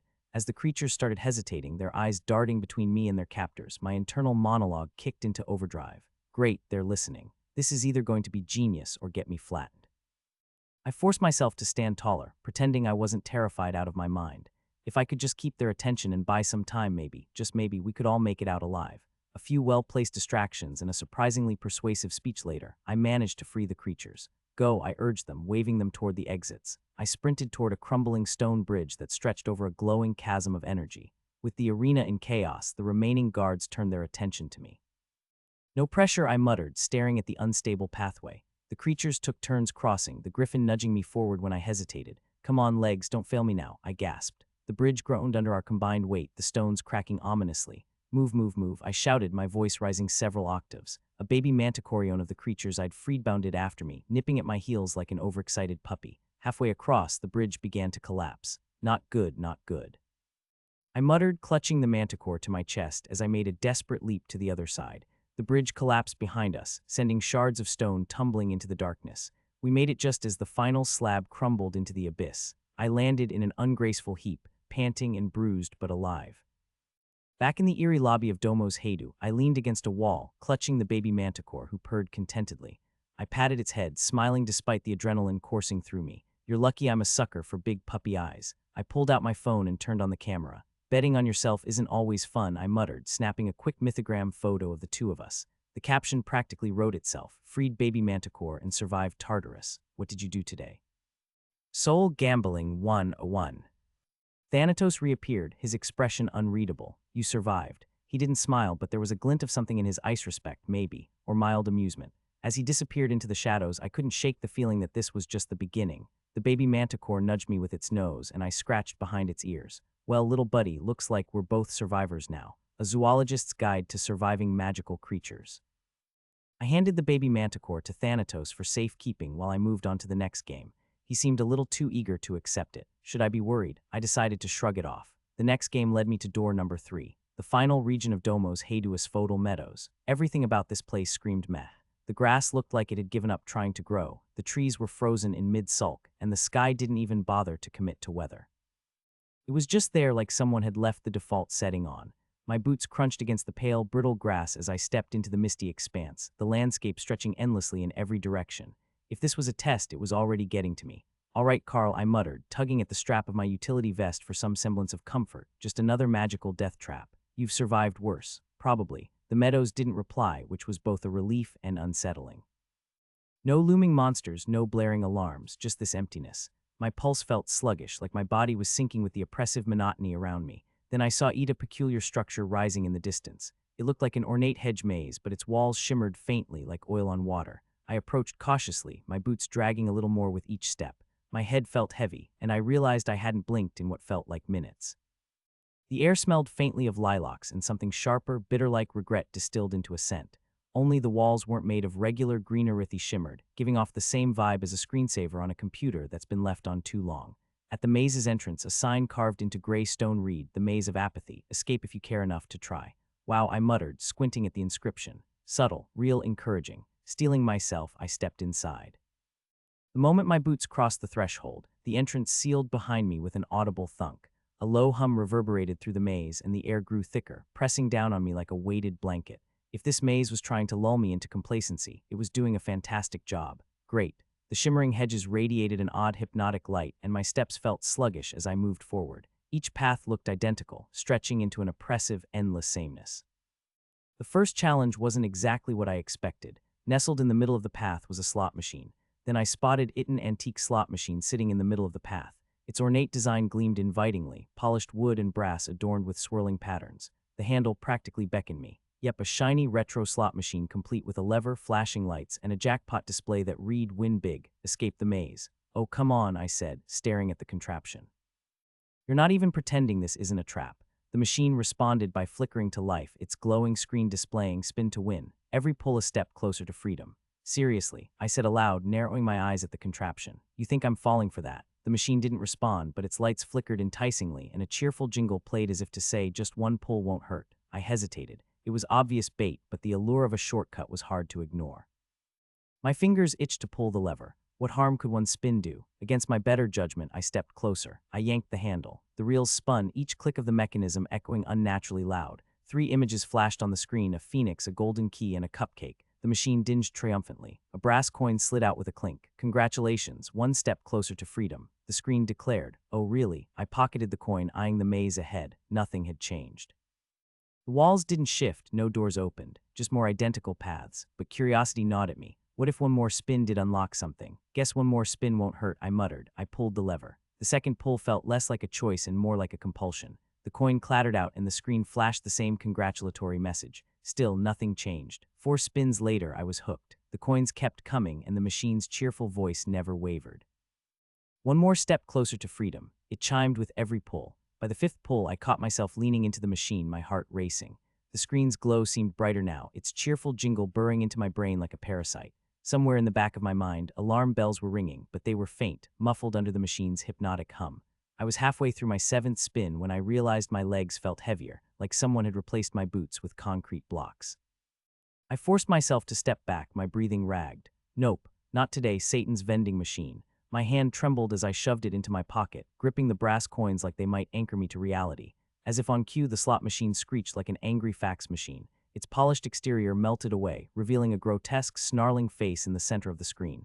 Then I noticed the coins. They were melting, turning into black sludge that seeped through my fingers. I dropped them with a startled yelp, and the machine let out a mechanical screech before vanishing into the mist. "Not cool," I yelled, wiping my hands on my vest. The machine let out a final screech before vanishing in a puff of glittery smoke, leaving me alone in the maze again. My only consolation was that I'd outsmarted the thing. Eventually. Message received, shortcuts weren't an option here. The next challenge felt like a cruel joke. In a clearing, a giant table stretched before me, its surface covered in face-down cards. They shimmered faintly, the edges glowing with a soft, golden light. At the table's edge was a simple instruction carved into the wood: "Match to remember. Remember to move forward." "Great," I muttered, crossing my arms. "What's next?" "Pin the tail on the existential crisis." I flipped the first card. It was a snapshot of my childhood me at 7 years old, sitting cross-legged in the grass, cradling a stray kitten I'd found. The memory hit me like a wave, warm and bittersweet. I flipped another card. This one showed the zoo where I interned during college, the giraffes stretching their necks toward me as I held out branches of acacia leaves. A match. The 2 cards dissolved into golden dust, and for a moment I felt a flicker of hope. Maybe this was the way forward. "Okay," I said, brushing imaginary dust off my gloves. "This isn't so bad." But the more cards I flipped, the heavier the memories became. My high school graduation. The first time I aced an exam after weeks of failing. The day my parents hugged me goodbye when I left for college. Each memory pulled at me, tempting me to linger, to relive the emotions. The maze had shifted its tactics. It wasn't trying to stop me. It was trying to trap me in nostalgia. By the time I matched 10 pairs, my legs felt like lead, my mind foggy with the weight of everything I'd seen. A part of me wanted to stop flipping, to just sit and relive the memories over and over. Why move forward when the past was so comforting? That thought startled me awake. Comforting. I didn't come to Mythica to cling to the past. I was here for a reason: to protect creatures like Princess or Munchie, to solve problems no one else could. Staying here would mean abandoning everything I'd fought for. I shook myself and flipped the remaining cards with deliberate speed, refusing to dwell on the images. When the last pair dissolved, the table vanished, leaving only an open path ahead. The final stretch of the maze was the hardest. The mist thickened and the air grew colder. My body felt heavier with every step, like invisible hands were dragging me down. Whispers filled the air, faint but persistent. Why bother? You can't save everyone. It's easier to stop trying. I clenched my fists, forcing myself forward. The whispers grew louder, their words twisting into my deepest fears. What if I couldn't solve the Coralite War? What if OK's reputation was beyond saving? What if I was just a foolish intern playing hero in a world I barely understood? I stumbled to my knees, my breath coming in ragged gasps. The whispers circled me like vultures, picking apart my resolve. And then through the haze, I saw them Princess's gleaming eyes, the Coralites dancing in harmony, even OK awkwardly practicing his b-boy moves in a controlled space. The memories weren't traps this time. They were fuel. I'm not doing this for me, I said aloud, forcing myself to stand. I'm doing this because they need me. The mist recoiled and the path ahead became clear. At the end of the maze stood a barriere, a shimmering wall of light. Spirits emerged from the walls, their translucent forms faintly glowing. They bowed as I approached, their expressions soft with approval. You have passed the maze of apathy, one of the spirits intoned, its voice resonating like a melody. Few care enough to escape. I nodded, my chest tightening with a mix of relief and determination. The barrier pulsed, then parted, revealing a narrow staircase descending into darkness. Beyond lay my next destination, and somehow I knew it would make this one look like a warm-up. As I stepped through the portal, a sudden force yanked me forward like a vacuum, twisting the air around me. Disorientation hit me instantly, my thoughts scattered, my senses reeled, and for a moment I wasn't sure which way was up. A zoologist's guide to surviving magical creatures. When my senses returned, I found myself staggering out of the asphodel meadows, the ominous vibrations of Domo's Haydu fading behind me. A strange, warm light replaced the underworld's cold glow, and before I could even process the fact that I had narrowly survived an encounter with death, the environment shifted again. I blinked, and suddenly, I was back in the main lobby of the underworld. The space was eerily normal, with its marble floors, faintly glowing chandeliers, and the hum of what I suspected was supernatural HVAC. It felt like a particularly empty lobby except, of course, for the two figures casually leaning against a ghostly reception desk as if they had all the time in the afterlife. "Ah, Carl," Thanatos said smoothly, his dark robes flowing with an almost cinematic flourish. "Welcome back." "Thanatos," I said, forcing myself to sound more confident than I felt. Beside him stood his twin brother, Hypnos, whose disheveled hair and perpetually drowsy expression gave him the vibe of someone who'd been woken up mid-nap. He stretched lazily, yawning loud enough to make me yawn in sympathy. "So you survived," Hypnos said, his voice lilting with amusement. "Death didn't get you then." "Not yet," I muttered, brushing off the lingering dust from my journey. The two gods studied me with the same intensity one might reserve for an exotic zoo exhibit. I decided to break the tension in the most absurd way possible, because honestly, that's how I coped. "Before we all get too serious here," I said, thickening my skin against the very real possibility of rejection, "can I, get a selfie with you too, to commemorate today's adventure? It's not every day a guy survives Hades' realm." Thanatos and Hypnos exchanged a look. For a moment I thought I'd overstepped, but then Hypnos shrugged, his smirk widening. "Why not?" he said. Thanatos surprised me even more. "Agreed, but only if you add me on Mythogram." It took me a moment to process that sentence. "You're on Mythogram." "Of course," he said, pulling out what appeared to be a spectral version of a smartphone. The juxtaposition of his Grim Reaper aesthetic with the mundane device almost made me laugh out loud. The selfie was surreal, to say the least. Thanatos insisted on standing stoically in the background, his scythe casually slung over one shoulder, while Hypnos threw up peace signs and leaned into frame like we were old buddies. I snapped the shot, the glow of their ethereal forms adding an unintentional filter that would probably go viral. "Done," I said, still feeling the surreal absurdity of the moment as I pulled out my own device and opened Mythogram. Thanatos handed me his username, Thanatos the End. I typed it in and hit follow. The notification that popped up next was enlightening. "Thanatos the End is following you. Followers 1.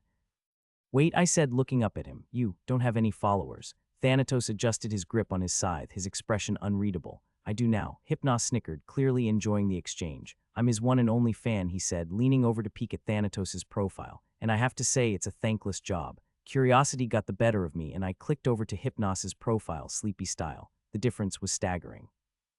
Hypnos had millions of followers, a gold checkmark, and a feed that was, for lack of a better word, ridiculous. His most recent post was a close-up of him sleeping on a velvet chaise lounge, captioned "Nap Vibes. Just woke up like this, effortless." It had garnered over 1.7 million likes. Another post featured his pajama of the day collection, a series of silky, intricately designed sleepwear that somehow managed to look both luxurious and absurd. The comments were full of adoration. "King of comfort. Those PJs are fire. I need that nap aesthetic in my life." I stared at the screen, dumbfounded. "You're telling me you get millions of likes for sleeping?" Hypnos preened, running a hand through his messy hair. It's a talent, he said with mock humility. Not everyone can make unconsciousness look this good. And what about you, Thanatos? I asked, genuinely curious now. His profile was sparse, just a single post, a hauntingly beautiful black and white photo of a sunset over a field. The caption read, "Even the end can be beautiful." It had 3 likes. One of them was mine. The disparity between the twins was almost painful to witness. Thanatos, the god of death, the embodiment of inevitability, reduced to a lonely social media account with a follower count that didn't even crack double digits. Meanwhile, Hypnos was living the influencer dream, his self-absorbed posts garnering adoration from mortals and immortals alike. "You've got to be kidding me," I muttered. Thanatos raised an eyebrow. "It's not a competition." "Easy for you to say," Hypnos chimed in, scrolling through his own feed with a smirk. "I'm the one winning." I pinched the bridge of my nose, resisting the urge to laugh at the absurdity of it all. "You two are something else." "Welcome to the underworld," Thanatos said dryly. As I tucked my phone back into my pocket, I couldn't help but muse on the strange, cruel difference between the twins. Hypnos, the embodiment of rest and reprieve, basked in attention for something as simple as napping, while Thanatos, who carried the weight of life's finality, was left to stand in his shadow. It wasn't fair, but then again, life and death really was. Still, the moment wasn't without its charm. For all their differences, the twins had their own kind of camaraderie, an odd but undeniable bond that shone through their banter. And as I walked away, leaving them to argue over which of Hypnos's PJs deserved the most likes, I found myself smiling. Even in the underworld, life or whatever passed for Ith at its moments of levity. Just as they were fighting, a booming voice erupted in the lobby. "Mic testing 1, 2, 3. Is this thing on? Can you hear me?" A deep, sexy voice echoed through unseen speakers. I had no idea where the voice was coming from. Then a muffled voice chimed in the background. "My Lord Hades, you're live now, on air." "Oh, right. Ahem, Carl Sways, congratulations on passing the screening test," the voice announced. "Wait, that was the screening test." Hades continued. "Plushie will bring you to the main floor to have an audience with me." "Plushie, who's that?" As if reading my thoughts, the Cerberus suddenly leaped toward me and started licking my face enthusiastically. I burst out laughing. "Hey, it tickles. So you're Plushie. Before I meet with Hades, there's something I need to do." I made my way over to Thanatos, my curiosity about the baby manticore gnawing at me. He was standing near the reception desk after the bickering had ended, looking like he hadn't a care in the world. But I had a question that couldn't wait any longer. "Hey, Thanatos," I began casually, trying to sound like I wasn't about to demand something. "About the baby manticore, I was wondering if I could have it back to keep it. You know, since I was the one who found it and all." Thanatos turned to me with a slow, deliberate motion, his face a perfect mask of innocence. "What baby manticore? I do not recall seeing one." I blinked, momentarily stunned. "What do you mean? You were holding it for me earlier." He just raised an eyebrow, his poker face unfaltering. "I don't remember such a creature." I opened my mouth to protest, but before I could, Hypnos, who had been hovering nearby, leaned in with a sly grin. "You're looking for Manti, right?" Hypnos said, practically vibrating with mischief. "Well, you're not going to get it back anytime soon. You see, Thanatos has a bit of a soft spot for baby creatures. That baby manticore. Most likely, it's already been petnapped and hidden somewhere in his castle." I stared at Hypnos, utterly dumbfounded. I turned back to Thanatos, who was glaring at his twin with a look that could melt steel. "I did not petnap it," Thanatos growled, his voice low and dangerous. "It was given to me willingly." My jaw dropped. "Given willingly? I only asked you to hold it temporarily for safekeeping while I played the game." Thanatos crossed his arms and huffed, not even slightly bothered by my bewilderment. "Well, clearly, I took it as a gesture of goodwill. It's a gift, Carl." I stood there for a long moment, my brain struggling to process what had just happened. My suspicions were right, I thought bitterly. Thanatos had literally taken the manticore, thinking it was his for the taking. And to him, the baby creature had just been a present, no different than a trinket. "Look," I began, pulling myself together. "I didn't ask for this. I need Manti back." Thanatos smirked, clearly enjoying the drama. "Oh, you'll get him back, but on one condition," he said, his tone teasing but sly. "I get to bring him to the underworld sometimes. I'll take good care of him, of course." I felt a twinge of annoyance but figured I'd play along. After all, the baby manticore wasn't going to stay in the underworld forever. "Fine," I muttered, rubbing my temples, "but I get to have him most of the time. You just get the occasional visit." Thanatos nodded, satisfied. "Agreed. You may have Manti back after meeting with Hades, but he'll always have a home in my realm. After all, he's a rare little thing." "Yeah, a rare pain in the neck," I muttered under my breath, but I had no choice but to accept the deal. I walked away, relieved to have the baby manticore back in my arms, but I couldn't shake the feeling that Thanatos was going to make sure his claim over the creature remained at least as long as I was in the underworld. As I turned to leave, I caught Hypnos's grin and gave him a pointed look. "You could have warned me." He just shrugged and lazily rested his head on the desk, looking utterly uninterested. I sighed, already dreading the next time Manti had to visit Thanatos. Some days I wonder if I'll ever get a break. A zoologist's guide to surviving magical creatures. I mounted Plushie, the Cerberus, who was now my unexpected guide, his massive paws thudding softly against the obsidian floor. His fur was strangely soft beneath my fingers, but the weight of the moment hung over me, sharpening every sound, every shift of the atmosphere. The hallway before me stretched long and winding, the obsidian walls reflecting dim, flickering light, casting eerie shadows that seemed to reach for me. It was like walking through a dream on where I was never sure whether I was moving forward or falling deeper into some endless abyss. My grip tightened on the invitational key, its cold surface sending a shiver down my spine. The key felt like a weight of destiny in my hand, its intricate patterns glowing faintly in the dim light, pulsing like a heart of its own. I'd earned this key, but not without cost. It had drained me in ways that weren't just physical.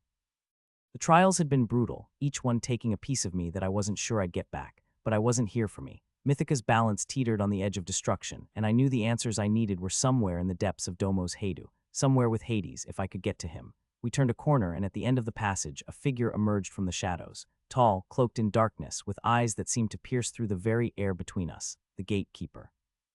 I dismounted from Plushie, who obediently sat down, its tongue hung out as if in a very good mood. Who dares approach the gates of the sovereign of the dead? The voice struck me like a whiplow, deep and resonant, vibrating through the air and into my chest. It threaded through my mind, a whisper that grew louder with each heartbeat. The gatekeeper was not a being in the traditional sense. It was more a presence effluid, ever-changing, like the very embodiment of twilight. The shape before me flickered between light and shadow, a cloak that rippled and bled into the air around it. Its face was a formless void, save for two blinding pinpricks of light that pierced through the darkness, locking onto me. I straightened my back, trying to steady my breath. This wasn't how I imagined meeting Hades or anyone in his court for that matter. Still, I knew I had to keep my cool. Carl Sways. I'm from the MECCP, I said, my voice firm but carrying an undercurrent of uncertainty.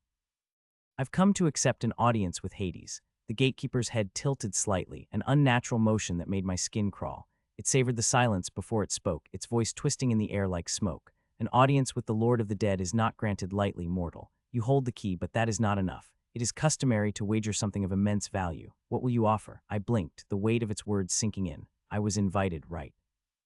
I'd earned the right to pass through the trials and finally stand before Hades.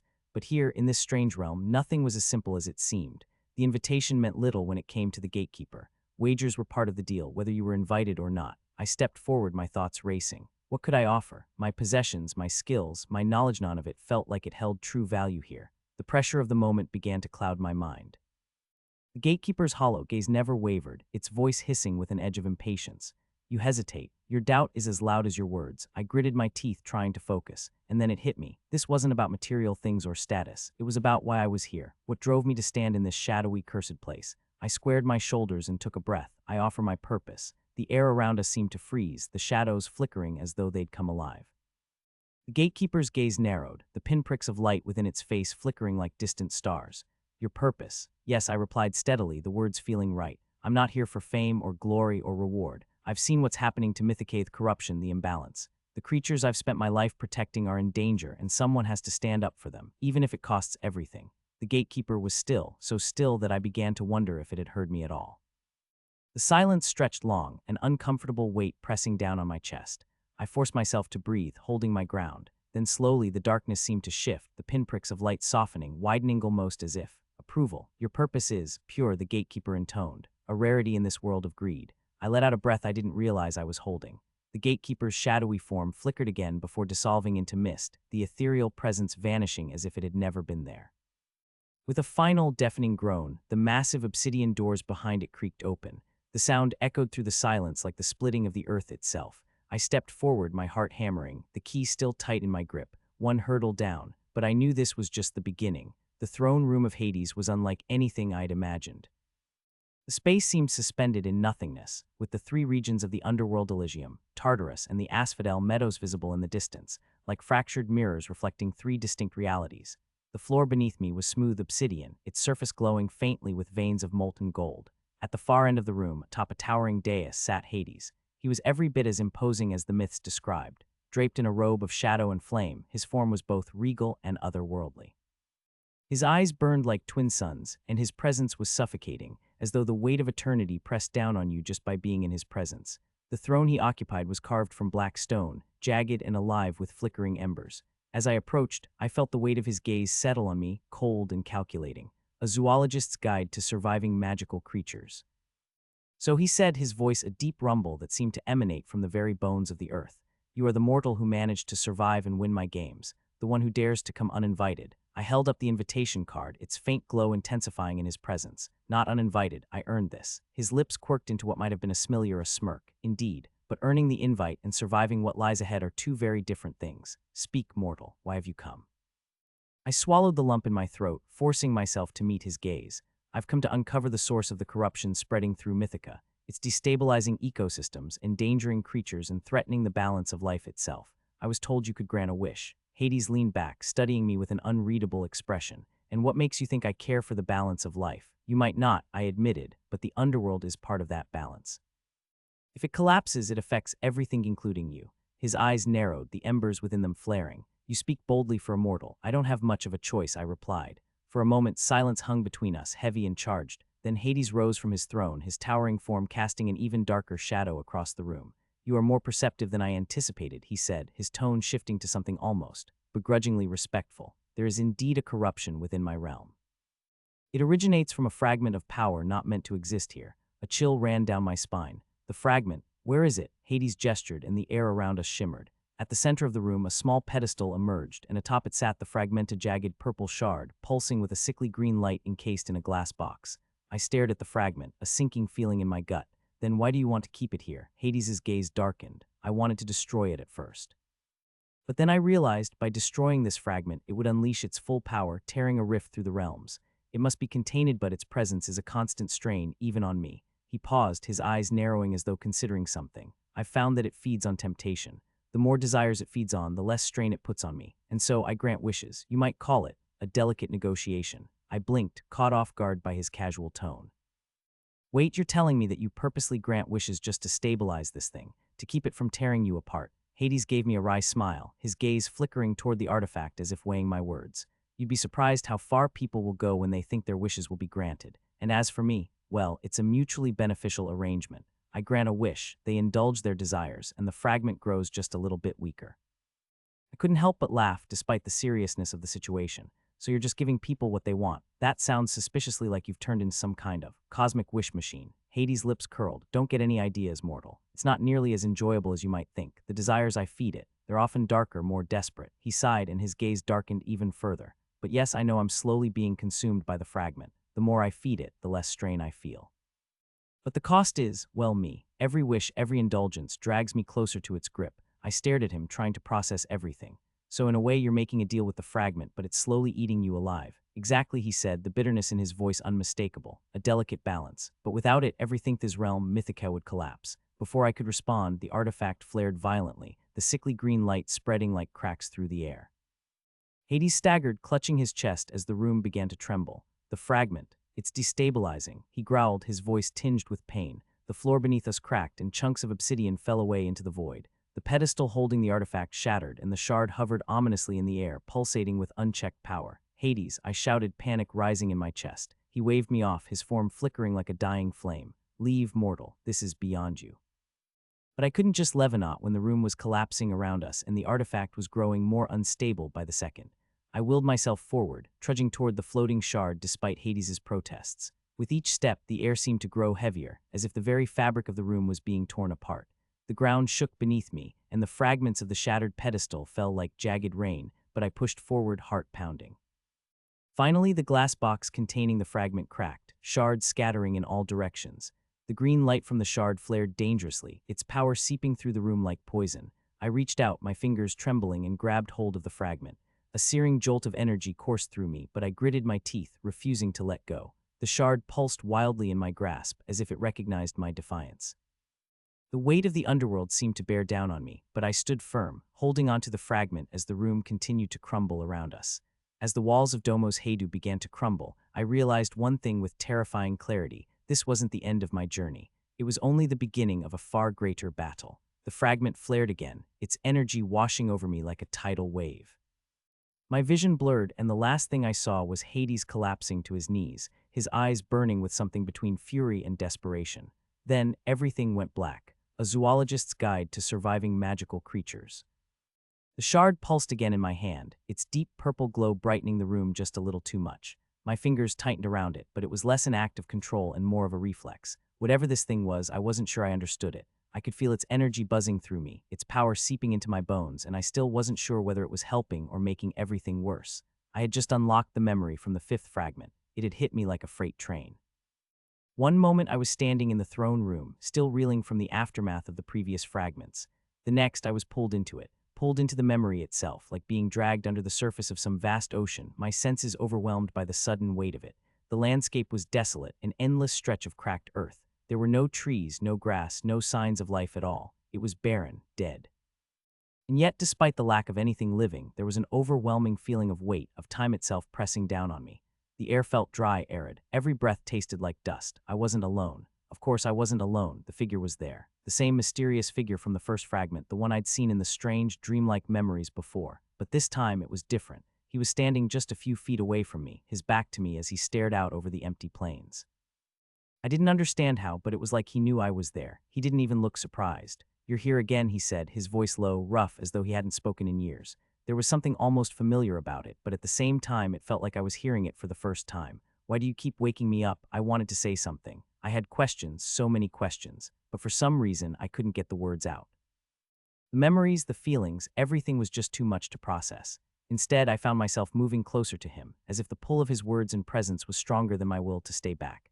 "You don't need to wake me," he continued, still facing away from me. "I don't want to wake up. I don't deserve it. I've done too many wrongs, and there's no way to undo them." I felt a strange weight settle over me, a sadness, a regret that wasn't mine but still made my heart ache.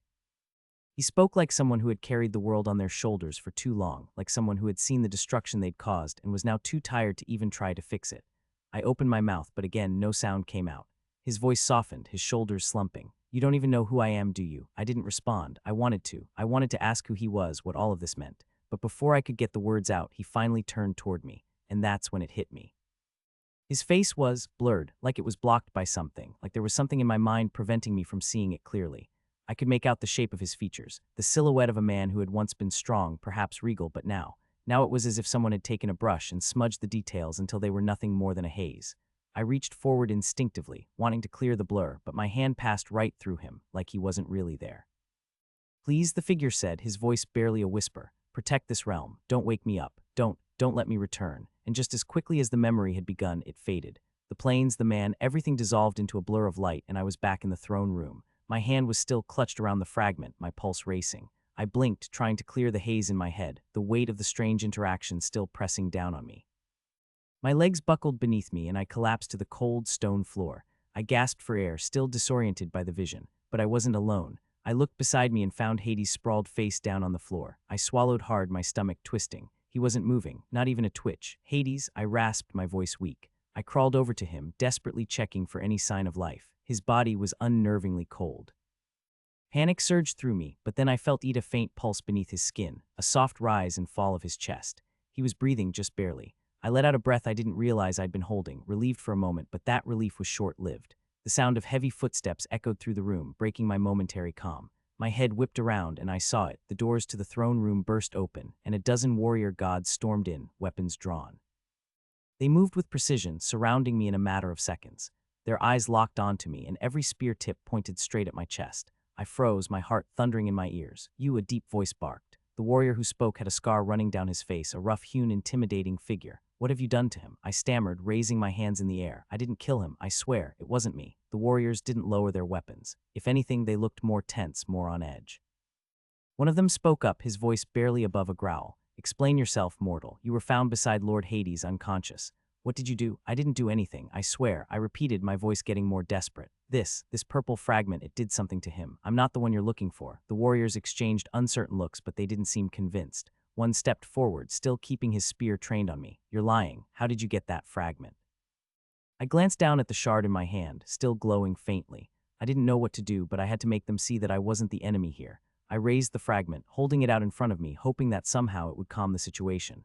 "This is the fragment. It's not me. It's this thing," I started to explain, but before I could finish, something strange happened. The warriors recoiled, taking a collective step back, eyes wide with fear. It wasn't just suspicion now.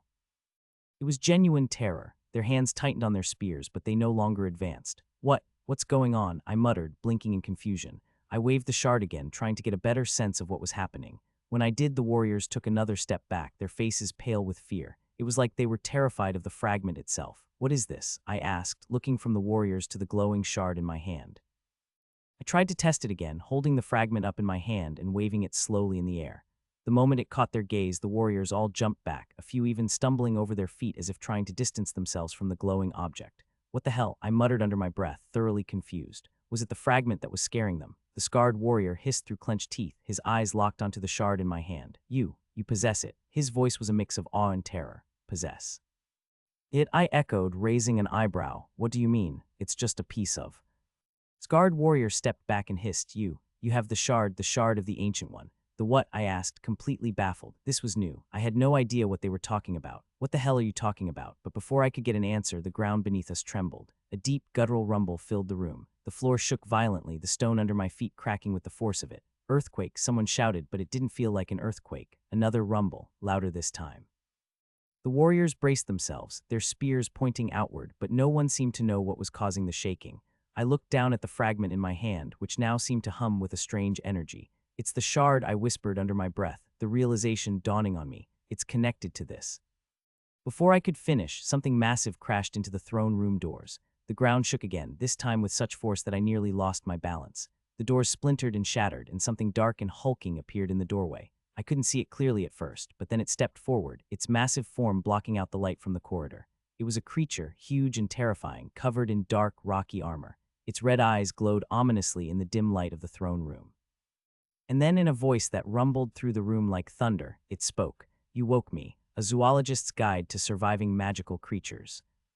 Great, how could I forget the fact that each fragment should have a guardian? Apparently, the fifth fragment's guardian had been peacefully slumbering, tucked away in some remote corner of the world, probably dreaming of epic naps or trying to decide whether or not to eat a second breakfast. And now that I'd unlocked the memory hidden inside the fragment, yeah, it was awake, and it wasn't exactly happy about it. The creature stood in front of me, towering and ominous, its shadow casting a long, twisted silhouette across the stone floor of the throne room. Even the warriors, those indomitable, battle-hardened gods who would normally walk into a battle with nothing but a swagger and their weapons, took a hesitant step back. They were backing away, standing behind me. What? I glanced down at myself, suddenly aware of how out of place I must have looked. Here I was, a mortal, no weapon, no powers, just a guy with a ridiculously oversized utility vest that probably looked absurd in this grand, ancient throne room. And now I was standing face to face with an ancient creature that could probably flat me without even breaking a sweat. Not to mention the whole backing off thing. Yeah, that wasn't exactly boosting my ego. If these seasoned warriors were scared, I wasn't sure if I should be proud or terrified. So this is how I die, I muttered under my breath. The creature didn't respond, it didn't even flinch. It just stood there, massive and unblinking, staring at me with eyes so intense they seemed to bore straight through my soul. I could practically hear the tick-tick-tick of an imaginary countdown clock ticking away in the background. Oh yeah, that's comforting. I sighed, realizing I had no choice but to say something. Anything. At least attempt to break the tension. Hello. You must be the guardian of the fragment, right? The creature's eyes didn't leave me. There was no acknowledgement, no movement at all. I was starting to wonder if it was even aware I was here. Maybe it was just one of those all-powerful beings that only acted tough but was secretly daydreaming about a more relaxing existence. Maybe it was contemplating the finer points of breakfast pastries. But then out of nowhere, the creature did something unexpected. It yawned, a massive, jaw-unhinging yawn. It was one of those yawns that was so dramatic, you had to wonder if it had been practicing.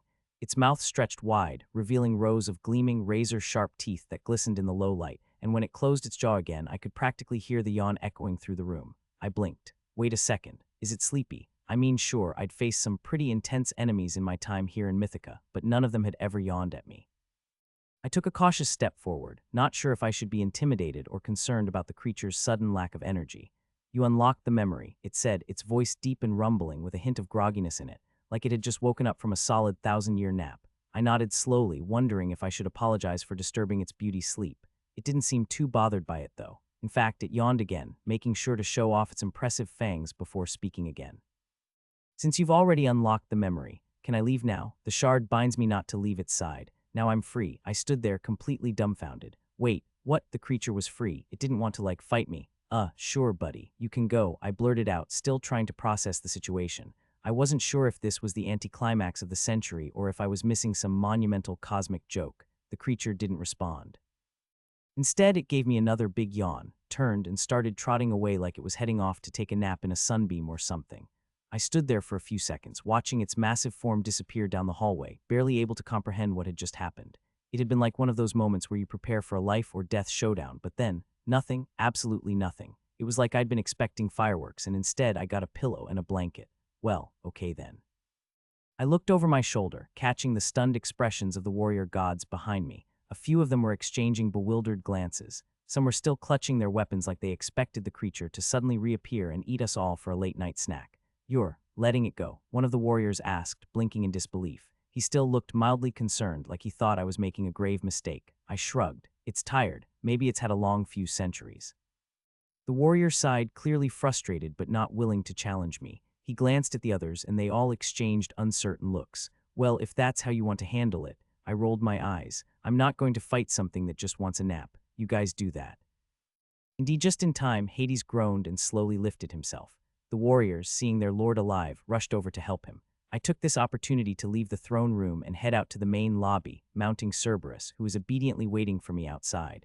I was surprised that the emergence of the creature hadn't alarmed Cerberus, as if he knew the creature was harmless. Finally, I turned and made my way out of Domo's Hadu, dragging my new companion Manti, the manticore, behind me. I'd gotten him under control after an impromptu tug-of-war session with Thanatos, who insisted on taking care of the little guy. Yeah, like that was going to happen. I wasn't going to hand over a baby manticore to someone who thought death was more important than actual parenting. A little bit of coercion from Hypnos, who just happened to be nearby, finally convinced Thanatos to relinquish Manti. I could practically see the gears turning in his head as he reluctantly agreed. I didn't trust that, but I figured it was better than starting an argument with one of the gods of death right then. Once outside, we made our way back to the lower underworld, past the vibrant lights of the underworld casino area. As usual, Karen was there, chatting up the patrons and running his ferry service with an ease that made everything look effortless.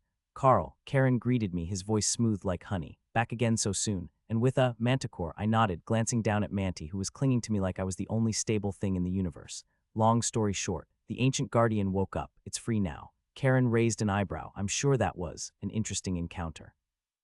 Anyway, I'm guessing you're heading to the other side." "Yep," I said, adjusting my vest. "I need to drop off the rock candy shard to an ancient, unknown god. He'll want to get a look at it." Karen chuckled. "Interesting. You have a peculiar way with humor, Carl. That ancient god being, he must have an appetite for those rock candies." "Wouldn't have it any other way," I said with a grin, knowing full well that Agnos had a habit of consuming things that were better left uneaten. Case in point, the fragments. When we reached the meeting spot, I was greeted by Agnos, Dr. Philippe, and Eldrin, all of whom were in surprisingly high spirits. Eldrin's face lit up when he saw me alive and well and carrying Manti. "Well, I wasn't sure if I'd see you again after all that. Alive no less, and with a baby manticore." "Yeah, he's pretty cute, huh?" I said with a smile, watching Manti curl up in my arms. "Anyway, I got the 5th fragment. Here." I handed over the glowing purple shard to Agnos, who, as usual, didn't hesitate. With a flick of his paw, he snatched it from me and immediately took a bite, like rock candy. The sight still never failed to blow my mind, and just like the 4th fragment, the runes inside the 5th one began to glow. Agnos's golden eyes shimmered with renewed brightness, and his purple fur sparkled in the dim light of the room. It was like watching a star being born in front of me. Quite a sight, isn't it? I said, pulling out my phone to take a picture, just like the last one. Agnos didn't even glance at me as he continued devouring the fragment.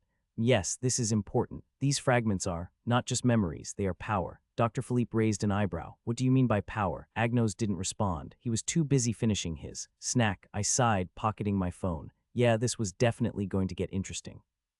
Suddenly, a loud crash echoed from outside, followed by the unmistakable sound of clattering furniture. "I'll get that," Eldrin said with a grin. "Probably another break-in." Before I could say anything, Eldrin was gone, vanishing into the shadows. I looked back at Agnos, who was now glowing so brightly, I was half expecting him to burst into flames. He looked satisfied. "Power," I muttered, wondering exactly what kind of power was hidden in these fragments. And then, as if on cue, the ground trembled beneath us. Something was coming. A zoologist's guide to surviving magical creatures. The rumbling started faint, like distant thunder, but within moments it crescendoed into a roar that made the ground beneath me shudder violently. Dust and pebbles scattered across the underworld floor, and I clutched the baby manticore closer to my chest as my pulse quickened. "Oh no, no, no. Don't tell me," I muttered, but my words were cut off by the sight of something massive barreling toward us. A manticore. Not just any manticore, though. This one was at least 3 times the size of the baby I was holding. Its golden fur shimmered under the flickering casino's neon light, and its bat-like wings stretched wide as it galloped with terrifying speed. Its scorpion tail arched high over its back, the stinger glowing faintly with venom that could probably take down a dragon, and it was headed straight for me. Great, this is how I die. Death by a manticore, I said aloud, fully aware that nobody was going to eulogize me as the guy who died hugging a baby manticore. I froze in place, unsure whether to run, drop the baby, or start praying to any deity that might take pity on me. But before I could decide, the baby manticore let out a sharp, high-pitched cry. The sound echoed through the lower casino lobby, piercing and desperate. To my utter shock, the mother skidded to a halt, its claws scraping against the stone floor. Its glowing eyes locked onto me, not with fury, but with something more conflicted concern, curiosity, parental guilt for almost skewering a random mortal. I exhaled, my chest heaving as I stared at the massive creature looming inches from me. Its warm, heavy breath puffed against my face as it studied me, then the baby, then me again. Well, I said nervously, looks like we've reached an understanding. The mother's attention shifted suddenly to Agnos, who was sitting nearby, grooming one paw with the kind of nonchalance that only a purple, otherworldly god cat could pull off. The manticore lowered its head, its intimidating demeanor shifting to one of submission. It bowed deeply, its mane brushing the ground. Agnos didn't so much as twitch an ear in acknowledgement. He just kept licking his paw like this was a completely normal Tuesday for him. The mother turned back to me, its gaze softening. There was a flicker of nervousness in its eyes as it glanced between Agnos and its baby. It seemed to be waiting, contemplating. I swallowed hard and looked at the baby in my arms. Its tiny lion-like face looked up at me, its wide, innocent eyes gleaming with trust. I felt a pang in my chest. I didn't want to give it up. But it wasn't mine to keep, was it? This is the part where I do the right thing, huh? I said softly to the baby, my voice breaking slightly. The baby manticore nuzzled my chest one last time, and I reluctantly stepped forward, extending it toward its mother. Here, I said, my voice thick. Take care of them, okay? The mother's expression softened, and it let out a soft rumble of approval as it gently took the baby from my hands. It nuzzled its child, its massive wings quivering with what I could only describe as happiness. Then, without so much as a glance back, it strutted off with a proud, almost smug bounce in its step. Great. Just leave me here with my existential crisis, I muttered. Agnos finally stopped licking his paw and glanced up at me. Sentimentality won't get you far, Carl, he said in his usual bored tone. Shall we move on? I sighed. Yeah, let's move on. Dr. Philippe dusted off his coat, giving me a stern look. Carl, you've done adequate work, adequate, I repeated, feigning indignation. Excuse me, but I believe I went above and beyond. I mean, I practically carried this mission on my back. I puffed out my chest, then added shamelessly, does this mean I get the bonus payment? Philippe's eyes twitched, but he sighed. Yes, Carl, this includes your bonus payment. Ha, I fist-pumped the air, hopping with unrestrained glee. Realizing the others were staring, I coughed awkwardly and smoothed out my clothes. I mean, that's great news. Glad I could contribute. Eldrin snorted. You're shameless, Carl. Shamelessness pays the bills, I replied, grinning ear to ear. I turned to Dr. Philippe and Eldrin as they finalized their departure preparations. The underworld of Domo's Heidu cast its perpetual twilight glow, adding a strange finality to the moment. Well, I said, scratching the back of my neck, I guess this is it. You guys head back to MECCP, and I keep doing whatever this is. Dr. Philippe adjusted his glasses, giving me his signature mix of approval and mild disdain. Try not to get yourself killed, Carl. You're a unique asset, if nothing else. Eldrin clapped a hand on my shoulder, his normally stoic face softening just a little. You did well, Carl. Remember, if you need assistance, MECCP is only a portal away, though don't abuse the privilege. As the two of them stepped into the glowing portal that would take them back to MECCP, I stood silently, watching their forms fade into the light. The portal shimmered once and then vanished, leaving nothing but the quiet hum of the underworld around me. I let out a long breath, realizing how much I already missed the familiar faces. Guess it's just me and you now, I muttered, glancing at Agnos. Don't sound so glum, Agnos said, flicking his tail. The real adventure is just beginning. I wasn't sure if that was comforting or ominous. Probably both, so I began, breaking the silence. Where to next? Is it another random pit of doom or something even worse? Agnos, perched lazily on a floating rock that moved at his command, stretched and yawned. The next fragment. It's being held by a friend of mine. I stopped in my tracks. A friend? You mean someone you trust has it? Correct, Agnos replied with a casual flick of his tail. Before my powers were shattered and the fragments scattered, I made sure the most critical ones were secured by my closest confidants. Well, that's surprisingly responsible of you, I admitted, narrowing my eyes. Who is this friend? Are they trustworthy? Reliable? Oh, very, Agnos said, his tone maddeningly nonchalant. He's a judge. My ears perked up. A judge, like, in a magistrate court or something. Someone who upholds laws and... Precisely, Agnos said slyly, his lips curling into a grin. A magistrate of sorts. I groaned. His tone didn't exactly inspire confidence. You're being cagey. This judge isn't just a regular court official, is he? Agnos's smirk widened and he said nothing. Fantastic. A zoologist's guide to surviving magical creatures. We'll take a shuttle, he declared, his tone dripping with superiority. And not just any shuttle me shuttle. VVVVIP privilege. VVVVIP, I asked. You're just adding extra V's to sound impressive, aren't you? Agnos didn't dignify me with an answer. When we reached the underworld shuttle transport hub, the chaos of haggling drivers hit me like a tidal wave. Demonic drivers and skeletal chauffeurs clamored around us, shoving pamphlets in our faces and shouting over each other.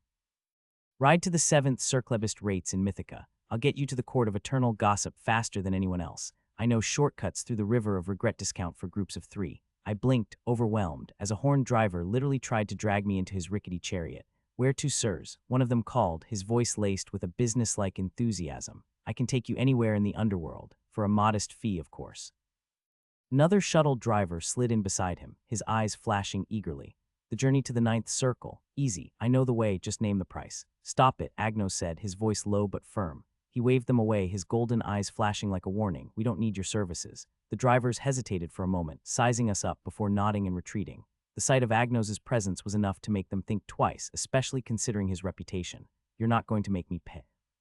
I asked dryly, still not fully convinced that Agnos wasn't going to spring some surprise payment on me. Agnos, lounging regally on my shoulder, let out an unimpressed sigh and waved his paw. A sleek midnight black shuttle with glowing blue runes glided to a stop in front of us. Its driver, a sharp-suited skeleton, tipped his hat. Lord Agnos, the skeleton said with a deep bow. Your ride is ready, I gawked. Do you just carry around royalty-level perks wherever you go? Agnos preened. Naturally, shall we? As the shuttle glided effortlessly through the underworld's twisting roads, I took a deep breath and dared to ask the question that had been gnawing at me. So this judge friend of yours, he's not going to be like a normal judge, is he? Agnos tilted his head, feigning innocence. Define normal. You know, I said slowly, someone who presides over disputes, hands out sentences, maybe argues about zoning laws. Agnos's smile was almost predatory. Oh, he does all that, and more.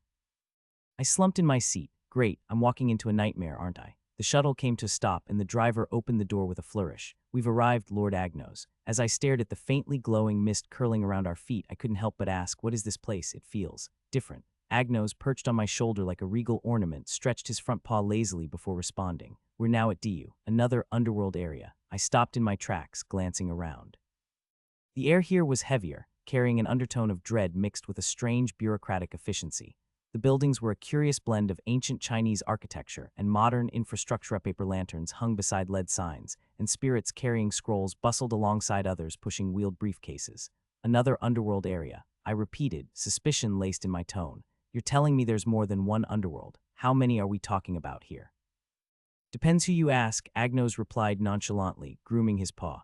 But for now, let's focus on this one. It's important. Important, huh? I muttered, eyeing the large gates ahead that read DU Processing Center in bold, glowing characters. What exactly am I walking into? You'll see soon enough, Agnos said with an irritatingly cryptic smile. Our journey to DU was anything but uneventful. Agnos, as usual, decided to make himself scarce, leaving me to navigate the underworld's bureaucracy with nothing but my wits and an overworked guide named Gia, who seemed perpetually on the verge of a breakdown.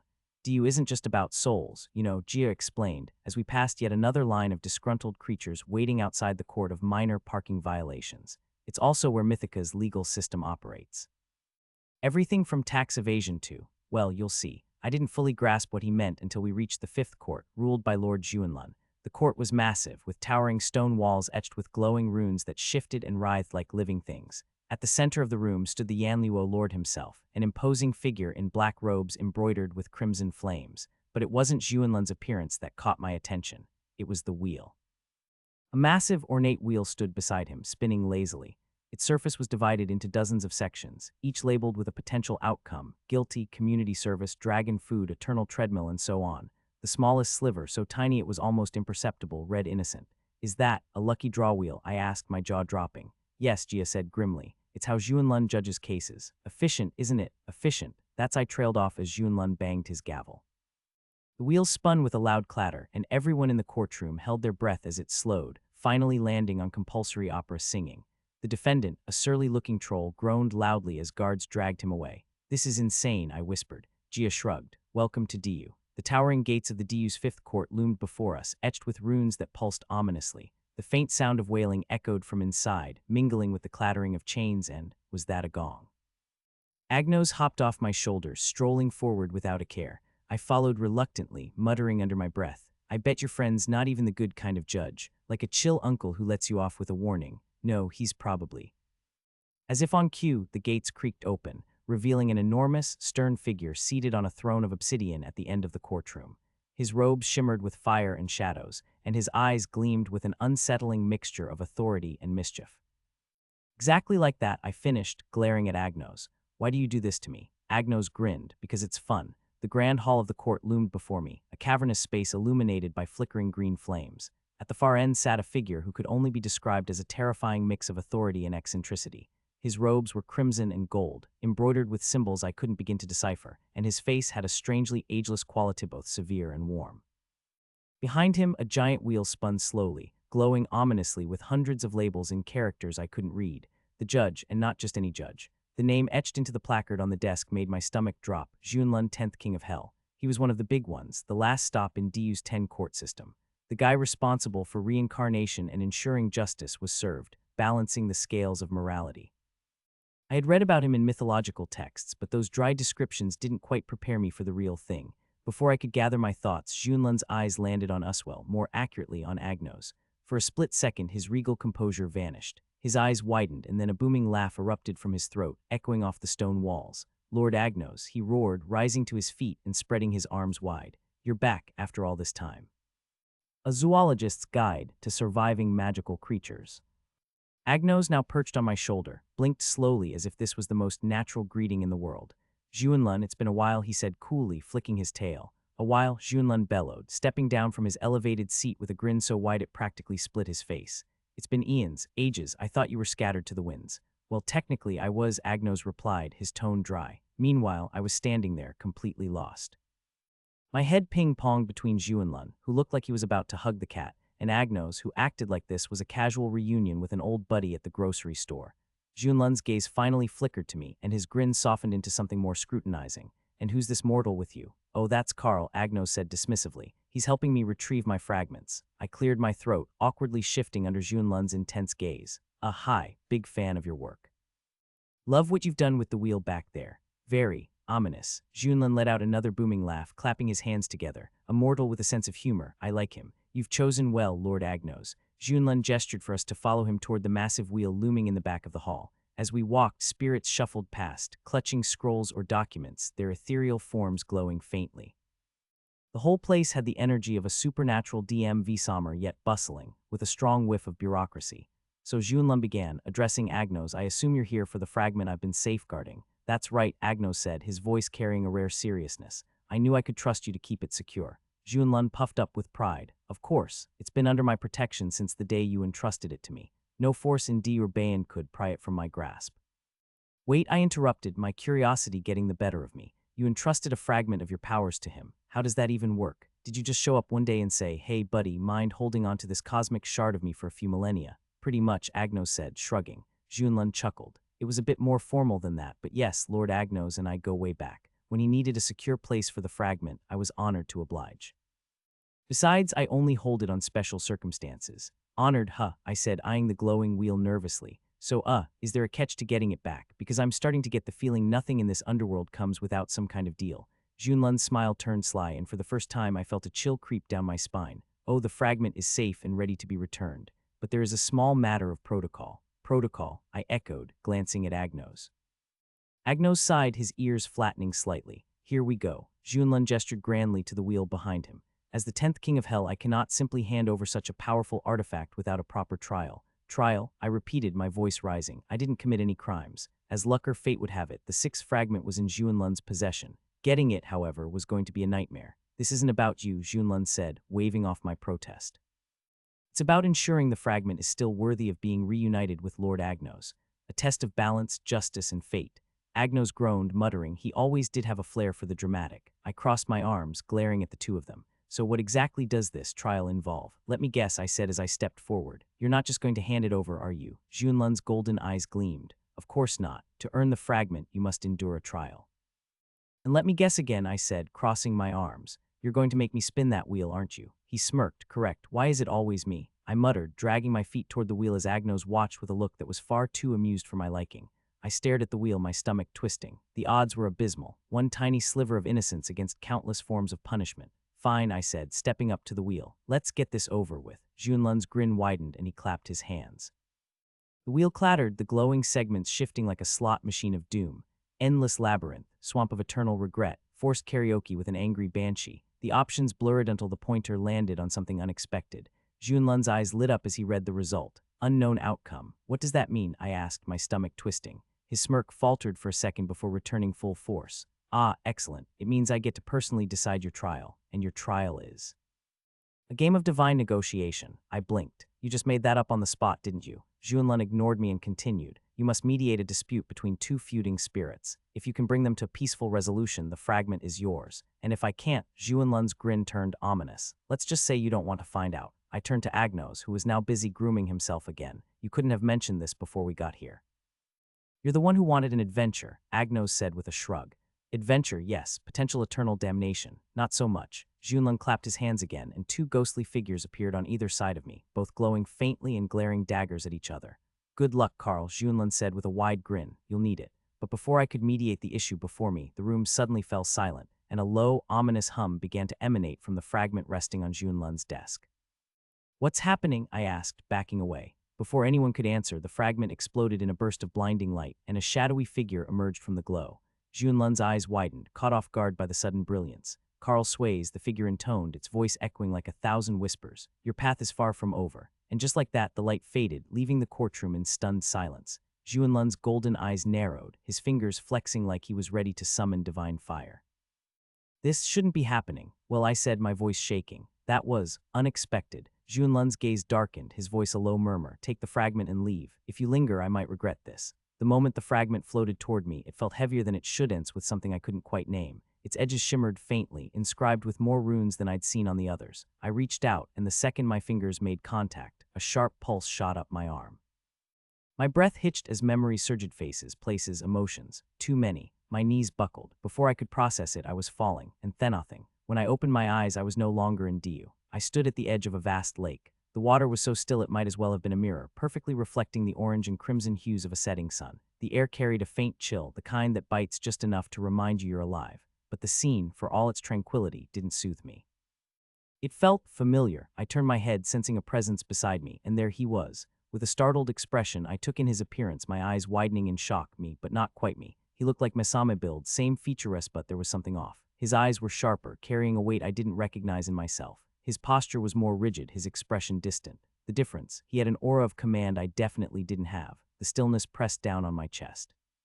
This wasn't just seeing myself in a mirror, this was something deeper, something wrong. My fingers curled into fists, but my reflection didn't mimic me. He just stood there, calm, waiting, and smiling. Looks like you've finally seen me, he said, his voice echoing faintly against the lake. I swallowed hard, my throat suddenly dry. Who are you? Are you me? His gaze flicked toward the lake, avoiding my question. The silence stretched between us until it was unbearable. Finally, he spoke, his tone soft but heavy with something I couldn't place. I had to do what I had to do, he said, his voice tinged with sorrow. I'm sorry. My chest tightened and I stepped forward, fists clenched. What does that even mean? What did you do? But he didn't answer. His figure blurred, the edges of him began dissolving like smoke caught in a breeze.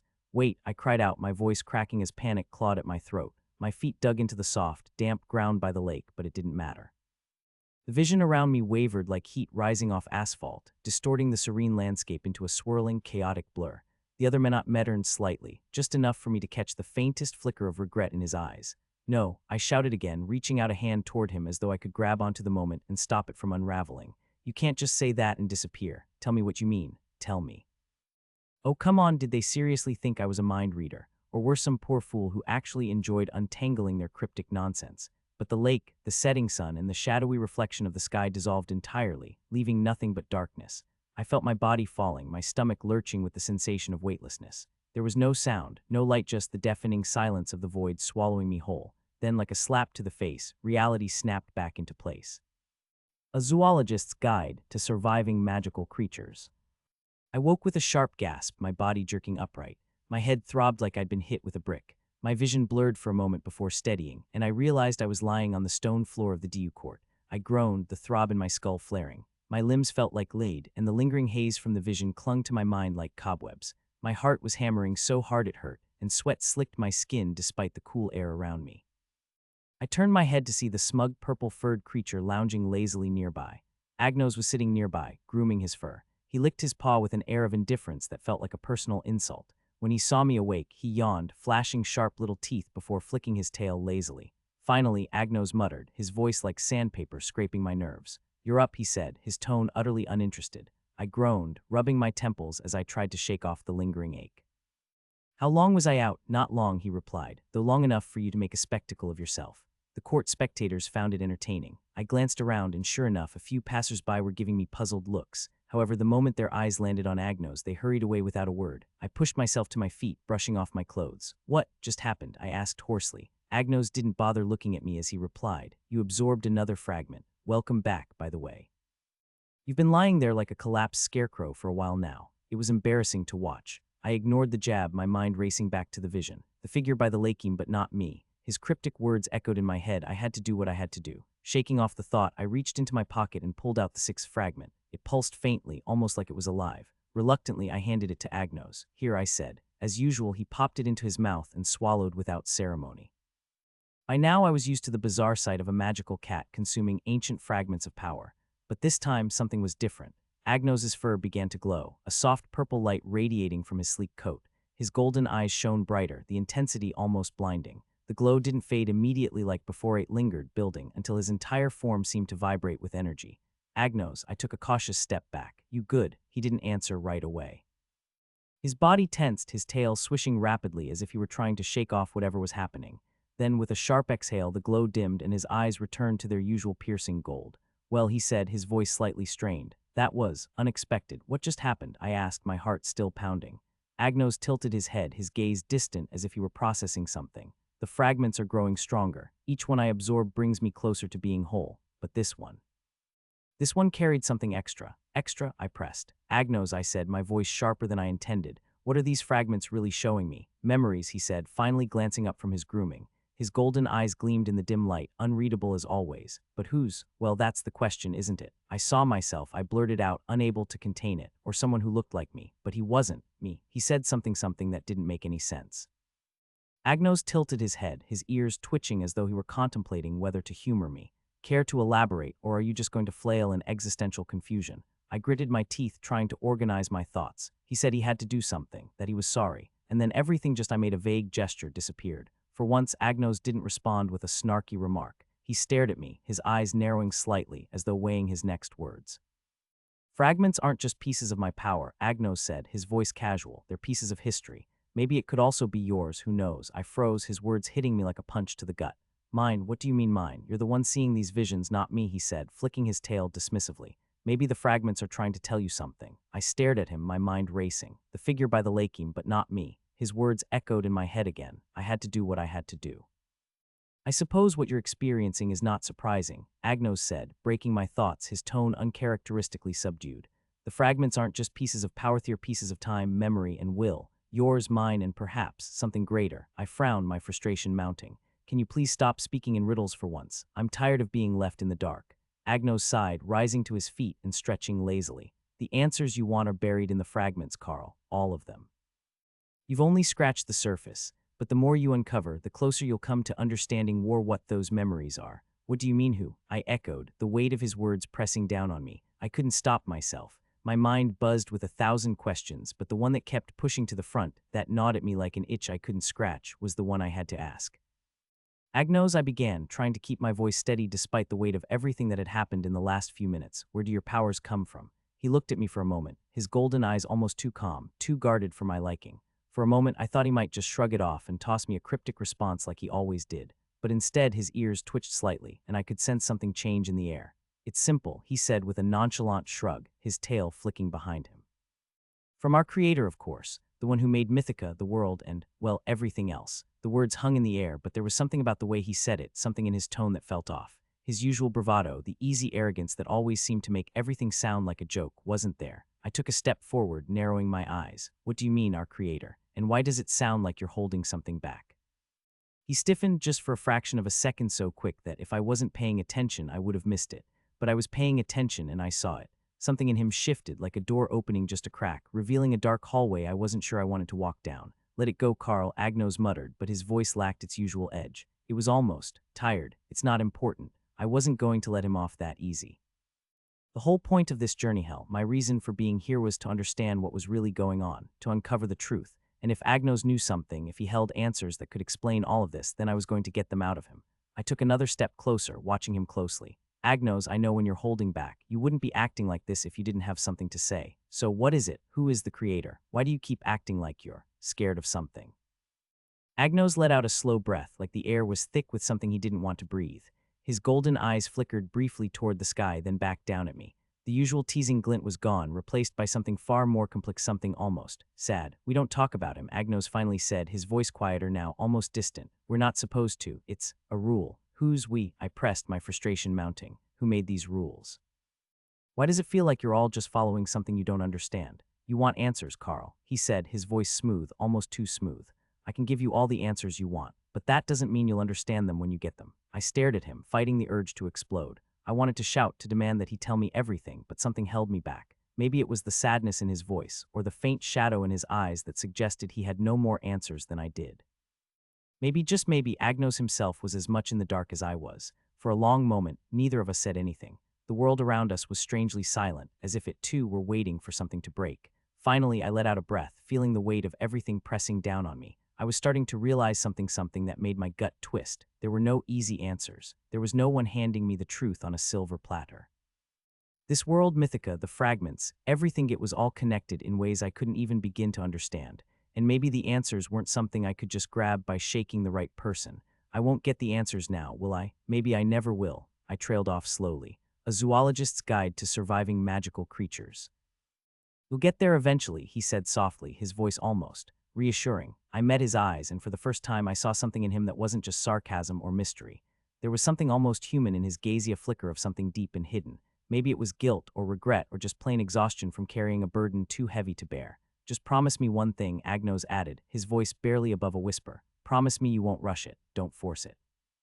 The truth has a way of coming when it's ready, and if you're not careful, you might just break yourself trying to understand too much too fast. I didn't know how to respond to that. It felt like he was speaking from experience, like he knew exactly what it was like to uncover truths that weren't meant to be uncovered. I glanced at the ground, shaking my head. I can't wait around forever, Agnos. I've got to keep moving forward. I can't just sit on all these questions.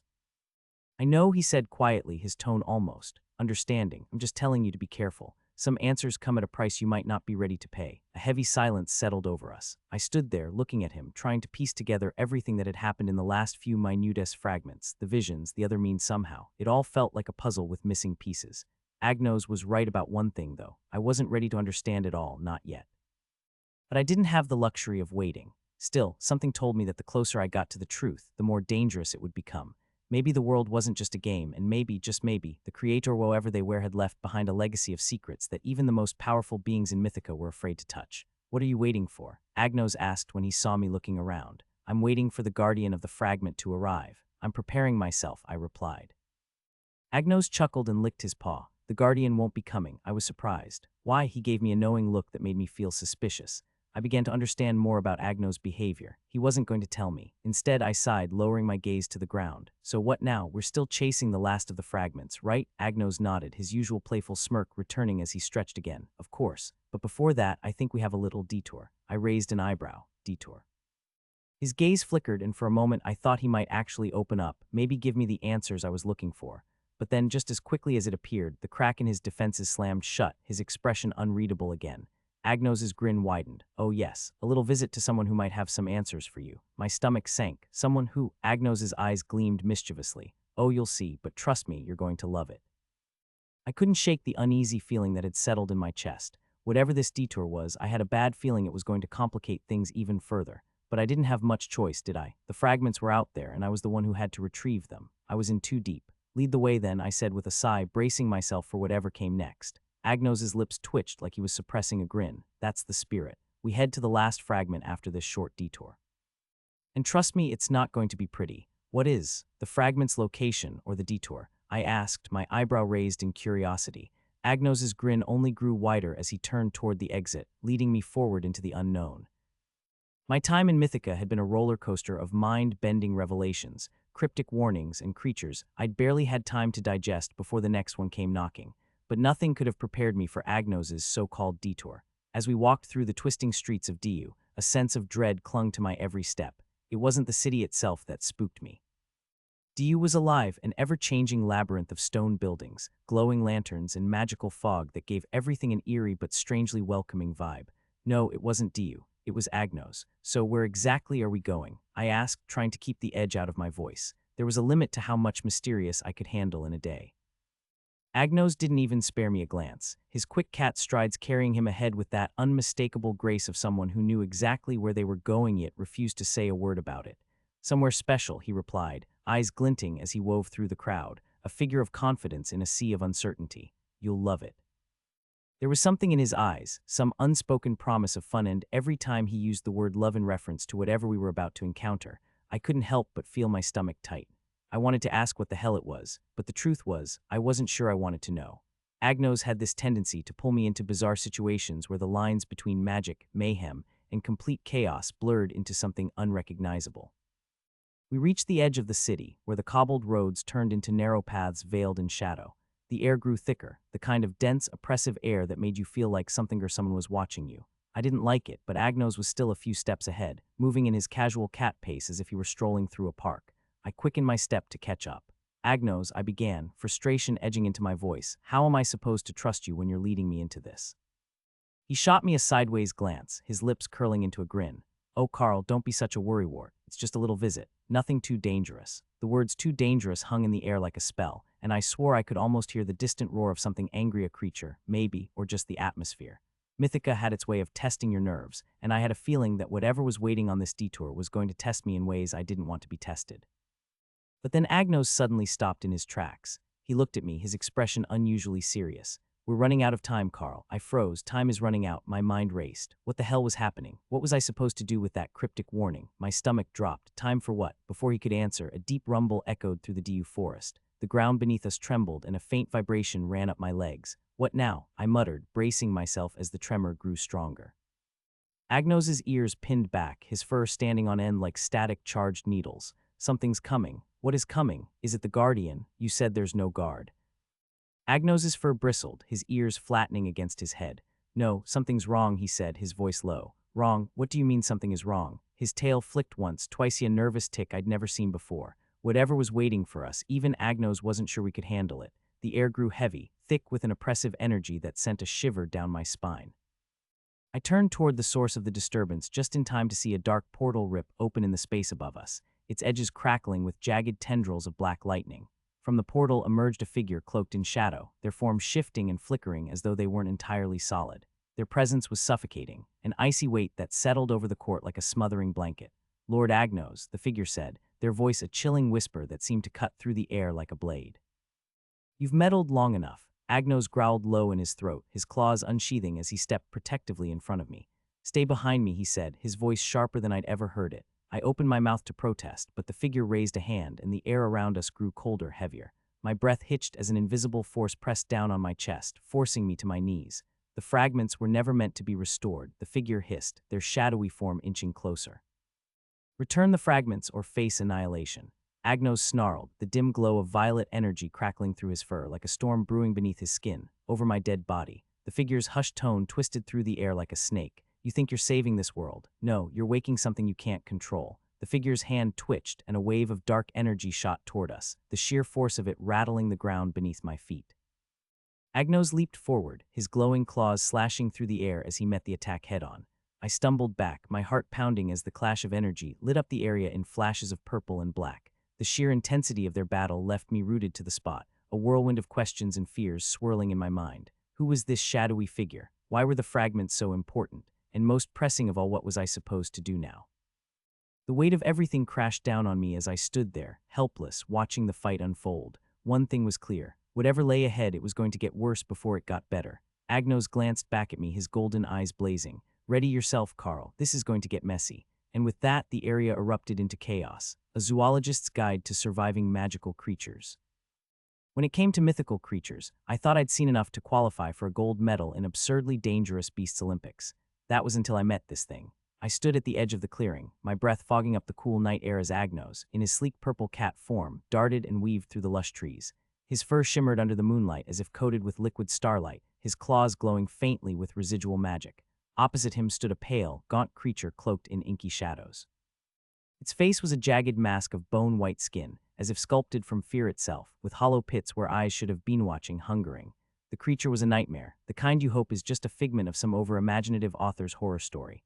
Unfortunately for me, it wasn't. I stood several paces away, sweat slicking my palms as I clutched a useless enchanted net.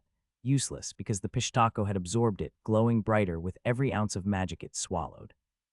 The clearing buzzed with tension, the shadows stretching unnaturally as the creature advanced on Agnos. In his purple feline form, Agnos was a blur of claws and glowing energy, dodging and striking in a seamless dance of aggression and grace. Each swipe he landed sent a ripple of magic into the Pishtako, but instead of injuring it, the creature's gaunt frame seemed to swell, soaking up the power like a sponge. "Step back, Carl," Agnos snapped, his voice tight with effort as he leaped over a tree root. The Pishtako's shadowy claws raked through the space he'd just vacated, leaving a sizzling gouge in the earth. "Just stay out of its way." Not exactly helpful advice. I shot back, trying to find a strategy in the chaos. "What even is this thing?" Agnos lashed out, a crescent of magical energy exploding from his claws. The Pishtako absorbed it without so much as flinching. I said, "Step back, Carl," Agnos shouted, his voice sharper than the crackling energy around him. He leaped away from the Pishtako's swipe, which left a sizzling trail of black scorch marks on the earth. "I've got this. Do you, though?" I muttered, because from where I stood this was less of a battle and more of a bad magic sponge experiment. "Find its weakness," Agnos called out, vaulting over the Pishtako's next strike. "Sure, no problem," I replied dryly. "I'll just casually analyze a creature I've never seen before in my life while it tries to murder you. Piece of cake, Carl."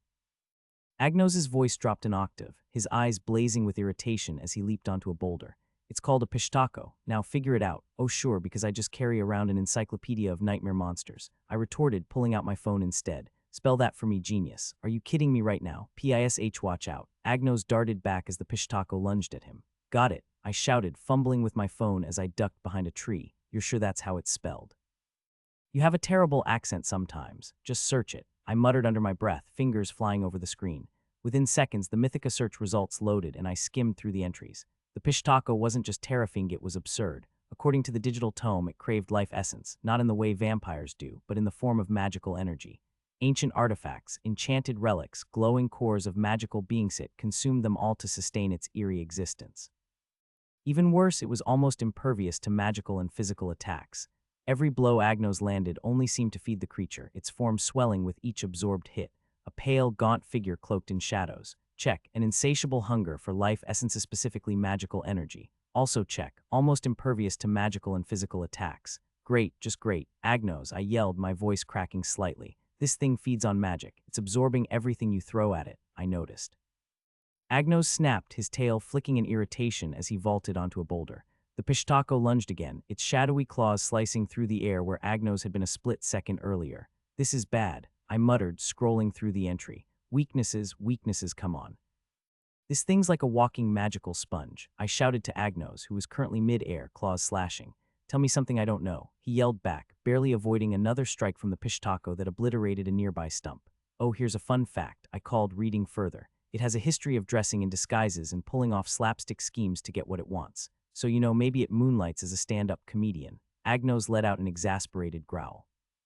"How about something useful, Carl?" I scrolled furiously, my brain working overtime to process the information. There had to be a weakness, every creature had one, even the ridiculous ones. Then it happened. My phone rang. The screen lit up with Eldrin's name, and for a split second my focus wavered. I groaned, instinctively fumbling to silence it. But before I could, the melodious chorus of pink corals boom bling blared into the clearing. "Boom bling, sparkle like a star, baby." The Pishtako froze mid-lunge, its gaunt figure shuddering violently. Its hollow eyes widened in what I could only describe as abject terror. Then, as if struck by an invisible force, it staggered backward, clutching its head. Agnos landed gracefully beside me, panting. "What did you just do?" "I received a call," I said, baffled. "Boom bling, sparkle." The Pishtako let out a guttural groan and collapsed, convulsing on the ground. "Wait," I said, piecing it together. "Is it reacting to the song?" Agnos stared at the writhing creature, his tail twitching. "No way." I turned the volume up. The Pishtako screeched and curled into a ball, its shadowy form flickering like a candle in the wind. "Oh my God," I said, a grin spreading across my face. "This thing hates pop music. That's the dumbest thing I've ever heard," Agnos muttered, though his tone was tinged with awe. "Chaotic wavelengths," I said, recalling something from the Mythica search entry. "Its senses are fine-tuned for detecting magical frequencies. This must be overloading its system." Agnos sighed, shaking his head. "Leave it to you to accidentally weaponize pop music." "Accidentally," I scoffed, holding up my phone like a magical staff. "This is strategy, Agnos." The Pishtako flinched, its shadowy limbs twitching violently, as if the chorus itself was a holy incantation banishing it to another realm. "What now?" Agnos asked, his claws still glowing. We contain it, I said, already navigating through the Mythica app. I think I saw a spell for trapping energy-based entities. It should work if we can keep it disoriented long enough. And how do you propose we do that? I switched to my music player and hit play on the Pink Corals playlist. The Pishtaco's wails echoed through the clearing as the bubblegum beats reverberated through the trees. This, I said, grinning. You're saying this thing, Agnos gestured at the creature, which was now rolling on the ground in agony, is being defeated by bubblegum pop. Not just any pop, I corrected, holding up my phone like a torch. Pink Coral's pop. The Pishtaco attempted to rise, but another burst of boom bling sent it crashing back down, clawing at the air. Well, don't just stand there, Agnos said, his claws glowing as he prepared another spell. Use it to keep it distracted while I set up a containment rune on it. I said, quickly queuing up the Pink Corals playlist. The opening notes of another hit, Mermaid's Melody, blared through the clearing and the Pishtaco shrieked, its form flickering like a dying flame. Keep it up, Agnos yelled, tracing glowing runes into the air with his claws. The next 10 minutes were a bizarre mix of pop music, magical sigils, and a creature writhing in agony. Agnos and I worked in sync well, as much as one can when one partner is blasting pop music while the other casts complex containment spells. The Pishtaco writhed and groaned, its shadowy form growing weaker with every chorus. By the time Agnos completed the containment spell, the Pishtaco was barely more than a flickering shadow. With a final burst of light, the creature vanished, sealed within the glowing sigil etched into the ground. I turned off the music, the sudden silence almost deafening. Well, Agnos said, sitting down and licking his paw. That was unconventional. I prefer the term innovative, I said, pocketing my phone. Unconventional, I said, pocketing my phone. That was genius. If by genius you mean absurdly lucky.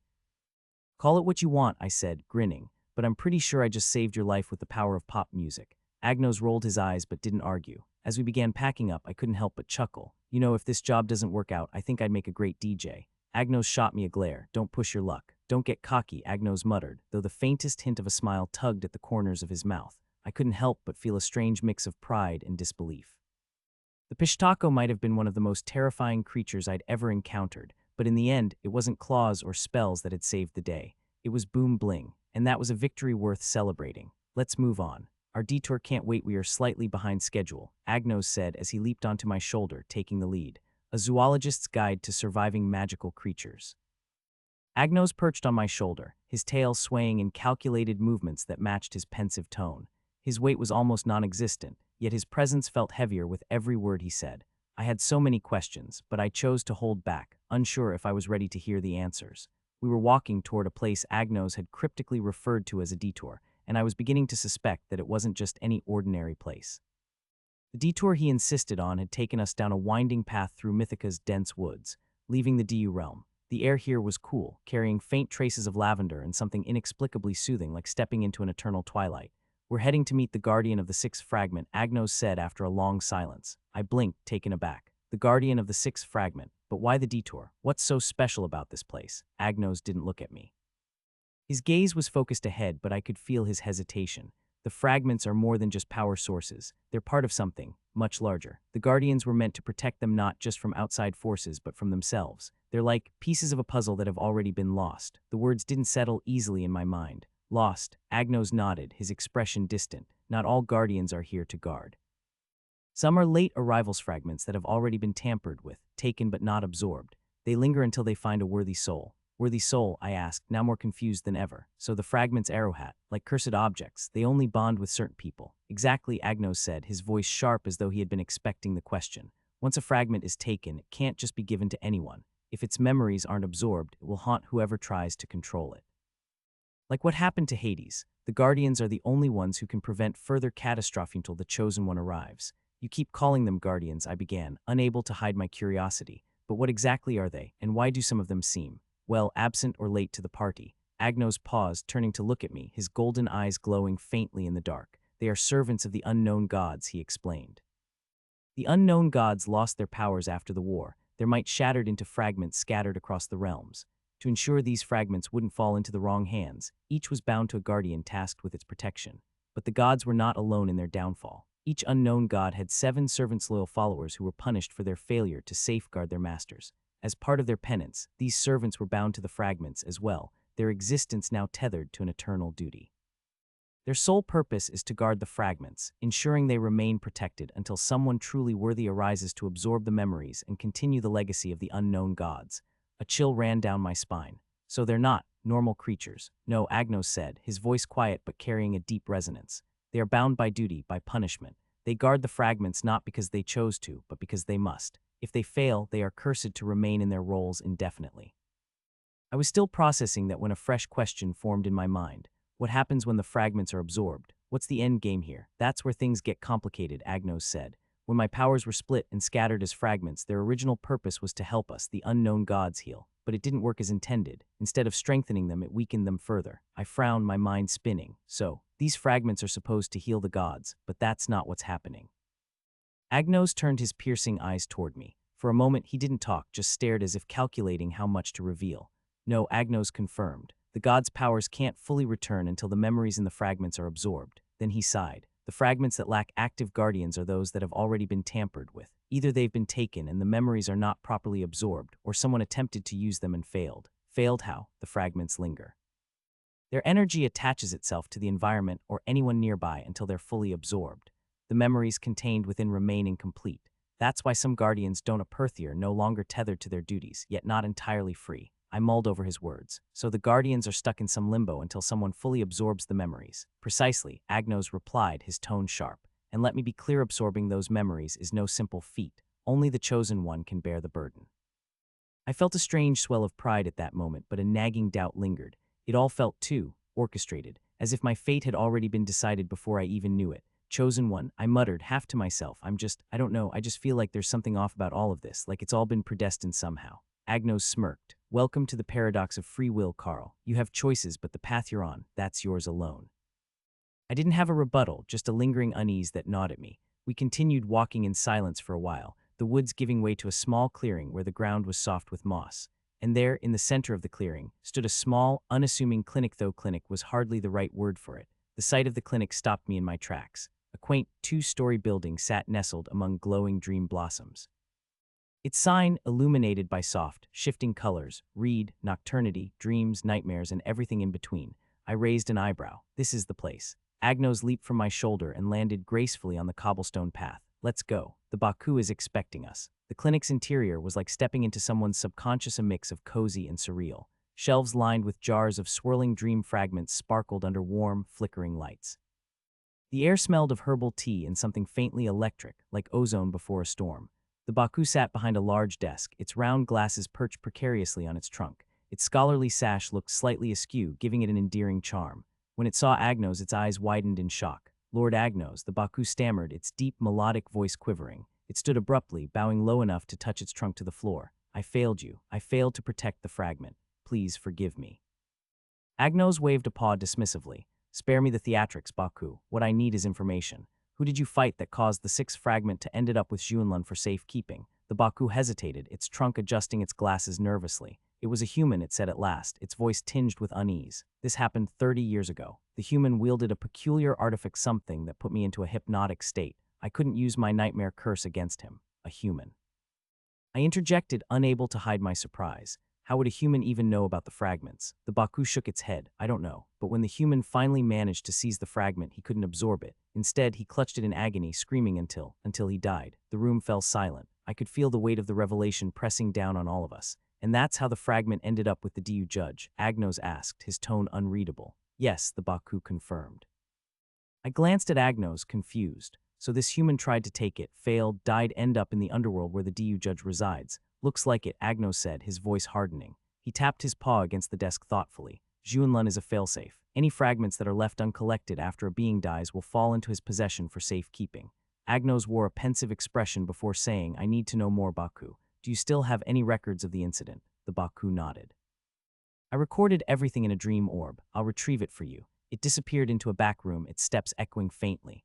Minutes later, the Baku returned with a glowing orb in its paw, its face pale, an impressive feat for a creature already so ghostly. The recording began, its voice shaking. It's gone, deleted. I don't know who could have done this. Agnos's eyes narrowed, his fur bristling. Deleted? How? I don't know, the Baku murmured, its voice trembling. I was sure it was there. But now nothing, it's just gone. I watched the exchange, my mind racing. Who would go to such lengths to cover this up, and why? The Baku slumped into its chair, visibly shaken. I don't know, but whoever it was, they were thorough. The dream orb is completely wiped. Do you remember what the human looked like? I asked, my voice softer than I intended. It felt odd to bring it most intrusive, but I needed to know. Baku's expression shifted, the weight of my question heavy on his shoulders. He blinked a few times, opening his mouth as if to answer, but before any words left him, something strange happened. His face contorted in pain. He clasped his head, both hands gripping his skull, as if something inside him was trying to tear itself free. "Baku," I called, stepping closer, instinctively reaching for him, though I wasn't sure what good it would do. He looked like he was being attacked by an invisible force. His chest rose and fell with shallow breaths, and the pained expression on his face only deepened. It didn't take long for Agnos to notice. He stiffened beside me, his eyes narrowing. His lips curled into a grim line, and his voice was low, barely audible. "This is bad." I frowned, my heart racing. "What do you mean? What's happening to him?" Agnos turned his eyes toward Baku, his gaze sharpening. "Something's wrong. The Baku's memories, they've been tampered with. A zoologist's guide to surviving magical creatures." The words hit me like a punch to the gut. Tampered? How? Agnos's face darkened, the usual calmness replaced by something colder, something I hadn't seen in him before. Must be the magical artifact. It must have been used on him for another purpose. Something powerful, something dangerous. Baku's moaning intensified, and I stepped forward again, but Agnos stopped me with a sharp glance. "Don't," he said firmly. "Let him work through it." I hesitated, but then I looked at Baku. Agin was trembling, clearly caught in some kind of mental ringer that I couldn't even begin to understand. I looked back at Agnos, hoping for some kind of answer that could ease the knot in my chest. "There's only one artifact that could do something like this," Agnos continued, his voice tight, "and it belongs to one of the servants of the unknown gods." My mind raced to catch up with the implications of what Agnos was saying. "You mean from another unknown god?" I echoed, trying to make sense of it. Who were they?" Agnos stayed silent. I blinked, startled by the lack of response. I had expected needed a bit more than that. My gaze darted between him and Baku, who was still clutching his head as though trying to hold his brain together. The air between us thickened with unanswered questions, with things Agnos wasn't telling me, and it felt off. Like the world was shifting just out of view, and there was no way to stop it. Who was it? I pressed, my voice firmer now, my frustration starting to creep in. Who was the servant of that unknown god? Still, Agnos remained silent. Baku's pain continued to escalate. His body trembled violently, and I could feel the ripple of discomfort in the air like it was spreading through the space around us. Every second that passed without an answer made me feel more like a helpless bystander in someone else's nightmare. I stood there, watching this unfold, my thoughts racing. Who would go to such lengths to cover their tracks? And what about the human who had somehow known about the fragment? Was this all connected? Agnos turned to me, his expression grim. "We're dealing with something far more complex than we thought, Carl. This isn't just about fragments anymore, it's about the forces trying to control them." Agnos snapped at Baku, his tone sharp and commanding. "Control yourself, Baku. Do you still remember who you are?" The words seemed to cut through the chaos. Slowly, Baku began to calm down, his erratic breathing evening out as Agnos's firm presence anchored him. The Baku, now recovered, visibly distressed, sat back down. "I run a dream therapy clinic. I help people work through nightmares. But I don't know what happened when I tried to remember the incident. I have no recollection of who would have done this except that it's a human."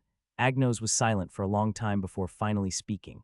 "We'll get to the bottom of this, but right now I need you to focus. Get back to work. We're leaving now." As the conversation hung in the air, a faint chime echoed through the clinic. The Baku straightened, forcing a small smile. "Before you go, might I offer some tea? Lullabloom blend. It helps with clarity and focus." My eyes lit up with curiosity. Lullabloom, interesting. I glanced at Agnos, trying to sound casual. "You don't mind, do you? I mean, I'm kind of thirsty, you know." I reasoned, hoping he wouldn't argue. Agnos didn't seem to care much. He waved his little purple paw dismissively, a clear sign of his indifference. I smiled, taking that as approval. When I accepted the steaming cup, the warmth seeped into my hands, instantly soothing my frayed nerves. It felt like a small comfort in the middle of all the chaos, but as I sipped, my thoughts churned.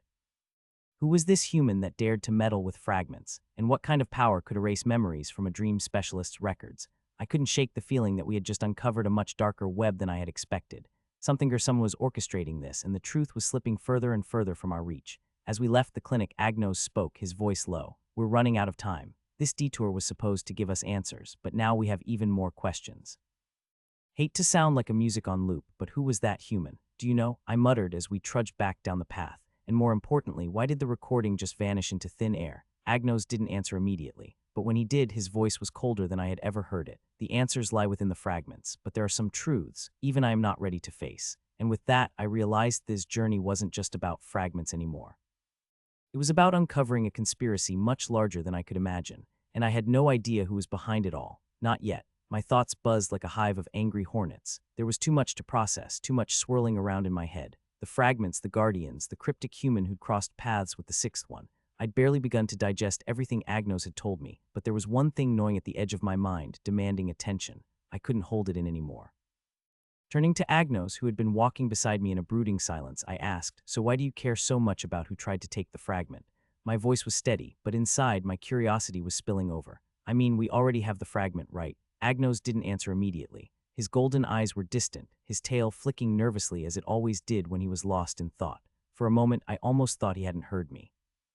But then he spoke, his voice low, almost as if he was speaking more to himself than to me. "It's not about the fragment itself," he began, his eyes flickering to the ground as if the answer was buried in the earth beneath our feet.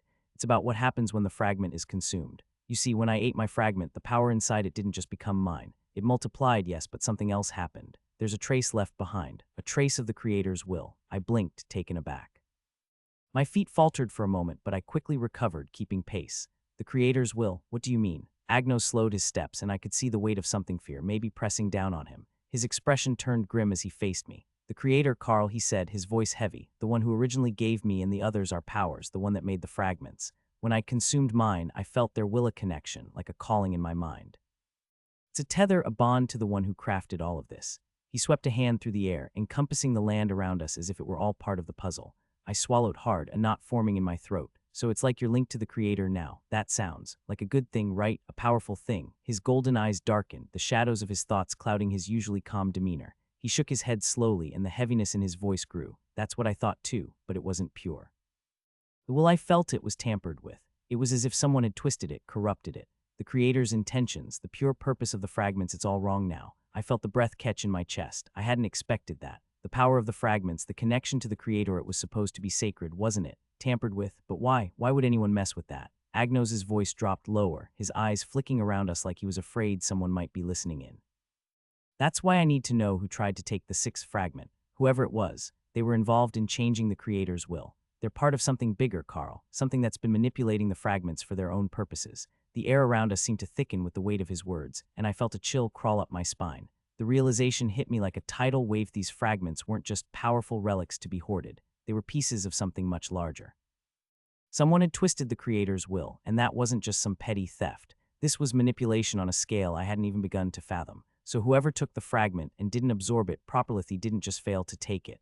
They corrupted it, didn't they? I murmured, piecing it together. The fragments weren't just dangerous because of their power. They were dangerous because of what could be done to them, what had already been done. Agnos nodded, his usual stoic expression now replaced by a fierce determination. "Exactly. And whoever did that, they're playing a dangerous game. They're messing with forces they don't fully understand. And I won't rest until I figure out who's behind it all." A Zoologist's Guide to Surviving Magical Creatures.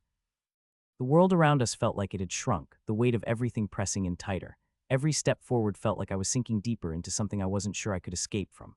Worse, I wasn't even sure if I wanted to. "You really think this is all connected, don't you?" My voice came out tighter than I meant. Agnos didn't answer right away. Instead, he studied the ground ahead, his golden eyes narrowing in thought. "It has to be. Every sign points to it.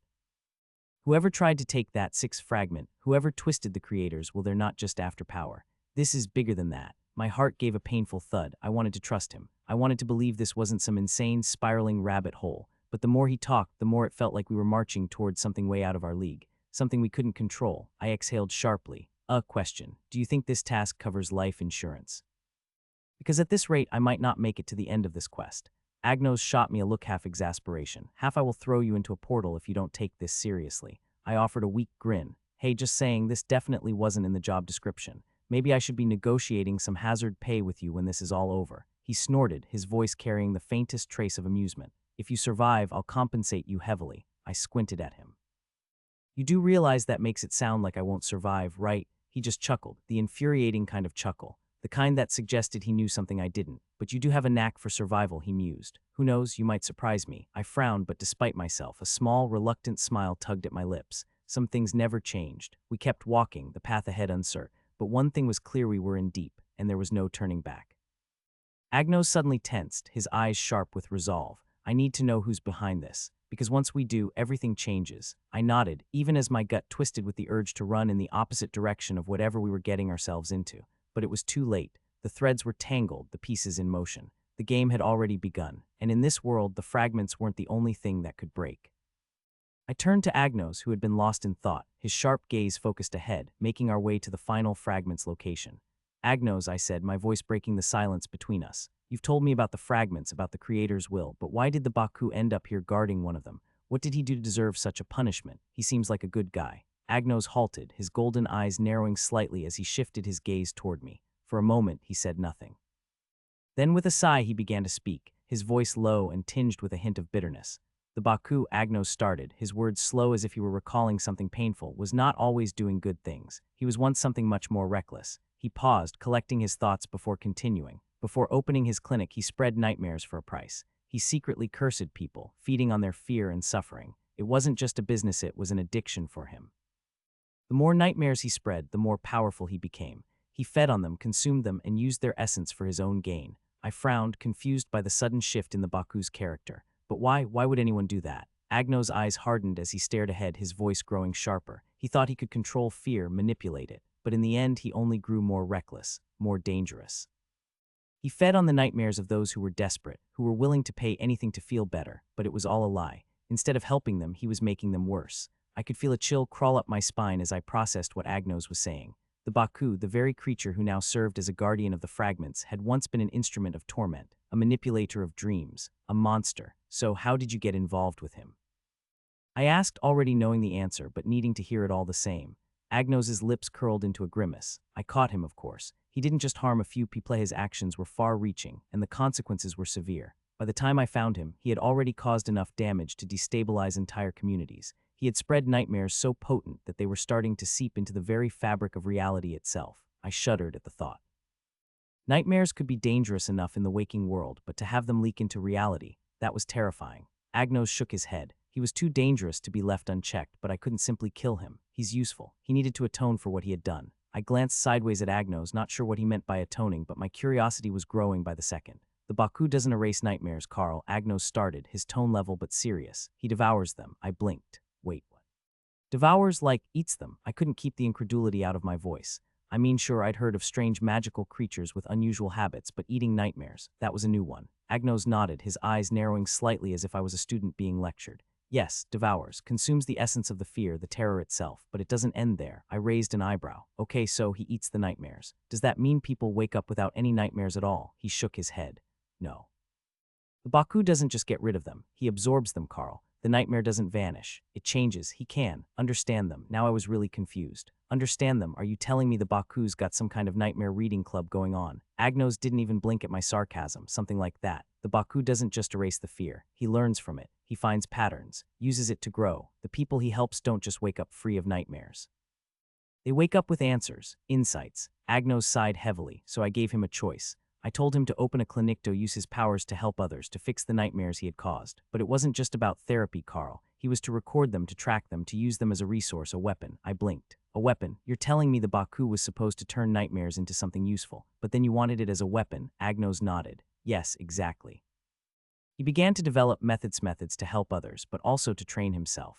His nightmares became dream orbs, powerful, volatile things that could be used in combat or to manipulate the dreams of others. They could serve as a tool in times of war. I felt a sinking feeling in my chest. It was a terrifying thought. So you gave him a purpose. You gave him a way to redeem himself. Agnos's lips tightened into a thin line. At least that's what I thought. But when war came, the Baku, he fled. The coward ran, hiding in the shadows of his own creation. Instead of facing the consequences of his actions, he chose to hide. And that's why I bound him with the sixth fragment. The sixth is the power of illusions. Who's best to guard and receive the fragment's mental strain than the nightmare devourer? I was stunned. Wait, so you punished him by making him a guardian of a fragment? Agnos gave a quiet sigh. He's not the same as he was before. He may not be able to redeem himself fully, but by protecting the fragment, he can protect others from making the same mistakes he did. I wasn't sure if I believed that, but I wasn't about to argue. Not now. I couldn't stop thinking about Baku's methods. It wasn't just that he had once used nightmares for his own gain, it was the thought that now he might be trying to turn that same, terrifying power into something useful, or worse, something weaponized. The idea of a nightmare being twisted and bent to someone's will, then used as a tool for good, was disturbing in ways I couldn't fully wrap my head around. The fragments were powerful, yes, but so were the creatures who guarded them. Agnos' eyes softened, just slightly, as he met my gaze. It was the only way to keep him accountable. The fragments are sacred, and they are meant to be protected. To guard one, you need to be more than just capable. You need to show integrity, discipline, and perseverance. The Baku didn't have that before, Agnos said, his tone reflective. He has a chance to prove himself. He has to stay, keep watch, and make amends. It's a punishment, but it's also a form of penance. Of course, he's free now. He's managing his clinic well. At least he's got purpose and a decent career. A zoologist's guide to surviving magical creatures. It took me a second to process what Agnos was saying. So you're telling me the Baku's like a nightmare therapist now. I tried to imagine the creature in action, a giant nightmare-consuming monster handing out counseling advice. I'm sorry, Carl, your fear of the dark is deeply rooted in your childhood trauma. Exactly, Agnos continued, his voice steady. But not just therapy, it's about transforming fear into something productive, something useful. I couldn't decide whether that was genius or creepy. Probably both. How does he do that? You can't just turn a nightmare into something productive, can you? Agnos gave me a long look, not by conventional means, but the Baku's methods are anything but conventional. Take, for example, dream tuning. I wrinkled my nose. Dream tuning sounds like something out of a science fiction novel. It's exactly what it sounds like, Agnos said, but his voice had taken on that slight edge I recognized when he was getting into something complex. The Baku can take a nightmare, tune it, reshape it, like tuning an instrument, a fear twisted into strength. Instead of running from the monsters in your mind, you could face them, understand them. I wasn't sure if I was more disturbed or impressed. So, you're saying the Baku's got this magical ability to turn terror into, what, a life skill? Agnos smirked, but it was more a flicker of something grim, something like that. It's not always pretty, but it's effective. The Baku's methods don't just help people overcome their fears, they change the way they perceive them. I let that sink in for a moment. So he's turning people into fear-conquering heroes, I chuckled. Is he handing out Fearless Champion trophies too? Agnos didn't laugh. He just kept his eyes focused ahead, as if what I said didn't matter at all. There's more.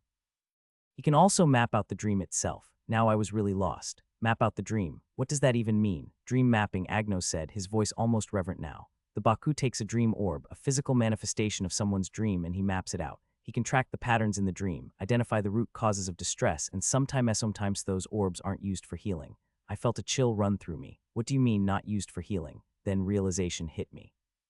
You're telling me these orbs can be weaponized? Agnos didn't hesitate. Yes, if the Baku wanted to, he could manipulate those dreams, control them, use them as weapons. Imagine having the power to control someone's deepest fears. The potential for manipulation is, he trailed off, his voice turning darker, endless. My stomach turned. That's terrifying. He can weaponize people's nightmares. Exactly, Agnos said flatly. And that's what makes the Baku dangerous.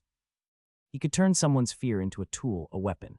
He could use that fear against them, even turn it into a way to manipulate their behavior. I shuddered. That's like controlling someone's mind by tapping into the worst parts of them, using their own trauma against them. I shook my head. I don't care how productive this sounds, Agnos, that's messed up. I agree, he said, the words heavy in the air. But it's also a powerful way to understand people, to heal them. To evolve their fears into something they can control. I still don't get it, I muttered, kicking a rock off the edge of the cliff. It sounds like the kind of power you should lock in a vault and throw away the key. It's not that simple, Agnos countered, stopping in his tracks and facing me. The Baku's intentions aren't all bad. He's using what was once destructive power and trying to turn it into something that can heal Carl. It's just dangerous. There's a line, and he might cross it one day. I stopped too, looking at Agnos, suddenly realizing how much was at stake. The Baku wasn't some mindless creature, it was something far more dangerous, something that could tip the balance of power in Mythica. He had the ability to shape dreams, to turn the very essence of fear into a tool that could change everything. What happens when he goes too far? I asked, more to myself than to Agnos. Agnos didn't answer right away. The wind howled around us, pushing at our backs like it was trying to send us somewhere. Anywhere but here. You don't want to find out, he finally said, voice tight. And I don't think I'm ready to tell you either. I had no idea what was going to happen next. But one thing was for sure, the Baku wasn't just some oddity I could walk away from. He was something far more dangerous, and with every new piece of information I learned, the closer I got to understanding just how deep this nightmare went. But the real question was, could anyone control that kind of power? The cool breeze cut through the air as Agnos and I made our way through the dense forest. The towering trees, their bark dark and ancient, as though sharing secrets of an era long forgot. We were heading to the location of the next fragment, last one, if I had my count right. I glanced at Agnos, who was quiet as usual, eyes scanning the horizon with that unnerving, all-knowing gaze of his. So where exactly are we going? I asked, breaking the silence. Agnos didn't look at me immediately. Instead, he pulled out a map from thin air, unrolling it with deliberate slowness, the parchment crackling in the quiet forest air. Just a little further north, Carl, he said after a pause, glancing at the map. Beyond that, we'll cross into the Troll City, where the last fragment should be located. Troll City, I repeated, an eyebrow rising at the unexpected turn of events. You didn't tell me we were going into troll territory. Are you sure it's safe? Agnos glanced at me with a faint, knowing smirk. Safe, hardly, but I'm sure you'll manage. You've faced worse. A zoologist's guide to surviving magical creatures. I couldn't help but smile at that. He wasn't wrong. Between dragons, ghouls, and the occasional underworld gods, my definition of safe had shifted drastically since arriving in Mythica. But the trolls were something else entirely. Trolls had a reputation for being difficult to deal with, especially when it came to their homes. They were protective, fiercely territorial, and not exactly keen on outsiders. Before I could voice more concerns, my phone buzzed in my pocket, the sudden vibration startling me. I fumbled to pull it out, glancing at the screen. Eldrin. I froze, briefly considering ignoring the call, but then I remembered the last time I did that. The elf had a way of making things worse when left unattended. With a sigh, I swiped the screen and answered. Carl. Eldrin's voice crackled through the speaker, his relief palpable, but there was an edge to his tone, something urgent. Where are you? We need you back immediately. I winced. Eldrin never was one for pleasantries when there was something serious on his mind. What happened? I asked, a knot forming in my stomach. It's MECCP. There's a massive protest outside the headquarters, and it's spiraling out of control, Eldrin said, his voice tense. Something's gone wrong with one of the habitats. The Norse community, they were working with MECCP on a troll issue. They wanted to help preserve the troll habitat, but... Well, the Dungeon Raiders Council isn't happy about it. They think it's a waste of resources. Now, we have raiders threatening to tear down the habitat, and the entire council's at odds with MECCP. It's chaos, Carl. The Dungeon Raids Council was a different kind of problem altogether. They were known for their militant approach to protecting Mythica's more volatile species, and it seemed they didn't take too kindly to the idea of saving trolls. I didn't know much about the Norseother than that they had a long history with MECCP and were known to be more cooperative than most, so I was at a bit of a loss here. Wait, what do you mean they're protesting in front of MECCP? I asked, trying to wrap my head around the situation. Are we talking full-scale riots? My mind was already racing. I could see narrators charging through the streets towards the MECCP building, their armor set and weapons raised in the air, their protests' roars reverberating. Worse, Eldrin said, his voice tight with frustration. It's bad, Carl. Even the founder has personally called for you. They need you there to help mediate the situation. Now, I glanced at Agnos, who had been listening intently. He was silent for a moment before raising an eyebrow at me. I exhaled sharply, shaking my head. I can't. I'm on my way to retrieve the last fragment. It's urgent, Eldrin. I can't just drop everything. I understand, Eldrin said quickly, his tone softening. But you know how bad this can get. The trolls, if this turns violent, could cause a chain reaction across Mythica. The council's already divided, and if the trolls feel like they're being pushed into a corner... I get it, I said, cutting him off before he could continue. He didn't need to spell it out. The situation was dangerous. Hold the line for a minute. Let me talk to Agnos. I lowered the phone from my ear and turned to face Agnos, my mind already swirling with options and consequences. He didn't seem surprised by my request, just intrigued. His eyes gleamed with a kind of knowing, like he'd been expecting this. I'm stuck, I said, my voice low. There's a huge issue back at MECCP. The Dungeon Raiders are about to go full force, and MECCP want me to help fix it. But I can't exactly be in two places at once. Agnos blinked slowly, and for a moment I thought he might remain silent. But then he smiled, a glimmer of something mischievous flashing in his eyes. What a coincidence, he said smoothly, as if the universe had just handed him a perfect gift. The next fragment happens to be located near the Troll City. I froze. Wait, what? Agnos's grin widened. Oh yes, the very place. How fortunate for you. I couldn't help but narrow my eyes at him. Something about his tone seemed too convenient. Are you telling me the seventh fragment is located somewhere in Troll City? He nodded, and I couldn't shake the feeling that there was something he wasn't telling me. Indeed, the trolls have long since abandoned their ties to the outside, but they are still part of the larger tapestry of this world. Their territory is rich with history. Hold on, I said, my mind racing. The trolls don't protect the fragment. Are you sure? Agnos's gaze hardened just a bit, his voice clipped. Negative. They don't qualify. I blinked. That was unexpected. The trolls were some of the most ancient creatures in Mythica. They were practically legends in their own right, their strength and magic undeniable. To hear Agnos dismiss them so easily felt wrong, but at the same time I was strangely relieved. If they weren't the guardians of the fragment, then I didn't have to worry about them getting in the way. Well, that's a relief, I muttered, more to myself than Agnos. I guess I'll head to the Norse community and deal with this troll problem. Agnos's eyes gleamed with a strange intensity, though he didn't say anything.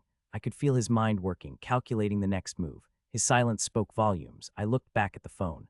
Eldrin was still waiting on the line. I'll help MECCP with the troll issue, I said, feeling the weight of the decision settle on my shoulders. Tell the founder I'm on my way.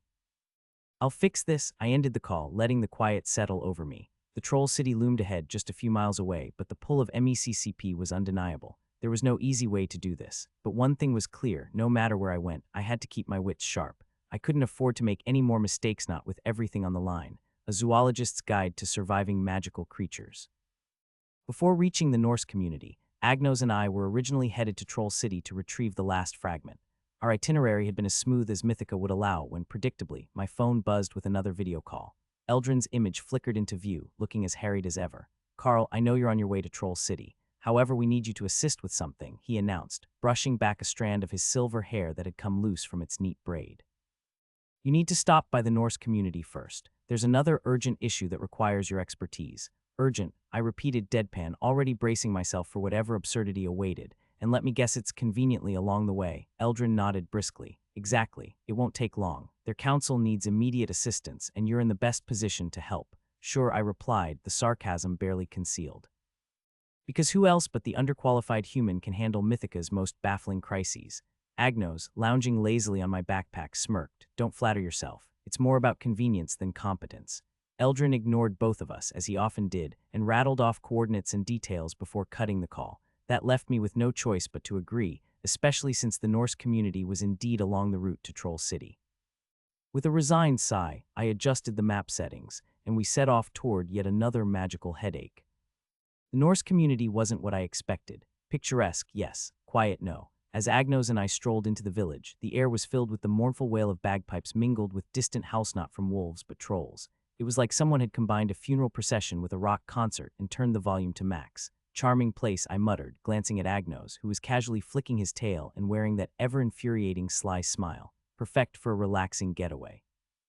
Agnos's eyes glinted with mischief. "Oh, Carl, you'll love what's in store. The council's problem is right up your alley." I sighed, already bracing myself for whatever nonsense awaited. We reached the community hall, a grand structure carved from stone and adorned with runes that glowed faintly in the dimming sunlight. Inside, the Norse council members were waiting for us, their faces a mix of exhaustion and desperation. "Happy to help," I replied automatically, though my enthusiasm was about as genuine as Agnos's innocence. Falger gestured for us to sit at the long oak table. The other council members, a mix of stern warriors and weary scholars, exchanged glances before one of them spoke. "We've petitioned MECCP to include trolls in the Conservation Habitat Program. They're integral to our community. Their strength supports our construction efforts, and their presence deters hostile creatures. But their population is dwindling, and dungeon raiders are slaughtering them for sport." I frowned, trying to process this. "Okay, that's awful, but what's the immediate problem?" It wasn't every day that a guy like me with nothing but a degree in zoology, questionable luck, and a knack for improvisation found himself in the middle of a Norse community council hall, discussing troll mating season. Yet here I was. The hall was as grand and intimidating as you'd expect, with towering wooden beams carved with intricate Norse designs and a roaring hearth at the center. Around the long oak table sat the council members, their faces etched with exhaustion. Bags under their eyes hinted at many sleepless nights, and their slumped shoulders screamed desperation. Agnos, perched smugly on a carved chair that was clearly too big for him, looked perfectly at ease. I, on the other hand, was trying to keep a straight face while one of the council members explained their predicament.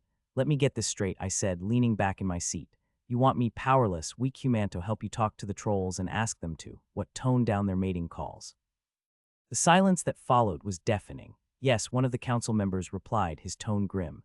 I glanced around the table, hoping someone would crack a smile, maybe admit this was some elaborate Norse hazing ritual. But no, they were dead serious. "It's mating season, Mr. Sways," another council member explained, rubbing his temples. "Every night we're subjected to," he paused, searching for the right words, "sounds that none of us asked for." "Understatement of the year," another member muttered. "Let me just put this out there: I've handled venomous snakes, survived Munchie's mood swings, and dealt with a Kraken's tsunami-inducing dance moves. But nothing, and I mean nothing, could have prepared me for what I was hearing. The noise is keeping everyone awake," another council member chimed in. "Our children are traumatized, and magic completely ineffective. They're immune to all spells." "Fantastic," I muttered, pinching the bridge of my nose. "What about relocating the trolls?" Agnos snorted beside me, clearly amused. "Relocation is impossible," the head councilwoman said firmly. "As we mentioned earlier, our community and the trolls share a symbiotic relationship. Wherever we go, they follow. Besides, their population is already in decline due to dungeon raids." "Dungeon raids," I echoed. "Yes," she replied, her expression darkening. "The Dungeon Raiders Guild sees them as nothing more than nuisances to be exterminated and as training resources. We've petitioned MECCP to include trolls in the Habitat Conservation Program, but the Guild is vehemently opposed." My brain was trying to process this mountain of information when Agnos decided to chime in. Well, he said, his tone as smooth as silk, if we're going to help, there's a small matter of compensation. Compensation, the head councilwoman repeated, her brows furrowing. Yes, Agnos said, flashing a sly smile. If we resolve your troll problem, you'll grant us a favor in return. The council exchanged wary glances. What kind of favor? One of them asked. Oh, nothing too extravagant, Agnos replied, waving a paw dismissively. We'll discuss it after the trolls have quieted down. I leaned over to him, lowering my voice. What are you doing? Relax, Carl, he whispered back, his grin widening. Trust me, that's what he always said before dragging me into some harebrained scheme. Fine, the head councilwoman said at last. If you succeed, we'll consider your request. The meeting adjourned, and as we stepped outside into the crisp Norse air, I turned to Agnos. Care to explain what that was about? Patience, Carl, he said, his tone dripping with mockery. All will be revealed in due time. I sighed. Agnos was as transparent as mud, and I was too tired to argue. Back at my temporary office, a cramped room filled with scrolls, books, and the faint smell of old parchment, I dived into researching trolls. Every source I found painted the same picture. Trolls were stubborn, resilient, and respected strength above all else. One dusty tome, The Ways of the Troll, detailed their courtship rituals in excruciating detail. Apparently, their mating calls could travel for miles and were often mistaken for earthquakes. Great, I muttered, rubbing my temples. I'm supposed to convince that to keep it down. The more I read, the more ridiculous it sounded. Trolls didn't respond to polite requests or subtle magic. If you wanted them to listen, you had to earn their respect, usually through a fight. Just when I thought things couldn't get worse, I stumbled upon a section about the chief troll. According to the text, the chief held authority over the entire group. If I could gain his respect, I might have a shot at solving this mess. But how does one impress a troll chief? The book was frustratingly vague on that point. Fantastic, I muttered, slamming the book shut. Guess I'll have to figure it out the hard way. The next day, armed with nothing but a vague plan and a growing sense of dread, I met the council to outline my strategy. Let me get this straight, one of them said after I explained. You're going to meet the chief troll and challenge him. Pretty much, I replied, trying to sound more confident than I felt. The council exchanged nervous glances but eventually agreed. You have 1 week, the head councilwoman said. Good luck, Mr. Sways. As I left the hall, Agnos trotted beside me, looking far too pleased with himself. The council also assigned us a guide to help navigate through troll territory. This is going to be fun, he said, his grin practically splitting his face. For you, maybe, I shot back. For me, this is shaping up to be a nightmare. Oh, Carl, he said, his voice dripping with mock pity. Where's your sense of adventure? It was buried somewhere under a mountain of regret.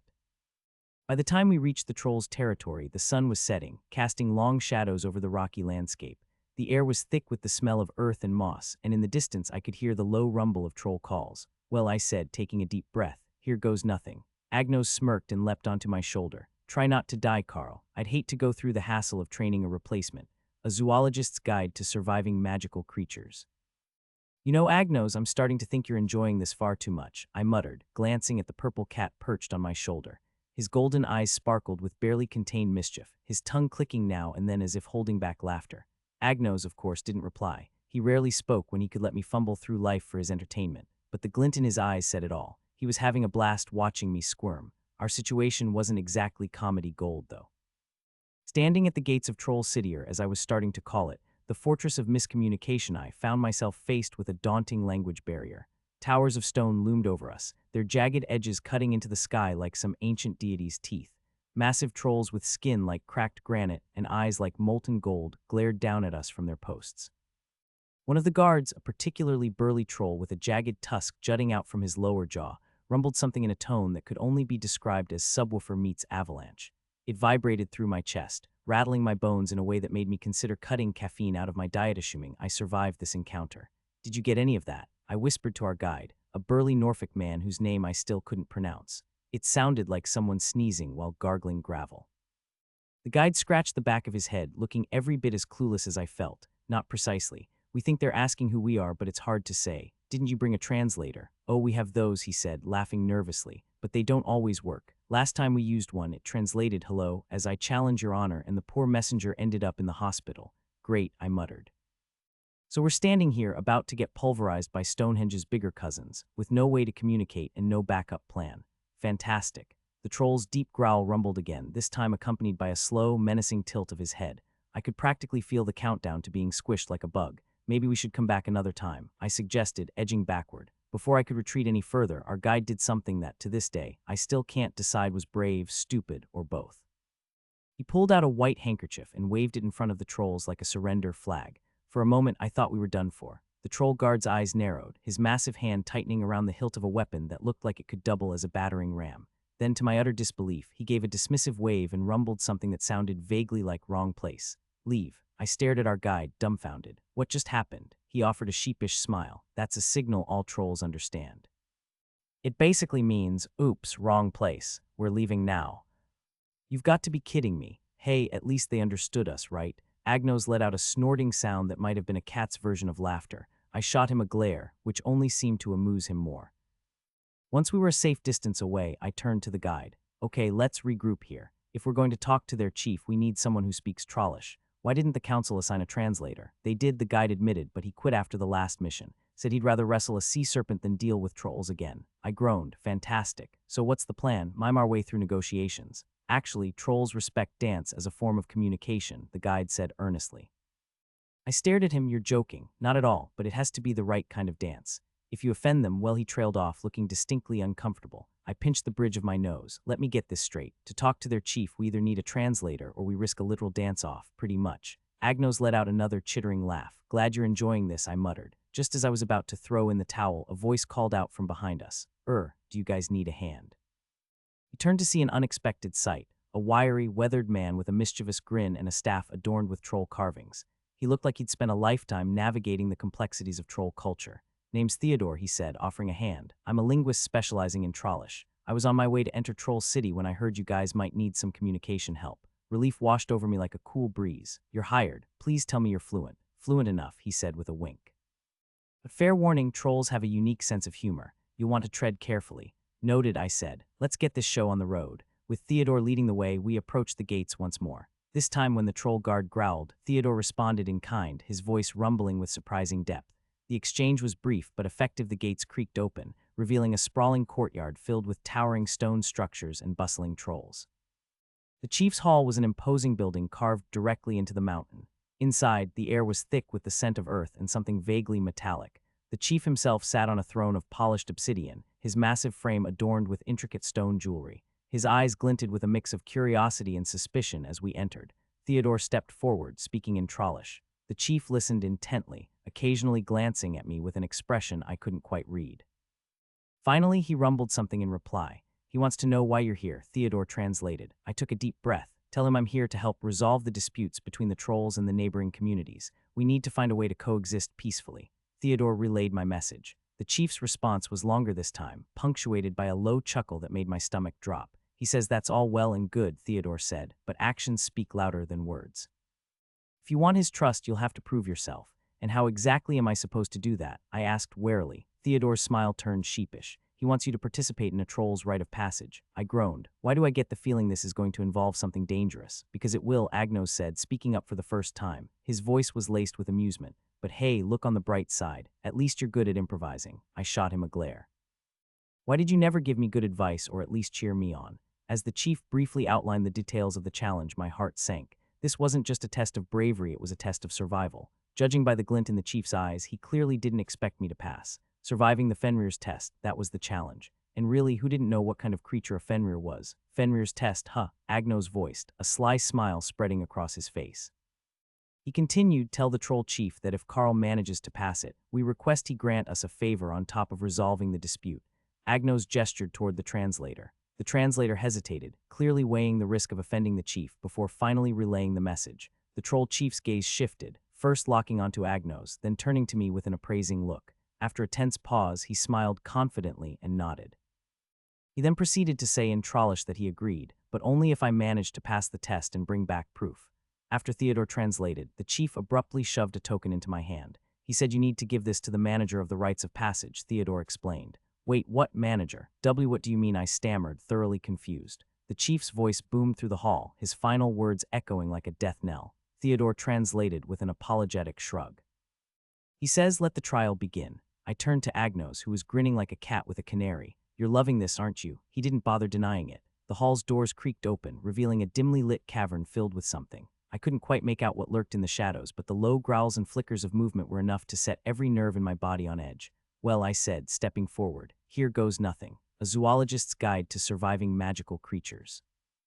The moment I stepped through, the world around me shifted into something utterly surreal. Gone was the earthy, primal atmosphere of the troll city, replaced instead by a stunning blend of sleek modernity and Norse mythology on steroids. I found myself standing in a massive, gleaming lobby that seemed to hover between realms. The air smelled faintly of ozone, and was that mead. The place was alive with actividibings in radiant armor darted past, their movements so fluid and purposeful they might as well have been choreographed. Floating desks orbited like small satellites, each one inscribed with glowing runes. A massive stained glass window took up an entire wall, depicting the realms in vibrant, shifting colors. It wasn't just decorative, the window doubled as a holographic map, with glowing lights marking key locations. Somewhere in the back of my mind, I registered that this was no ordinary place. I was at the Winged Hall, the headquarters of the Valkyries. Still dazed, I stumbled forward until I reached a marble reception desk Valkyrie DBY, a statuesque woman in shimmering armor. She glanced up from her tablet, her piercing blue eyes narrowing slightly as she took me in. "Welcome to the Winged Hall," she said crisply, her voice the perfect balance of warmth and efficiency. "How may I assist you?" I blinked at her, then at the soaring atrium around us. "Oh, where exactly am I?" Her eyebrows arched slightly. "The Winged Hall, Valkyrie HQ, you appear lost." Lost, that's an understatement. I rubbed the back of my neck, still trying to process how I'd gone from troll territory to what looked like an executive suite for gods. "Look, I was sent to complete the troll's rite of passage, and I think something went very wrong." The Valkyrie tilted her head, studying me as if trying to determine whether I was joking or just plain clueless. Finally, she nodded. "The troll's rite of passage. You don't exactly look like a troll." "No kidding," I muttered. I dug into my pocket and pulled out the token the troll chief had shoved at me earlier. It gleamed faintly in the ethereal light. The Valkyrie's eyes widened slightly when she saw it. Before I could protest, she turned on her heel and strode toward a glowing platform set into the floor, her steps brisk and purposeful. I jogged to keep up, feeling thoroughly out of my depth. We stopped in front of the platform, which looked like something out of a sci-fi movie, a circular dais inscribed with runes that pulsed softly with a golden light. "Step onto the portal," she instructed, tapping something on her tablet. "Wait, hold on, where is this going to take me?" I asked, hesitation creeping into my voice. "To your next destination," she replied simply, as though that explained everything. Great. I didn't exactly have much of a choice, though. With a resigned sigh, I stepped onto the platform. The Valkyrie activated the token in my hand, and before I could blink, the world around me dissolved into a kaleidoscope of light and motion. When the swirling light subsided, I found myself standing in front of an ornate door so massive it made the gates of Troll City look modest by comparison. Above it, carved in bold, glowing letters, were the words "Rite of Passage Department." I stared at it, my mind caught between disbelief and exhaustion. This had to be a joke, right? Before I could fully process the absurdity, the door creaked open, and the Valkyrie gestured for me to follow. We stepped into a minimalist office space dominated by a massive desk. Behind it sat an imposing figure whose aura screamed, "Don't mess with me." The nameplate says Freya, the manager. Her platinum blonde hair was tied back in a sleek ponytail, and her armor gleamed as if it had just been polished. Behind her, a motivational poster adorned the otherwise Spartan wall. "Valhalla runs on efficiency, not chaos." Freya glanced up from her paperwork, her icy blue eyes locking onto mine. "So you're the one attempting the troll's rite of passage involving Fenrir." I gulped. Yes, her lips twitched, somewhere between a smirk and genuine amusement. "Interesting." She slid a booklet across the desk toward me. I stared at it like it was a snake about to bite me. "A booklet?" I asked, incredulous. "What am I supposed to do with this?" "Read it," she said, leaning back in her chair. "It contains all the details about the test." I assume the troll chief didn't bother explaining anything. I shook my head, picking up the booklet with trembling hands. As I flipped through the pages, my confusion quickly turned to outright disbelief. The troll's rite of passage, it turned out, wasn't some traditional test of strength or endurance. No, it was conflict mediation. Specifically, I was supposed to mediate a dispute involving Fenrir, the CEO of Wolfworks Solutions. Yes, that Fenrir, the giant wolf of Norse legend, who had apparently traded his chains for a tailored business suit and a thriving career in corporate problem-solving. "Let me get this straight," I said, my voice tinged with hysteria. "Fenrir the Fenrir runs a conflict mediation company now." Freya nodded, her expression perfectly calm. "Among other things, his services are highly sought after for resolving disputes between territorial dragons, merfolk factions, and other magical entities. But the trolls, unfortunately, have yet to pass his test, which is required for them to establish their own mediation unit. And I'm the one who's supposed to fix that. Yes, you're the first non-troll representative they've ever sent." I sank into the nearest chair, booklet still clutched in my hands. "Why do I feel like I'm about to sit for the mythical equivalent of a certification exam?" Freya's smirk returned, sharper this time, "Because you are." The booklet outlined everything I needed to know except how to actually survive. Fenrir's test involved mediating a simulated conflict between two mythical factions. The catch, the simulation wasn't just virtual. It took place in a pocket dimension where the stakes were all too real. I glanced up at Freya. This has a 0% success rate with the trolls, correct. And the test involves dealing with Fenrir himself, also correct. I exhaled slowly, trying to suppress the rising tide of panic. Anything else I should know? Freya tapped her pen thoughtfully against her desk. Yes, Fenrir values creativity, diplomacy, and quick thinking. If you can't keep up with him, he'll eat you alive. Figuratively, of course, I muttered. As I stood to leave, Freya gave me a final, almost encouraging smile. Good luck, you'll need it. I didn't know whether to laugh, cry, or simply accept my fate. All I knew was that I was about to face the test of a lifetime own that would determine not just my survival, but whether or not the trolls could finally hire a conflict mediator. And as the portal to Trial Center activated, one thought consumed my mind. What on earth have I got myself into? A zoologist's guide to surviving magical creatures. The portal ride to the Trial Center was anything but peaceful. Letter 1D1B small cap H small cap IS. Letter 1D04 small cap H. Letter 1D00. Letter 1D18. Letter 1D1B. Letter 1D07 small cap R. Small cap IS. Letter 1D1C. Letter 1D18. Letter 1D05. Letter 1D00. Letter 1D1B. Letter 1D07. Small cap B. Small cap Y. N0V3L. FI RTEP ENET. Freya, now dressed in a tailored suit that somehow made her aura even more intimidating, stood beside me with the slimmest tablet in hand, scrolling through notes. I was trying to look nonchalant, but the tension in the air was thicker than a dragon's scale armor. So I began, breaking the awkward silence. This Trial Center, what exactly goes down here? Gladiatorial combat, obstacle courses, or are we talking more escape room vibes? Freya didn't even glance my way. It is none of those things, Mr. Sways. Her tone was brisk, her words clipped like she didn't want to waste any syllables on me. The Trial Center is a vital division of the Winged Hall, she began, her voice carrying the authority of someone used to explaining things only once. It is designed to provide safe, controlled environments for rites of passage across all species in Mythica. She continued, every creature here has traditions, tests, and benchmarks they must meet to earn their place in society. Our center ensures these rites are conducted ethically and efficiently. I blinked. So you're like Mythica's HR department for coming-of-age stories. Freya's lips twitched just the barest hint of amusement. If that's how your mind chooses to frame it, sure. She tapped her clipboard. We also collaborate extensively with MECCP as part of our conservation efforts. That caught my attention. Wait, MECCP, the MECCP. As in the Mythical and Endangered Creatures Care and Protection Agency. Indeed, she looked over her glasses at me, clearly gauging my reaction. The Winged Hall and MECCP maintain a joint partnership. MECCP provides ecological data and expertise, while we ensure that traditional rights and creature behaviors align with conservation goals. It is a symbiotic relationship. I couldn't help but gape. That's kind of awesome. I didn't know you worked with MECCP. Freya arched a perfectly shaped eyebrow. To be clear, we're only in a beneficial partnership. We don't report to MECCP. We have our own SOP standards of procedures and rules. And why, pray tell, would that impress you so? Well, I scratched the back of my neck, suddenly sheepish. I work for MECCP. Her hand froze mid-scroll. For the first time since we'd met, Freya actually looked surprised. You, an MECCP employee. Initially an intern, I clarified quickly. Just turned full-time recently. She recovered from her surprise with alarming speed, the corners of her mouth lifting into a faintly amused smirk. A human employee, no less. Fascinating. You're the first I've encountered from your realm to last long enough for me to notice. That stung more than I cared to admit. You mean there were others? Oh, plenty, she said casually, as if we were discussing the weather. Most of your kind either quit or fail within the first week.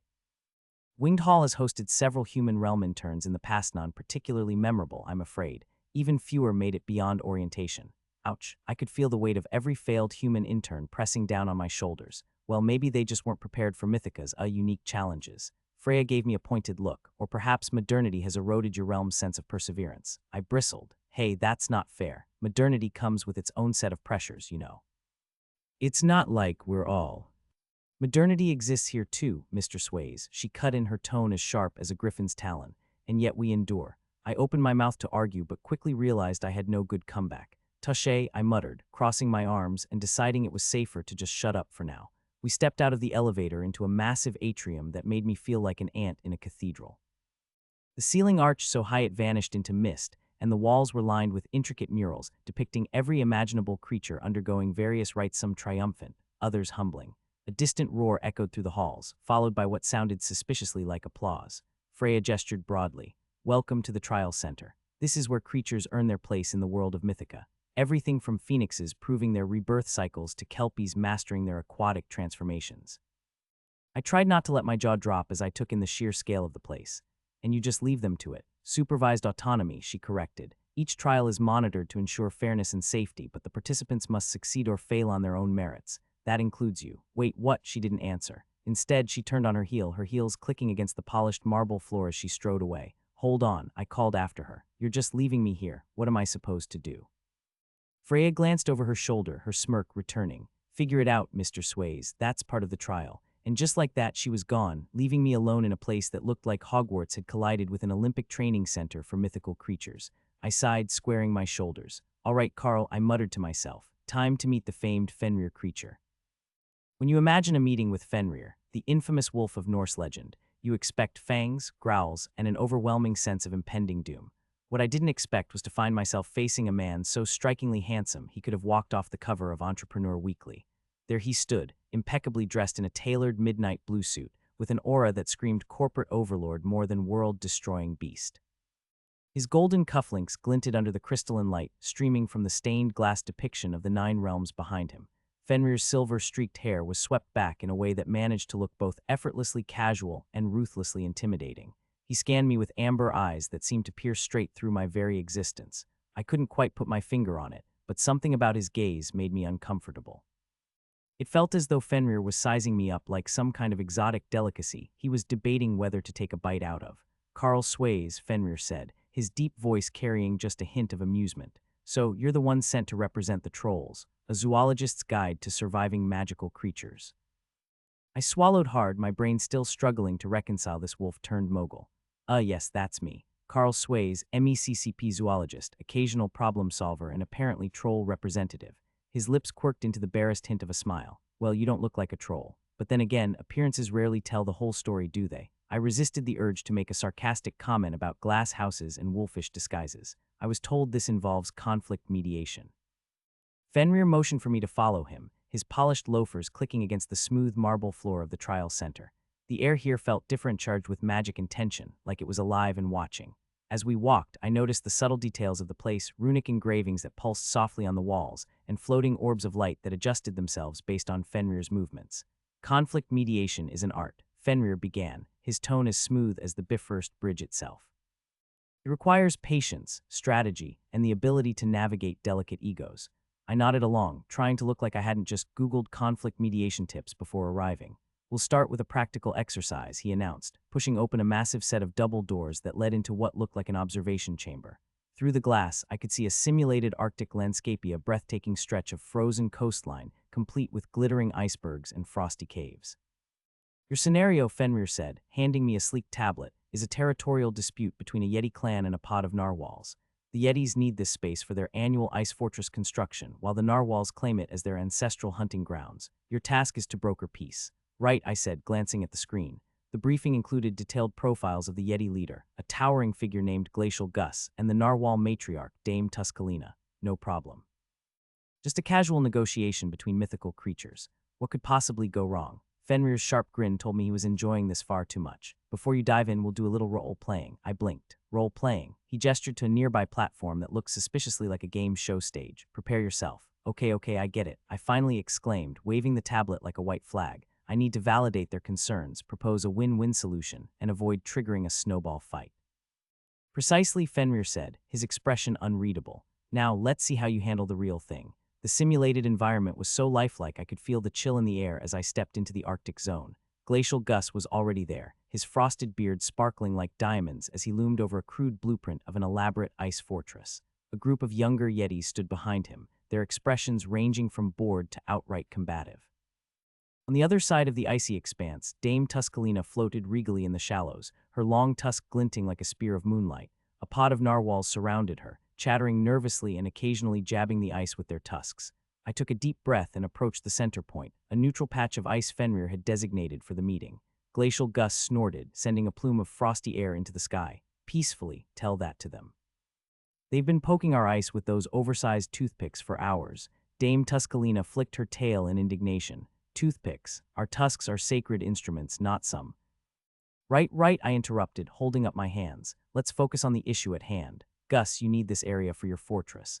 Dame Tuscalina, your pod needs it for hunting. Surely there's a way to share the space. The negotiation was going about as smoothly as a penguin trying to ice skate uphill. Every suggestion I made seemed to offend one party or the other. Fenrir, observing from a hidden balcony, looked far too entertained. Then it happened. A narwhal calf, oblivious to the tension, tossed a bright orange rubber toy into the air. It bounced across the ice with a loud, comical squeak, landing right in front of Fenrir. The mighty wolf froze. His amber eyes widened in sheer terror, and he took a full step back, his polished facade crumbling. It's the squeak, he muttered, his voice barely audible. So unnatural. The Yetis and narwhals stopped bickering, their attention now on the quivering god-like CEO. Sensing an opportunity, I quickly stepped in. Ladies and gentlemen, I said, gesturing dramatically to the frozen landscape.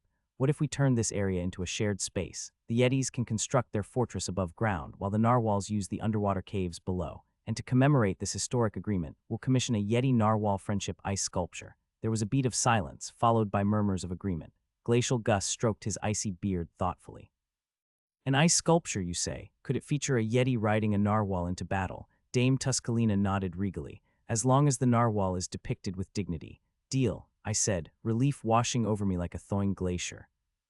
Back in the trial center, Fenrir was waiting for me, his composure restored. Impressive, he admitted, though his tone was grudging. You managed to broker peace and save face for everyone involved. Even you, I teased, raising an eyebrow. Should I add rubber toy negotiator to my resume? He narrowed his eyes but couldn't hide the flicker of amusement. Careful, Carl, you're starting to grow on me. As I left the trial center, clutching my newly earned certificate of mediation, I couldn't help but feel a sense of accomplishment. Now in my hands, I held the license to manage and mediate conflicts anywhere in Mythica. Before I left, Fenrir tossed me a token. A gift, he said mysteriously. It will come in handy one day. I held the token in my hand. The symbols and runes on it gave off a strangely familiar feeling. A zoologist's guide to surviving magical creatures.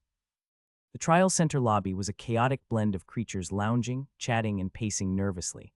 Some wore heavy expressions, others practically buzzed with excitement.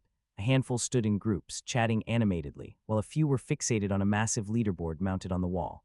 I couldn't resist the pull of curiosity and edged closer to see what all the fuss was about. And there it was me name, plastered in obnoxiously large letters.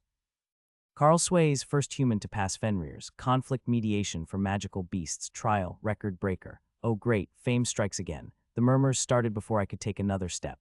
A human did the troll rite of passage. Seriously, maybe it's a half-some hybrid human-troll mix. No way a full human could do it.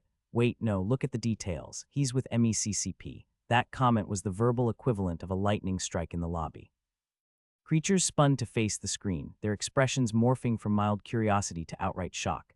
An MECCP employee. That's SSR, rare as a four-leaf clover these days. Look, his picture is up there. Let's mythogram this. I flinched as a chorus of phoncer, whatever mystical equivalents they had, started snapping photos and recording videos. Just great.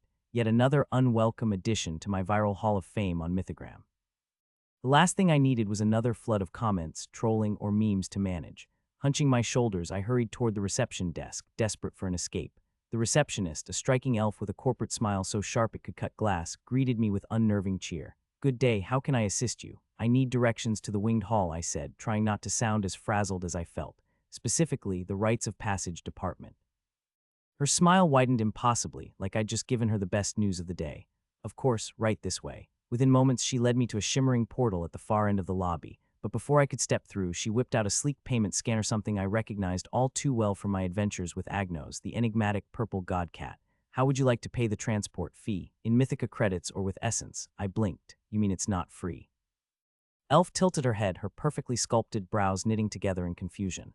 Nothing is free here. How much in Mythica credits? I asked, dreading the answer. 200 MC. I winced. That wasn't just steep, it was mountainous. She continued in her chirpy, corporate tone. We accept all major employee cards and multi-realm cards. If you're a VVVVIP member, your fee will be waived. Are you a VVVVIP member? If only Agnos were here. He's a VVVVIP member.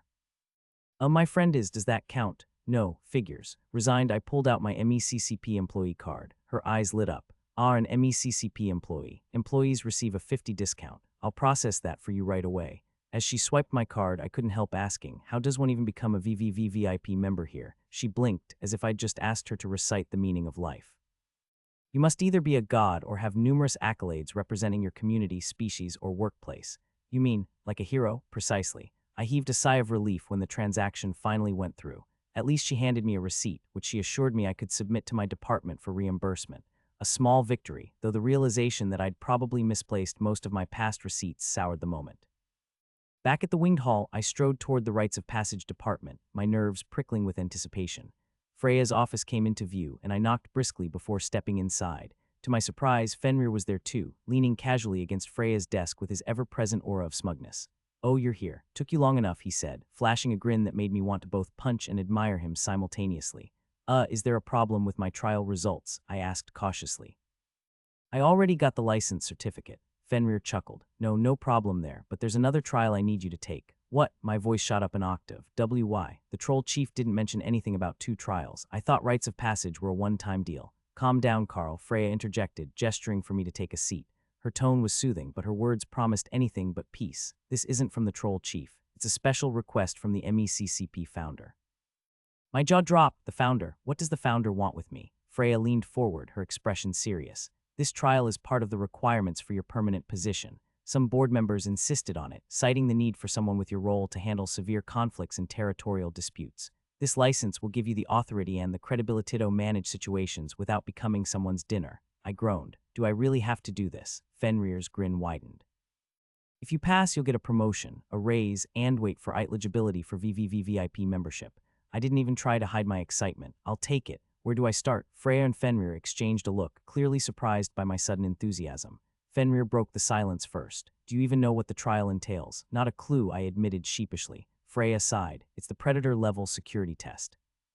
It's outside the rites of passage department and managed by Fenrir's company, Wolfwork Solutions. It's fully sponsored by MECCP as part of your promotion requirements." Fenrir then patted my shoulder and gave me a wink before saying, in short, "You'll be taking the test at my headquarters." I gulped and offered a wary smile. Fenrir's headquarters was like something out of a sci-fi Viking dream.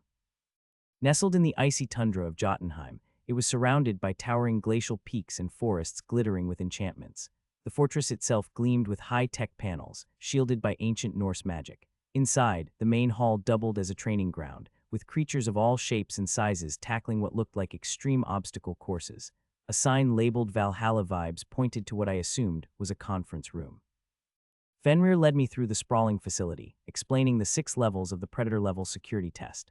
"To pass, you'll need to complete all 6 levels," he said. "The tests include conflict resolution, artifact protection, territory defense, and more. Think of it as a crash course in keeping Mythica from imploding. And if I pass all 6 levels, you'll not only get the license, but also significantly boost your chances of earning VVVVIP status." I couldn't help grinning. The thought of finally gloating in front of Agnos was too tempting to resist. But as I looked around at the creatures preparing for their trial-some sparring, others strategizing, I couldn't shake the nagging feeling that I was in way over my head. "Let's get started," Fenrir said, clapping me on the back. His grin was equal parts encouraging and mischievous. This was going to be one heck of a ride. A zoologist's guide to surviving magical creatures. The moment Fenrir patted my shoulder and said, "You'll do great," I knew I was in trouble. Not the mild kind of trouble where you misplace your socks before work, no. This was the kind of trouble where your life expectancy drops dramatically if you blink wrong. "So just to clarify," I began, adjusting the straps of my utility vest. "If I guess wrong, I'll be encased in runic ice for eternity." Fenrir grinned, showing too many teeth. "Oh, it won't be eternal. Just until someone manages to break the spell. That could be, what, a century or 2. The wolf god shrugged, his massive shoulders rippling like storm clouds. "You've got this, Carl. I've seen you bluff your way out of tougher spots. Besides, I'll be watching for entertainment purposes, of course." "Oh, good. Nothing like being the prime time act for a literal god." The magical enclosure Fenrir led me to looked like an idyllic garden plucked straight out of a fantasy postcard. Crystalline streams, golden grass, and glowing flowers that smelled like childhood nostalgia. But the serene facade didn't fool me. Somewhere among the creatures milling about, a talking squirrel, a grumpy troll, a literal chicken with flames for feathers was a Jotun, a shape-shifting giant who could take on any form. My task, find it before it found me. No pressure. I took a deep breath and scanned the crowd. "All right, folks," I said, clapping my hands. "We're going to play a game called Let's Not Freeze Carl. It's simple. I ask questions and you answer honestly." "Cool," the flaming chicken squawked indignantly. "I'll take that as a yes." I pointed at the troll, who was busy picking his teeth with what suspiciously looked like a rib bone. "You favorite pizza topping?" He blinked at me, his massive brow furrowing. Mushrooms. Solid choice," I said. "You're clear." Next, I turned to the squirrel, who was clutching a tiny acorn staff like it was the key to the universe. "Same question." "Acorn shavings," it replied primly. "Creative. You're clear." The process went on, each creature giving increasingly bizarre answers: molten lava, moon dust, fermented kelp, until I got to a small, nondescript rabbit chewing on a glowing blade of grass. Its beady eyes narrowed as I crouched down to its level. "What's your favorite pizza topping?" I asked, keeping my tone casual. The rabbit hesitated, its nose twitching. Then it blurted, "Giants don't eat pizza." Bingo. I started to walk away, then stopped mid-step. "Oh, one more thing, could you step over here for a sec? I just need you to sign this waiver." The rabbit eyed me suspiciously but hopped forward. As soon as it crossed the circle I'd discreetly etched into the dirt, the runes flared to life. In an instant, the rabbit exploded, not literally, thankfully, into its true form, a towering, frost-covered giant with glowing blue eyes and a very annoyed expression. "You tricked me," it roared, shaking the ground. "And you fell for it," I shot back. "Pro tip, work on your improv skills." Fenrir appeared at my side, clapping slowly. "Pizza. Really? Food always works," I said with a shrug. "It's a universal truth." Barely an hour later, I found myself standing at the simulated base of Yggdrasil, the world tree, staring up at the coiled form of Nidhogg for my second trial test. The dragon was massive, its scales shimmering like an oil slick in the dappled light filtering through the tree's roots. Somewhere up there, nestled among a pile of magical debris, was its stolen egg. My task this time: retrieve it without waking the dragon. Piece of cake. "Remember," Fenrir whispered, his voice tinged with amusement, "if you wake it, you'll have about 3 seconds before it incinerates you." "While your motivational speeches are legendary," I muttered, pulling a compact mirror from my vest. I silently thanked Agnos for pestering me to buy it. Turns out this thing could actually be useful. It was enchanted, of course, designed to reflect sunlight with laser-like precision. "Okay, big guy, let's see how you handle a light show." Carefully, I angled the mirror, catching a ray of sunlight and directing it onto Nidhogg's massive eyelid. The effect was immediate. The dragon's eyes fluttered open, pupils contracting into slits as it gazed, mesmerized at the dancing lights. "Disco ball dragon," I whispered, creeping forward. "Works every time." The egg was perched precariously atop the pile, glowing faintly with a soft, golden light. I reached for it, my fingers brushing its smooth surface, when my foot slipped on something slimy. I glanced down, horrified, to see a puddle of, well, let's just say dragon saliva isn't a substitute for floor wax. The egg wobbled, then tipped over the edge. "No, no, no," I lunged, barely catching it before it hit the ground. But my momentum carried me forward, and I landed face first in the saliva puddle, clutching the egg like a life preserver. Behind me, Nidhogg stirred, its massive tail twitching. "Time to go," I hissed, scrambling to my feet. I bolted back toward the tree's edge, egg in hand, just as the dragon let out a low, rumbling growl. Fenrir was waiting, smirking as I emerged, drenched and panting. "Dragon spit," he said, wrinkling his nose. "Bold choice." I held up the egg triumphantly, better slimy than crispy. Back at Fenrir's headquarters, I handed over the egg, my heart still racing from the close call. The wolf god examined it, nodding in approval. "Not bad, Carl. You might actually survive this test." Fenrir chuckled, then leaned in conspiratorially. "Don't get too happy yet, there are 4 more trials waiting for you. Rest up today, and I'll see you here tomorrow." I groaned, already dreading whatever fresh chaos lay ahead. But as I wiped the dragon spit from my vest, I couldn't help but smile. Bring it on, a zoologist's guide to surviving magical creatures. The elevator dinged softly as I stepped out into Fenrir's headquarters, greeted by the sterile but oddly imposing lobby of polished black stone and glowing runes etched into the walls. Fenrir himself waited by the reception desk, idly tossing a gleaming silver coin that caught the light with every rotation. "Ah, Carl," he said, his grin as wolfish as his reputation. "Ready for rounds 3 and 4 of the Predator-level security test. Do I have a choice?" I asked, adjusting my uniform, a futile attempt to steady my nerves. "No," Fenrir replied, his grin widening. "But you knew that already." He snapped his fingers, and the air around me shimmered. I barely had time to mutter a half-hearted complaint before the world twisted and reassembled itself into a forest that stretched impossibly high. The colossal trunk of Yggdrasil loomed in the distance, its branches disappearing into an ethereal haze. Around me, the sound of rustling leaves and faint chittering filled the air. "Welcome to the Ratatoskr message relay," Fenrir's voice echoed, though his smug face was nowhere in sight. "Your task: deliver this message to the gods at the top of Yggdrasil." Simple enough, right? A scroll materialized in my hand, tied with a shimmering golden ribbon. I was about to mutter something snarky when a furry blur shot past my shoulder, snatched the scroll, and vanished into the undergrowth. What the? I spun around, catching sight of the culprit, a red squirrel with unnervingly intelligent eyes, clutching the scroll and twitching its tail mockingly. "Oh, did I forget to mention? Ratatoskr will be doing his best to stop you." "Good luck." Fenrir's laughter faded into the wind. "The chase begins." "Hey, get back here," I yelled, sprinting after Ratatoskr. The squirrel darted through the underbrush with an agility that would have made an Olympic sprinter cry. Branches whipped at my face, roots conspired to trip me, and acorns rained down like tiny cannonballs. Seriously, acorns, that's your strategy, I shouted, narrowly dodging a particularly well-aimed shot. Ratatoskr paused on a low branch, chittering at me in what I could only interpret as laughter. Then with a flick of his tail, he leapt higher into the trees, leaving a trail of faintly glowing paw prints. Okay, Carl, I muttered to myself, hands on my knees as I caught my breath. You're chasing a divine squirrel up a world tree. Totally normal day. I decided to switch tactics. Instead of blindly running after him, I'd use my zoological expertise or whatever passed for it in Mythica. I pulled a nut butter sandwich from my utility belt, don't ask, it's a long story, and waved it in the air. Hey, Ratatoskr, bet you've never had artisanal nut butter on sourdough before. The rustling above stopped. A pair of beady eyes peeked down at me, curious and wary. That's right, I cooed, holding up the sandwich like it was a winning lottery ticket.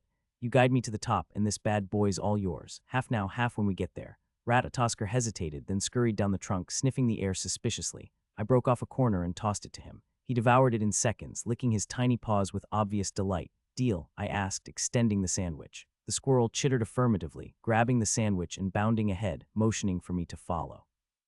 Unbeknownst to him, I'd slipped a tiny rune of drowsiness into the bread. By the time we reached the halfway point, Ratatoskr's movements grew sluggish, his eyelids drooping.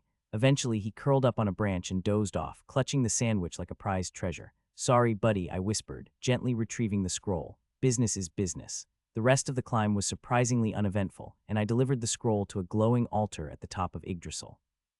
A portal opened, whisking me back to the lobby, where Fenrir waited with an amused expression. Bribing Ratatoskr with food. Classic, he said. I shrugged. Everyone's got a price, even squirrels. I barely had time to catch my breath before the world shifted again. This time I found myself in a desolate wasteland under a blood-red sky. Crumbling stone walls surrounded me, and a cold, unnatural wind howled through the air.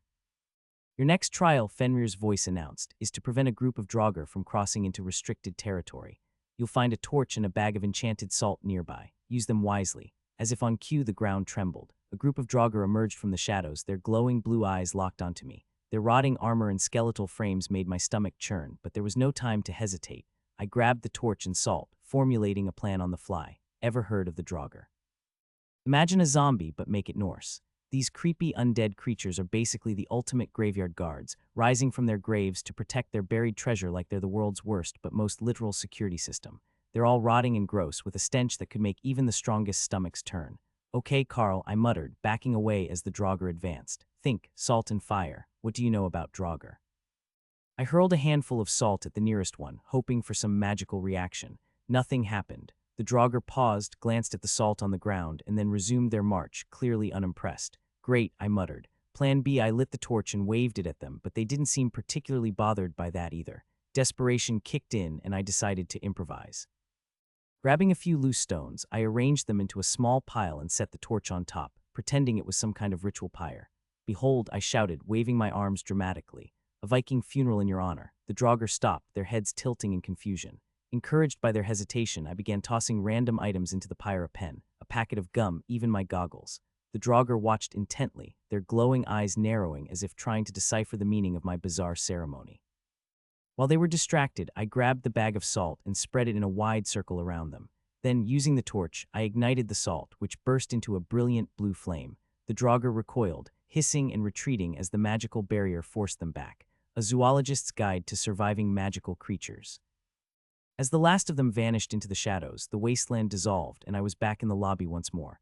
Fenrir leaned against the reception desk, clapping slowly. You tricked undead warriors into thinking you were honoring them, he asked, clearly amused. I shrugged. Even the undead have feelings. Fenrir chuckled. Not bad, Carl, not bad at all. As I collapsed into a nearby chair, exhausted but triumphant, Fenrir handed me a cup of coffee.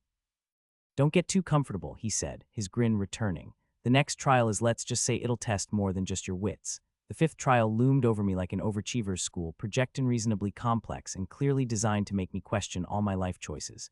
Fenrir, in his trademark smugness, had left me a vague but unsettling brief: convince a Valkyrie to let you pass without combat. Simple, right? Spoiler alert, it wasn't.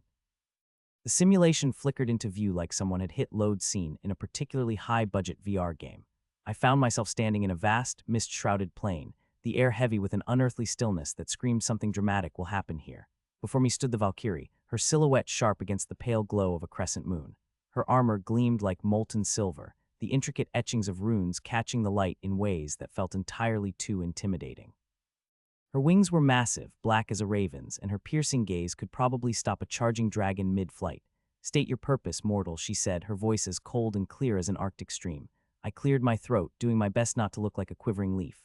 Hi, Carl Sways, zoologist extraordinaire and part-time tester of absurd scenarios. I'm here to borrow that artifact behind you, temporarily. Promise I'll bring it back in mint condition. Her expression didn't budge. Not even a flicker of amusement. Tough crowd. Plan A flattery. When in doubt, butter them up. You know, I said, gesturing vaguely at her armor, I've seen a lot of battle gear in my time, mostly in museums, granted but yours. Top-notch craftsmanship. Those runes, chef's kiss. And your hair, flawless. Do you, use a special conditioner, or is it all natural Valkyrie magic? Her gaze hardened. Flattery will not sway me. Noted, I said quickly, retreating a step. Just trying to appreciate excellence where I see it. Okay, plan B it is. Okay, how about a deal? I said, holding up my hands, arm wrestling. 1 round. If I win, you let me pass. If you win, well, you still let me pass because this is a test, and failing means I get metaphorical or maybe literalist. For the first time, a flicker of interest crossed her face. You challenge me. I mean, challenge is a strong word, I said, slipping on the enchanted glove Fenrir had generously provided. The rune stitched into it was supposed to enhance my grip, but I wasn't entirely confident it would save my arm from being ripped off. We set up on a smooth, flat stone, her gauntleted hand easily enveloping mine. Begin, she said, and then she slammed my hand down so hard I swore the stone cracked. Okay, you win, I wheezed, cradling my throbbing arm. Best 2 out of 3. Her eyes narrowed. Mortal, you test my patience. I guess I have to use plan C when all else fails, weaponize someone else's humiliation. You know, I began casually. I work for Fenrir. Big guy, you probably know him. Did he ever tell you about the time he got stuck in a tree chasing a squirrel? Her brow arched slightly. You lie, nope, true story. He was just a pup, and Ratatoskr tricked him into thinking there was a treasure at the top. He got halfway up, panicked, and howled until Odin himself came to get him down. They say the All-Father laughed so hard, he almost dropped him. To my surprise, the Valkyrie smirked. Fenrir has always been impulsive. Exactly. See, we're bonding over mutual acquaintances. Maybe we could let this whole artifact guarding thing slide. She didn't respond, but seemed momentarily distracted. Taking my chance, I lunged for the artifact, a glowing orb nestled on a pedestal behind her. As my fingers closed around the orb, the simulation dissolved, leaving me in a sterile room with Fenrir watching from a monitor. You told her about the tree incident, he growled. I shrugged. It worked, didn't it? His snarl sounded almost amused. Barely. On to the next. The final trial wasn't in a simulation. No, this was real. And Fenrir, in all his enormous fur-covered glory, was my opponent. This is your final test, he said, his voice rumbling like distant thunder. Stop me without direct confrontation. Prove you understand the essence of being a true predator. No pressure. Armed with an enchanted bag of meat, a spool of rope, and an overactive imagination, I set to work. The result was something that resembled a Rube Goldberg machine designed by a deranged hunter. Ropes hung from tree branches, pulleys groaned under tension, and the piece de resistance, a bear trap enchanted to harmlessly hold weighted at the center, baited with the juiciest steak I could find. Fenrir approached, sniffing the air. This is your plan, he asked, one brow raised. You haven't seen the best part yet, I said, tossing the bait directly into the trap. His eyes narrowed as he lunged for the meat. The trap snapped shut around his paw. For a moment there was silence. Then he burst out laughing, shattering the trap with a casual flick of his leg. You're bold, Carl, I'll give you that. Survival of the cleverest, I said, grinning despite my racing heart. Back at Wolfwork Solutions HQ, Fenrir handed me a gleaming license certificate. You've passed, barely, but you're clever, resourceful, and irritatingly persistent. Those are predator traits if I've ever seen them. I took the certificate, relief washing over me. Does this mean I'm officially not bait anymore? For now, he said, his grin sharp. As I walked out of the room, I couldn't shake the feeling this was just the beginning of something far more dangerous. But hey, I had a certificate. That had to count for something. A zoologist's guide to surviving magical creatures. The air outside Fenrir's headquarters shimmered faintly, as if the magic in the realm itself had paused to applaud my accomplishment. I held the Predator security license in one hand and my phone in the other, unable to suppress the grin plastered across my face. This was more than a certificate, it was proof that I, Carl Sways, a mere human zoologist, had survived and outwitted trials designed for mythical predators. But before I left, there was one final thing I needed. Hey Fenrir, I said, trying to sound casual. Mind if we grab a selfie? Fenrir, in his hulking wolf form, raised a skeptical brow, or at least what I assumed was a brow. His amber eyes narrowed slightly and his ears twitched. A selfie. His voice rumbled deep and gravelly like distant thunder. Yes, you know, a photo, for memories, milestone achievement, and all that jazz. Fenrir shifted into his human form in one smooth motion, his towering frame now clothed in a tailored suit that screamed CEO of Wolfwork Solutions. He crossed his arms, smirking. Do all humans commemorate their survival with photos? Only the smart ones, I quipped, holding up my phone. Come on, it's for the gram. The smirk widened. Fine, one in each form. But if you use an unflattering filter, I'll make sure your next trial involves outrunning me. I quickly snapped a photo with Fenrir in his human form, where he looked like a cross between a movie star and a billionaire tech mogul. Then he shifted into his wolf form, his massive size barely fitting into the frame. As I added him on Mythogram, I froze. Fenrir wasn't just a mythological figure, he was a social media legend. His profile gleamed with a golden checkmark and labeled with public figure. He had millions of followers, including some of the most infamous gods and creatures from mythologies across the multiverse. Thor had liked his latest post. Loki had left a snarky comment, and the top of his profile read Alpha, Legend, Predator Extraordinaire. You're basically a celebrity, I muttered, glancing up at Fenrir. I'm surprised you're surprised, he replied, his tone dripping with amusement. I don't do small. I wasn't sure what stunned me more, Fenrir's follower count or the realization that I now had a photo with someone who could cause a literal Ragnarok. With a flick of his hand, Fenrir summoned a portal that shimmered like liquid silver. This will take you back to Troll City, he said. Congratulations, Carl. You've proven you're more resourceful than most mortals I've encountered. Don't let it go to your head. Me, never, I said, stepping through the portal with a grin. The portal deposited me into the heart of Troll City, its bustling marketplace alive with the chatter of traders, the clanging of hammers, and the occasional roar of some unidentified beast. I expected to see Agnos, the troll chief, and my Norse guide waiting anxiously for my triumphant return. After all, I'd just passed their so-called rite of passage. Instead, I found them lounging on oversized stone chairs near a food stall, sipping what looked suspiciously like coconut water. Agnos was laughing heartily, his cat belly shaking, while the Norse guide and translator were busy munching on some trollish snacks. Really, I said, throwing my arms up in exasperation. I survived death traps and mythical creatures, and you're all just relaxing. Agnos glanced up unfazed. Oh, you're back. Took you long enough. Took me, I sputtered, my frustration rising. You didn't think I might have, I don't know, died. The translator shrugged. You seemed resourceful. We weren't too worried. I opened my mouth to retort, but then I caught myself. What was I expecting? Panic, a search party. This was Mythica, where life-threatening challenges were a Tuesday afternoon. Fine, I muttered. Guess I'll just show myself off then. I pulled out the conflict mediator license and held it up triumphantly. Passed. Record-breaking status. No big deal. Agnos's eyes widened and he let out a bellowing laugh. You broke the record. That's fantastic. He leapt onto me on the back so hard I nearly face-planted. This calls for a feast. The troll chief himself waddled over, his enormous frame casting a shadow that could probably shelter a small village. He extended a hand toward me, his grin revealing teeth the size of gravestones. Well done, human, he said. Wait, I said, blinking. You speak English, the chief chuckled, of course, but it's more entertaining to watch outsiders struggle with trollish. Builds character. My jaw dropped. You mean all those awkward conversations, all those translations you could have just spoken to us the whole time? Correct, he said, his grin widening. But I found you trustworthy. Anyone willing to learn our language deserves my cooperation. I wasn't sure whether to laugh or strangle him. True to his word, Agnos, with the help of the troll chief, organized a feast that put every other celebration I'd seen in Mythica to shame. Long tables groaned under the weight of roasted boar, honeyed pastries, and fruit that glowed faintly in the dim light. Troll musicians played jaunty tunes on instruments I couldn't even begin to name, and the air was thick with the scent of spices and the sound of laughter. I sat at the head table, flanked by Agnos and the chief, feeling more like a king than a zoologist. So Agnos said, leaning over, we need to retrieve my last fragment located somewhere near the troll city, but it might not be safe. I thought about it for a moment. Not surprising. Probably some more life-threatening nonsense. It's becoming a theme. The troll chief suddenly stood up and raised his goblet for a toast. To Carl, we are honored and fortunate to have him pass the most difficult rite of passage trials for trolls. Now we are qualified to hire conflict mediators for the betterment of our territories and to handle future disputes with others.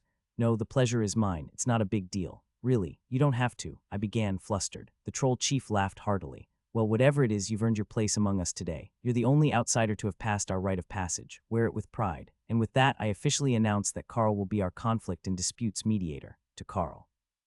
The crowd erupted in cheers and shouted their agreement in unison. I smiled, the weight of the past trials momentarily lifting. But as the feast raged on, a faint nagging thought wormed its way into my mind. Fenrir's portal had been precise, yet I couldn't shake the feeling that sending me back here other than the winged hall had been intentional. Why? And why did the troll chief's grin seem just a little too knowing when he looked at me? As I bit into a fruit, my mythogram buzzed with a notification. Fenrir had tagged me in a post, survived the trials. Clever human. Follow him, Carl saves the day. The caption was followed by a winking emoji. Great. Now Mythica knew who I was. Then Agnos suddenly said, Chief, since Carl passed the trial, we might as well claim the favor we requested before. I glanced at Agnos, who was now lazily sipping on his pina colada as though we weren't about to throw the chief a curveball. The troll chief, still smiling, shifted his gaze between me and Agnos.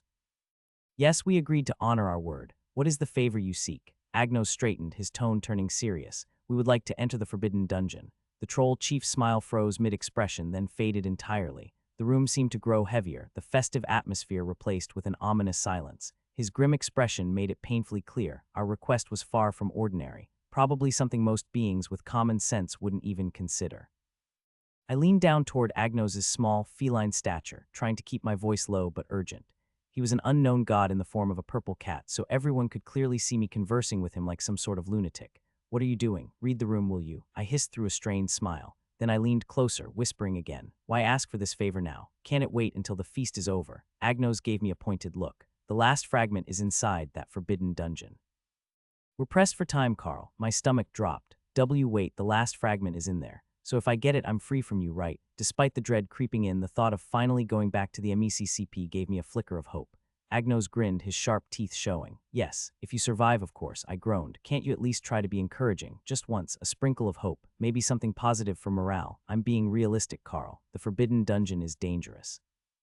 Before I could fire back, the troll chief slammed a massive bludgeon hammer onto the table in front of us, the wooden surface splintering under the force. I'm afraid we cannot allow you to enter the forbidden dungeon, he declared, his voice echoing with finality. Please reconsider your request. A zoologist's guide to surviving magical creatures. Whoa, chill there, Chief, I said, holding up my hands as if that would somehow stop the escalating tension in the room. My gaze darted back to Agnos, who was still lounging with an air of supreme disinterest, sipping his pina colada like this was a day at the beach. What's a forbidden dungeon? I asked, more to fill the awkward silence than out of genuine curiosity. But hey, maybe knowing what we were getting into might save my hide for once. Agnos lazily flicked his golden eyes my way.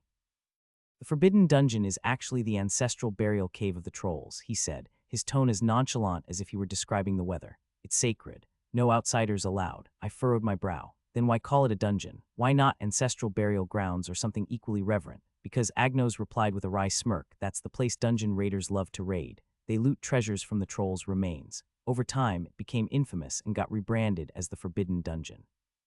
Now it's crawling with troll warriors, all stationed there to protect it from intruders. Dungeon raiders, I echoed. That's dark. Well, you did sign up for Mythica's wildlife conservation gig. You're lucky if things are just dark, Agnos quipped. Ignoring his sarcasm, I pressed on. Why is the last fragment there? Could this be some sort of mistake? Or I paused, narrowing my eyes at him. Are you telling me the trolls are the guardians of this thing? Because you said before they weren't qualified for the role. Agnos's smirk deepened, a dangerous glint flickering in his eyes. Oh, there's a guardian all right, he said, drawing out the words for maximum effect. But it's not the trolls. I didn't like the sound of that. Then What's the guardian? Oh, Carl, Agnos purred, leaning back with a maddening air of amusement. Where's the fun in me telling you that? Surprises are life's little spices. Before I could retort, the troll chief suddenly slammed his massive fist on the table, rattling every dish, mug, and pina colada in sight. His booming voice erupted in Trollish, a guttural language that sounded like two boulders grinding together. I blinked at the trembling troll translator sitting nearby.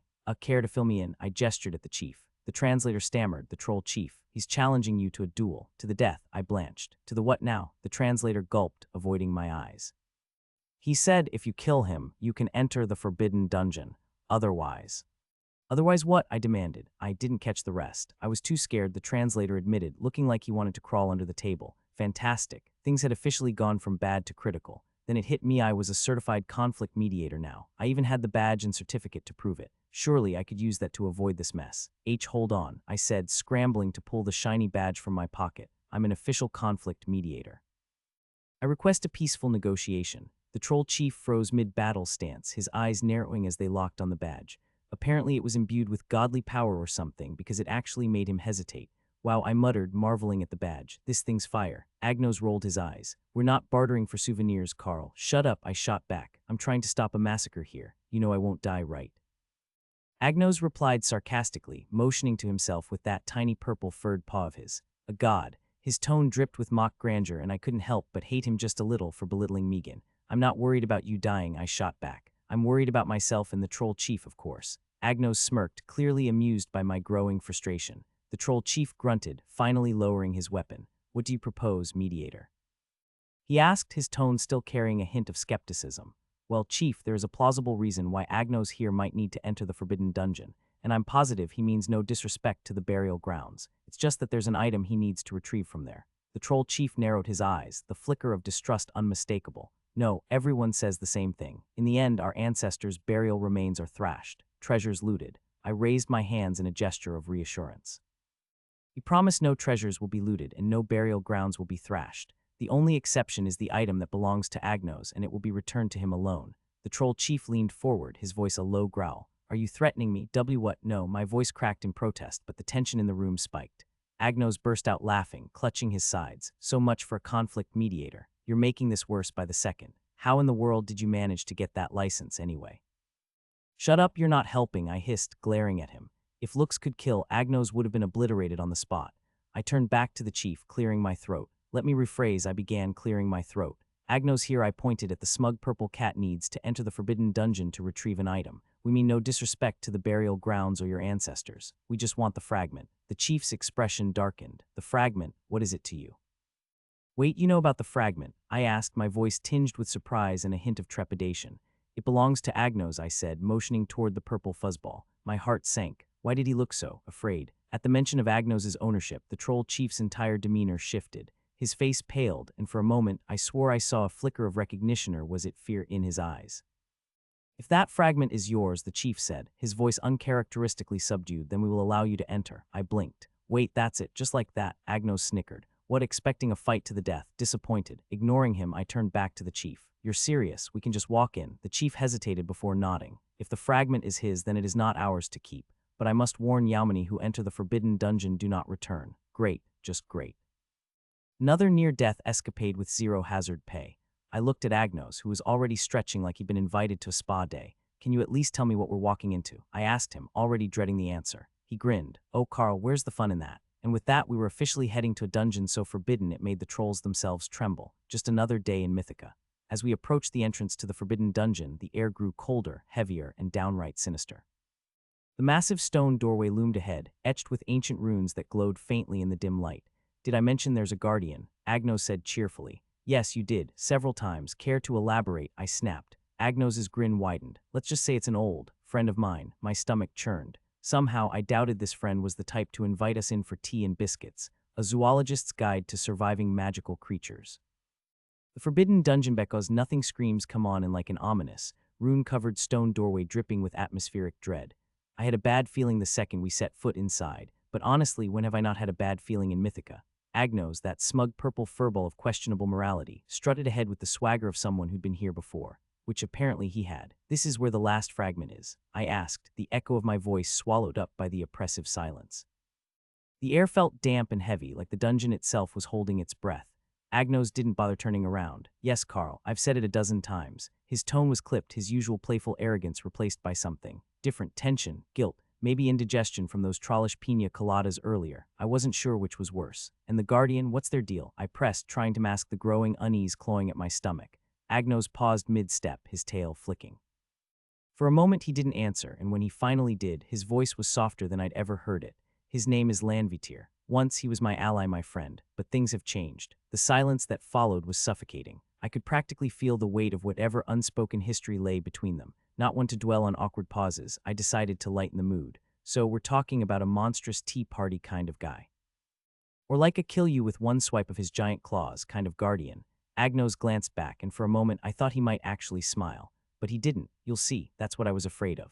The dungeon's interior was exactly what you'd expect. Winding corridors, flickering torches, and the distinct aroma of damp stone and regret. We navigated the labyrinth in near silence, my boots crunching against loose gravel while Agnos moved with feline grace. Finally, we arrived at a massive chamber bathed in an eerie, pale light.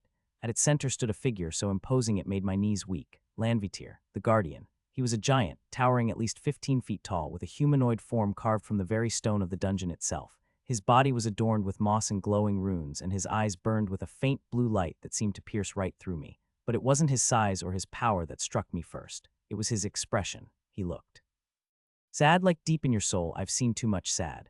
Agnos, Lanvitir rumbled, his voice like distant thunder. The sound reverberated through the chamber, making my teeth rattle. You've returned. Agnos stepped forward, his usual bravado replaced with something almost resembling humility. It's been a long time, old friend. Too long, Lanvitir replied, and to my utter astonishment, tears began to form in those glowing blue eyes. I thought I would never see you again. I blinked. Wait, is he crying?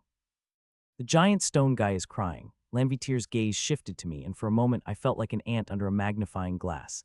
And who is this? He asked, his tone gentler than I expected. This is Carl, Agnos said with a sigh, my current associate. He's here to help. Help, Lanvitir echoed, his eyes narrowing slightly. You mean he's here to take the fragment? Well, yes, Agnos admitted, but it's more complicated than that. Lanvitir stared at me for a long moment, then nodded. Very well.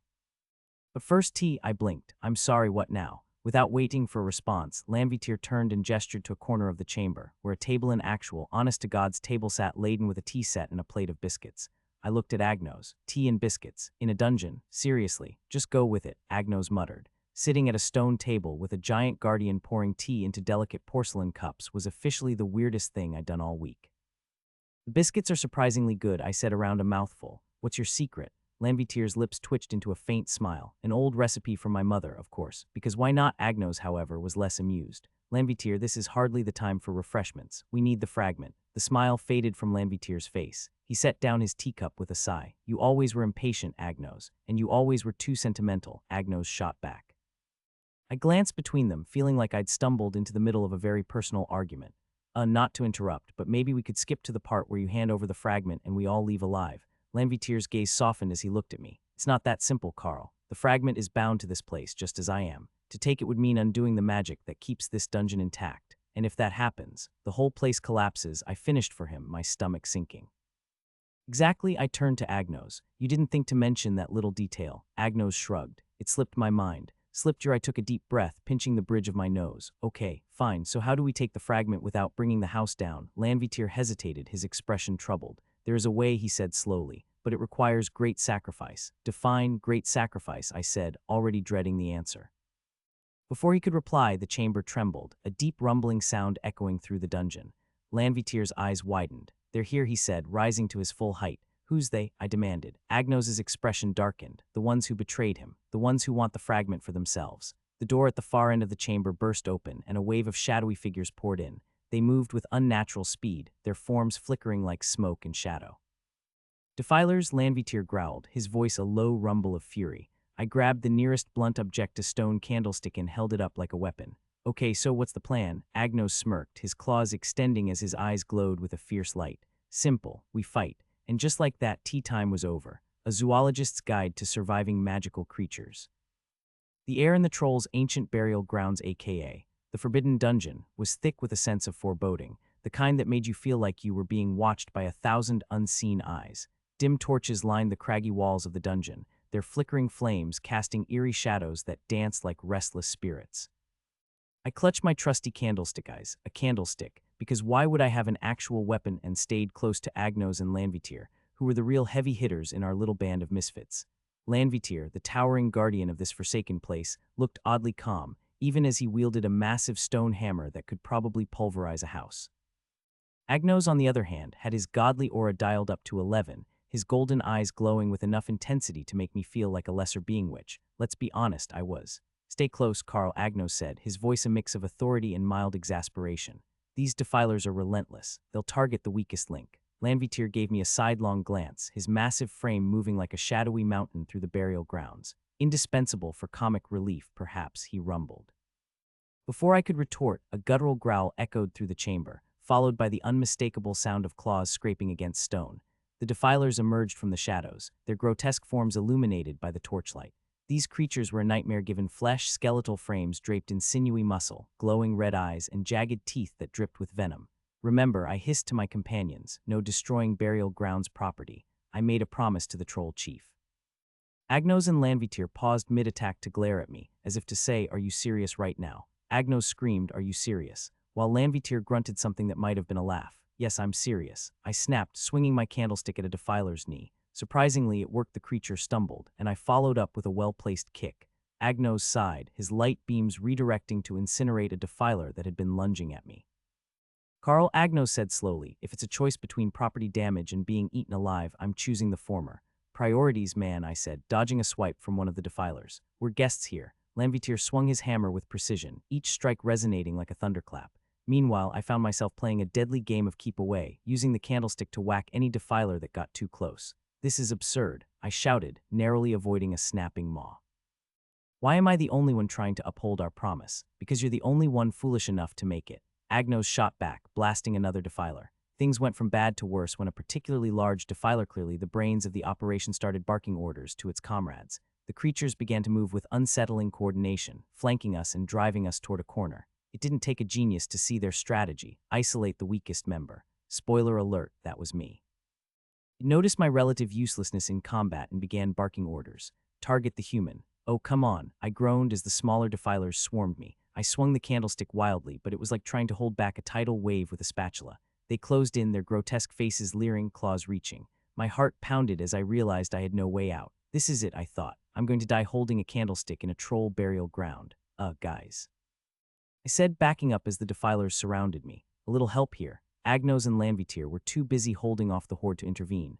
I'd like to say I stood my ground like a hero, but the truth is I panicked. My life flashed before my eyes, a montage of awkward moments and bad decisions. Just as the lead defiler lunged at me, an absurd idea struck me like lightning. In a panic, I yanked out my Predator-level security badge and held it up like a talisman. "Stay back, I'm authorized." I shouted, though I wasn't sure what I was authorized for. "Back off, you ugly creeps," I shouted, waving it in the air. To my utter disbelief, the defilers froze mid-attack, their glowing red eyes fixating on the badge. A hush fell over the chamber, broken only by the distant crackle of torches. "What the?" I began, but then my phone buzzed in my pocket. In the middle of a dungeon fight, because of course it did. I fished it out with trembling hands, opening a message from Fenrir. "Forgot to mention, you can merge the Predator-level security badge with the Conflict Mediator badge to create the Gleipnir badge. It's super rare. Only 0.029 of Mythica has one. Good luck." "You've got to be kidding me," I muttered, glancing between the badges and the frozen defilers. Desperation made me bold. I shoved my phone back into my pocket and pulled out the other badge, Conflict Mediator badge. Pressing the two badges together, a blinding light erupted, flooding the entire chamber with brilliance. The defilers recoiled, some of them incinerating on the spot. When the light faded, I was holding a single badge, Gleipnir badge, and it was glowing like a miniature sun. The lead defiler took one look at it and let out a shriek. "Retreat," it howled, scrambling backward. "We can't face the Gleipnir." The remaining defilers fled, vanishing into the shadows like the cowards they were. I stood there shell-shocked, staring at the badge in my hand. "Well, that happened," I said, my voice barely above a whisper. Agnos and Lanvitir approached, both of them looking uncharacteristically impressed. "You," Agnos said, pointing at me, "are a son of luck." "Luck," I echoed. "I almost died, and yet you didn't," Lanvitir said with a grin. "That badge is no ordinary artifact. It's a symbol of immense authority in Mythica, a zoologist's guide to surviving magical creatures." The badge was still glowing, and I squinted at it, trying to figure out how to make it stop. "How do I unshine this thing?" I asked. Agnos raised an eyebrow. "How should I know? Aren't you a god?" "Yes, but I didn't create the Gleipnir. Besides, you're the badge's owner. Don't they come with instructions?" I groaned. "I just found out it could merge 5 minutes ago." Agnos said, shaking his head. "How do you keep stumbling into these things?" I looked down at the Gleipnir badge, its surface still glowing faintly. "Need help? Any of you please tell me that you know how to turn this thing off?" Lanvitir raised a stony eyebrow. "Turn it off. It's a badge, not a lamp. It's blinding me," I protested, squinting at the glow. Lanvitir leaned in, examining the badge. "Maybe you can unmerge it. Press something." With a skeptical look, I turned the badge over and spotted a small button in the center. I pressed it, and the glowing dimmed instantly. A soft click signaled that the badge had split back into its original two forms. "Crisis averted," I said, pocketing both badges. Agnos sighed, clearly done with my antics. "Lanvitir, the fragment." Lanvitir nodded and beckoned us to follow him. The burial ground stretched before us, eerie and quiet, the kind of silence that pressed against your ears like static. Lanvitir, the spirit guardian of this sacred place, led us deeper into the heart of the ancient burial grounds. His voice had the calm detachment of someone dropping bombshells over tea. "A sacrifice is required to retrieve the fragment," Lanvitir intoned, his glowing eyes fixed on the horizon. I frowned, my boots crunching on the loose gravel. "Sacrifice," I repeated, hoping the echo in my voice would make it sound less ominous. "What kind of sacrifice?" "Blood, a favorite playlist." Lanvitir stopped and turned to face me, his expression a mask of somber inevitability. Slowly, his gaze shifted to Agnos. Agnos, towering and smug in his divine indifference, met my eyes with a grim expression. "Memories," he said. His voice was as heavy as the air around us. The word hung there, sharp and cruel. "Memories," I repeated, the laugh that escaped my throat more of a nervous hiccup. "What kind of memories are we talking about here? The time I faceplanted into a kraken's favorite snack pile, or This is no joke, Carl, Agnos interrupted, his brows furrowing. The fragment will decide which memories to take. Once you agree, there's no undoing it. I wanted to make another quip, some witticism to break the tension, but my tongue was suddenly dry. Lanvitier stepped forward, his translucent form seeming to shimmer with the gravity of the moment. The fragment has bound itself to this ancient site, he explained. Removing it will either destroy this place or demand a personal sacrifice. Your memories will ensure the burial grounds remain intact, so it's either my memories or this place gets vaporized, I asked, my stomach dropping like a stone. That's fantastic. Agnos crossed his arms/paws. It's your call, but know this: if it's memories of Mythica the fragment takes, you might forget everything you've done here, everything you fought for. Will I be able to get them back? I asked, my voice barely a whisper. Lanvitier hesitated, the pause stretching uncomfortably long. I cannot say. No one has ever willingly sacrificed their memories for the fragment. Well, that was just great. Not only was I signing up for the equivalent of a mystical brain wipe, but I was also the guinea pig for this whole operation. Still, the weight of the burial grounds around me, the ancient history that hummed in the air, it was too much to ignore. I knew what I had to do. I'll do it, I said, surprising even myself. Agnos raised an eyebrow if he had any in his cat form. Are you sure? This isn't something you can joke your way out of later. I rolled my eyes. Yes, I'm sure. Look, if I don't do this, what happens? The burial grounds are destroyed and we lose another piece of Mythica's history. I can't let that happen. Besides, I paused, offering him a weak grin. You two will remember me, right? Someone has to remind me why I'm here when I inevitably forget. Lanvitier gave me a solemn nod, then motioned for me to follow him. We reached a tomb carved from black stone, its surface etched with ancient runes that pulsed faintly with light. The air was colder here, the kind of chill that settled in your bones and whispered warnings you didn't want to hear. This is it, Lanvitier said. Place your hand on the tomb to begin the process. Which hand? I asked, more out of nerves than genuine curiosity. Lanvitier gave me a deadpan look. Does it matter? It's your memories being sacrificed, not your hands. Right hand then, I said, forcing a shaky smile. Might bring me some good luck. Agnos snorted behind me, clearly amused by my attempt at humor. I placed my palm against the cold stone, and immediately the runes lit up like someone had flipped a switch.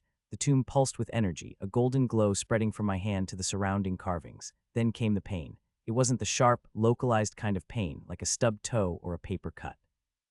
No, this was the deep, soul-rattling kind of agony that felt like it was peeling back layers of my consciousness.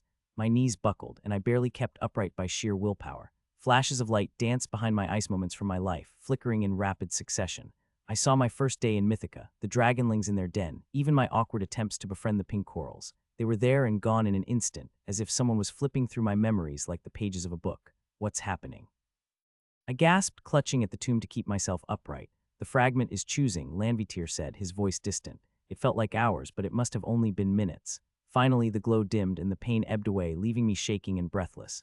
When I opened my eyes, a small, purple shard hovered before me, pulsing faintly with light. That's it, I croaked. I don't seem to forget anything. Does the sacrifice fail? A zoologist's guide to surviving magical creatures. Lanvitier closed his eyes for a moment before answering. It doesn't seem so. The fragment holds great power, Lanvitier said, but the price has been paid. The burial grounds are safe. As it drifted toward me, I hesitated, my instincts screaming that this wasn't going to be pleasant. I reached out to take the fragment, but the moment my fingers brushed its surface, a new wave of sensations hit Methai's time, not pain, but a flood of images. I saw a paradise of waterfalls and vibrant flora shimmering under an eternal sun. Ahead of me was a lake, its surface shimmering like molten silver, surrounded by lush greenery, waterfalls cascading into crystal-clear pools, a place so serene it could only be described as paradise. I was no longer in the burial grounds. I was there, standing at the edge of the lake, the air warm and fragrant with the scent of blooming flowers. This is the same lake, I murmured, recognizing it from the fragment's previous memory. And then a woman ethereal, radiant, not the creator I'd expected, standing by the water's edge. She was beautiful in a way that seemed almost otherworldly, her presence radiant and calming. Her presence felt familiar, though I couldn't place why. When she saw me, she smiled, and the warmth in that smile felt like it could melt glaciers. My son, she said, her voice soft but clear. You're finally back, son. I echoed, blinking in confusion. I stared at her, my mind racing. She must have thought I'm that so-called creator who looked like me. You must have been mistaken, I'm not your son. She gestured to the lake, where I caught sight of my reflection. But it wasn't the creator I saw staring back, it was me, dressed up in my MECCP uniform. You've made it so far, Carl, she said, stepping closer. You don't remember yet, but you will. I was the one who named you. You're my son, remember this. My heart raced as her words sank in. Son, what did she mean? And what was I supposed to remember? She was saying something, but I couldn't make it out. The sound was distorted, like a TV showing a scene but with the volume turned all the way down. Before I could ask, the vision faded and I was back in the burial grounds, the fragment clutched tightly in my hand. What does this mean? I whispered, but deep down I feared I already knew. This looked too real to be just a fragment's memory of the creator. Agnos and Lanvitir were staring at me, their expressions a mix of curiosity and concern. You all right? Agnos asked. I shook my head, trying to piece together what had just happened. I think I just met my mother. Their eyes widened, and for once even Agnos was at a loss for words. Your mother? Lanvitir repeated, his tone skeptical. Yeah, I said, my grip tightening on the fragment. And apparently I've got a lot of explaining to do. This mother you speak of, could you describe her? I'm afraid the fragment could have jumbled your memories in the process. Lanvitir asked, his expression still skeptical, his brow furrowing as though trying to decipher my words. Well, she's beautiful, I said, the words spilling out automatically. Then I paused, a strange emptiness washing over me. My mind felt blank, as if I'd reached into a well and pulled up nothing but air. Something was missing, something vital, but I couldn't grasp what. Actually, I hesitated, my voice quieter now. I don't remember what she looked like, now that you asked. The admission felt heavier than I expected, as if speaking it aloud solidified the void in my memory. I glanced at Lanvitir, hoping for some reassurance, but his skeptical gaze had softened, a flicker of understanding in his eyes. As we emerged from the depths of the forbidden dungeon, a sense of accomplishment tinged with bittersweet relief filled the air. Lanvitir, now unbound from the fragment's oppressive hold, stood at the entrance of the ancient burial grounds. His translucent form shimmered faintly in the soft light filtering through the dense canopy above. Despite his newfound freedom, he made a decision that didn't entirely surprise me. He was staying. This place feels like home, he said, his voice carrying a solemnity that left no room for argument. I will protect it from those who come with greed in their hearts. It had taken an extensive amount of persuasion and reasoning for me to convince him that the grounds deserved a guardian who chose to be here, rather than one bound by force. Now, Lanvitir had purpose and maybe even a sense of peace. I gave him a nod, knowing better than to get overly sentimental. Don't go too hard on adventurers just looking to snag a shiny bauble, though I quipped. Not everyone's trying to desecrate the place. He gave me a rare smile before disappearing into the shadows of the burial grounds. And just like that, it was time to leave. Agnos and I trudged back to the Troll Chief's settlement, where the cacophony of troll life greeted us long before we arrived. It was almost comical how such a noisy community had become the center of a problem we'd been tasked to solve. When we explained the outcome of our journey to the chief, his hulking frame visibly relaxed. The forbidden dungeon has a guardian now, I told him, so excessive raids won't be an issue. You'll have some peace. And the noise problem you intend to resolve, the chief asked, his booming voice carrying a hint of skepticism. I've got a solution, I replied. And oh, what a solution it was. The troll mating noise issue was, to put it lightly, an acoustic nightmare. It wasn't just the volume, it was the sheer endurance of their celebrations. Trolls, as it turns out, are completely immune to magic, which made most conventional solutions useless. But I had a stroke of genius. If magic couldn't affect trolls, maybe it could affect their environment. I pitched the idea during a video conference with Dr. Philippe and some very skeptical members of the Norse Community Council. Right, I began, trying to keep my voice steady as Bjorn, the council's lead representative, glared at me with arms crossed. So the issue is delicate. You mean the fact that their mating calls could wake the dead? Bjorn scoffed. Aye, it's delicate, delicately ruining our lives. Gruck, the troll representative and one of the tribe leaders, leaned back in his oversized chair and growled, Not our fault humans have puny ears. We celebrate love loud and proud. Dr. Philippe adjusted his glasses and cleared his throat. Gruck, while we appreciate your cultural values, the decibel level of your celebrations is a public health concern. Carl, please continue. Bjorn impatiently interrupted, We know that. Trolls are about as magical as a rock. What's your point, Carl? I swallowed the snark bubbling up in my throat. The point is their huts aren't immune. If we enchant the huts with noise reduction magic, it won't affect the trolls directly, but it will contain the sound. Think of it like soundproofing a concert. Hal, except the concert is. Gruck and Grunga's duet of eternal passion, Gruck supplied proudly. Why yeah, that. Bjorn muttered something about the screeching of 1,000 banshees, but I pressed on. We've already developed a prototype. MECCP will cover the enchantment costs. All we ask is that the Norse Council splits the construction expenses with the trolls. Bjorn leaned forward, his eyes narrowing. Why should we pay for this? The trolls make the noise, they should foot the bill. Why should trolls pay? Gruck growled. Neighbors complain, not trolls. I held up my hands. Look, I get it, no one's thrilled about spending money. But think about the long-term benefits, peace, quiet, and no more insomnia-induced axe fights in the village square. Bjorn glared at me for a long moment before finally huffing, Fine, but only if it works. The following day, MECCP workers delivered a shimmering, rune-covered hut to the troll settlement. A group of troll volunteers eagerly shuffled inside. The moment they closed the door, the muffled thumps and deep guttural singing began. Outside, though, there was absolute silence. Bjorn's eyes widened. I'll be damned, it actually works. Gruck nodded approvingly. Gruck approves. Now Grunga and I can celebrate without humans crying like babies. I let out a breath I hadn't realized I'd been holding. That's great. I'll let the team know we're good to start mass production. Bjorn muttered something about getting fleeced, but even he couldn't hide the relief on his face. He and Gruck shook hands, a rare moment of interspecies harmony. I decided to take the opportunity to snap a photo of this momentous occasion with my phone. I had an idea to include it in MECCP's mythogram feed to showcase our efforts in conserving habitats and improving interspecies relations. It would also serve as a milestone of my achievements as a conflict mediator officer CMO in Mythica and a proud member of MECCP's permanent staff. Behind them, one of the trolls started doing a celebratory jig inside the enchanted hut, making it shimmer like a disco ball. I shook my head and muttered, another crisis averted until the next one. With that crisis averted, I should have known Agnos had something up his sleeve. He waited until the Troll Chief and Norse Council were basking in the glow of our success before bringing up his favor. Now that we've resolved your issue, Agnos began in that too smooth tone of his, I have a request. Open the Lingvi hidden realm. The room's mood shifted instantly. The Norse Council members exchanged uneasy glances and the Troll Chief's brow furrowed deeply. That's not possible, one of the counselors finally said. Agnos's smirk faltered. Not possible, or not willing. We don't have the token, another counselor explained. Lingvi can only be accessed with a specific token, and it's out of our hands.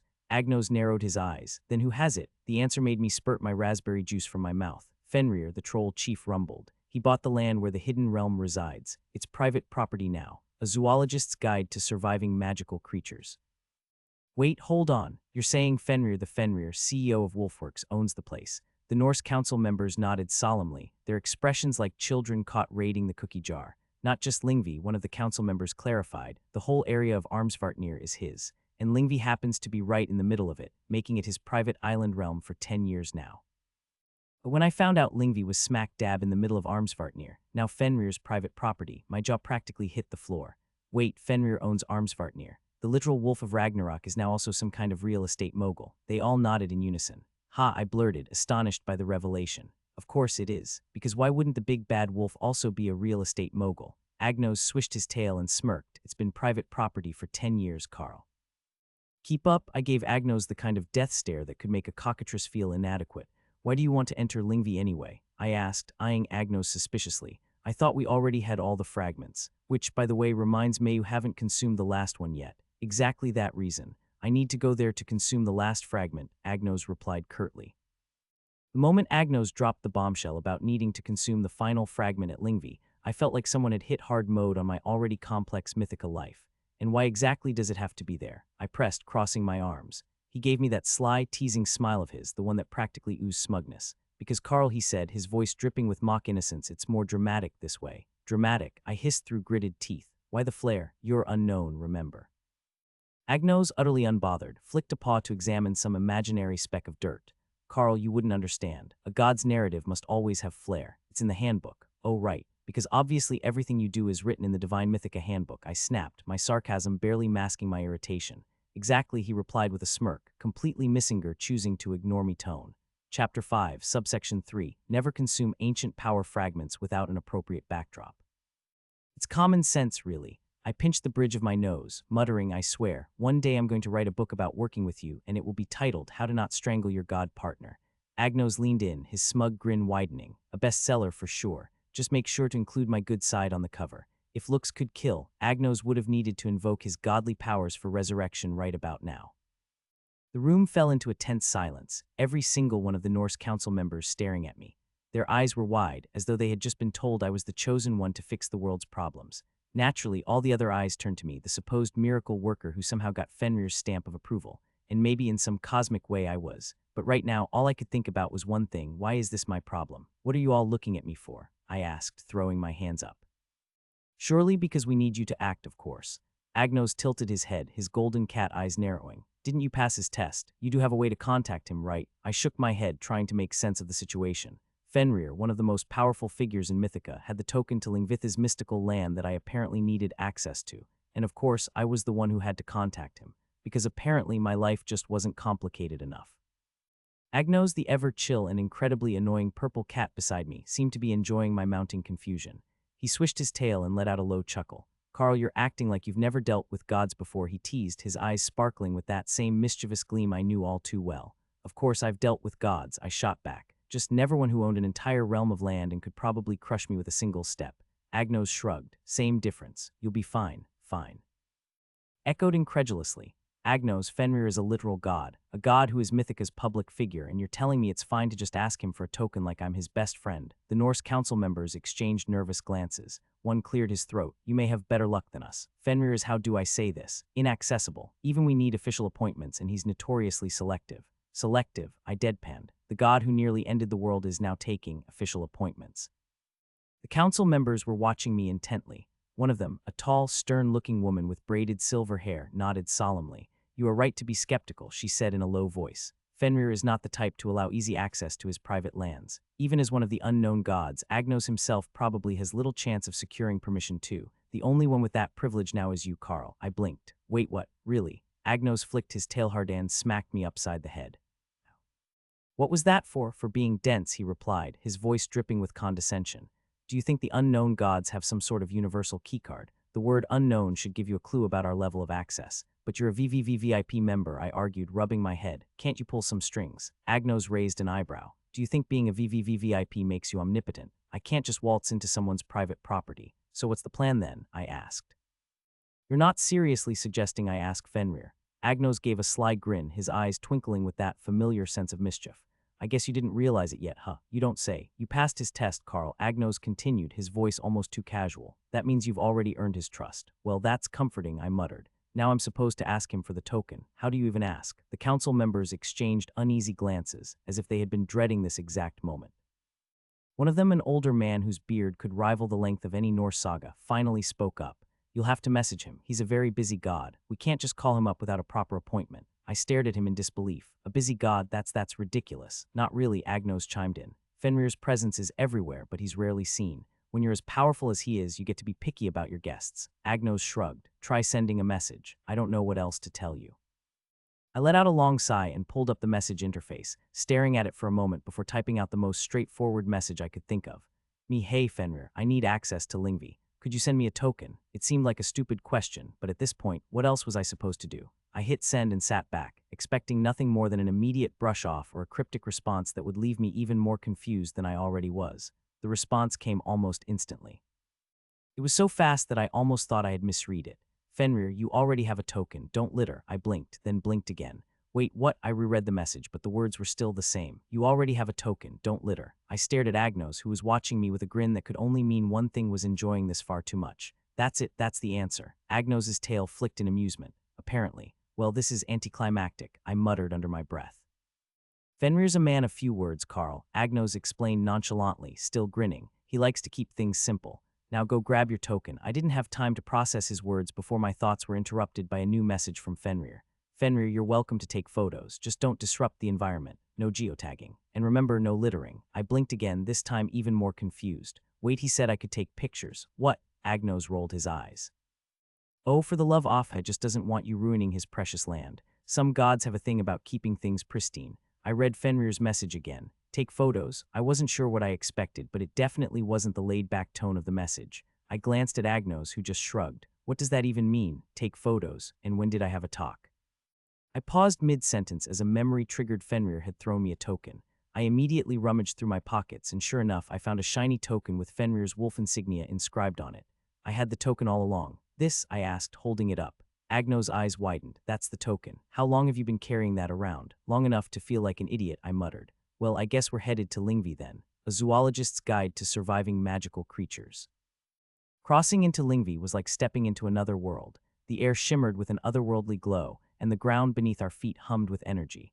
Crystal clear streams wound through lush, verdant forests, and the sky overhead was an impossible shade of azure. Even Agnos, usually unfazed by anything, looked impressed. Fenrir's got good taste. As we explored the island, the path guided us to a scene so ethereal that it felt as though we'd wandered into a painting. But for all its beauty, something about the scene unsettled me. I couldn't shake the feeling that I'd been here before, though I was certain I hadn't. My chest tightened with unease, my thoughts slipping back to the vision I'd had when I absorbed the last fragment. The woman I saw, could she really have been my mother? The idea gnawed at me, relentless. My memoirs or lack thereof were a mess. I didn't remember having a family in Mythica, yet the vision seemed to suggest otherwise. And now, with this strange sense of déjà vu gripping me, I couldn't help but wonder, what memories had I sacrificed in exchange for the fragment? What pieces of myself had been left behind? Agnos, perched on my shoulder as usual, finally broke the silence. "You've been unusually quiet," he said, his tone sharp with suspicion. "What's eating at you?" I glanced at him but didn't respond immediately, my eyes drifting back to the scenery. "Just thinking," I admitted, my voice heavy with the weight of it all.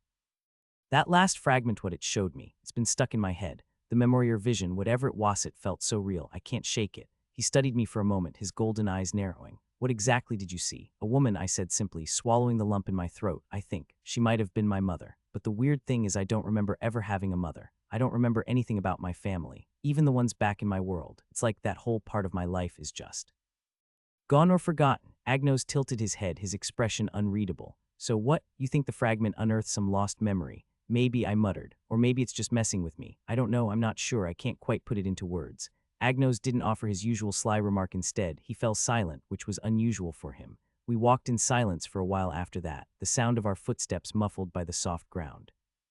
As we drew closer to the lake, the sense of familiarity grew stronger, until it was almost overwhelming. I stopped abruptly, my heart racing.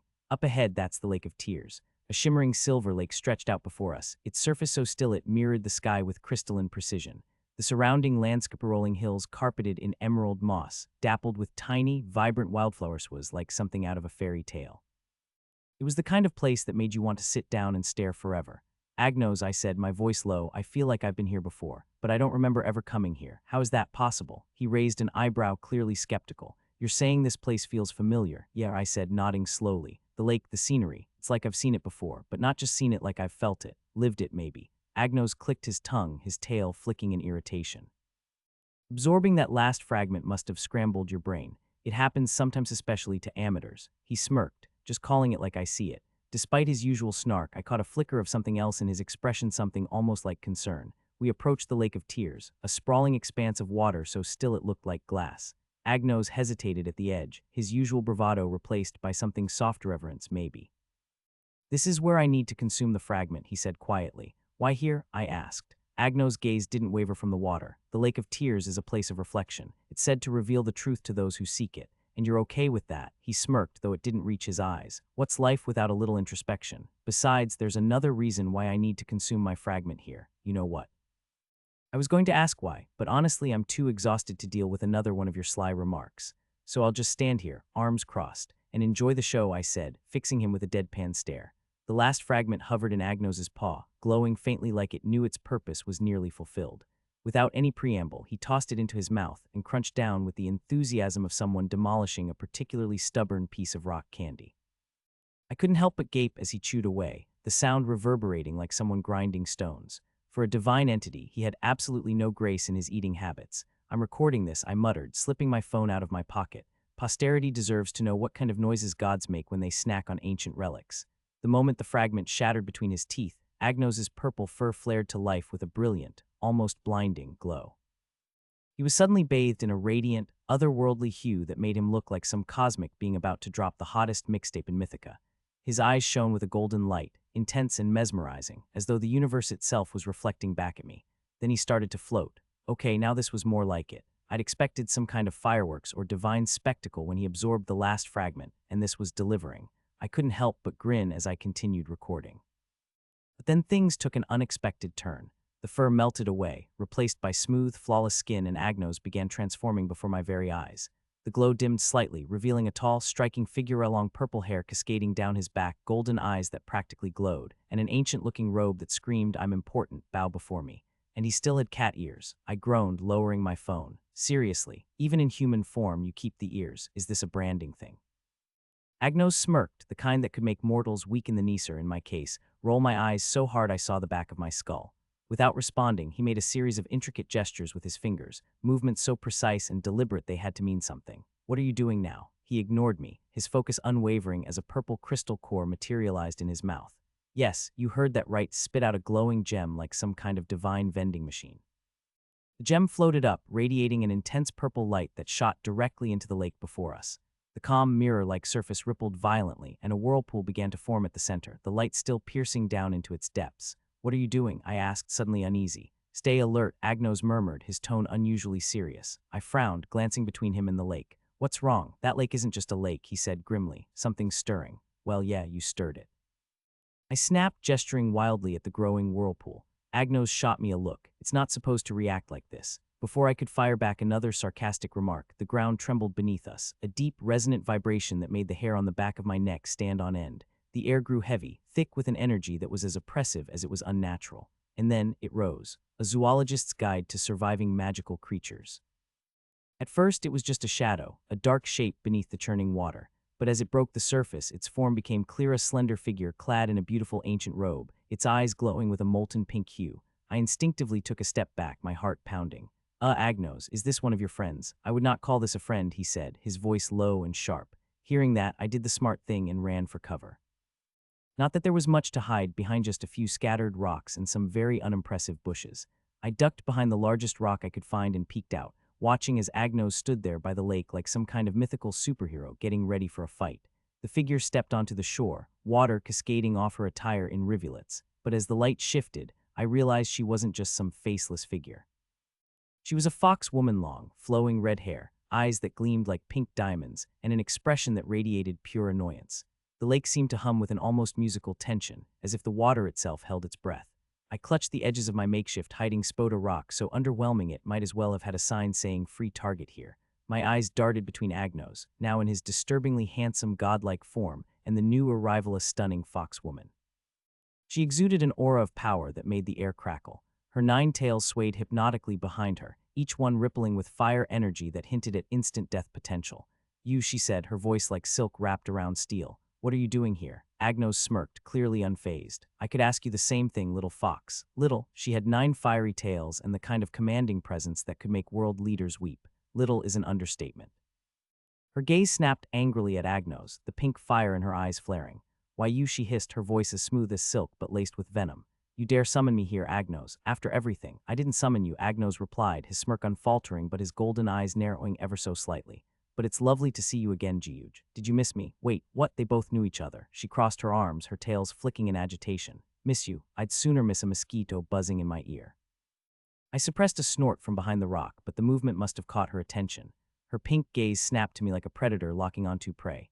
And who, she said, her tone dripping with disdain, is that? Oh great, I didn't want to be part of this celestial soap opera, but here we were. I'm Carl, I said, stepping out from behind the rock with as much dignity as I could muster. Totally not involved in whatever this is, just an innocent bystander. Jiuj's lips curled into a wicked smile. Innocent with him, she gestured at Agnos as if he were the poster child for mischief incarnate. Doubtful. Hey, I'm as innocent as they come, I protested. The most trouble I've caused is accidentally overfeeding a baby dragon once. Her eyes narrowed, but there was a flicker of amusement there. Baby dragon, you say, and yet you find yourself tangled up with this one. She jerked her chin toward Agnos, who looked insufferably pleased with himself. Can we skip the insults and get to the part where you tell me what you're doing here? Agnos cut in, his tone smooth but edged. Jiuj's eyes narrowed, her pink irises glinting dangerously. This lake is sacred. I'm here because of personal reasons, one which I'd rather not share with the likes of a feline god. Oh really, as if being a fallen divine fox god is so enviable. Agnos smirked. The tension between them was so thick you could cut it with a knife. Sparks of purple and pink light crackled in the air, and I took a cautious step back, fully prepared to bolt if things escalated. But instead, I stepped improbably due to the CMO instincts kicking in, but mostly because something about their bickering didn't sit right with me.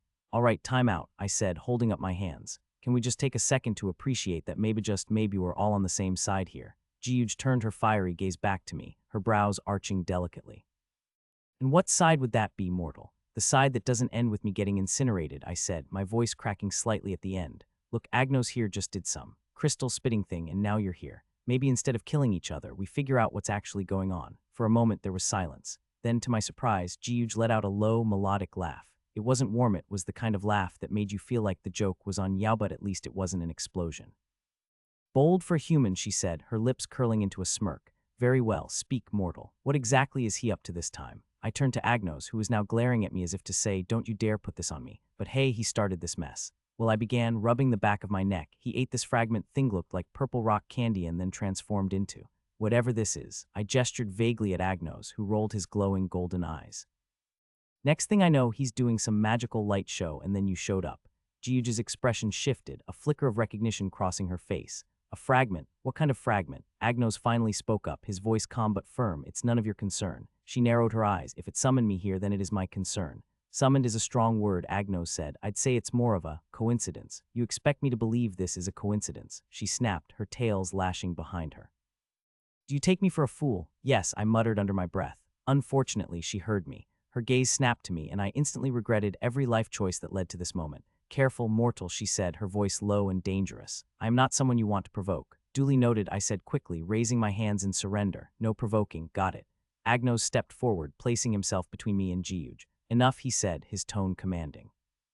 Jiuj, if you must know, the fragment is part of my power of the ley lines. I've been gathering the pieces together. Her eyes widened, and for the first time she looked genuinely alarmed. You're trying to reassemble it. Agnos didn't answer, but his silence spoke volumes. Are you insane? She hissed. Do you have any idea what kind of chaos that will unleash? I know exactly what I'm doing, Agnos said, his voice steady, and I don't need another unknown god approval, especially yours. Jiuj looked like she was about to explode, but before she could, the ground trembled again. The whirlpool in the lake began to grow, its center glowing with an intense purple light. Oh, great, I muttered. What now? A zoologist's guide to surviving magical creatures. The ground trembled beneath my feet as if Mythica itself decided it was done with all of us. A burst of purple light shot out from the center of the lake, crackling with an intensity that made my hair stand on end. Then, as if that wasn't dramatic enough, an actual coffin erupted from the lake, suspended mid-air, glowing ominously in the purple light. Oh good, I muttered to myself, trying not to hyperventilate. It's not like I wanted a quiet day. Nope, I definitely wanted a haunted lake and a flying coffin. Just another Tuesday in Mythica. The moment was short-lived. With a final flicker, the light dimmed and the coffin fell unceremoniously back into the lake. It landed with a splash that sent ripples all the way to where we stood, leaving behind an eerie silence. No, Agnos shouted, his voice breaking with a raw, desperate edge I'd never heard from him before. He thrust his hands forward, performing the same intricate gesture he'd used earlier to summon the gem that started all this chaos. Another purple beam shot from his palms into the lake, but this time the light fizzled out like a cheap sparkler. No, no, no, why won't it work? He shouted, his face a portrait of anguish. Stop it. Jiuj barked, stepping forward with a commanding presence that could have cowed a dragon. Agnos, however, wasn't having it. He shoved her aside roughly, his movements wild and uncoordinated, like a man drowning in his own despair. Hey, I called, stepping in to steady Jiuj before she toppled over. Get a grip, Agnos. You're scaring the fish in me, by the way. Before I could process the fact that I'd just scolded someone capable of shooting purple death beams, the atmosphere shifted. A heavy, oppressive pressure descended on us like a giant's hand pressing down. The lake's surface churned, and the golden coffin reappeared. This time it didn't shoot into the air. It rose slowly, almost ceremonially, until it hovered a few feet above the water. And then the light returned. Bright, blinding, suffocating. The air itself seemed to thicken, each breath a struggle. My knees buckled under the weight of it all. The oppressive force made it hard to breathe, let alone think. I glanced over at Jiuj and Agnos, both of them were down too, their faces pale, their bodies trembling under the pressure. What were you doing, Agnos? I rasped, turning to Agnos, who was struggling just as much as I was. It's not me, he managed to gasp out, his golden eyes wide with panic. The pressure increased and I felt like my lungs were being crushed. Not how I thought I'd go out. I wheezed, my vision tunneling. Just when I thought I was about to pass out, something strange happened. Two objects shot out of my pockets like overenthusiastic fireworks. My conflict mediator badge and my predator-level security badge floated toward the coffin, glowing faintly. They hovered there for a moment before merging into one Gleipnir badge. The badge erupted in a brilliant burst of golden light, clashing violently with the coffin's ominous purple glow. The two forces collided with a sound like a thunderclap, the air rippling from the sheer intensity of their confrontation. The coffin trembled, its surface etched with jagged cracks of glowing energy before it began to descend, as though an unseen force was dragging it back into the lake. With a deep, resonant grow nearly lifelike, it resisted, but the golden light prevailed, forcing the coffin down with a thunderous crash. The lake churned violently, water boiling and hissing as thick plumes of steam billowed into the air, shrouding the scene in a ghostly mist. What the hell is happening? I managed to croak, though no one was in any condition to answer.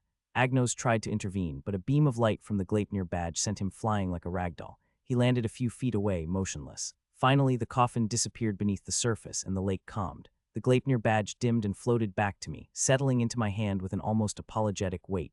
I stared at it, my mind racing. Was it out of power now? Could it be recharged? Did it come with a manual I conveniently forgot to read? Add that to the list of things to ask Fenrir about, assuming I survived long enough to find him. I forced myself to my feet, legs shaking like I'd just run a marathon. Agnos lay unconscious nearby, while Jiuj's face was a mix of fury and something else, fear maybe. Do you have any idea what you just did? She growled, her voice low and dangerous. saved us from being crushed by a magic coffin. I ventured, though I had a feeling that wasn't the answer she was looking for. You alerted the Gleipnir. She snapped, her eyes darting around as if expecting someone to materialize out of thin air. Okay, I'm gonna need a lot more context than that, I said. What do you mean, alerted the Gleipnir? And why is that a bad thing? Also, who or what is the Gleipnir? Before I could press on further, Jiuj grabbed my arm. We need to move. Now. With a wave of her hand, she conjured a portal and unceremoniously dragged me and Agnos through it. The last thing I saw before the portal closed was the lake, eerily calm once more. The scenery around us shifted. We now stood in what looked like an opulent library, shelves of ancient tomes stretching endlessly in every direction. Jiuj dropped Agnos onto the ground like a sack of potatoes. He groaned, slowly coming to. Agnos groaned and began stirring. His eyes fluttered open and he sat up, looking as confused as I felt. Where are we? He muttered, his voice hoarse. My sanctuary, Jiuj said, her tone dripping with annoyance. Okay, cool, I said, glancing around. So you have a bat cave, neat. Can we get back to the part where you explain what just happened? A zoologist's guide to surviving magical creatures. Jiuj ignored me and turned her ire on Agnos. What the hell were you thinking? You almost got us all killed. Agnos looked genuinely lost, his usual bravado nowhere to be found. I thought it would work, I thought. Well, it didn't, Jiuj snapped. And now we have to deal with the fallout. The Gleipnir will investigate, and if they find us, she broke off, shaking her head. We're screwed. Again, I feel like I'm missing some critical information here, I said, raising a hand like I was back in school. Who or what is the Gleipnir purpose, and why are we so terrified of them? Jiuj turned to me, her eyes narrowing. The Gleipnir are agents of the Council of Truths. They enforce the laws of Mythica, and they don't take kindly to disruptions. Okay, you mean like FBI agents, I see, but... No buts, she cut me off. If they find us, they'll assume we're responsible for whatever the hell just happened back there.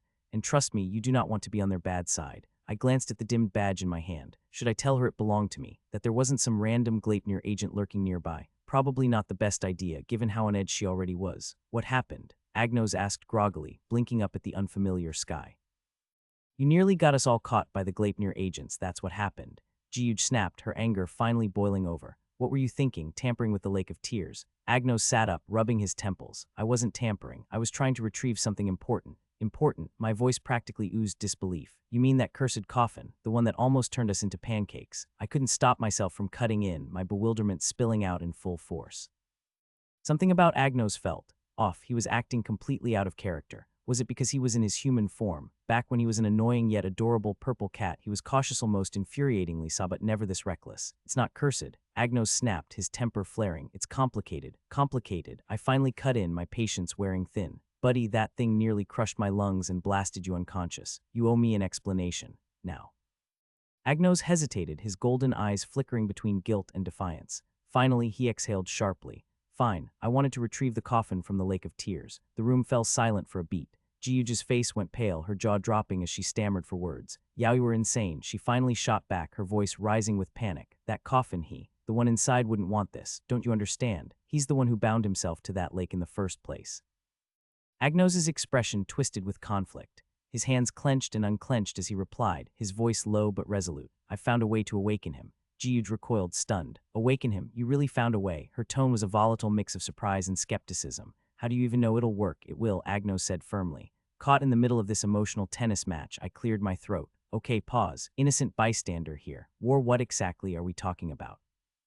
Jiuj turned to me, her sharp retort softening as she met my gaze. Her expression was filled with a sadness I didn't quite understand. The one inside that coffin, she said quietly, is the founder and creator of Mythica. Her words hit me like a thunderbolt. My jaw slackened as I tried to process what she'd just said. The creator of Mythica? You mean the Mythica, the entire realm, the one with magical creatures, glittering chaos, and tsunami-making kraken. The same Mythica I got yanked into from my own world. This Mythica. Yes, she said simply, arching a brow. I doubt there's another Mythica. I blinked, my brain desperately attempting to catch up. Okay, wait, what happened to him? Why is he, in a coffin? He's dead, right? Agnos's face darkened, and he spoke before Jiuj could answer. He's not dead, he said sharply, as if daring me to argue. He's in a very deep, eternal slumber. I raised an eyebrow, deadpan. Eternal slumber. Doesn't that, by definition, mean dead? Agnos turned on me with a glare so sharp I instinctively raised my hands in mock surrender. I'm just saying, I muttered. Jiuj pinched the bridge of her nose, clearly trying to rein in her temper. Agnos, she said slowly, as though speaking to a reckless child, do you even realize what you're messing with? If you wake him, Yupin, that's a big if. You have no idea what consequences could follow. He chose to sleep for a reason. I know what I'm doing, Agnos shot back, his voice tight with frustration. Do you? Jiuj countered. Because this isn't just about you, Agnos. If you're wrong, you're not just dooming yourself, you are dooming all of us. As the tension crackled between them like a live wire, I glanced between the two, resisting the urge to make a sarcastic comment about being dragged into yet another apocalyptic-level crisis. Something told me this wasn't the time for jokes. Instead, I decided to do the sensible thing-esque Agnos while he was so intent on waking up a dead, eternally sleeping creator who, judging by Jiuj's reaction, clearly didn't want to be awakened. Still, there was an unsettling feeling, as if I was missing something important. Their conversation had stirred a glitching memory, a faint trace of something I should know but couldn't grasp. What had I forgotten? Shoving the nagging thought aside, I focused on the now.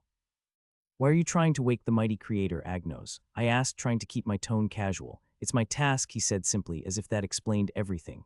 That's it? You're not going to elaborate on that? I asked, dumbfounded. Read full story at N0VIFIRTAP.net. Your task, Jiuj interjected, her voice sharp with apprehension. What task? From who? Agnos turned to her, his voice dropping to a low, almost reverent tone. I know you have your task, Jiuj. You wouldn't be here at Lingvi if you didn't. His golden eyes gleamed as he added, just like you, I also have a task, but mine came directly from the creator himself, a zoologist's guide to surviving magical creatures. A task from the creator, Jiuj exclaimed, her voice rising in disbelief. What task? To awaken him. You're lying, aren't you? You were confined before the creator even had a chance to release you. Agnos's expression darkened, sorrow flickering across his face. I received the task the moment I was freed from confinement, he said quietly. The creator left part of his will to me. No, that's impossible. Jiuj's voice trembled, but her resolve remained firm. Mistress sacrificed herself to protect the place in the coffin. If you remove the coffin from the lake of tears, the creator's existence will perish. He made an oath, Agnos. Agnos straightened, his golden eyes glowing with stubborn determination. I know he made an oath, but his instructions say otherwise. There's a loophole. As the voices of their argument ricocheted off the hidden sanctuary's walls, I raised a hand. Hold on, I interjected, my voice cutting through the tension like a butter knife through very stubborn butter. Sorry, I'm confused. Can anyone explain to me what's actually going on? Like from the beginning in simple terms, and maybe with less shouting. Jiuj turned to me, her fiery demeanor temporarily extinguished. Her pink eyes seemed softer now, tinged with sadness, fear, I couldn't tell. Our creator, she began, her voice unusually subdued, is the most revered and strongest being in Mythica. Right, but the whole creator this, creator that thing isn't working for me. Can I get a name? It's hard to picture someone without a name, and my brain's currently filling in a generic fantasy dude with long flowing hair. Jiuj hesitated, glancing at Agnos, who gave a slight nod. His name is Kalon, she admitted, her tone reverent. Kalon, I repeated, rolling the name around like a marble in my mouth. Okay, got it. Now, what happened to Kalon? And what's this task you mentioned? Jiuj's expression darkened. Before Mythica was born, the world was divided into separate realms. Different cultures, different mythologies, each isolated in their own existence. Etherian united them into one realm, Mythica. So Mythica wasn't always Mythica. No, Jiuj said, her voice tight. He created a balance using 9 elemental ley lines, each representing a different force of nature. But during the Ancient Realm War, 2 of the ley lines were lost. Now only 7 remain. I blinked. Wait. There were 9 of you guys. What happened to the other 2? And what do you mean lost? Like misplaced, misfiled under miscellaneous, or destroyed? I blurted out, trying to process the revelation. Destroyed or hidden somewhere, Agnos replied, his voice steady but laced with a strange gravity. I wouldn't say destroyed entirely, Agnos clarified, his golden eyes glinting with an otherworldly light. But I can confirm that one is partly destroyed and the other is most likely hidden somewhere. Partly destroyed. I repeated, the words catching in my throat. I leaned forward, my curiosity piqued. Wait, who could have hidden them? Who hides a ley line? Isn't that like hiding a power plant? Or a cosmic battery? Jiuj ignored my sarcasm. The destroyed ley line was tied to the Iron Dragon, the unknown god of metal. It's barely functional now. As for the hidden one, we suspect someone hid it during the war. Yes, Agnos nodded. The region controlled by the Iron Dragon was heavily damaged during the war, but I can sense his presence faint, perhaps dormant. Maybe he's still asleep. His words hung in the air, heavy with implications. The glow of his golden eyes seemed to pierce through the veil of time, as though he could see the remnants of a world long forgotten. Okay, back up. I waved my hands. Iron Dragon, unknown gods, so Jiuj. Yes, Agnos said simply, one of the unknown gods. I turned to Jiuj. And your element is fire and lightning, she said curtly. I glanced between the two of them. So do unknown gods not get along? Because you two are giving off some serious hate couple energy. Jiuj's pink eyes flared with indignation. How dare you? We were married, Agnos interrupted, his tone maddeningly calm. The moment Agnos dropped the bombshell, I nearly tripped over my own feet. Wait, what? You mean like actual married? as in husband and wife. Yes, Jiuj snapped, crossing her arms. And now we are not. Husband and wife. I squeaked, my voice practically bouncing off the walls of the sanctuary. It reverberated so much it sounded like a chorus of confused parrots had joined the conversation. Jiuj's fiery gaze shot toward me. Her pink eyes practically burned as she crossed her arms, and her scowl deepened. Yes, husband and wife. Must you repeat it as though you're auditioning for a melodrama? Sorry, it's just unexpected. I tried to act casual, adjusting my utility vest as if that would somehow untangle the mental knot I was in. So, you were married. Like vows, celestial choir, and divine fireworks. Agnos smirked, leaning against the wall with the kind of elegance only a golden-eyed deity could pull off. Oh, it was quite the event. The gods themselves attended, and the fireworks were rather spectacular. But alas, those days are long gone. Jiuji's fingers twitched as if she were resisting the urge to summon lightning right then and there. If you value your immortal existence, don't start reminiscing like it's a fond memory. Noted, Agnos replied smoothly, his smug grin lingering. Though if I recall correctly, you seemed to enjoy it. The bickering erupted into a clash of crackling powers between them.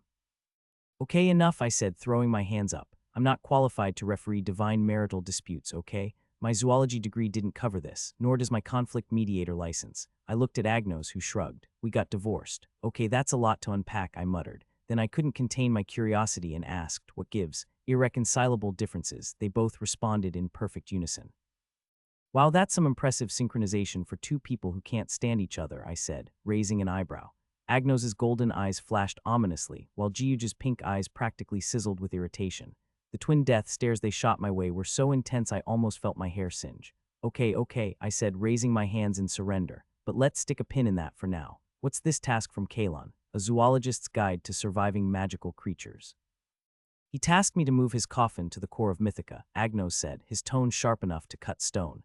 You can't. Jiuji's voice rang out, firm and unyielding. I blinked at her. Why can't he? My curiosity, as usual, landed me in the middle of yet another divine standoff. Jiuj turned her steely gaze toward me. Do you even know what my task is, Carl? Nope, Agnos interjected before I could reply, leaning back with an infuriating smirk. And frankly, I don't care. A crackle of energy interrupted them, jagged streaks of purple sparking from Agnos, while an ominous pink glow swirled around Jiuj. Their divine power clashed like an electrical storm, charging the air with tension. If Mythica had an award for most awkward diplomatic mission, I'd be a shoo-in. Forget the Nobel Peace Prize, I deserved a medal just for surviving the past 24 hours. I'm currently witnessing and trying to mediate the escalating tension between two powerful entities. Cause of this battleground, Kalon's coffin, nestled at the center of a lake so tranquil it was practically begging to host a fight. Now I was standing between them, wishing I'd brought popcorn. Stop it. I threw my hands up before either of them could make another snarky remark. For the love of Mythicure, whatever you two believe in, we just talk like rational beings instead of throwing elemental temper tantrums. Agnos smirked, clearly enjoying himself. You're bold, Carl, I tell you that. Bold. No, exhausted. Very. Now, cards on the table. What's the deal with Kalon's coffin? And why does it feel like I'm mediating a custody battle over a glorified piece of furniture? Jiuj huffed, her pink aura crackling. It's not just a coffin. The coffin holds Kalon's body and, more importantly, his soul essence. Without it, Mythica's balance will unravel. Great. So it's the mythical equivalent of an overpowered battery, I muttered. Agnos crossed his arms, his glowing eyes narrowing. That battery is our creator, and he tasked me to move the coffin to the core of Mythica. I'm telling you, you can't. Jiuj snapped, stepping forward with enough force to knock out some books in the sanctuary. Another crackle of energy erupted between them. I let out a long, deliberate sigh, the kind that said, here we go again. Honestly, you two are worse than sparring phoenixes. If you keep this up, neither of you will finish your tasks. Is that what you want? Or should I just book a boxing ring and sell tickets? The room fell into an uneasy silence, the crackling energy simmering down. They glanced at each other before reluctantly backing off, their expressions equally sour.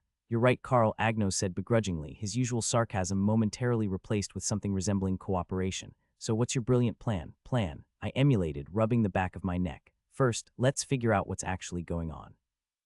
Agnos, you've been tasked to move the coffin to the core of Mythica, right? He gave a curt nod, his golden eyes glinting. And you, Jiuj, I turned to her. Why can't he? And no cryptic answers. Pretend I'm 5 and explain it slowly. Jiuj shot Agnos a glare before answering me, because moving it would destroy Kalon's soul essence. If that happens, he will truly die. The Lake of Tears preserves Himhai's body, his soul, his essence. Removing the coffin disrupts the delicate magic keeping him intact. Ah yes, magic preservation. The magical equivalent of bubble wrap, I deadpanned. So what exactly is your task? Her pink aura pulsed faintly as she answered. I've been tasked to ensure the coffin stays in the Lake of Tears. And who gave you that order? Agnos demanded, his eyes narrowing dangerously. Jiuj lifted her chin, meeting his glare and smirk with defiance. The mistress, Agnos asked sharply. His expression shifted, the smirk replaced by something more human.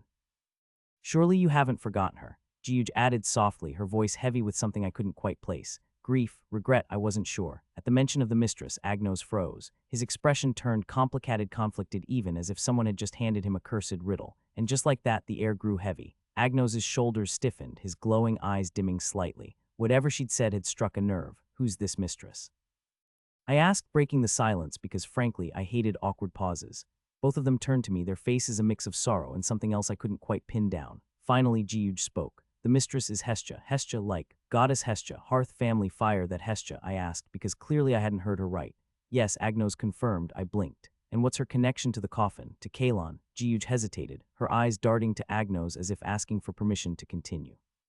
When he didn't object, she sighed and said, the lake of tears. It's her tears. She wept for Kalon when he went into eternal slumber. Something wasn't adding up. I racked my brain, trying to piece together what little I knew of Hestia's mythology, unless a light bulb flickered on in my brain. Wait, are you telling me they were lovers? Jiuj rolled her eyes. No. Oh, I relaxed slightly. Good, that would have been.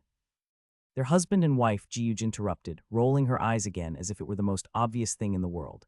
Husband and what? I stammered, my brain short-circuited at the revelation. Hestia, goddess Hestia, the virgin goddess of hearth and home, married, my voice cracked like an overtuned lute string. You're kidding, right? Hestia was married to Kalon, the same Kalon who created Mythica, I repeated. Yes, Jiuj said, clearly annoyed.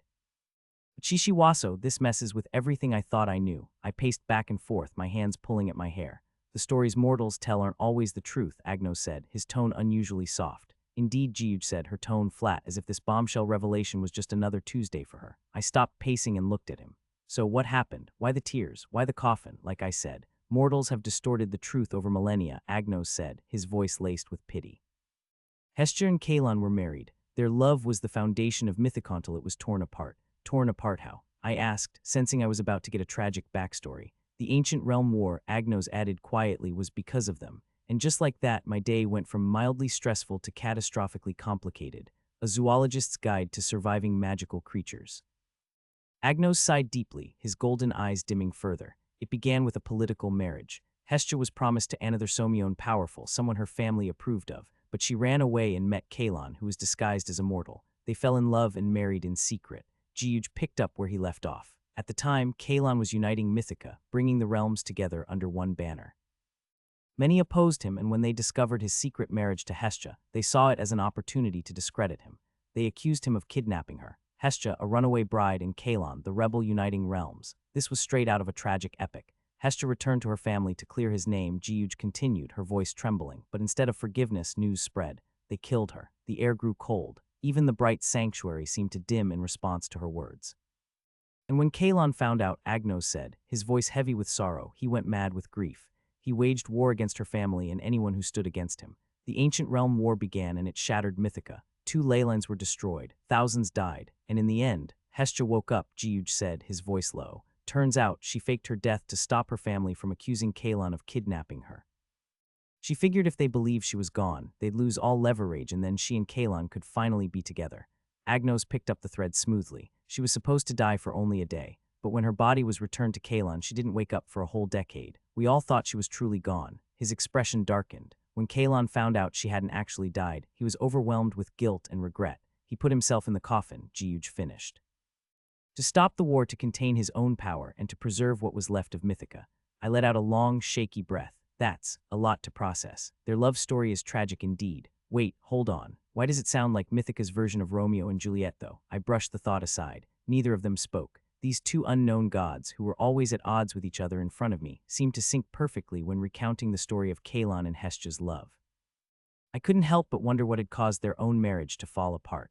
Irreconcilable differences seemed like a standard answer for most celebrity couples back in my world, usually implying a no-fault divorce. But with them, I suspected there was more to it than that. Finally, I said, so now what, Agnos? You want to move the coffin to the core of Mythica. Jiuj, you want it to stay here. Both of you have orders from people you clearly respect. How do we solve this without, blowing up another Leyland? Agnos crossed his arms. We follow Kalon's orders. No, Jiuj snapped. We honor Hestia's wishes. And round we go, I muttered. Look, if you 2 can't agree, then we'll have to find another way. A compromise, something that honors both Kalon and Hestia. Such as, Agnos asked, raising a skeptical brow. I hesitated. I don't know yet, but I'll think of something. In the meantime, let's not kill each other, okay? They both glared at me, but neither argued. One thing was clear, this wasn't just about a coffin. This was about grief, love, and a world still healing from the scars of war. And somehow I'd become the guy stuck in the middle. Great, just great. Hey Agnos, quick question. What's the core of Mythica? I always thought the leylands were what held this whole place together, I asked, trying to sound casual. Agnos gave me a lazy, unimpressed look. Everyone in Mythica knows what the core is, he replied, his tone dripping with condescension. Well, apparently not everyone in this room is from Mythica, I shot back, jabbing my thumb at my chest. Human, from another world entirely, remember. Agnos stayed silent for a moment, clearly debating whether or not to indulge me. Finally, with an exasperated sigh, he answered, it's where all the leylands converge, the source of power for the entire network. To use one of your favorite metaphors, it's like the main battery or generator for all of Mythica. Wow, I said, genuinely impressed. So, what happens if someone shuts it down? Agnos's eyes narrowed dangerously. No one can shut it down. The core is the lifeblood of Mythica. Its power is beyond comprehension, even for gods, and no one can get close to Itnion who tries is obliterated instantly. My stomach dropped. What? Then why would you put Kalon there? Are you trying to obliterate him? Agnos smirked, his signature lazy grin returning. Oh, Carl, your brain must be melting from Jiuji's death stares. You're starting to lose what little intelligence you had. The room's temperature noticeably dropped as Jiuj, who'd been eavesdropping, smacked Agnos with one of her tails. Pink lightning crackled ominously around her. Ouch, why'd you hit me? Agnos yelped, rubbing his arm. Your brain will be the one melting if you keep talking like that, Jiuj snapped, her eyes blazing with lethal intent. Agnos glared at her but wisely held his tongue. Turning back to me, he said, you should have figured it out by now. Kalon isn't just some ordinary being. Do you even know who he is? I frowned. Nope, the name doesn't ring any bells. There's no record of him in any of the mythology books I've read back home. So who is he? Some kind of hero since he united all of Mythica. Agnos sighed, his expression softening into something almost sorrowful. He's not a hero, he's a god. But not just any god. Kalon is one of the most powerful gods to ever exist. Even Zeus or Odin couldn't compare. My jaw dropped. Wait, what? You're telling me he's stronger than Zeus and Odin combined? That's insane. It gets better, Jiuj added. The core of Mythica, it's powered by Kalon's essence. A single drop of it, my brain short-circuited. A drop? You're saying one drop of his essence fuels all the leylands. Holy crap. This guy isn't just overpowered, it's freakishly op. If he ever went to war, wouldn't Mythica be obliterated just by him existing? Yes, Agnos said matter-of-factly. But Kalon has a dual nature, recreation and destruction. When he waged war, it wasn't to destroy. Then why go to war at all? I asked, baffled. Because of the mistress, Agnos replied, his voice taking on a somber tone. Hestia loved all the creatures of Mythica and Kalon made a promise to her. So he fought, but he never unleashed his destructive power. Jiuj chimed in, her tone reverent. We, his servants, are tied to him. His thoughts are our thoughts, his feelings our feelings. When he's angry, we're angry. Even the smallest ripple of his emotions becomes a command. Agnos nodded. When Kalon was consumed by grief and anger, Mythica fell into chaos. The balance was shattered. We all knew that only Hestia could calm him. But his enemies thought Hestia was his weakness. And instead, I said, piecing it together, she was the catalyst all along. What about Hestia? I asked, leaning forward. I'm asking because, at this point, I can't trust the books from my world to understand her situation. You guys have already butchered everything I thought I knew about mythology. Silence fell over the room like a heavy blanket. Neither Agnos nor Jiuj said a word, their expressions unreadable. It was as if the very mention of Hestia had turned the air toxic. My eyes darted between the two, my confusion growing. Hello, where is she? I pressed, my voice cutting through the stillness. They exchanged a glancey, fleeting, loaded look that spoke volumes. Whatever they were deciding, I wasn't part of it. Then finally, Jiuj broke the silence. The mistress, Hestia, she's alive, she's alive. That's great, relief bubbled up inside me, and I leaned in eagerly. Then maybe we can ask her about all this. You said it yourself, Jiuj, these were her wishes. If anyone can fix this mess, it's her, right? Maybe she'll change her mind if we talk to her. I was already running scenarios in my head, mentally rehearsing the perfect speech to convince her. But Jiuj's reply brought my train of thought to a screeching halt. You can't, she said, her tone as final as a slammed door. What do you mean, can't? She's here in Mythica, isn't she? Yes, Jiuj admitted, but her hesitation was palpable. Agnos stepped in, his voice uncharacteristically serious. She's alive, but she's imprisoned, and nobody is allowed to visit or meet her. She's now a prisoner of war. For eternity, Jiuj added softly, her gaze dropping to the floor. The weight of their words hit me like a punch to the gut. What? I stammered, my voice breaking. Prisoner for eternity. This wasn't just some tragic love story, it was a full-blown nightmare.